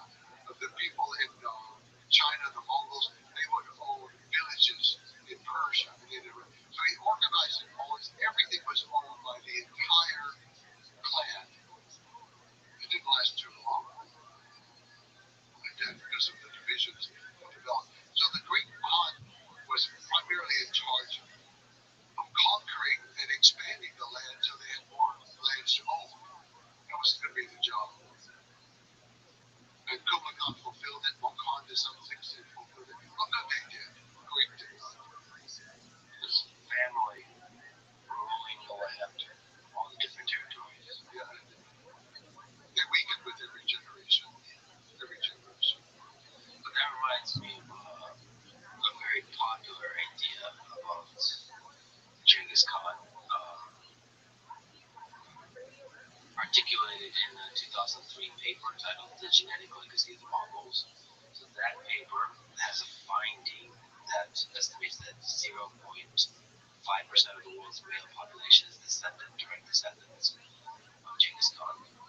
I've heard you kind of be a little bit skeptical of this paper, but I actually really like its findings. I talked to a good friend of mine, Manol Kellis, who's a biologist, computational biologist and geneticist, and he likes the paper as well. I find it really convincing, but I think your skepticism has to do not necessarily with the paper's content, but more with the implication that it speaks to the thing that maybe the people who think of Genghis Khan as a brutal barbarian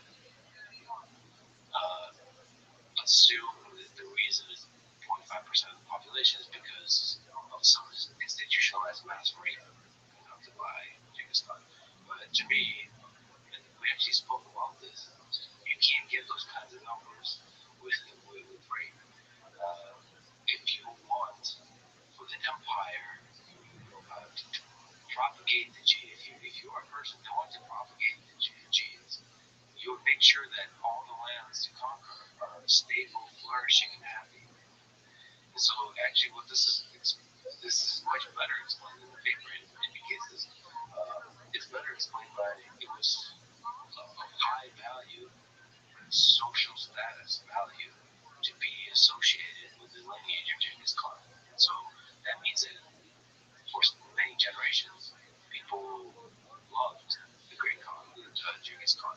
So in that sense, given how vast the land was, all the transformational effects it has on trade, on culture, and so on, it makes total sense. In fact, the 0.5%, just so people understand, is just male descendants. The way it works, that means if this paper is at all correct in its estimate, the number of people descended, not direct male descendants, the way trees work, it's like there's women on each stem. So the number of descendants could be much larger than that. So I think that's pretty interesting. I think there's singular figures like this in history, but none like Genghis. It's interesting. It's fun. Where did they get the DNA of Genghis Khan? Oh, yes. So one of the criticisms we have is like, well, They don't have one shred of scientific. They're supposed to be scientific. No, they found that a bunch of people were connected. yes. And then they No. One person. One person. yes, but they choose Genghis Khan. Right. But no evidence that it was from him. No evidence. It's from that time. It's one person. But from that time or 200 years before. It could be 200 years before. See, I mean, actually, I would like for it to be true in a certain way. I would, and I do think there is a truth there. I think that by attaching it to the name of Genghis Khan, they've done a disservice to themselves, but it gets a lot of publicity, a lot more funding, and it's exciting, and so on. But I think it's to that Mongol experience. But Genghis Khan's descendants were almost everyone categorized and recorded. I mean, he's the largest conqueror in the world. You do not have just children popping up all over the place. He had four wives all the time. He had children with two of them. Just not a lot of descendants. We know mostly who they are for many generations. His brother Hassan had many more children than he did. Many more. But they caused a lot of problems later on for the empire too by rivaling the power. So it could be that one of these other people, one in charge of could have been the origin of this. It could have been back well before Genghis Khan. I just don't believe it. In Mongolia today, we have nobody who claims descent from Genghis Khan. Well, claims is a different thing than biology, right? So the reason I say this is this methodology is pretty solid. Oh, I believe that they found some connection of people. Yeah, but They have no evidence that it's really connected to Genghis Khan. I think it may be tangentially connected to him. yeah, but it's somebody from the Mongolia region. Yeah, I think that's quite possible. But we've already had the Huns come through. We've got all the Turks. Every one of the Turkic nations is descended from Mongolia. They all came out of Mongolia. You're right. You're right. On the other hand, I wish they could get some proof. I mean, I wish it could be true. I just can't believe it the way it is. We have no DNA. Nobody knows where he went. They don't know where he's buried. Okay, Genghis Khan said, "Let my body go, let my nation live." And he chose to be buried in an unmarked grave. The Mongols believe very strongly it should always be that way. Most of the Khans who followed him were also buried in a similar way. The Chinese emperors, were buried in very elaborate tombs, not the Yuan dynasty. No. And so Kublai Khan was buried back with his grandfather in an anonymous grave. And was died out there. He was buried out there. I think his father Ludwig was also buried out there. That was one their homeland. But many of them were buried with him. And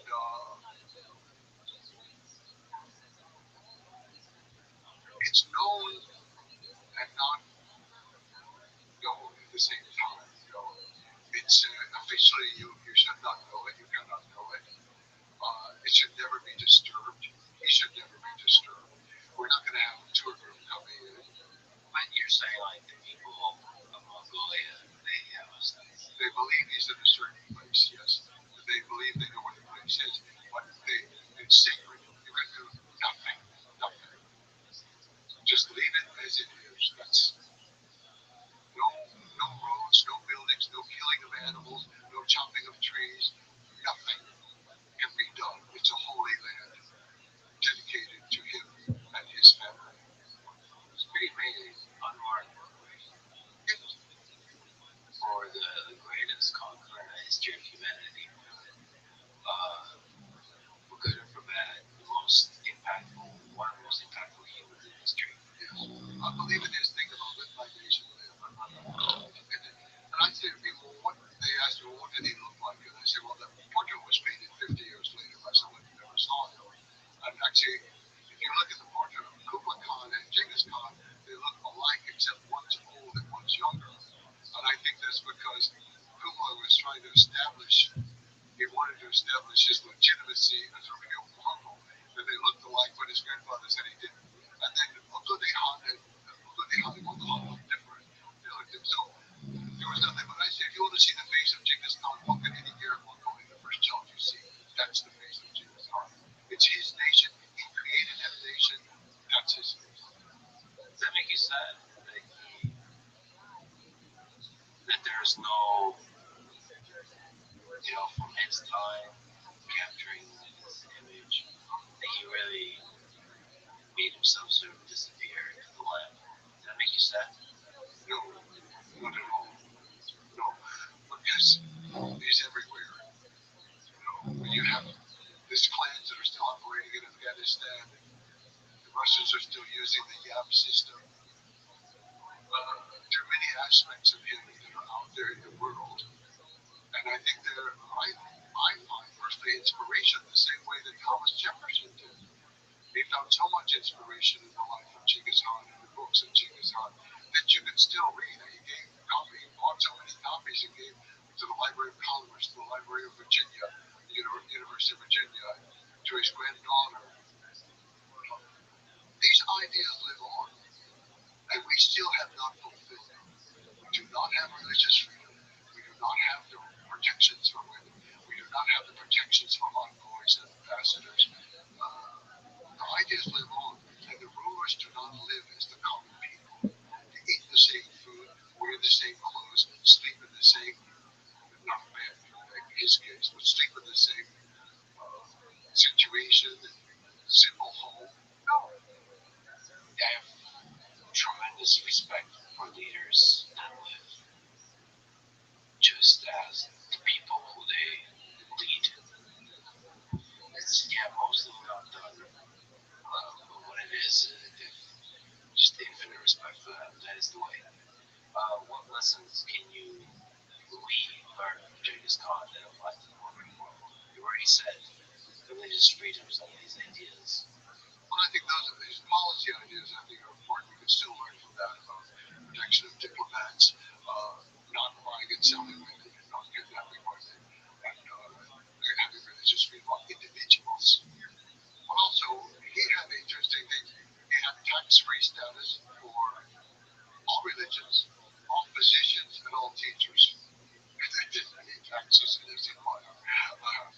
As a former teacher, I raised that out of pure greed and self-interest. But it's not to me the idea of saving the money. It's the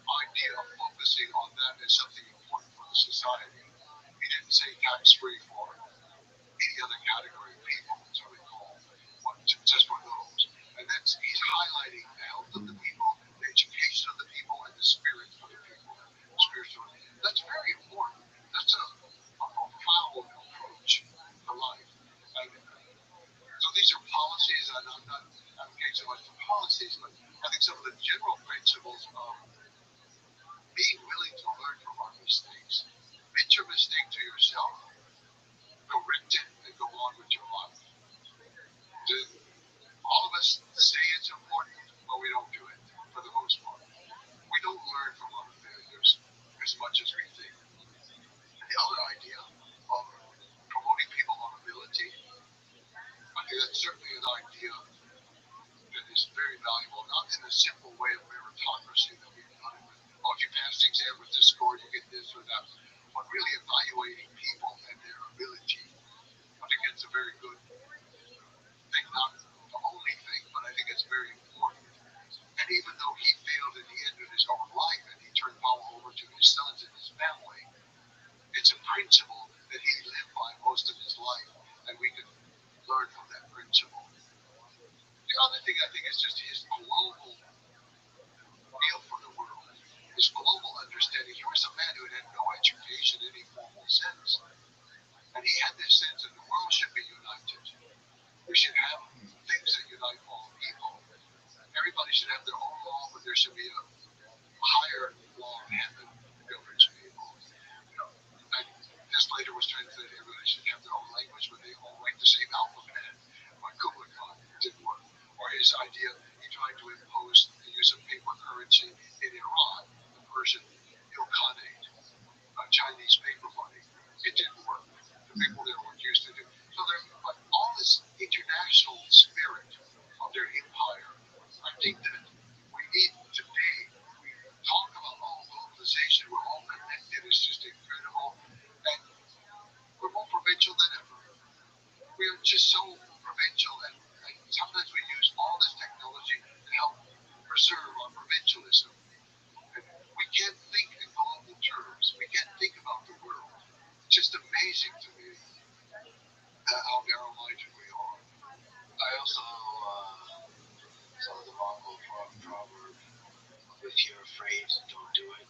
If you do it, don't be afraid. That you especially celebrate. I mean, there's something to that. This, in many ways, Genghis Khan is a representation of a person, like of a self-made man. That person from nothing willed an entire empire into existence. And everything against him that you can think of. Your family deserting you, your father dying at an early age, all these things like that. But as Jalka said, he had a good mother and he had a good wife. And there were many crucial points in which it was either his mother or his wife who made the deciding point. His wife, first, was the one who caused the first break with Jalka to go away. Later on, when the shamans had become too powerful, and they had humiliated his younger brother, she was the one who said he had to clamp down on the shamans who were exercising too much power. And she guided him a lot. It cannot be understated how important critical women are in the story of the Mongol Empire. It's fascinating. Sometimes, you can say, they're not behind the scenes because they're always out front. The Mongol court, they always stand up front. They're always out front. This horrified the Chinese, who were very good at Confucius. It horrified the Muslims. It horrified the Christians. They didn't know what to say. The women even drink in public. Okay, yeah, they drink in public. They didn't want to. So sometimes it was like that, but other times this was Norwegian. She's actually the ruler. Or the case of his daughters, such as Altan who ruled over the Mongol people, and the other daughters who ruled over different. They ruled in their own names. And he's very. This is something about the secret history that I said. I get the chapter. All the sections are done. I get the chapter number section 215. There's only half a sentence left. 214, he's just awarded a girl. He calls his daughter, so she probably kind of. She lives with his mother at this point. His youngest son, Tolo, is only 4 years old. Tatar comes and Mother Urlu gives him food because he realizes this is the mother of Genghis Khan, and that's the child of Genghis Khan. He grabs him up and kidnaps him and runs out, and he's holding the child in one hand and he's pulling out a knife with another hand. Al-Thani raced out and she grabbed his arm and held it down. And two men, Jim and Tim, they were back behind the gear slaughtering an ox with an axe, because you have to do it in the shade behind the deer. You don't do it in the light. And so they were back there doing that. So they raced out with an axe and they killed the man. And so then Genghis Khan was rewarding everybody for all their great deeds. And gentlemen, and Jim, they want to be rewarded for saving the life of Talal. He said, no, you killed the Tatar. Al-Thani saved his life because she held the hand that had the knife until you got there to kill him. She saved it, and now we reward her. So he's finished that story in 214. He gets to 215. He says, and now let us reward our daughters.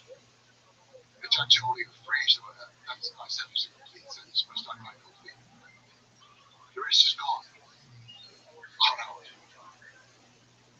It's missing. And I was just so, and I looked at all these different translations of all the different languages. And most often they translate as, and now let us marry our daughters. Oh no. Oh no. He was very clear in his wedding speeches to his daughters. I give these people to you to rule. You have three husbands. You have your honor, you have your nation, and you have the man that I give to you. But the man I give to you goes in the army with me. And when he's going from Tuesday here in Brilliant. The Chinese, when they arrived in the court all the time, they didn't know what to think. There she is ruling this area of all good people. And they said, well, she can read and write, and she's a supreme judge, and she doesn't allow any death sentence without her permission. And but they didn't say which languages she could read and write. That is really puzzled me a lot. So you're saying the secret history is we have gotten access to has been edited to remove the significance of women, even though they're still there. In that case, I mean, other cases with his mother, their bond and all, but I think in that case, because what happened is most of these women had few offspring because their husband was gone to war. And Al-Thani, of course, she married several times, sometimes all the sons of the last one, But they were going off to war and they weren't reproducing. There was only one, Tetikin, who was ruling in Siberia. She was the one who had a whole bunch of daughters. They wouldn't be going off to war, and so they actually spread out through the empire and did a lot of power later. What happened was the area for Alakai, for example, was then taken over by Kublai Khan. And then the areas, all the Turkic areas, one by one, were taken over by their nephews as they died out, not in their own lifetime. They didn't kill them at all, but as they died out, the men took it over. And so then they just wanted to kind of erase it. It's like, northern China, even though it was Tani, it always was Mongol. She was ruling because her husband was Mongol, and her sons were Mongol, therefore they had the right to rule it. So they cut out the women for those reasons. I think any time they threaten the power of a particular man. And there are other little things that are added in there. Sometimes you can find a phrase, and that phrase was not in the original. In studying human history, what have you learned about human nature? Just the trajectory of humanity of the past several millennia? I tend to have a certain level of individuals and persons are not a level of people in general, and especially not for institutions. I tend to have a great suspicion about almost everything and mistrust in institutions over and over. And I think that's my own prejudice, and then I find reasons to support that. And Genghis Khan was very good at destroying a lot of institutions and more bringing them to heel within his empire. So then I like that and I stress that and I see those things. I think that's one thing. But other things that I learned from the Mongol people in general, not just about their history at all,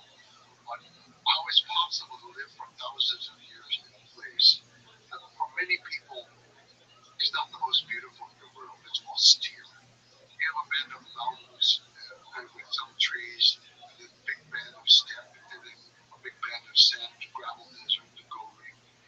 For many people, it's not appealing. It's just open. There's too much space. It's like we need to build something over here. Well, you can have a condo right there. We can have a building. We can sell it off. But they haven't given in to that. They really value their country. They protect their country. Even now, only 1% is privately owned.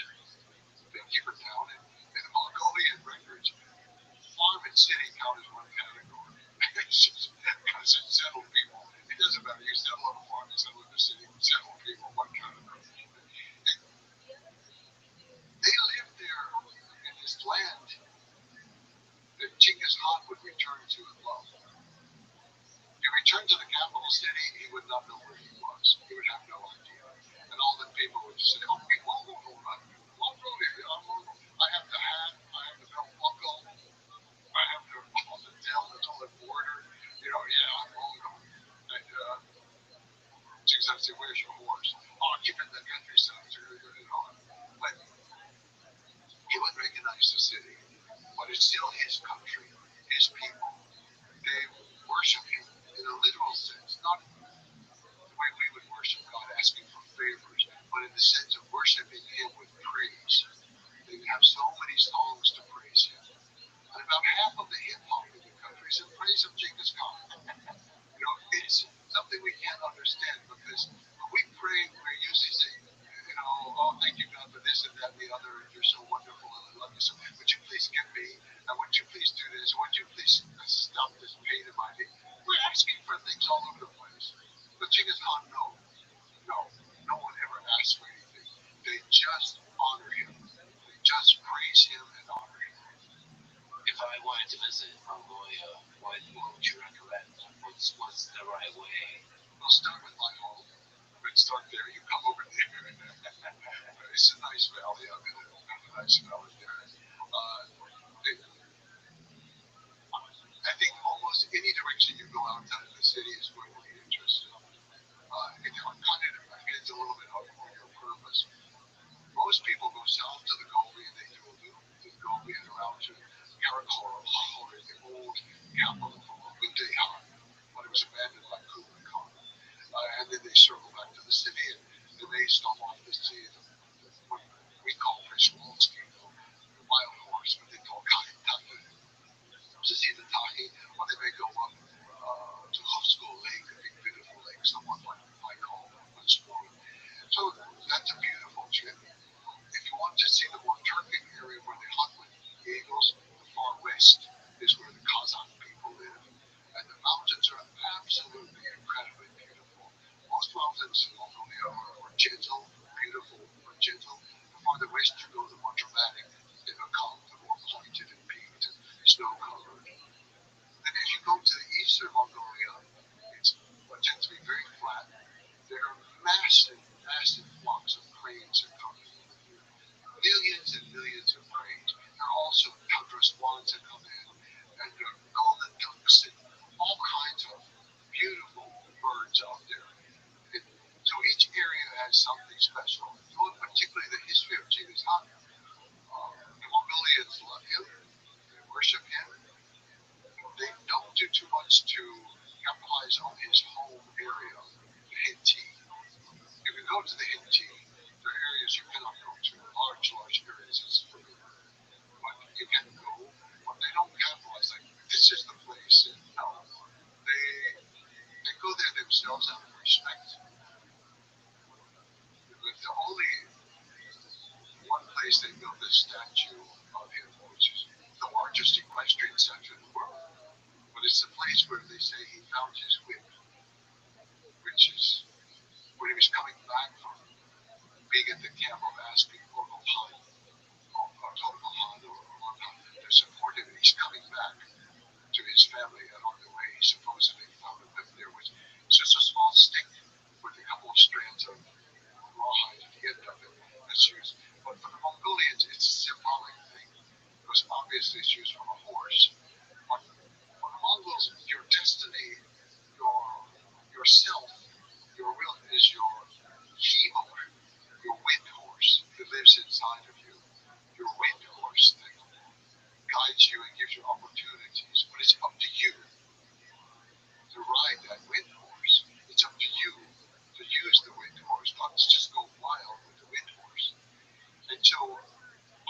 it's in that crucial moment. He's on his way back home and to go with Jalka and the other soldiers to the market to rescue Rashta. And so symbolically, he found a witness there. But I think it means that he found the way to control his destiny, his fate. It's very important. Very important. And now he did. That was the beginning. Yes. Yes.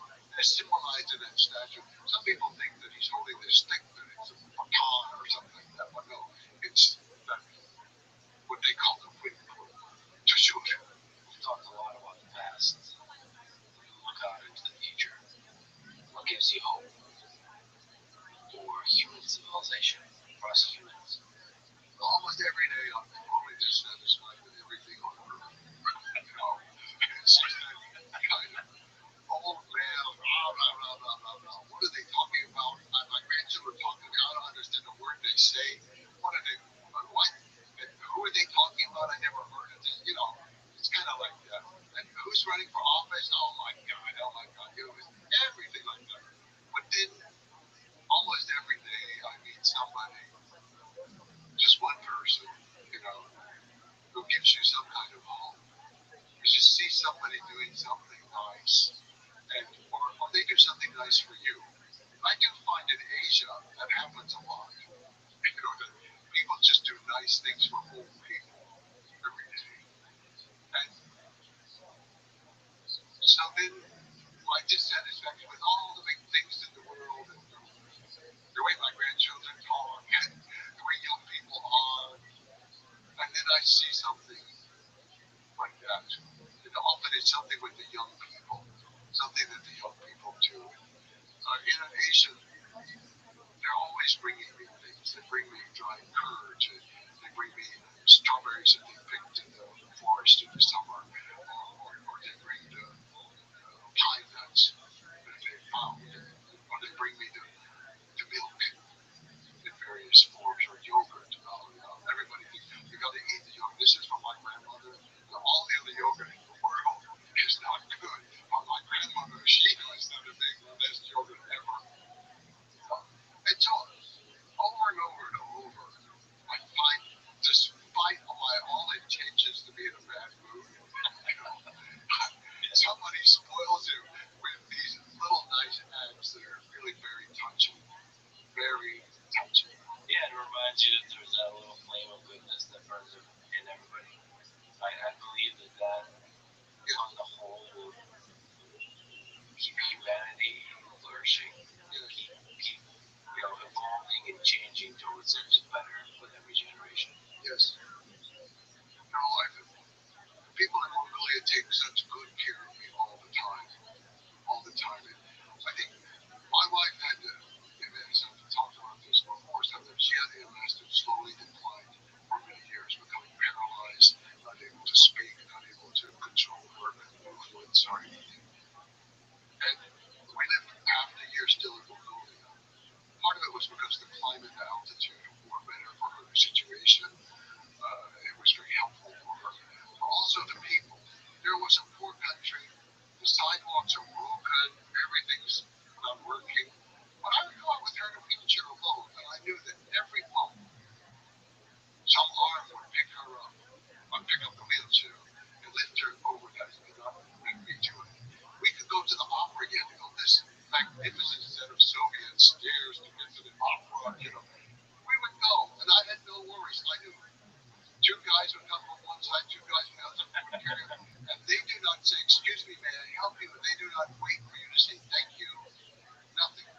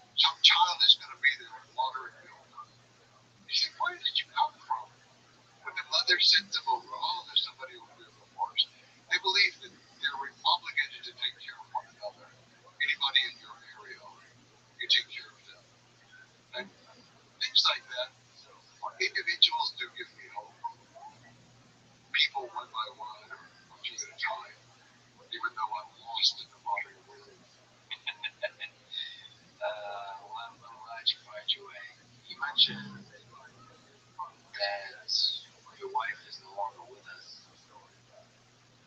What's a favorite memory you have with her? Well, I could say a favorite picture is a lake we used to go to called Looking Out in the middle. And somebody, a very nice friend, took a picture of us towards the end. We were just sitting there watching the sunset over the lake that we've been to many, many times.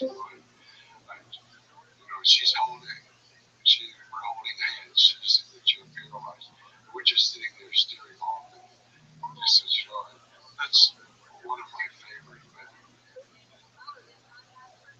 With my wife, I was just blessed with a good wife that was exciting. She was the most beautiful woman I had ever met in my whole life. She was smart. She could talk to people about anything. She talked about jazz or physics or art. My life is so small and narrow, but my wife, she's the one who gave me a life. The truth is, it's very odd. People don't believe something. I failed English in college. I barely got in college. Nobody in my family, growing up with my grandparents, was the other side. They had third grade education. My father had seventh grade. I went to live with him after the grandparents died, and my mom. There was no big education there in the family. But I somehow got to college. My father told me to go. He didn't want me to go to the war in Vietnam, so he volunteered to go because there was the rule that they couldn't send two people from one family against their will. It was mainly designed to protect brothers. But he could go as the father, and then I could go to college. So I got to college, and I can't say, oh, I was drinking and having a party and not serious. No, I was trying to help him as that course. I failed English. I failed it. And this was just a huge shame to me. In fact, after 1 year I was on probation, being kicked out of school, my grades were so low overall. And then, so it took me a long time to confess this to my wife after I met her. I briefly known her in high school, but just not really. Anyway, we met later. And I told her, and she just looked at me, she said, I was a professor. No, it's just a professor. And write anything you want. And she had the power to make me believe everything she said. I don't care what she said, I would believe it. And I would say, yeah, that's right, that's just a professor. Yeah, and she inspired me. But she supported me all the way through graduate school. She was taking some courses of her own and she was doing graduate work. But she inspired me, but she told me, I said, I want to write for more people than just for other scholars. I've done this dissertation, a PhD, and it's just dry as what's a hot, it's the Gobi Desert. And I didn't know what to do. And she said, just tell the story to me, but I can't see you while you tell it. You're on the radio, and I'm listening in my car driving somewhere. Just tell the story to me.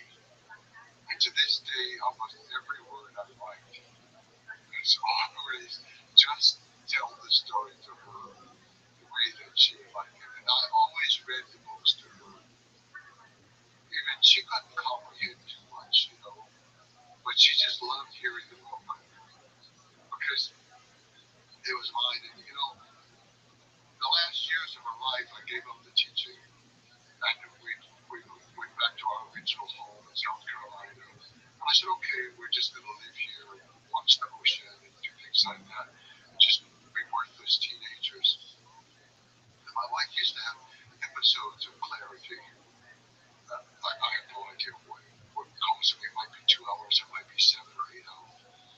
And we would talk a lot. And so one time she said to me, this disease is going to take my life, but it's taking your life. She said, you gave up teaching and you gave up writing. She said, how do you expect me to die in peace if I know that you gave up everything to this disease? She said, you should write. So every single day, we sat together by the water, by the window. I moved it into the dining room, overlooking the water. We sat there at the desk. She sat in the wheels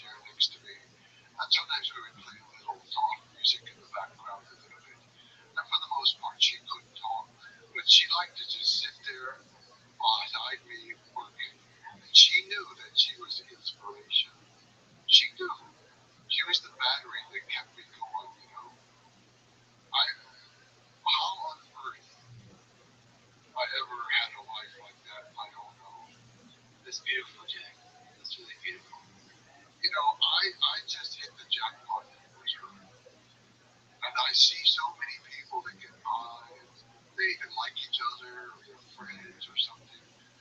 But in my life, there was one person. I love my children.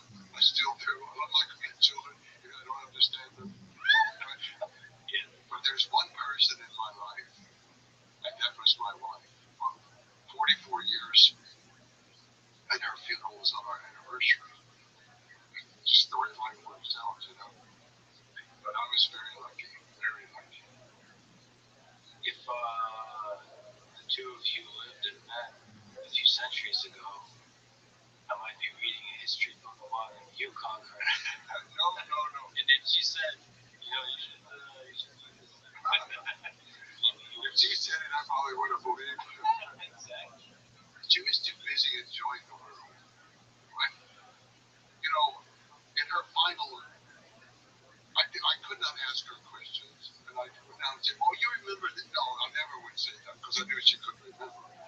But when she would be restless or something in the night, I used to recite scenes from our life and just give the scene without saying to remember.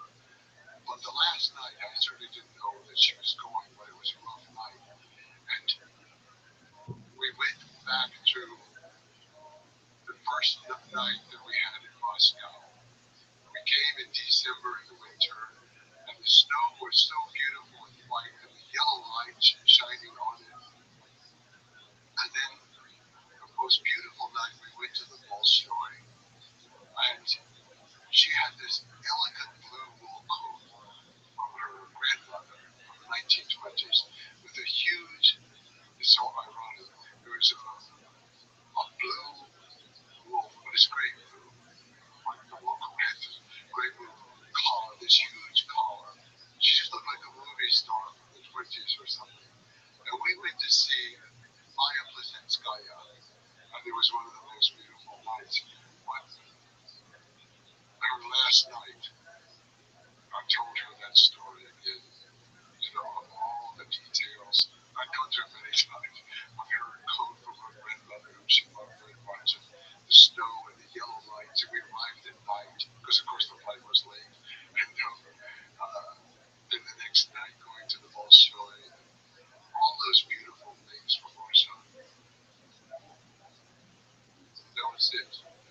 She was an inspiration. I have many, many nights or many days of great memories. You made me cry, Jack. Oh, no. That was beautiful. You're a beautiful human being. It's really an honor to talk to you.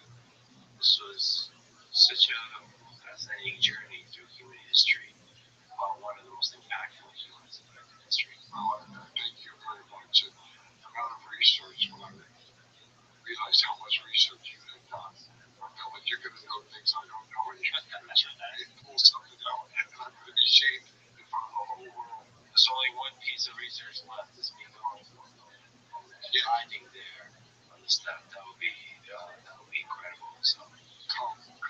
I will. Thank you so much for talking today, Jack. Thank you. Thanks for listening to this conversation with Jack Whiteford. To support this podcast, please check out our sponsors in the description and consider subscribing to this channel. And now, let me answer some questions and try to articulate some things I've been thinking about. If you'd like to submit questions, including in audio and video form, go to letsfreeman.com/AMA. Or if you want to contact me for other reasons, go to letsfreeman.com/contact. And now allow me to make a few comments on the ever-evolving moral landscape of human civilization throughout our 10,000 year history. I was listening to Dan Carlin's excellent, eye-opening 5.5-hour episode of Hardcore History titled Human Resources. It covered the topic of slavery, the Atlantic slave trade, to be exact. One of the lessons I took from this episode is that the long arc of history is full of atrocities, as we modern-day humans understand them, with the wisdom of time and moral progress. But during each period of history, as Dan documents, it was difficult for the majority of people to see just where the line between good and evil is. We humans, after all, forever like to weave a story in which we are the good guys. Listening to Dan discuss, and later myself reading first-hand accounts of slaves, of torture, of rape, the separation of families, is It's incomprehensibly heartbreaking. By the way, this topic, first-hand accounts of slavery can be read in Slave Narratives, a folk history of slavery in the United States, from interviews with former slaves. I can recommend the book that I've been reading, which is Voices of Slavery, 100 Authentic Slave Narratives. It all seems deeply and obviously wrong by today's standards, but slavery was seen as normal through most of human history. Thomas Jefferson, the man who wrote All Men Are Created Equal, which I think is one of the most powerful lines in all of human history. He himself was a slave owner, making him a fascinating case study of contradiction. In fact, there's evidence that Thomas Jefferson drew from Genghis Khan's ideas about the importance of religious freedom, calling as he did foundational ideas of human freedom in the jaws of deep history. And Dan, in this episode, documents these contradictions and complexities quite well. Full range of human psychology involved, including how violations of basic human rights breed generational hatred. This, I think, is an important lesson to understand. The consequences of our moral failings can reverberate through decades, even centuries. And that is perhaps one of the values of studying history. It is laden with atrocity, but it also contains people who, while flawed, dare to rise in some way above the moral decrepitude of the day to try to build a foundation of a slightly better future world. As MLK Jr. put it, the arc of a moral universe is long, but it bends towards justice. And now, please allow me to say a few words about Gaza, Israel, and Palestine. I'm not sure I'm eloquent enough or know quite the right words to express what I'm feeling. Let me try. I think what is happening in Gaza is an atrocity. And I think that the Israeli government is directly responsible for it. And to the degree the U.S. government is assisting the Israeli government in this, which I believe it currently is, it needs to stop immediately. For me, as an American, it makes me sick to know that my government has any role in this atrocity. This needs to stop. Yes, there's geopolitical and military complexity, nuance, and historical context that I'm told by some so-called experts that one must understand. Perhaps they are smarter than me. But, like mentioned before, unlike the moral complexity of deep history that I've often spoken about, from the Roman Empire to the Atlantic slave trade, this is the 21st century. This is today. In this, the 21st century, I see things quite simply and clearly. To me, the death of a child is a tragedy. It doesn't matter what their skin color is, what their religion is, or what plot of land they call home. In my view, they are all equal. And the death of each child is a tragedy. Hamas did definitively evil act on October 7th, brutally murdering over 1,000 civilians. But now, the acts of war conducted by the Israeli government have led to the death of over 60,000 people in Gaza, likely over 80,000 people, of which at least 17,000 are children. 17,000. I'm not smart enough to know the path to peace and flourishing of all the peoples in the region, but I do know that what has been happening in Gaza cannot be the way. Suffering at this kind of scale breeds generational hate and leads to more evil in the world, not less, to more destruction, to more suffering. This has to stop. 2 years ago, I spoke with many Palestinians in the West Bank, on camera and off. There's a video of it up if you want to hear their voices for yourself. It was a deeply moving experience for me, and I'm grateful for it. In the future, I hope to find a way to talk to people in Gaza. I still think it's valuable to talk to leaders, historians, soldiers, actors, from all perspectives. But the most powerful and moving conversations for me, online and off, have always been with It's always felt like where the truth is, the deeper truth of life, of pain, fear, of hope. And I still have hope. I believe we humans are good at the core, and I know we'll find our way. Thank you for listening. I love you all.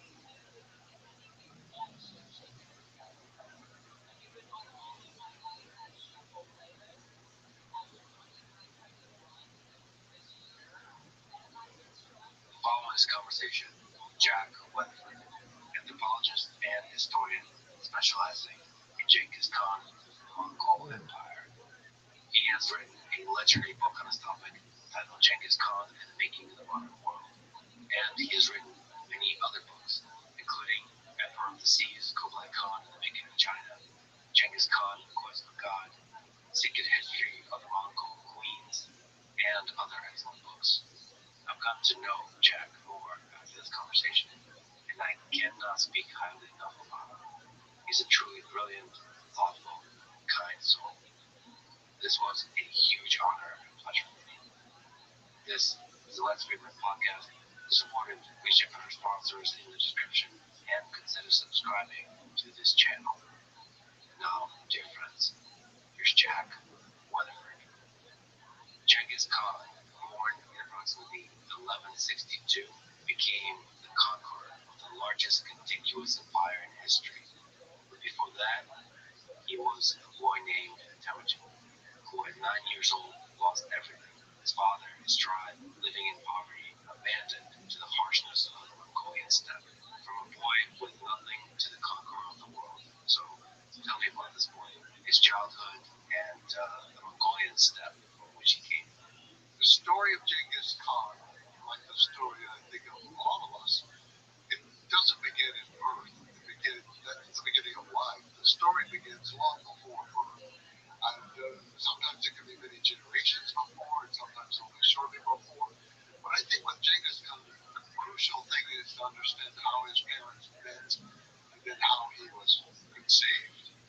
And that is that one day a cart was coming across the Mongol territory, and only women drove carts. Men rode horses, women also rode horses. But women owned the houses, which were called gers, the tents. They owned all the household equipment, and so they had to have carts for moving back and forth. The fact that a cart was moving meant that some woman was moving from one place to another. And in fact, her husband was with her. She was a new bride, and her husband was on a horse close to her. So what happened was a man named Yasuke, the future father of Genghis Khan. Yasuke was up on the hill. He was hunting with his falcon. The words of the secret history of the Mongols are very clear. He looked down and he saw her, and he could barely glimpse her, but he knew she was young and she was a new bride. And he rode back to camp. He got his two brothers, and they came racing down. And they came, and first the husband of the woman looked around, and he decided to flee. Not because he was a coward, but he figured he would probably pull the men after him. They would chase him, and they did. They chased him. He went far away. He circled around. He came back. He arrived back at the cart where his bride was. Her name was Further. And Erlo had time to think while he was riding around, being chased by the Mongols. And she decided that it's more important for him to live. And she told him when he came back, "You must flee. If you stay here, they will kill you and they will take me. But if you flee, they will take me, but you will have the chance to find another one. There are many women in the world. You find one and you call her Erlo, after my name, and you remember me when you're with her." It's a very dramatic moment. And he rode away, and he looked back and forth, and it said that the pigtails or braids were hanging down, were whipping back and forth from his chest to his back. He was divided, obviously, in whether he should go or stay. But the three men were approaching again, and they were headed straight for the cart this time. And they came in, and they took her. She didn't say a word until her husband was over the ridge.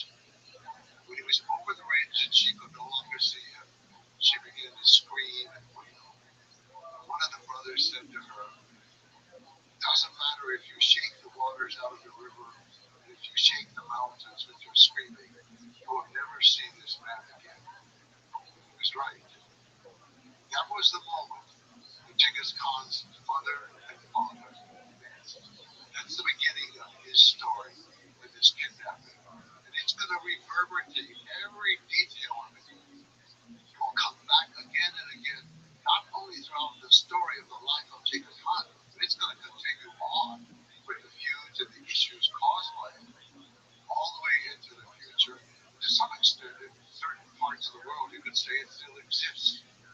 So the meeting is fundamentally sort of a mixture of heartbreak and dark criminal type of kidnapping. From that is conceived this conqueror of the biggest contiguous empire in history. What I was really interested in was, how did this happen? Who was this person? As Wordsworth wrote in his poem, the child is father of the man, and it's the childhood that created him, and it's that episode that was before he was born, all the things that happened throughout his childhood made him into the man that he became. And so he was now suddenly, this unusual situation was created where a child is going to be born to a kidnapped woman who is being held by strange people, the Mongols, that were not her people.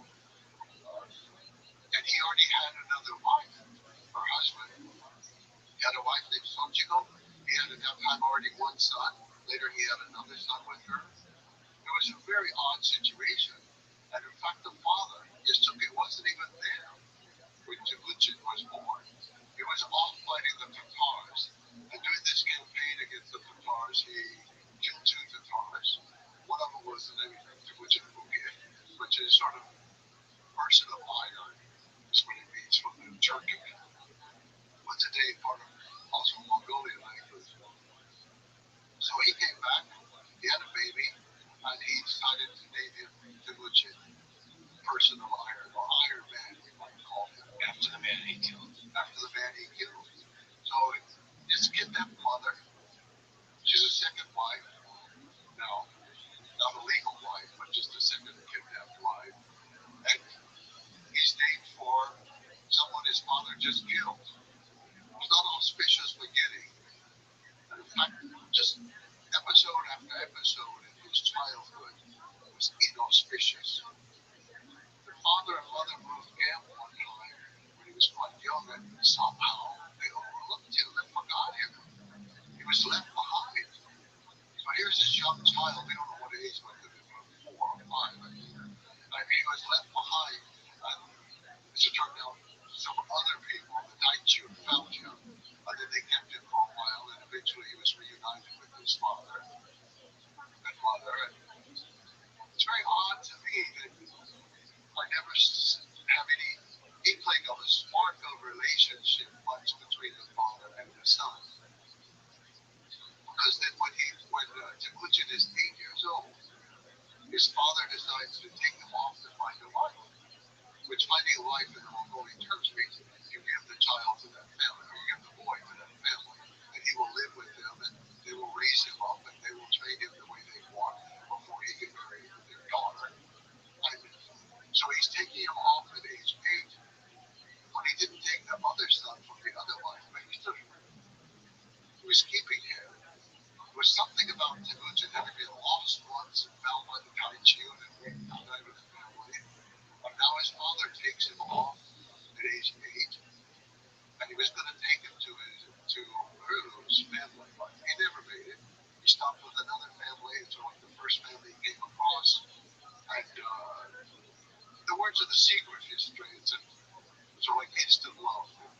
There was fire in his eyes and fire in her eyes, and he saw this girl, Vrishna, who was about 9 years old, a little older, and he wanted to stay there with that family, according to the story. And so the father left him there with that family. But on the way home, the father decided he saw a drinking party, and he decided to join them. They were Tatars. He hid his identity. On the step, everybody kind of figures out who everybody is. And they figured out who he was. But supposedly, they poisoned him. He got on his horse and was able to ride back home, or within a few days he died. So now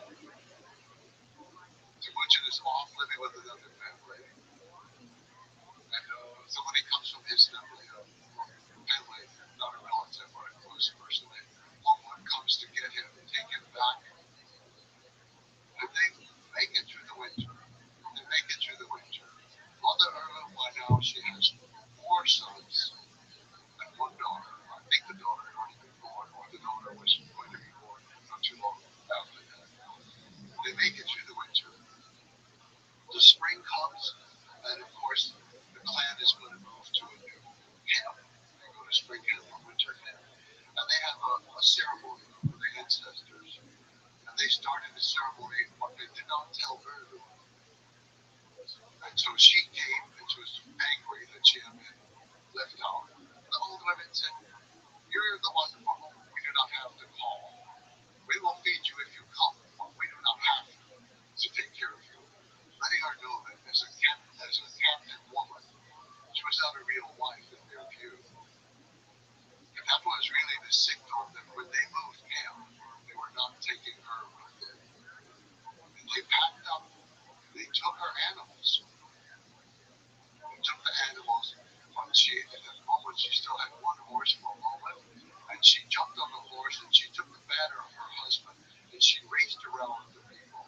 And the banner after death contains the soul of the person, so it's called. And so she raced around and they were a little bit nervous, and so they camped out one night and they waited until it was dark. Then they took off, and this time one of the friends of the family came running out to try to stop them, and they killed him. And Temujin cried. He was a little boy, 8 years old. There was nothing he could do. He was just a little boy. And now that family is left there on the steppe, 4 children, possibly 5 already. Sochigol, the other woman with 2 children, they're all left there to die on the steppe. When the winter comes, they will surely all die. How do they make it through winter? Mother Erlu, in the words of the secret history, she pulled her hat down over her head. She took her black stick and she ran up and down the banks of the river, digging out roots to feed the gullet of her brood. She fed them through the winter. She found food, digging up whatever she could, finding whatever she could, everything she could. And even at this young age, Temujin was already beginning to go out to collect things. He could get fish, he could do a few tasks to help feed the family. It was an extremely awful struggle at this point, but she saved every one of the children. So, Temujin's early years were marked by loneliness, abandonment, and struggle. Yes, even after this, he was kidnapped at one point by Tai Chi people. He was kidnapped, and we would say, the correct word would be enslaved. They put him into a cage, a yoke, like a ox would wear. And so his 2 arms are in it, and his head is in it. He's trapped in this thing. Every night he would be taken to a different pier to be guarded by their family. And one night there was a celebration, so most of the people were drinking, and he's left with a boy who is not very smart. And Temujin managed to take the wood yoke that he's trapped in and use it as a weapon by turning it around very quickly and hitting the boy in the head, knocking him out. Those were the first lessons for the Mongols that anything that moves is a weapon. This is going to go on for generations. Very important for the Mongols. If it moves, it's a weapon. He did that. He raced off in the night and he jumped into the river to hide. He still got a pack on him. He's still trapped under there. The people are looking for him. They come out and up and down the river, and he's hiding underneath the water for the most part, trying to breathe as best he can. it's dark and it protects him a little bit. They give up and they say, okay, we'll come back tomorrow. He can't possibly escape. But he knew one family that he thought he could go to. And he was right. He went to that family at a great risk to themselves. They, in fact, were a captive family at the time too. And at great risk to themselves, they managed to saw off a keg and then burn it in their fire. And they gave him food to escape. And then he had to go find his family again. So this is the kind of life that this boy Temujin had. So he, just to be clear, the neck is trapped and the hands are trapped. We think that's how it is. We just have the word. They don't say the head and the hands, but we know that his body is trapped in it. But from all evidence we have, it's the hands and the head. And he's running around deeply alone with this thing. Yes, yes. And then he has to go out and find wherever his family is. So this, in part, was the foundation of his breaking with Mongol tradition that kinship is the most important thing above all else. Because here's his life story where he's abandoned over and over and over. His father's own brothers. See, the men who kidnapped her, they had an obligation under Mongol law and custom to marry her when her husband died. They did not. They should take care of her and her children, because her children are the children of their brother. They count as the sons of the clan. Well, they should. No, they had all deserted, all betrayed him. He learned very early on that you cannot trust family. You mentioned that Genghis Khan's childhood, Temujin, was marked by extreme tribal violence. Can you describe the state of affairs in the steppe? How much violence is there? How much kidnapping is there? The story of Temujin is not a unique story for that time. Now, as an isolated family outcast, of course, he's not participating in the various feuds and the raids of the people around him. But they are constantly raiding in the winter. And for women and for horses and for any kind of valuables that they can find, it's almost like their way of getting trade goods from China. And one group raids the other in order to find out whatever they have for textiles or metal. Mongols produce nothing. They can produce felt to make their tents, but they were not craftsmen. And so they had to get these items from somewhere, and it was through raiding. And so even in the genealogy of Temujin, you see going back generation after generation, women having been kidnapped, children born who are not necessarily the father's child, and it's unclear who the father was. And all of these issues go back for a long time. Later, Genghis Khan will realize, once he becomes Genghis Khan, he will realize that the true source of most of the feuding on the steppe is over women. And later he will outlaw the kidnapping of women and the sale of women. Part not only because of what had happened to his mother, but what happened to him next in his life. And this is one of the things you talk about. This, in some ways, the love story with his wife was her kidnapping was the defining. If you could point to one place where Genghis Khan, the conqueror, was created, it's that point. His wife being kidnapped. Can you describe, first of all, his love for this woman and what that means, and what the kidnapping of her meant? At age 16, first, the girl he had met when he was 8 years old, and she was 9. She's now 17, and she and her mother called him.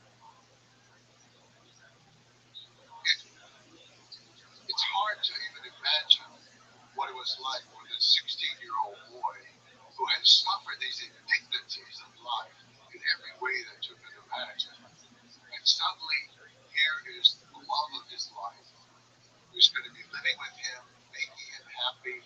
He has somebody who loves him, not just his mother running around getting food and trying to feed the 5 children, plus the other wife and her 2 children.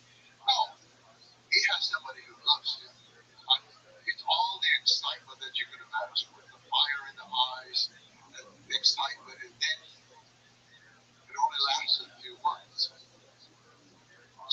are, and there's a lady visiting them. We don't know exactly who she is, but just they call her grandmother, Wachchen. Finding Wachchen is there. Finding Wachchen is sleeping, of course, on the floor with gear, the tent. And early in the morning, when she feels the vibrations in the earth, and she knows the horsemen are coming, she rouses the family. But Mother Erlund is in charge. Mother Erlund is still in charge, even though Imogen is now married. She puts all of her children on a horse. She takes the baby girl to Ulin in her own lap. She has one extra horse, but she won't take first. Because she knows, she doesn't know who the men are, she has no idea. They're coming in the dark, they're coming for a woman. They know there's a girl there. This family of outcasts has acquired a wife, and they know that they're coming for that. So she leaves Sotchiko, the other wife.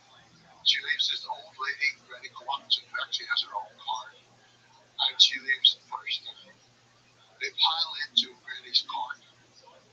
It's only ox to pull it, so they don't get too far before the attackers get there. But Mother Erlund is right. She's able to get her children off to the mountain, to the mountainside, away from them, because the men are so focused on this cart and finding out how many women are in there and who they are. So Mother Erlund saved her family, but at a cost. Suddenly, Temujin realizes he has obeyed his mother, but he's lost the most important thing in his life. And I do think this is the defining moment of his life. The story began back when his mother was kidnapped. But now the kidnapping of his wife, and he gets to define what will he do? What should he do? What can he do? Is he going to just resign himself to it? Is he going to go out and look for another wife? And he decides that life is not worth living without Kirsten. He has found something good in his life. And if he has to die trying to get her back, he will die trying to get her back.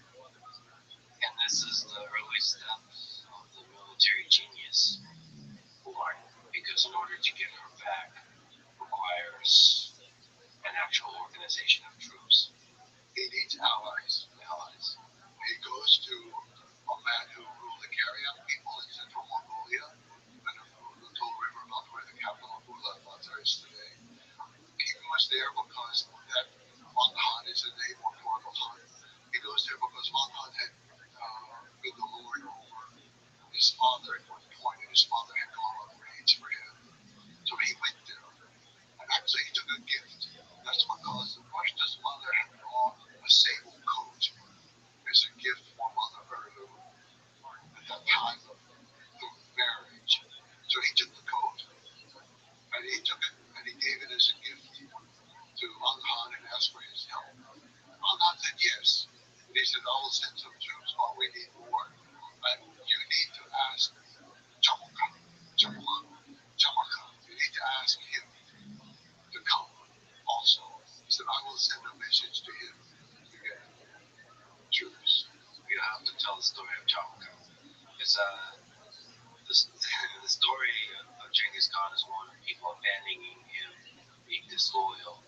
And here is a person who's not of his kin, but becomes his white brother, in a way loyal. And as you've described, he's both the best thing to us happened to Genghis Khan and one of the biggest challenges in the later years of Genghis Khan. So who was Chamaka? Chamaka was a boy about the same age as Temujin, and his family had winter camp close to where Mother Erlund was living with her children. And so the two boys met during the winter time. In fact, they both claimed descent from the same woman about 4 generations earlier, or 5 if more earlier. She was a Urihankai woman who herself was kidnapped. And actually, Chamaka was the descendant of her from the fact that she was pregnant at the moment of kidnapping. And then Temujin is descended from her through the new kidnapper, Wotamchak, his ancestor. So they're both through the, as the Mongols would say, from the same womb. They come from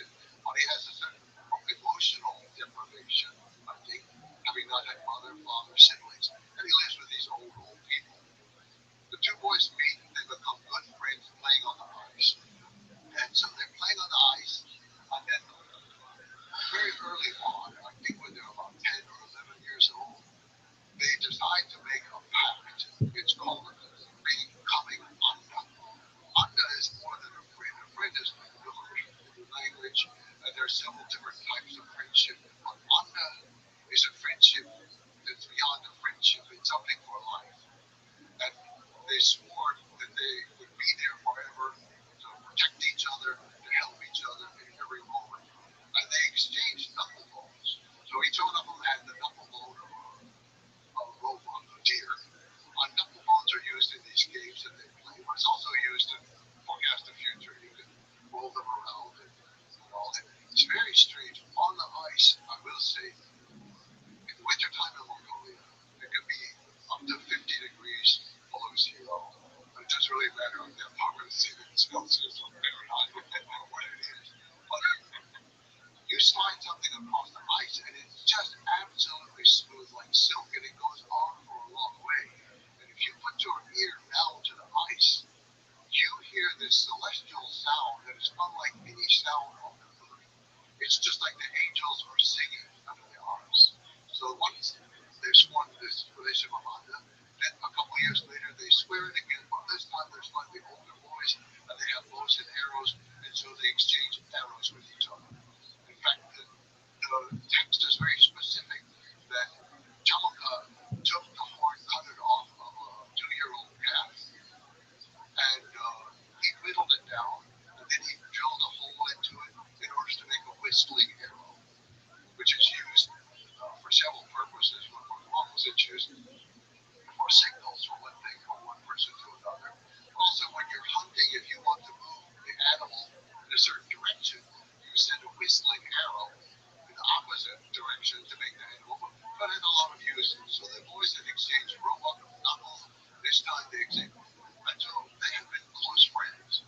And on the hunt said, okay, Jonathan should raise some troops and go with you. And he did. So the three set out some troops from Han. He himself did not go, he was too old.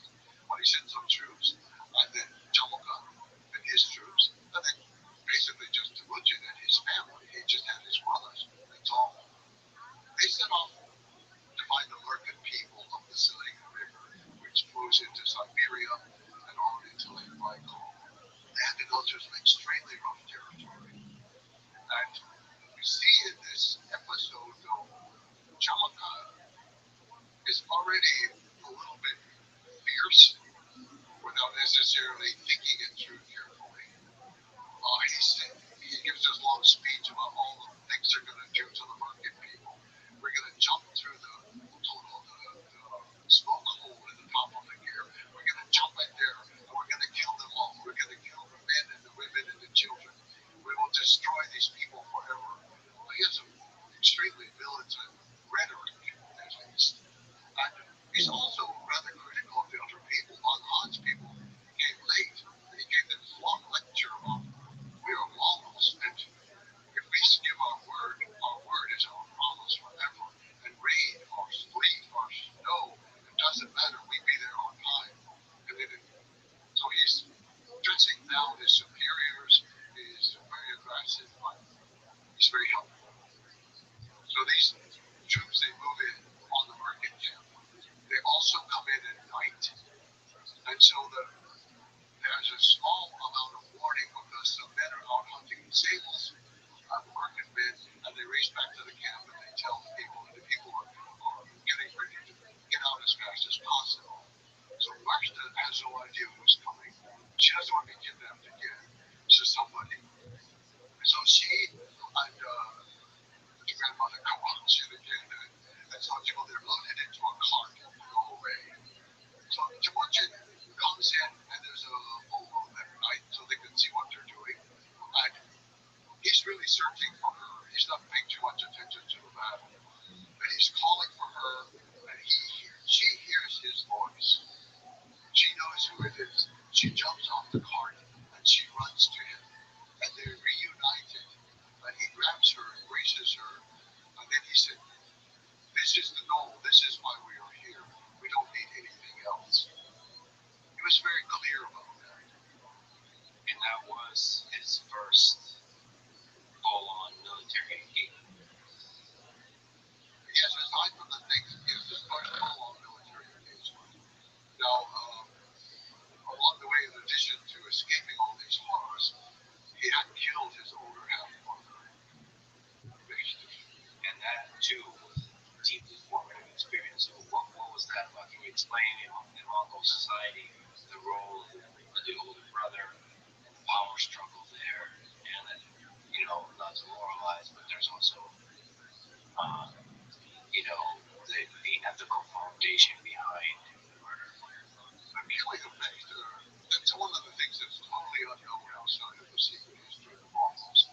None of the Persian chronicles, none of the Chinese chronicles, none of them knew about this until the secret history was deciphered and translated. But Nectar was the older child of Sachiko, and his son, the older brother, has complete authority over the younger siblings in Mongolian society. They have to refer to him with a special pronoun all the time, Tom, and he refers to them as Chi. It's a formality. And his word goes, he is the father in the absence of the father. But also, it's quite common that if a man dies and his brothers, he has no brothers or his brothers do not marry his widow, then if he has a son by another wife, she will become his wife. So it would have been common that Victor eventually, when he passed through puberty, would then perhaps marry on the murder. Now, I don't know that that happened, but I think either it did or Temujin was trying to prevent it because it was bad enough that he was the older brother. When he comes the older brother and the stepfather, Temujin just couldn't handle that. And he was already, Victor was ordering around, so he would take things like a fish or bird that Temujin had called, and that's perfectly acceptable in the Mongol hierarchy. So Temujin would catch a fish, and Pepper would take the fish. Yes, it's only recorded once, but perhaps they have to tell it. So that's an okay thing to do for an older brother. Just take stuff. Yes, he can do anything he wants just about with his younger siblings. That's, yeah. And but Temujin is not going to stand for it. So mostly in the record, they kind of put the blame on this fish, which I'm not sort of sure that's really the blame. But the boys had actually taken the sewing needles from their mother and they were using them for fishing. And I think it's more complicated than that. But for whatever reason, he and his ex-mother, Hasser, decided to kill him. And they did. Why to use it more complicated than that? It feels to me like stealing of a fish is like the final straw. Here he's being abused over and over and over, and the fish is a symbol of that. So here he takes matters into his own hands.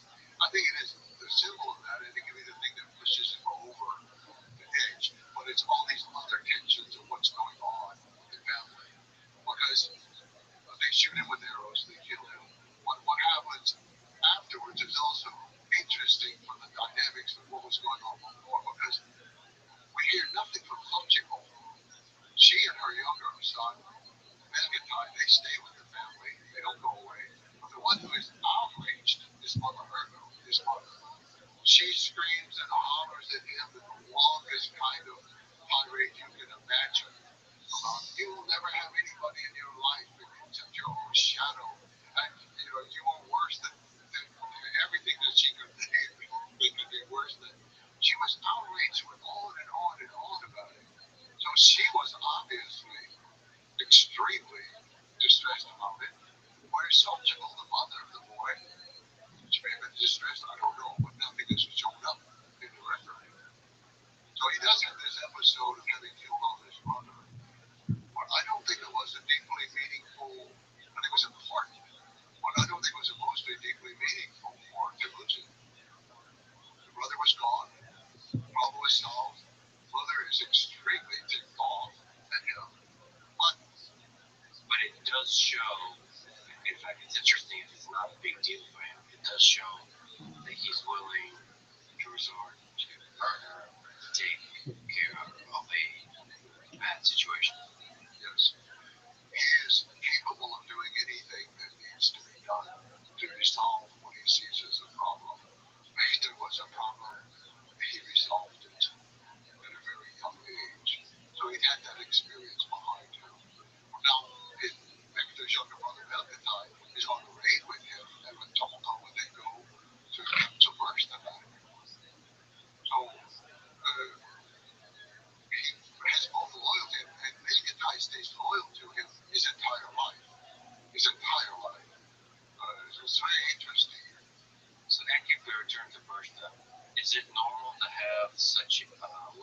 story across many years when you're separated, sort of having that kind of loyalty, because it was two-way loyalty, Marsha to Temujin and Temujin to Marsha. And this is like before he was Genghis Khan. I think as children, he was too preoccupied with staying alive, getting kind of like fish and roots to eat and things like that, to really be hiding from her all the time. But for whatever reason, she came, and it could be that her family liked him in some way, or that she remembered him, or that she had no other suitors. Because at 17, she should have been married, actually. So I can't explain why, but it was certainly a strong love story after the fact, if not before. I mean, those two were loyal to each other throughout their lives. She was, I would say, the most important person to him after that. He went to the literal war to get her back. He risked everything. He was willing to die. He was willing to kill. He was willing to die in order to get her back. And he got her back. And now he's reestablished his relationship with Jabal Khan. So they decide to stay together. And they all go off to the Hood Valley. And she is pregnant. This becomes a huge issue for everybody. It's one of those things that to this day almost it's an issue. What happens when he says much later in life, when his own sons rebel against him, and they call that first child a wicked bastard. He defends his wife viciously. He said to his own sons, he says, "You are not there. You do not know who loved who, and who did not. You did not see the sky turning around. You did not see the stars falling. You did not see the earth turn over. You don't know what was happening. And if I say he is my son, he is my son.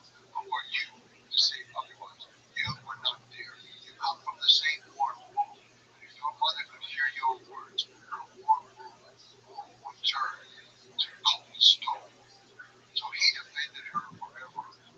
But he's off now. We go back to the beginning. She's pregnant. They're in the Hood Valley. And he and Jalma decide to renew their vows of being unknown to each other. So this time, it's more serious. Ceremony in front of the whole.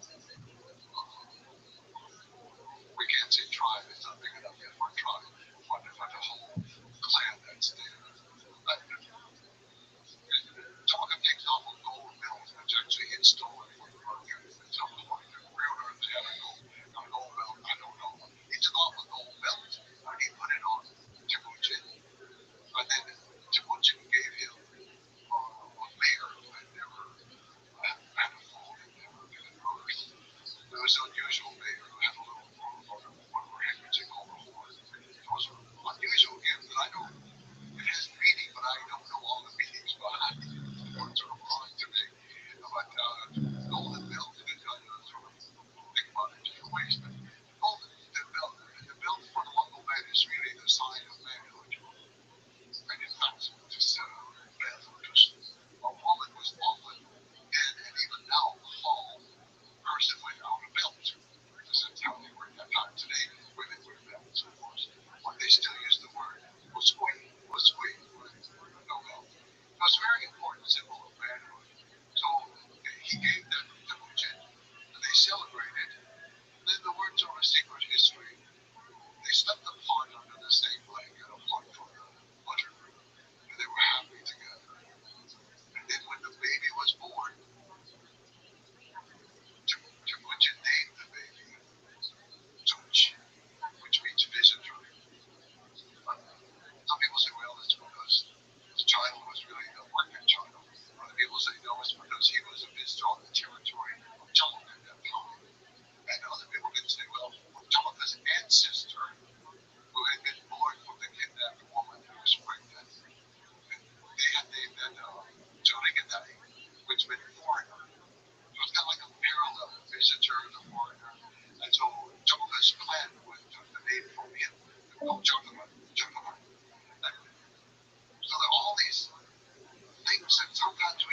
quite understand because we don't have the total mentality of that pie that we got going on there.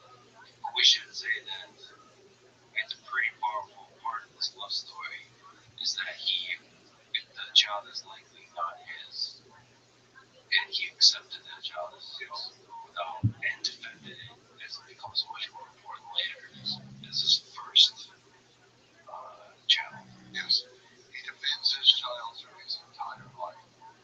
And not long after the birth, he and Jalka break apart. What really is too much it breaks apart at the urging of Kirsten. She said he lords it over you too much. He wanders you around too much. You need to be free. You need to break away. And she urged him. But he loved his wife more than anything. I think that in a certain way the most important other character in his life and of life would be the Anna relationship, which gets our behaviors really tested in the future years. They run away through the night. They go all night long to escape from him. But he obviously first and foremost took the baby, of course, with him as well. So here's this breaking point. How did that relationship evolve? The two of them never claimed to break it. They had just separated. And now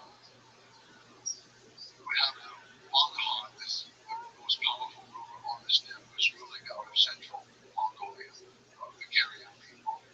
And so Dalka remains loyal to him, but at first so does Temujin. They're both loyal to him, but they're fighting in different kinds of campaigns. So for a while, they're not fighting each other. But eventually, some things happen that separate Temujin. Temujin was making all of these great victories for Monghan. And he was even got the title Wang, which means from Chinese meaning prince or king. Monghan received them from the Jin dynasty because of all of these conquests against the Tatar people. So Temujin was rising up, and then he wanted his son to marry the daughter of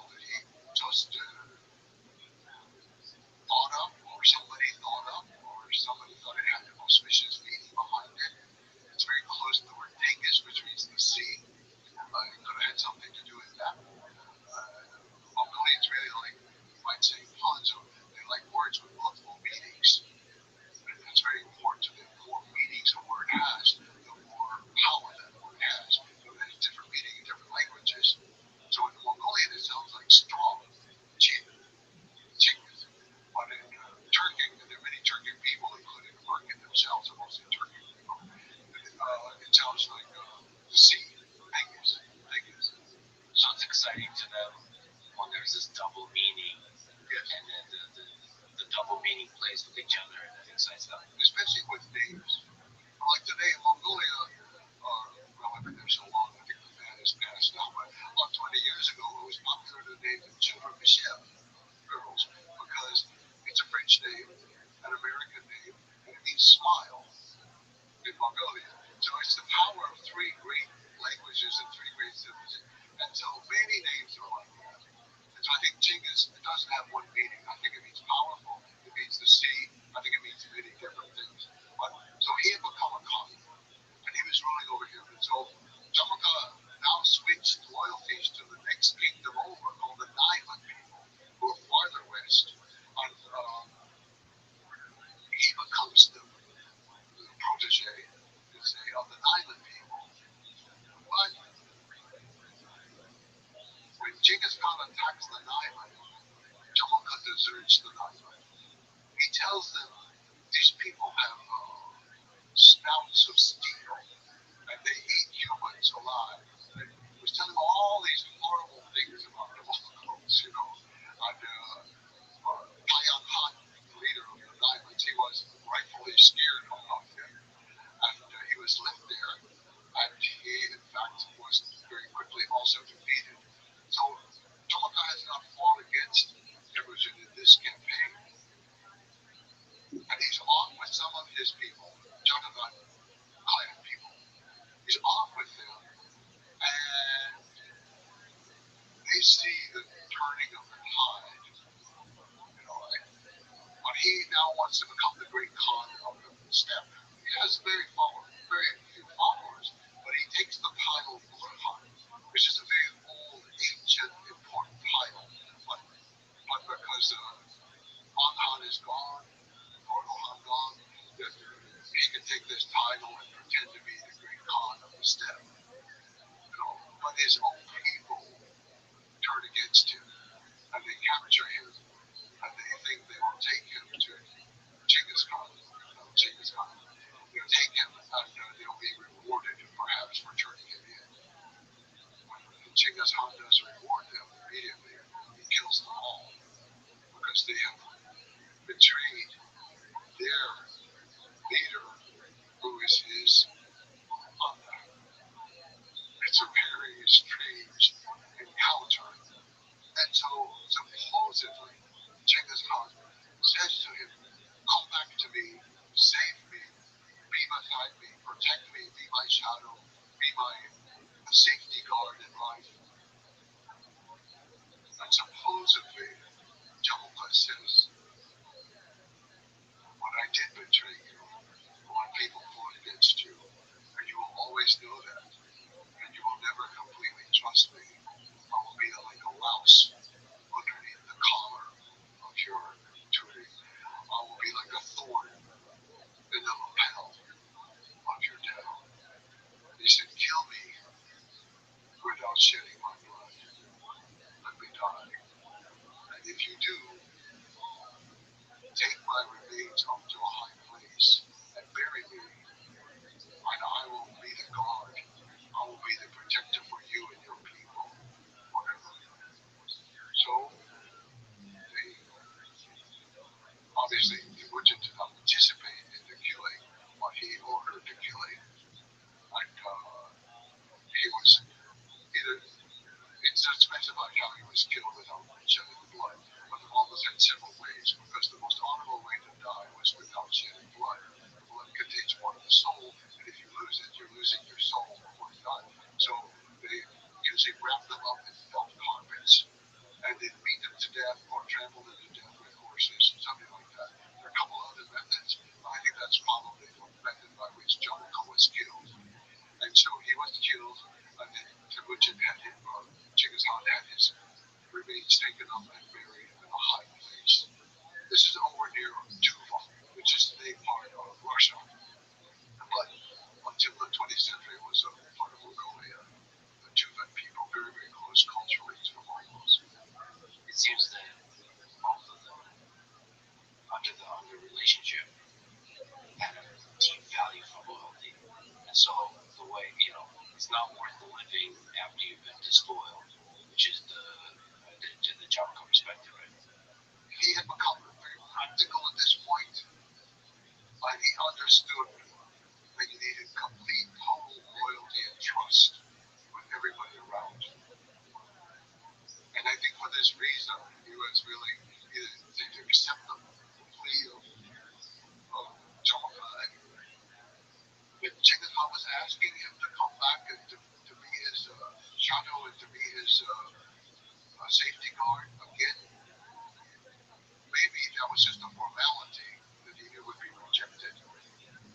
Or maybe when Jomko offered to be killed without shedding blood, that was a formality that he thought would not be followed through. Nevertheless, to me, just reading your work and understanding this history, this relationship seems like a really, really important relationship that defines the nature of loyalty. Yes. For Genghis. I would say in both negative and positive ways, it was the most important relationship of his adulthood of selling for first time. That relationship really did not seem to have many negative aspects. They sometimes disagreed on things, on small things. So she was by him. She was positive in every regard, so far as we know, forever. Although she was not submissive, but she was always on his side. And Jomko, it was just a little too hot-headed for me, you know. I mean, my evaluation of these things like, oh, we're going to come down on the market and we're going to come through the smoke hole and kill everybody and all. And he had a flair for the dramatic, even in a way giving the gold medal to Butcher. But Jomko also, he explained himself at the end of life. And he said, you know, we both lost our father, but I also lost my mother. And you had a strong mother to raise you. I did not. He said, you had Bertha. You have a very strong wife to help you. And my wife, he just used a word like prattler, like she just kind of complains and prattles along. And we did not have her patience. So I think something like that rings true. There were some elements of that that were true. But Jomko certainly didn't have the intelligence and the real genius for dealing with people, dealing with soldiers, especially in warfare, that Temujin had. Yeah, in that relationship, there's a contrast because Genghis Khan did not accumulate riches or accumulate power in a way that was for the sake of the riches or for the sake of the power. It was always very practical in what is the way to maximize the success of this operation. Yes, I often wonder what happened to the gold belt. It's just beautiful the story. You know, the gold belt doesn't just disappear. You know, what happened to that? It's so interesting because Temujin was never interested in material goods. Now, as Genghis Khan is the ruler, in some ways you could say became the richest man in the world because he controlled the most wealth flowing through him. But he always dressed simply. He always lived in the tent. And he said, I eat what my soldiers eat. I dress the way my soldiers dress. I live the way my soldiers live. We are the same. So yeah, he had no interest in the wealth. And Jomko, he had signed it before with Khan, which was very advantageous because they had more trade goods and wealthier people and all. But he just didn't have the temperament, I think, that was going to be helpful for Genghis Khan's continued rise. That is one of the powerful things about Genghis Khan's stories. He came from nothing. Absolutely nothing. And he didn't, from what I see and understand, becomes corrupted by the riches or change. He fundamentally remained the same. Yes. Person who does not have value for material things. He changed and matured in various ways over life, as we all do, or we hope we do. But he never became avaricious in any way. He was never greedy. He was never inquisitive. He kept the simple life. And part of the simple life for him meant that no one was allowed to write about him. No one was allowed to make his likeness. They couldn't paint a picture of him. They couldn't make a statue of him. No building could be built dedicated to him. No palace, no tomb, no temple of any sort. Not even at the point of death, but the simplest gravestone. Nothing. Nothing.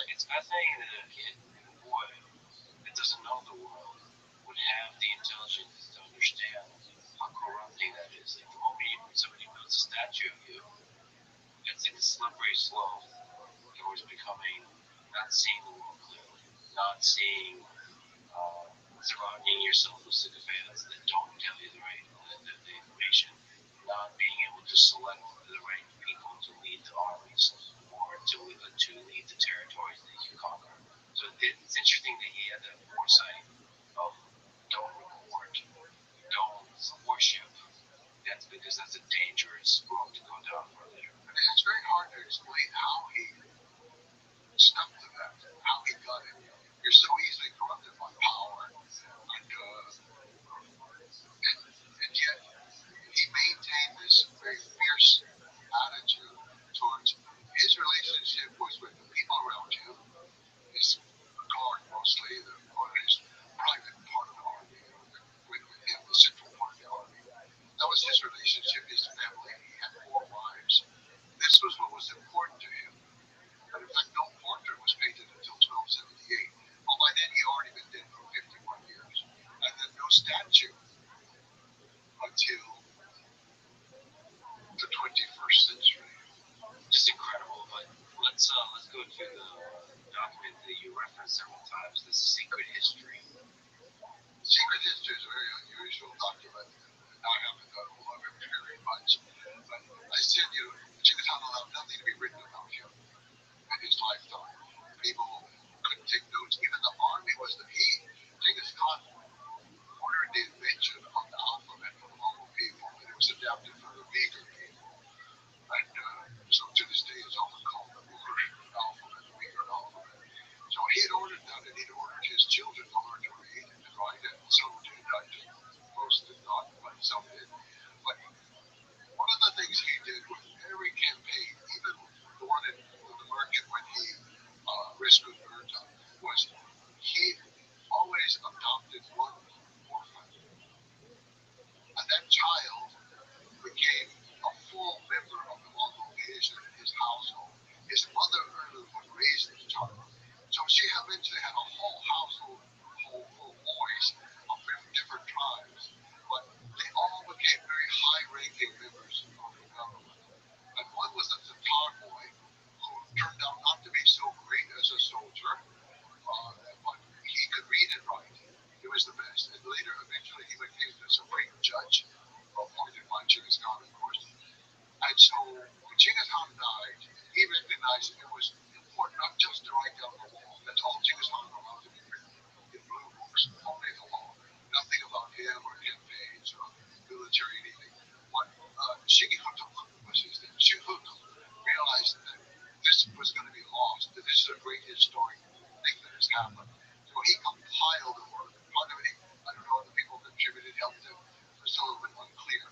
The Mongols, they don't specify that. They always say exactly where something happens. So we know exactly where it happened. And you can still go to that spot where he wrote it. That's very important to the Mongols. And we also know it's the year of Lao, so it was in 1228. Genghis Khan had died in 27. So he wrote down, it begins with what we would say are the myths. Well, I'm not sure they're myths, but the origins of myths. It begins with the marriage of a great blue wolf with a tawny deer. And some people say, well, that's not a myth. So tell me, Mongols will say, they look at me, if I asked them about this, they said, what? He was named Blue Gray Wolf. She was named Tawny Deer. They married. And that's practical about it. They think they're real people. Maybe they were or not. But so this earlier history is just the genealogy as it should be. Who knows? But it's also in there because like Onajar, they call him Onajar the Fool, the ancestor of the Bujin. He's cast out because he's just so dumb. The rest of the family doesn't want him. His father is undetermined who he was. He kidnapped a Hanhai woman. She has the child who becomes the ancestor to him. So it's a confusing mess, but I tend to think it's probably accurate. There's a lot of good information. And by the time you get to the life of Temujin, the reason we know these intimate things is because that person, Shigehito, he was there, sleeping in the same air with the people. So we even see in there, he will record instances where Merksta sits up in bed and tells her husband, okay, you got to do this, you got to do that, you can't do this anymore, we can't do it's all recorded. So it's a very intimate document. This is one reason that it was secret. It was only for the family.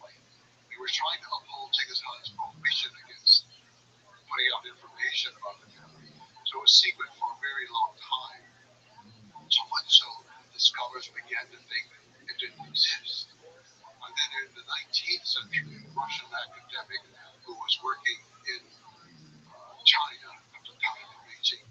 He discovered a manuscript which was very, very odd. People didn't think it was anything because it's all Chinese characters, but it makes no sense in Chinese. But he recognized that if you read it, pronounce it, it makes sense in Mongolian. And so it was in this code that had been used to record information in Chinese. So they're recording the sounds. The sounds, correct. They use Chinese characters to record sounds. It's always problematic in some little areas. You're not exactly sure what the name is or something like that. But it was a very unusual document.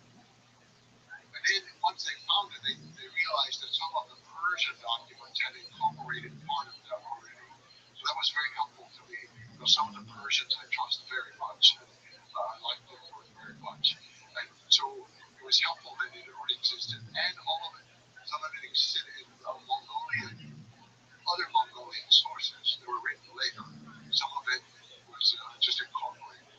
So it seemed to be fairly genuine, but it wasn't 100% pure. It had little things that happened to it along the way. Some things had been snipped here and there, and a few words changed. And sometimes for Temujin they call it Genghis Khan. Well, he wasn't Han, which is like chief, and the other time Khan, which is emperor. Oh, it's a big difference. So there are little things like this that move around that you're not sure why, but it's a document that I have great faith in. It was not published in English until 1982 when Francis Woodman Cleaves at Harvard University translated it in the 50s. It was ready for publication, and he was having trouble with the publisher, and so it didn't appear for nearly 30 years. It was supposed to be 2 volumes. The first volume is the translation. The second volume was going to be the notes, and the second volume was lost. To this day, it hasn't been found. I would love to see that, but anyway, now it's in all languages as well. Can you clarify? So there's 2 volumes. The 19th century Chinese manuscript covers the first volume. Yes, that was translated and then published by Harvard University. But the notes were just the notes from the scholar Francis Woodman Cleaves. Those were his notes, not Mongolian notes. There are Chinese notes that went with it because the Chinese had trouble understanding a lot of things. And they disapproved of some things, so they would try to put their own notes in the margins to kind of correct the story and explain away why the Mongols women would be often marrying their stepson. It just did not match with Confucian ethics. So there's several things like that they try to skip around. So it's interesting just to read the Ming Dynasty notes that are attached to it. But the document itself,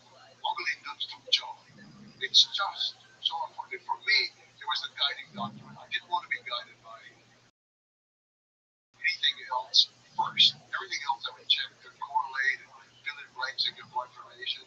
But I went to Mongolia to travel around to those places because they are so exacted there and to feel it.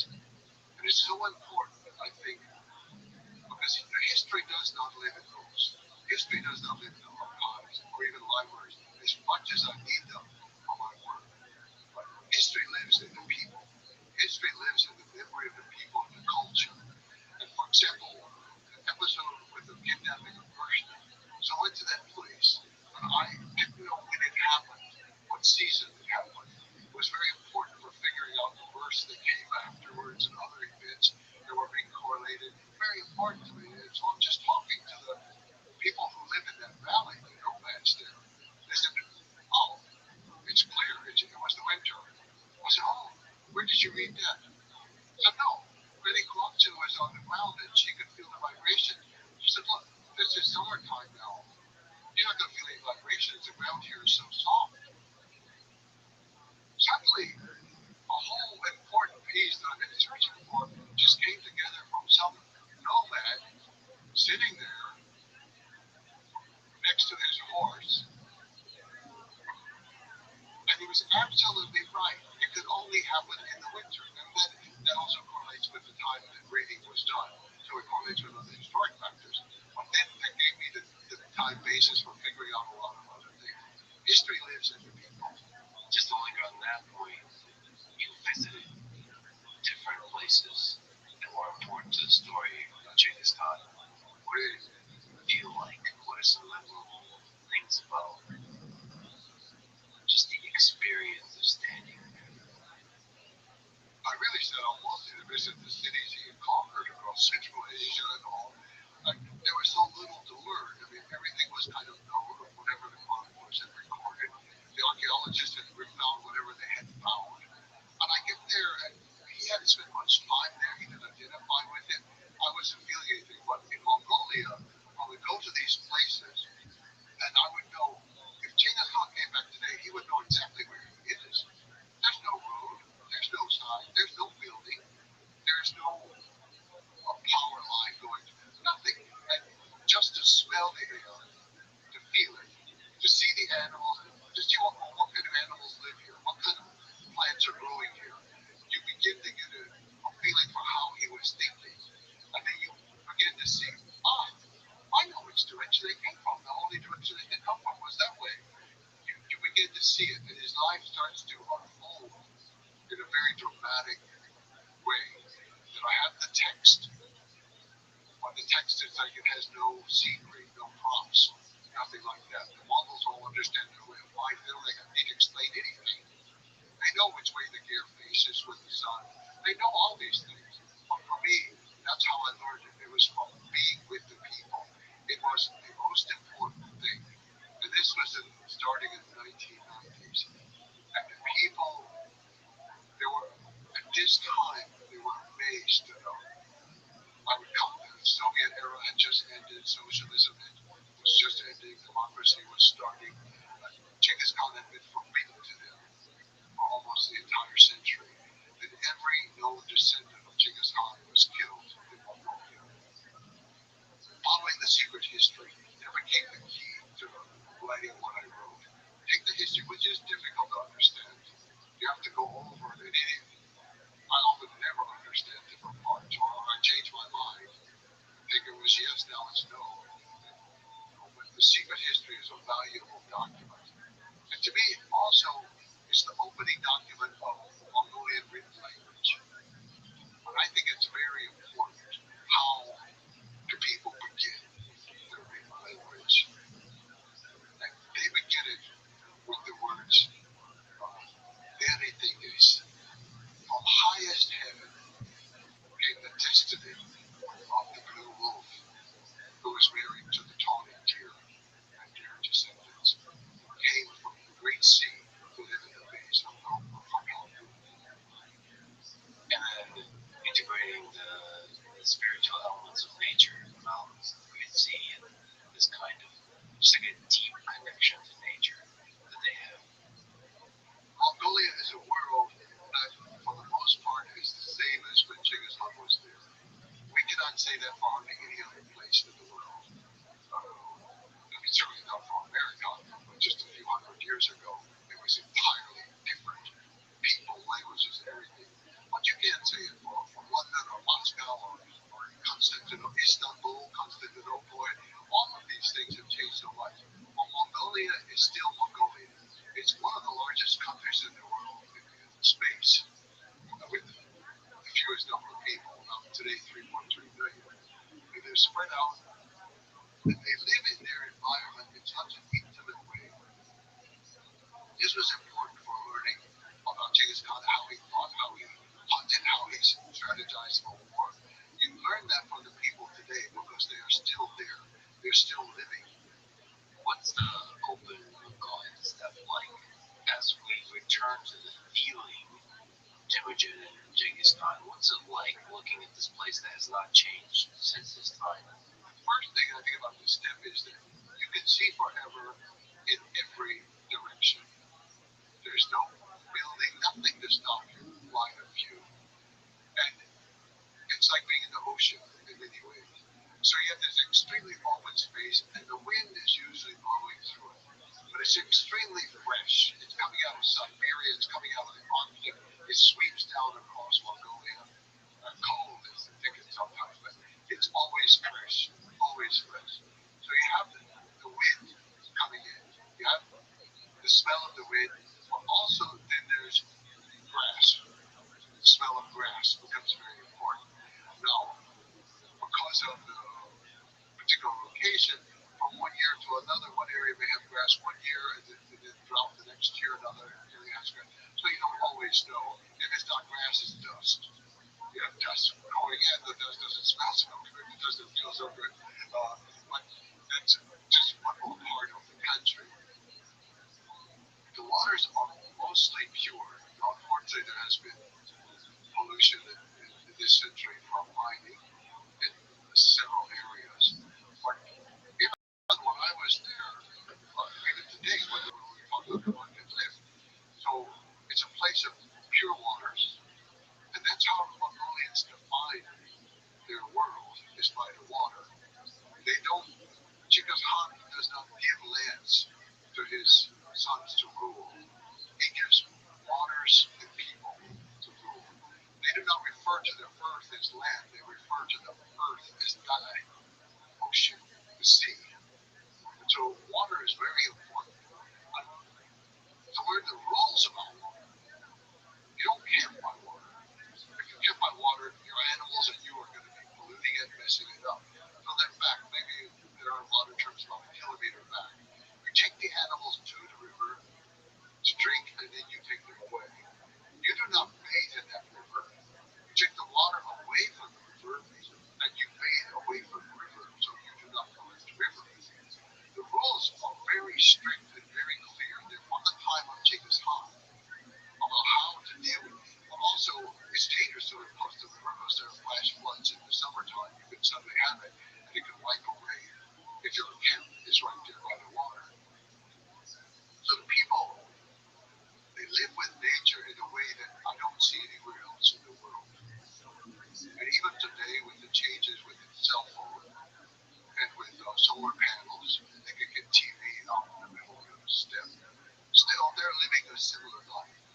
The young people, of course, want to drive a motorbike, but they're still herding cows and yaks and camels. If it's on a motorbike, okay. They're still doing it the local way. But then if we go to the time of Temujin, of Genghis Khan, another component is the horses.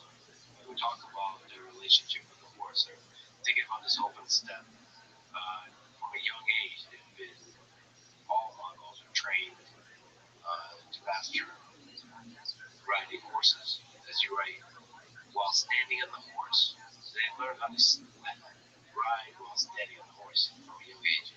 While standing on the horse, they often jousted with one another to see who could knock the other off.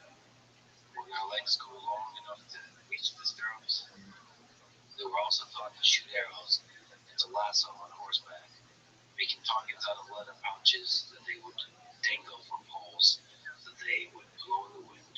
The youngsters practiced hitting the targets from horseback at varying distances and speeds. The skills of such play proved invaluable to horsemanship later in life. Can you speak to the relationship of Genghis Khan and the Mongols to horses? The Mongol and the horse are inseparable. I wrote one line in the book that the editor because I was insulted. I said, the Mongol and the horse, they live together, they know each other with every twinge of a muscle, and they smell the same. Well, I was saying it just not to be insulting about anything, but they have that deep intimacy, and the horses do know their owner from the smell. This is very important. It's also important for Genghis Khan because they made the flags, the coastal, out of the horse hair from their own horses. And so in battle, they used it for a very practical purpose, and that is the horses would return to their source because they knew the smell of their flag. It was other members of their own herd. So language itself, I have never ever mastered all the words just for the colors of horses, much less for all the other things about them. I can remember Mongolians being out there in the countryside and saying, "Oh, I want to learn English." I said, "Okay, yeah, that's nice. You teach me some words in Mongolian. I'll teach you the words. Okay, then what color is that horse?" I say, "Brown." They would say, "Brown."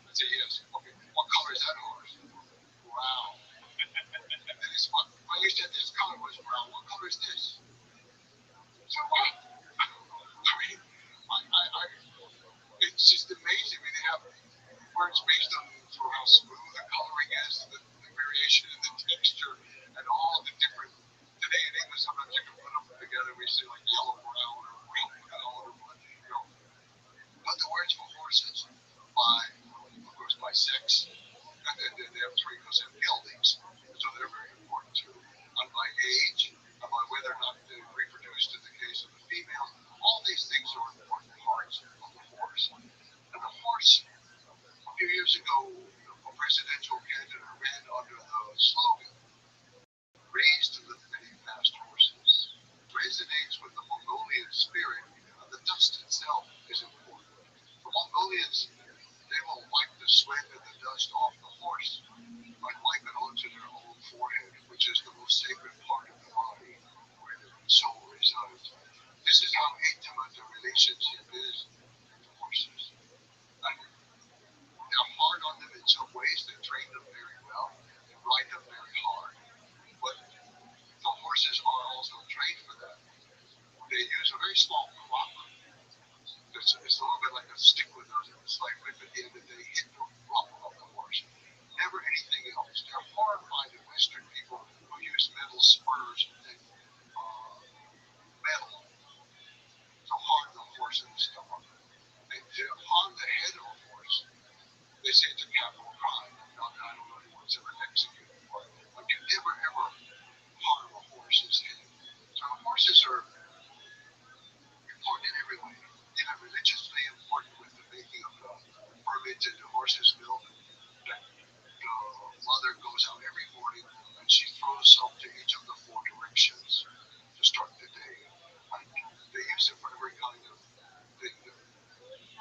Some things puzzled me that in my watching, I remember one day being with a very nice, happened to be on a gelding day where there were a bunch of gelding would-be stallions, don't get to be stallions, but one of this family, they had a bunch of boys, and only they got like one or two girls, or like 4 or 5 boys. And one boy was maybe 11 years old.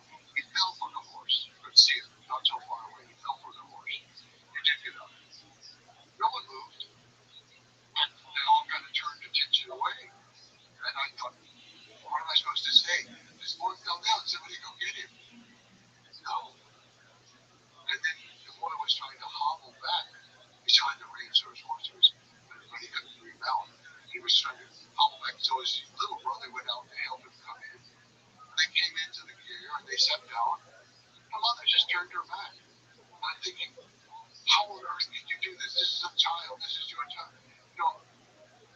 But 2 weeks later, by chance, another boy who was practicing for Nanda annual races, like this boy had been doing.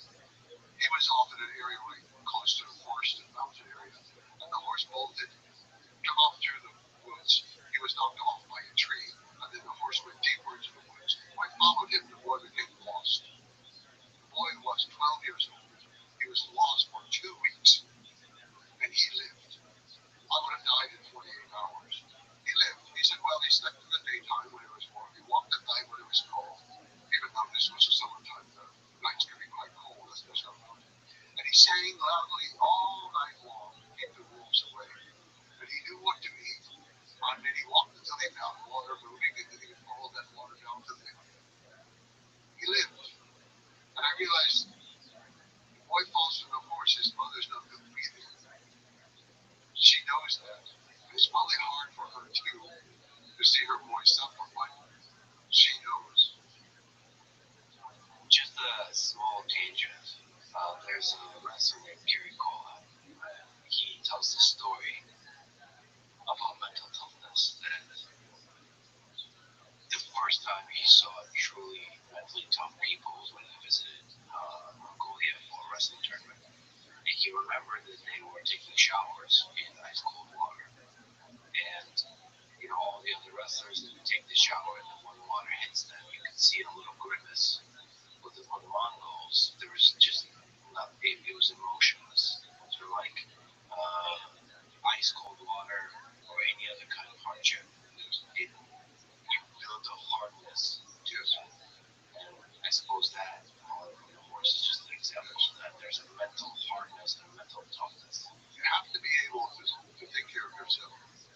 with the weather, for example, often at that time is still today, some people, if they can have the privacy to do it, the men will strip naked in the first heavy snow and roll around in the snow in order to prepare for the coming winter.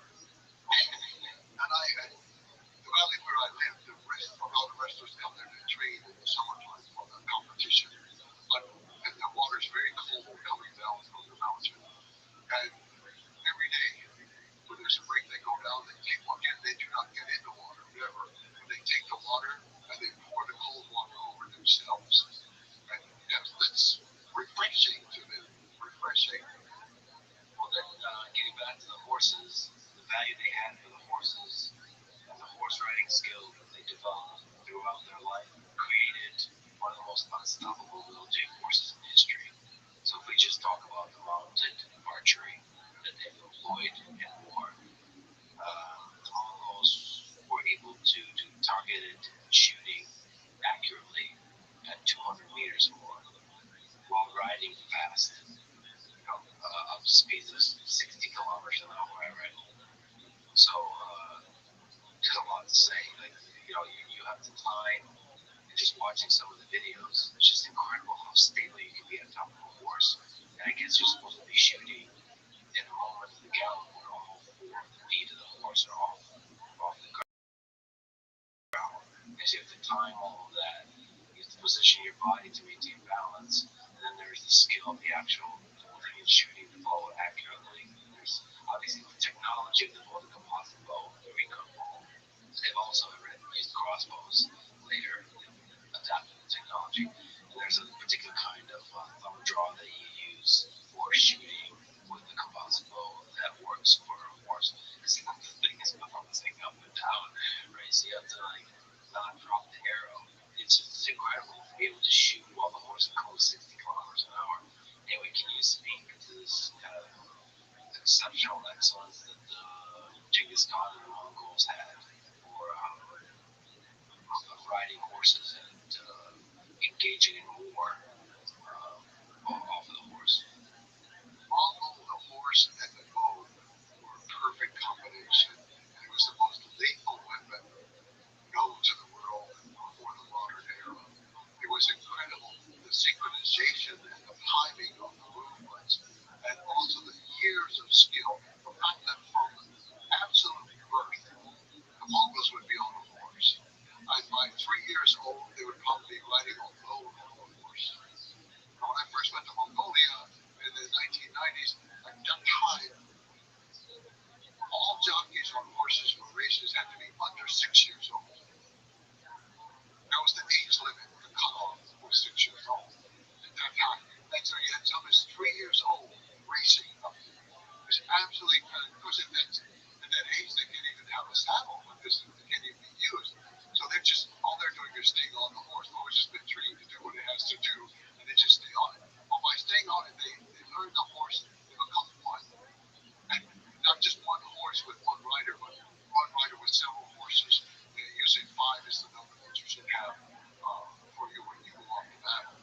And this ability to then shoot. You have to defend your animals. There are rules around fox and other things. In some areas, there were even tigers and other animals that would come in. And you had to be able to shoot to defend it against other people who might be raping you. So they became excellent archers. They had composite bows that were very powerful, much more powerful than those of most sedentary people. Now, I say all that because it's very important, but those are all sort of nomadic traits of the great steppe anyway.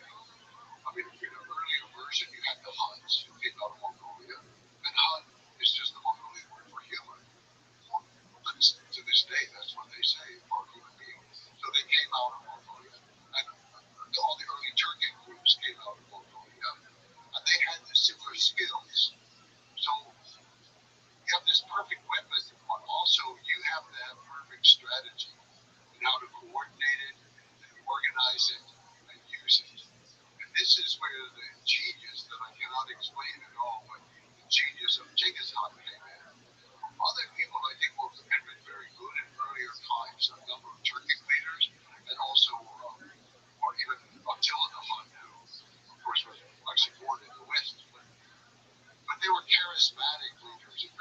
charismatic leaders. And it wasn't that they were so excellent in their strategy. They were very good in warfare, and that's what carried them through. Genghis Khan's army was extremely good in warfare, but small. He never got probably above 100,000, the most 110,000. That is small.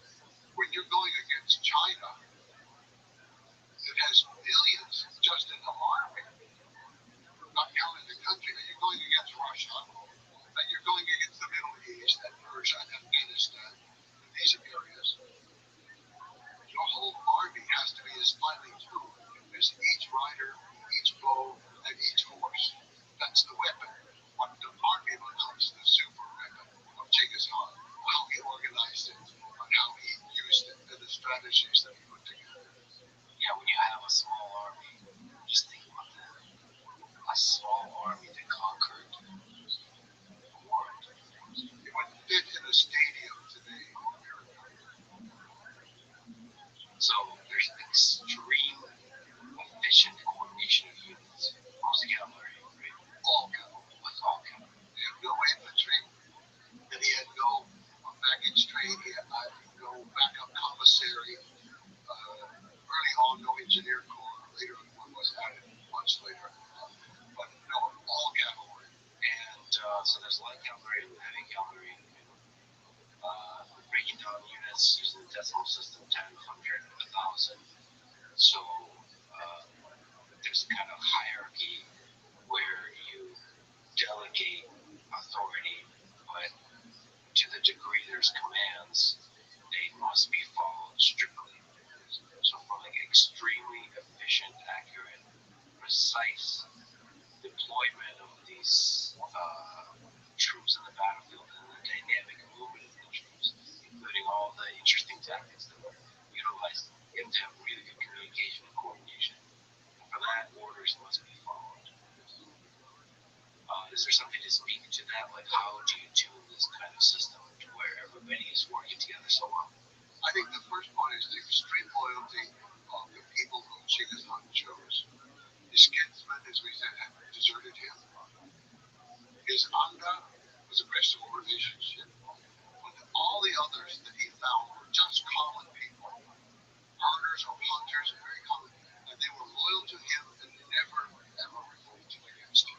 Never betrayed him. So he had extreme loyalty. And then, as you mentioned, he organized his decimal system. So the smallest unit of the army was the Aft, the squad of 10 men.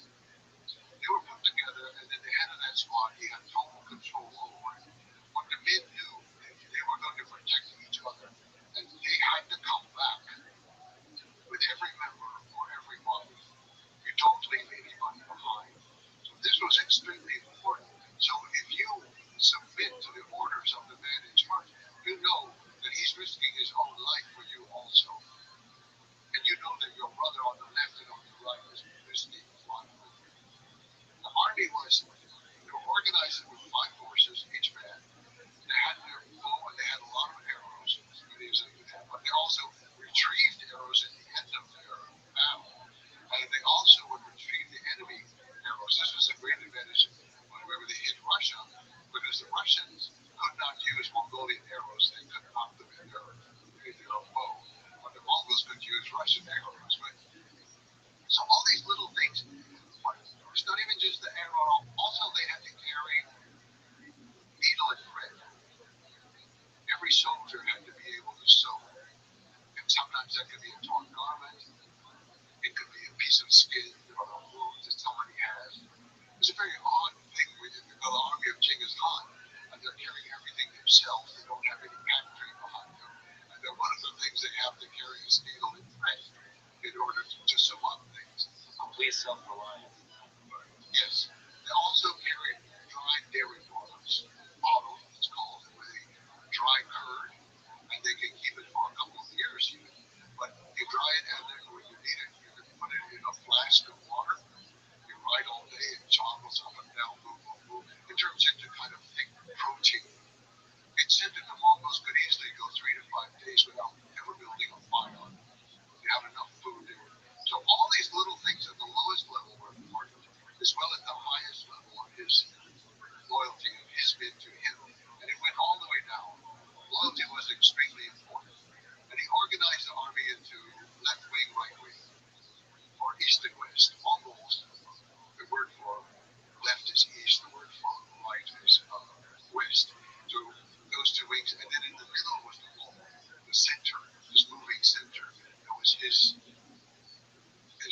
bodyguard and his unit in the middle.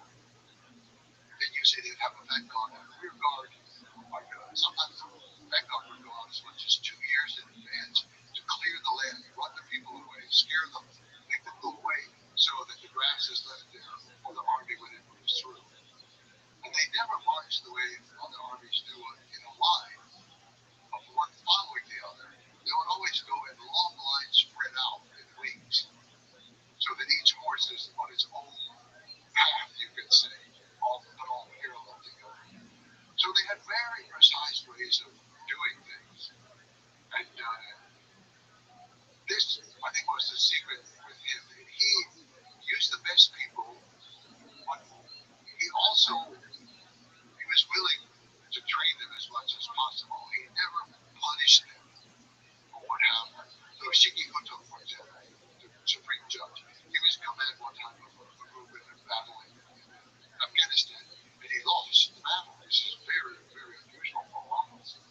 So Genghis Khan went out with him and said, okay, let's go to the battlefield together and look it over. And you explain to me what you did, and then we will talk about it. So he was very thoughtful in the way that he was training the people around him. And they knew they were going to be punished. It's not like these countries where the general comes back and gets executed because he lost. No, Genghis Khan knows every general is going to try 100%. And if they retreat, fine. They're saving Mongol lives. They know what to do. He respects that. So all these things like that fit together. But I think a part of it that was important for him, so he had this base from steppe warfare already, the horse, the archery, and how that all fit together. But he was very quick to embrace any kind of other technology that he saw. I think that sedentary armies, like sedentary civilizations, they get stuck in their ways. This is how we do it. We're going to make it a little faster, we're going to make it a little bigger, a little stronger. But this is how we think. Genghis Khan had no set way to think. And when he encountered the first walled cities around 1209, after founding his nation in 1206, he went out on these raids. And I really think they were raids, not wars at first. So he went into Taiga territory of what's now northwestern China in the upper reaches of the Yellow. So he went there, and of course the cities have walls around them. This is a man who's never encountered a wall in his life. Well, they did, but they were made out of felt. The walls around his tent are felt walls. Yeah, just imagine what it's like the first time in your life seeing a wall. Yeah. When you come from the Mongolian steppe, where there's very few natural wall-like things. Well, they have like the wall cliffs in some places. They're familiar with that. They can climb them, but they don't have people in the top shooting down the mountain. So he looked at everything around him, and he saw, okay, they have this river, and they have all these channels, and they're always moving water around. And like we said, for Mongol, anything that moves is a potential weapon. Anything that doesn't move is a target. You've got moving water, you've got a standing, non-moving wall. So he said, okay, the men are going to dig channel, and they're going to bring down the wall of the Taiwan city. Well, they did it, but they didn't know exactly what they were doing, and the embankments weren't high enough, and too much water came in from the Yellow River and actually flooded out the Mongol camp. But okay, it happened, and we learned that lesson, so we can improve it. And that became a strategy that actually worked for the Mongols for the next 50 years, all the way to Baghdad. They were able to use it when they conquered Baghdad in 1258. So this ability to see things and to try them, and if they fail, to try them in a different way, a better way. We all think we learn from our mistakes. We all know, I learned from that. What do? We repeat the mistake. I think it's just a part of human nature. Well, it didn't work the first 8 times, but I'm going to do it one more time. I think it's going to work. I know I'm going to win the lottery this time because I got the right opinion. That's how we think. But he had that real ability to, first of all, to be humble before these other things he didn't know about technology and understand that he didn't understand. But he could understand it in his own way. And he did. Over and over, the Mongols were excellent in putting together new things in new ways with extreme continued innovation. You couple that with you have to say, a revolutionary idea that promotion should be based on merit. That idea, combined with the innovative approach to the military, it just feeds in itself because the people who are learning from their mistakes and constantly improving are once again promoted in the positions of power, and then they inspire everybody else to do the same. And so it's just if every action is judged based on the excellence of that action, and over time, repeated iteration in war creates a more and more powerful army. Yes, yes. And they were able to do that for 3 generations to create one army that was ever expanding, ever changing its tactics and its technology. And they got worse at it over time. But Genghis Khan was the one who innovated it.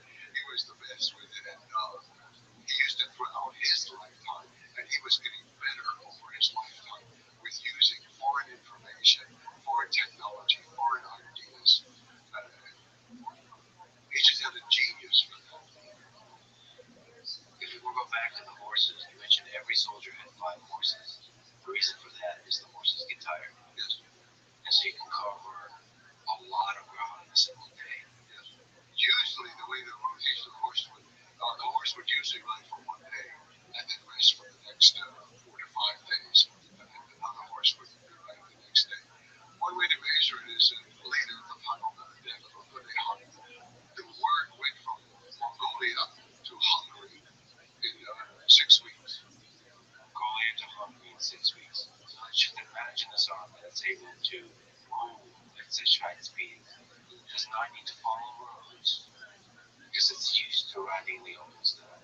So it can do all kinds of dynamic movements and circling. Yes. And then also, one of the other famous things is the phased retreat. It was used continuously. Can you explain how that worked? The Mongols did not fight for honor the way we often think of brave soldiers, Achilles, and things like that. They fought for victory. That was the one thing. So to retreat, to save lives, there's no shame in that. So the Mongols would often retreat, and Genghis Khan basically, he himself never fought a battle that he thought he could lose, and he won every battle he fought. It wasn't true for every general Andreev, as we said for Shinkoto, for example, but he won every battle because there was no shame in retreating and in not fighting out against the enemy. However, that also becomes a tactic, and that they would send in a small group of soldiers to attack. And the Mongols were able to fire, of course, going forward on the horse. They were able to then act like they were defeated and turn, but they could still fire backwards, which was the parting shot, which is unusual in the world, not totally unique, unusual to fire backwards. But the Mongols also could lean down and fire under the neck of a horse, so they protected. They had many different ways. So they're firing coming, they're firing going. But usually the soldiers who were against them would break ranks to chase them. They want to go, they want to get their weapons, they want to kill the Mongols. And if they didn't immediately break ranks, the Mongols would often start throwing things out like wood from someplace and valuables around. And the soldiers usually couldn't resist it.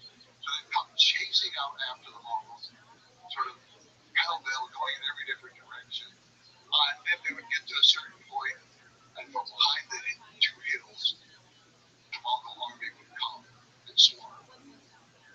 Over and over, this tactic worked. It's like the one with the water. I'm thinking, the people, how could they not know this is what the Mongols are doing? How could they not know that? Human nature, there's something that when forces are retreating, You want to follow, you want to run after them. you can't help it. I don't know what that is. That's maybe the animalistic, but take that with the ability at high speed Mongols to encircle and attack the flanks, which there's been many great military historians who have written about the great military forces throughout history. And one of the things you write about in general is the Mongols don't get rid of almost at all, and don't get credit for the military tactics and the military genius exhibited through the different strategies. This kind of idea of the big retreat and then attacking the flanks, that's been, if not invented, then perfected by Genghis. It really was a military genius. But there were other things too. They didn't like roads. They just didn't like the roads. So they would often be coming from some direction that nobody ever came from. And the people would be unprepared for that.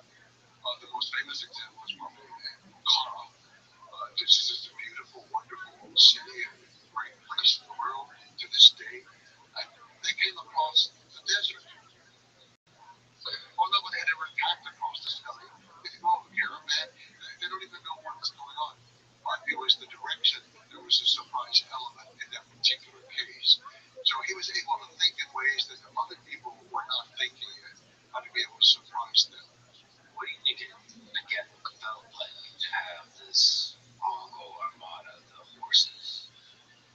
The ground must shake when you have that many horses. What do you think it feels like to be in a town when Genghis Khan is approaching? I think that terror was one of the greatest weapons that he had.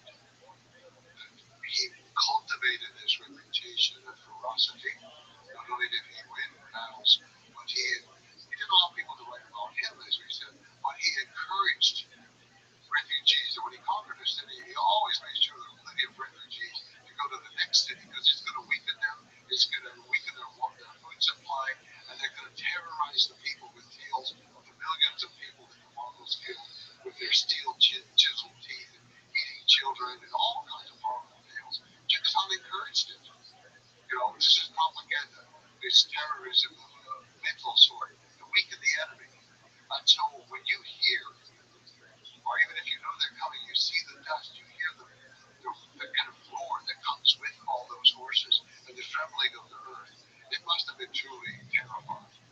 So psychological warfare was a part of the whole process. But as I understand, there was always an offer for the towns and the territories being attacked for them to surrender peacefully, without the loss of life. And the alternative would be the near complete loss of life. Can you speak to that? Genghis Khan had a precise system. Exactly. He sent in envoys first to explain to the people a little bit about the Mongols. Already much was known, but to explain to them that if they surrendered, all the lives would be spared, and they could continue in their professions. It's just that now the rulers would be the Mongols. They would have to pay the taxes, and usually be the same taxes they paid before, but now they would go to the Mongols. That was kind of the general system. And because you only have 100,000 soldiers, you can't leave a detachment there.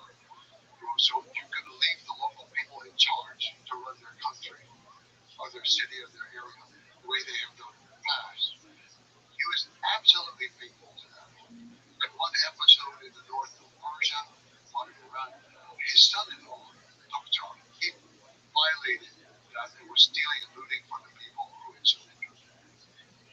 Genghis Khan called him in, and he stripped him of his rank, and he said, the next city, you go first. As a common soldier, and of course he was killed in the next battle. I don't know the name of the daughter, unfortunately. I was trying to figure that out. But anyway, he was a close relative to him, and he was killed in the next battle, violating his law. So that was the law. So then, if the city fought, and the Mongols fought, they did not kill everyone. What they did was they killed all the leaders. They felt like the elite had not served them well, and they usually killed the army because they couldn't incorporate the army into their rule. The army had failed. But the one thing that they valued was all the artisans, everybody who had a skill, and that skill could be making a pot, it could be hammering out a metal plate, it could be weaving carpets, it could be translating or just reading and writing. Every person with a skill was spared.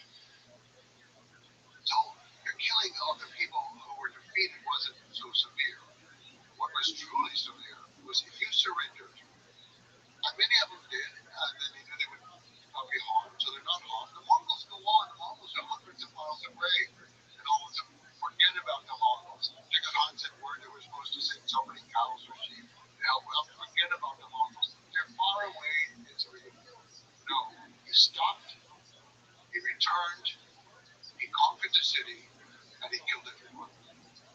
That's the way it worked. So the most drastic slaughter happens when there's an agreement and there's betrayal. Yes. As it turned out, I would say it was more the Middle East, or what we call it around Iran and Afghanistan, where these were the worst cases. And I'd say only in Afghanistan did sometimes the emotion of the slaughter take over in an unfortunate way. But we had a grandson who we loved very much, and that grandson traveled with him, and he had the happy childhood that Temujin had not had. And I think Genghis Khan just loved that about him. But in Afghanistan, he was sent off to conquer the valley of Bamiyan, where the Greek Buddhists are actually. He was sent to Bamiyan, and as it says in the Persian history, the thumb of fate fired the arrow that shot him down. He was killed. And for Genghis Khan, he had never lost a family member, not one. None of his sons, none of his grandsons in battle. He had not lost them. And now to lose the most valuable grandson you have, the one that is your own pride and joy in so many ways. And so he called the father of his own son to him. Did not tell him, and he did not announce it to the public. And the son came. And the son didn't know why he was being summoned. And Genghis Khan said, "You have to tell me that you will not cry or moan when I tell you this. But your son is no more." And the father no one was allowed to moan. No one was allowed to cry. No one was allowed to do anything. You just, he said, make them cry. You know, he came down on the people of Afghanistan so harshly. And it went on for weeks and weeks, the killing in Afghanistan. And then it just got over itself out. He recognized that he had allowed his emotions to overcome practicality, and the slaughtering of these people should stop. So he did. But that's the only time I know of that he really kind of lost control of his own emotions. It's something we can all understand, but his response was truly extreme. We will not cry, we will not mourn. They will cry, they will mourn. So that goes against the cold, rational way he approached war, which is peace is offered and then betrayal is punished. And he did not slaughter the people in the peaceful towns. What happened was the killing of what people thought was the heir, and well may have been, of Genghis Khan. The killing of him revitalized a lot of people's homes, and a lot of cities revolted. The ones who did not revolt were not killed. But the cities who were revolted, he killed them all. There was a mass slaughter. There are estimates that Genghis Khan and his Mongol Empire were responsible for an estimated 40 million deaths, approximately 10% of the world's population. So to put this number into perspective of the modern day, that would be equivalent to killing about 800 million people in today's population. So how should we think about the brutality of numbers like these? The number itself is difficult to deal with. Millions of people were killed. For every family that lost someone, it's a total loss. It doesn't matter what the number is, it's a tremendous loss. And there was tremendous loss of life, as in every war. I don't think we should judge him any differently than other conquerors in history and other countries today that fight wars, including our own country. And whatever we are willing to permit our country to do, we should be able to understand why Genghis Khan or the Mongols did. You look today,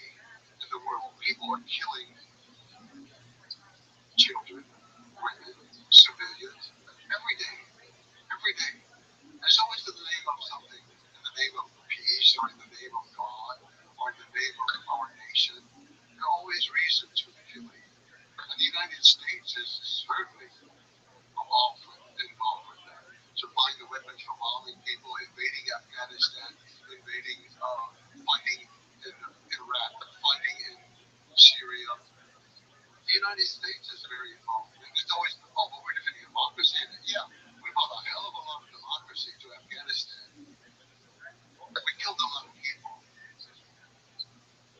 You can even look back to World War II, our great moment of democracy and bringing freedom and democracy to Germany. We dropped atomic bombs on Hiroshima and Nagasaki. Those were not military targets. We were not doing anything strategic against the country other than terrorizing the country by killing women and children. That's America. That's us. My father fought in that war. In fact, he fought in all. He fought in Vietnam, he fought in that war, and he fought in Korea. And he was a good American. There's nothing wrong with it. But I don't even condemn America, but I'm saying, how can we condemn one set of people for doing it and then excuse it in ourselves? But we tend to do that. We, especially barbarian people, people from the steppe, for example, we tend to demonize them. Or any enemy we have, we tend to demonize them. You said a lot of interesting things there. So one is just the very nature of war. War is hell.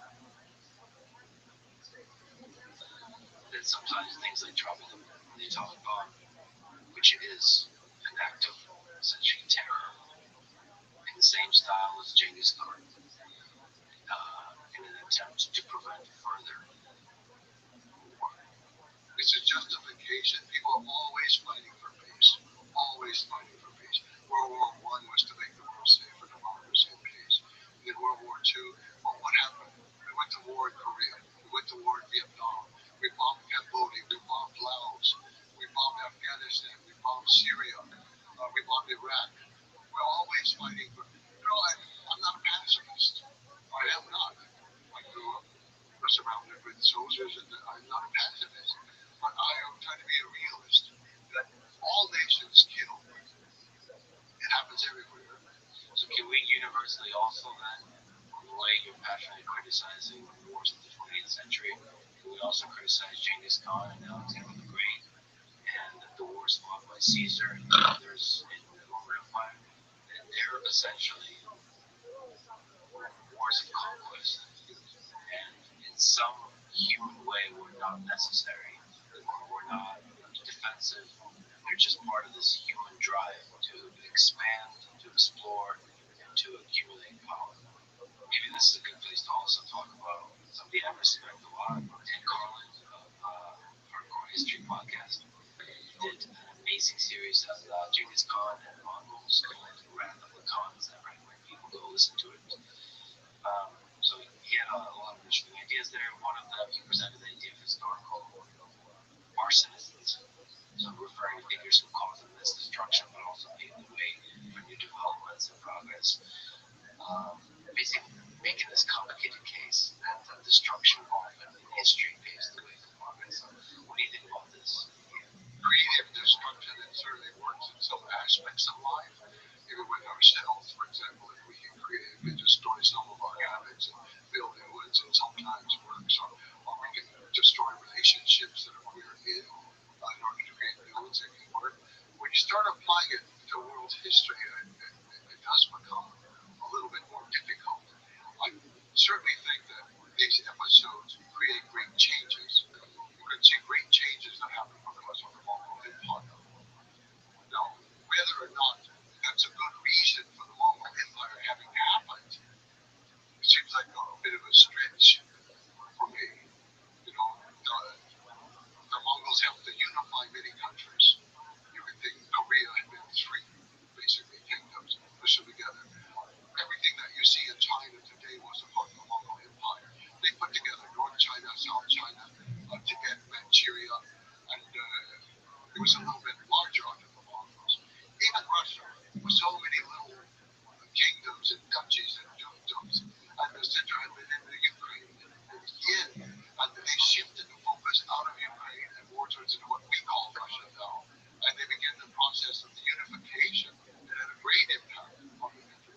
So, in a way, it's a new creation. Yes, it does arrive out of destruction. Also, I think we need to look, where does the destruction come from? It often comes because the powers around them have been so debilitated and so corrupted and so decayed of their their own lack of moral fiber that it was easy to conquer them. Okay, so Kublai Khan finally conquered all of China. He was conquering a decayed dynasty. When the Mongols conquered Baghdad and overthrew the Caliph, they were conquering a very decayed institution. No one likes war, and I certainly don't like war, but I'm not 100% against it. I think that there are times that people are going to do it for their own protection, if nothing else, or their family, and it's justified in that sense to themselves. It may not be justified in a world sense, but I just make the case for being tolerant of what the Mongols did if we can tolerate what the Americans did.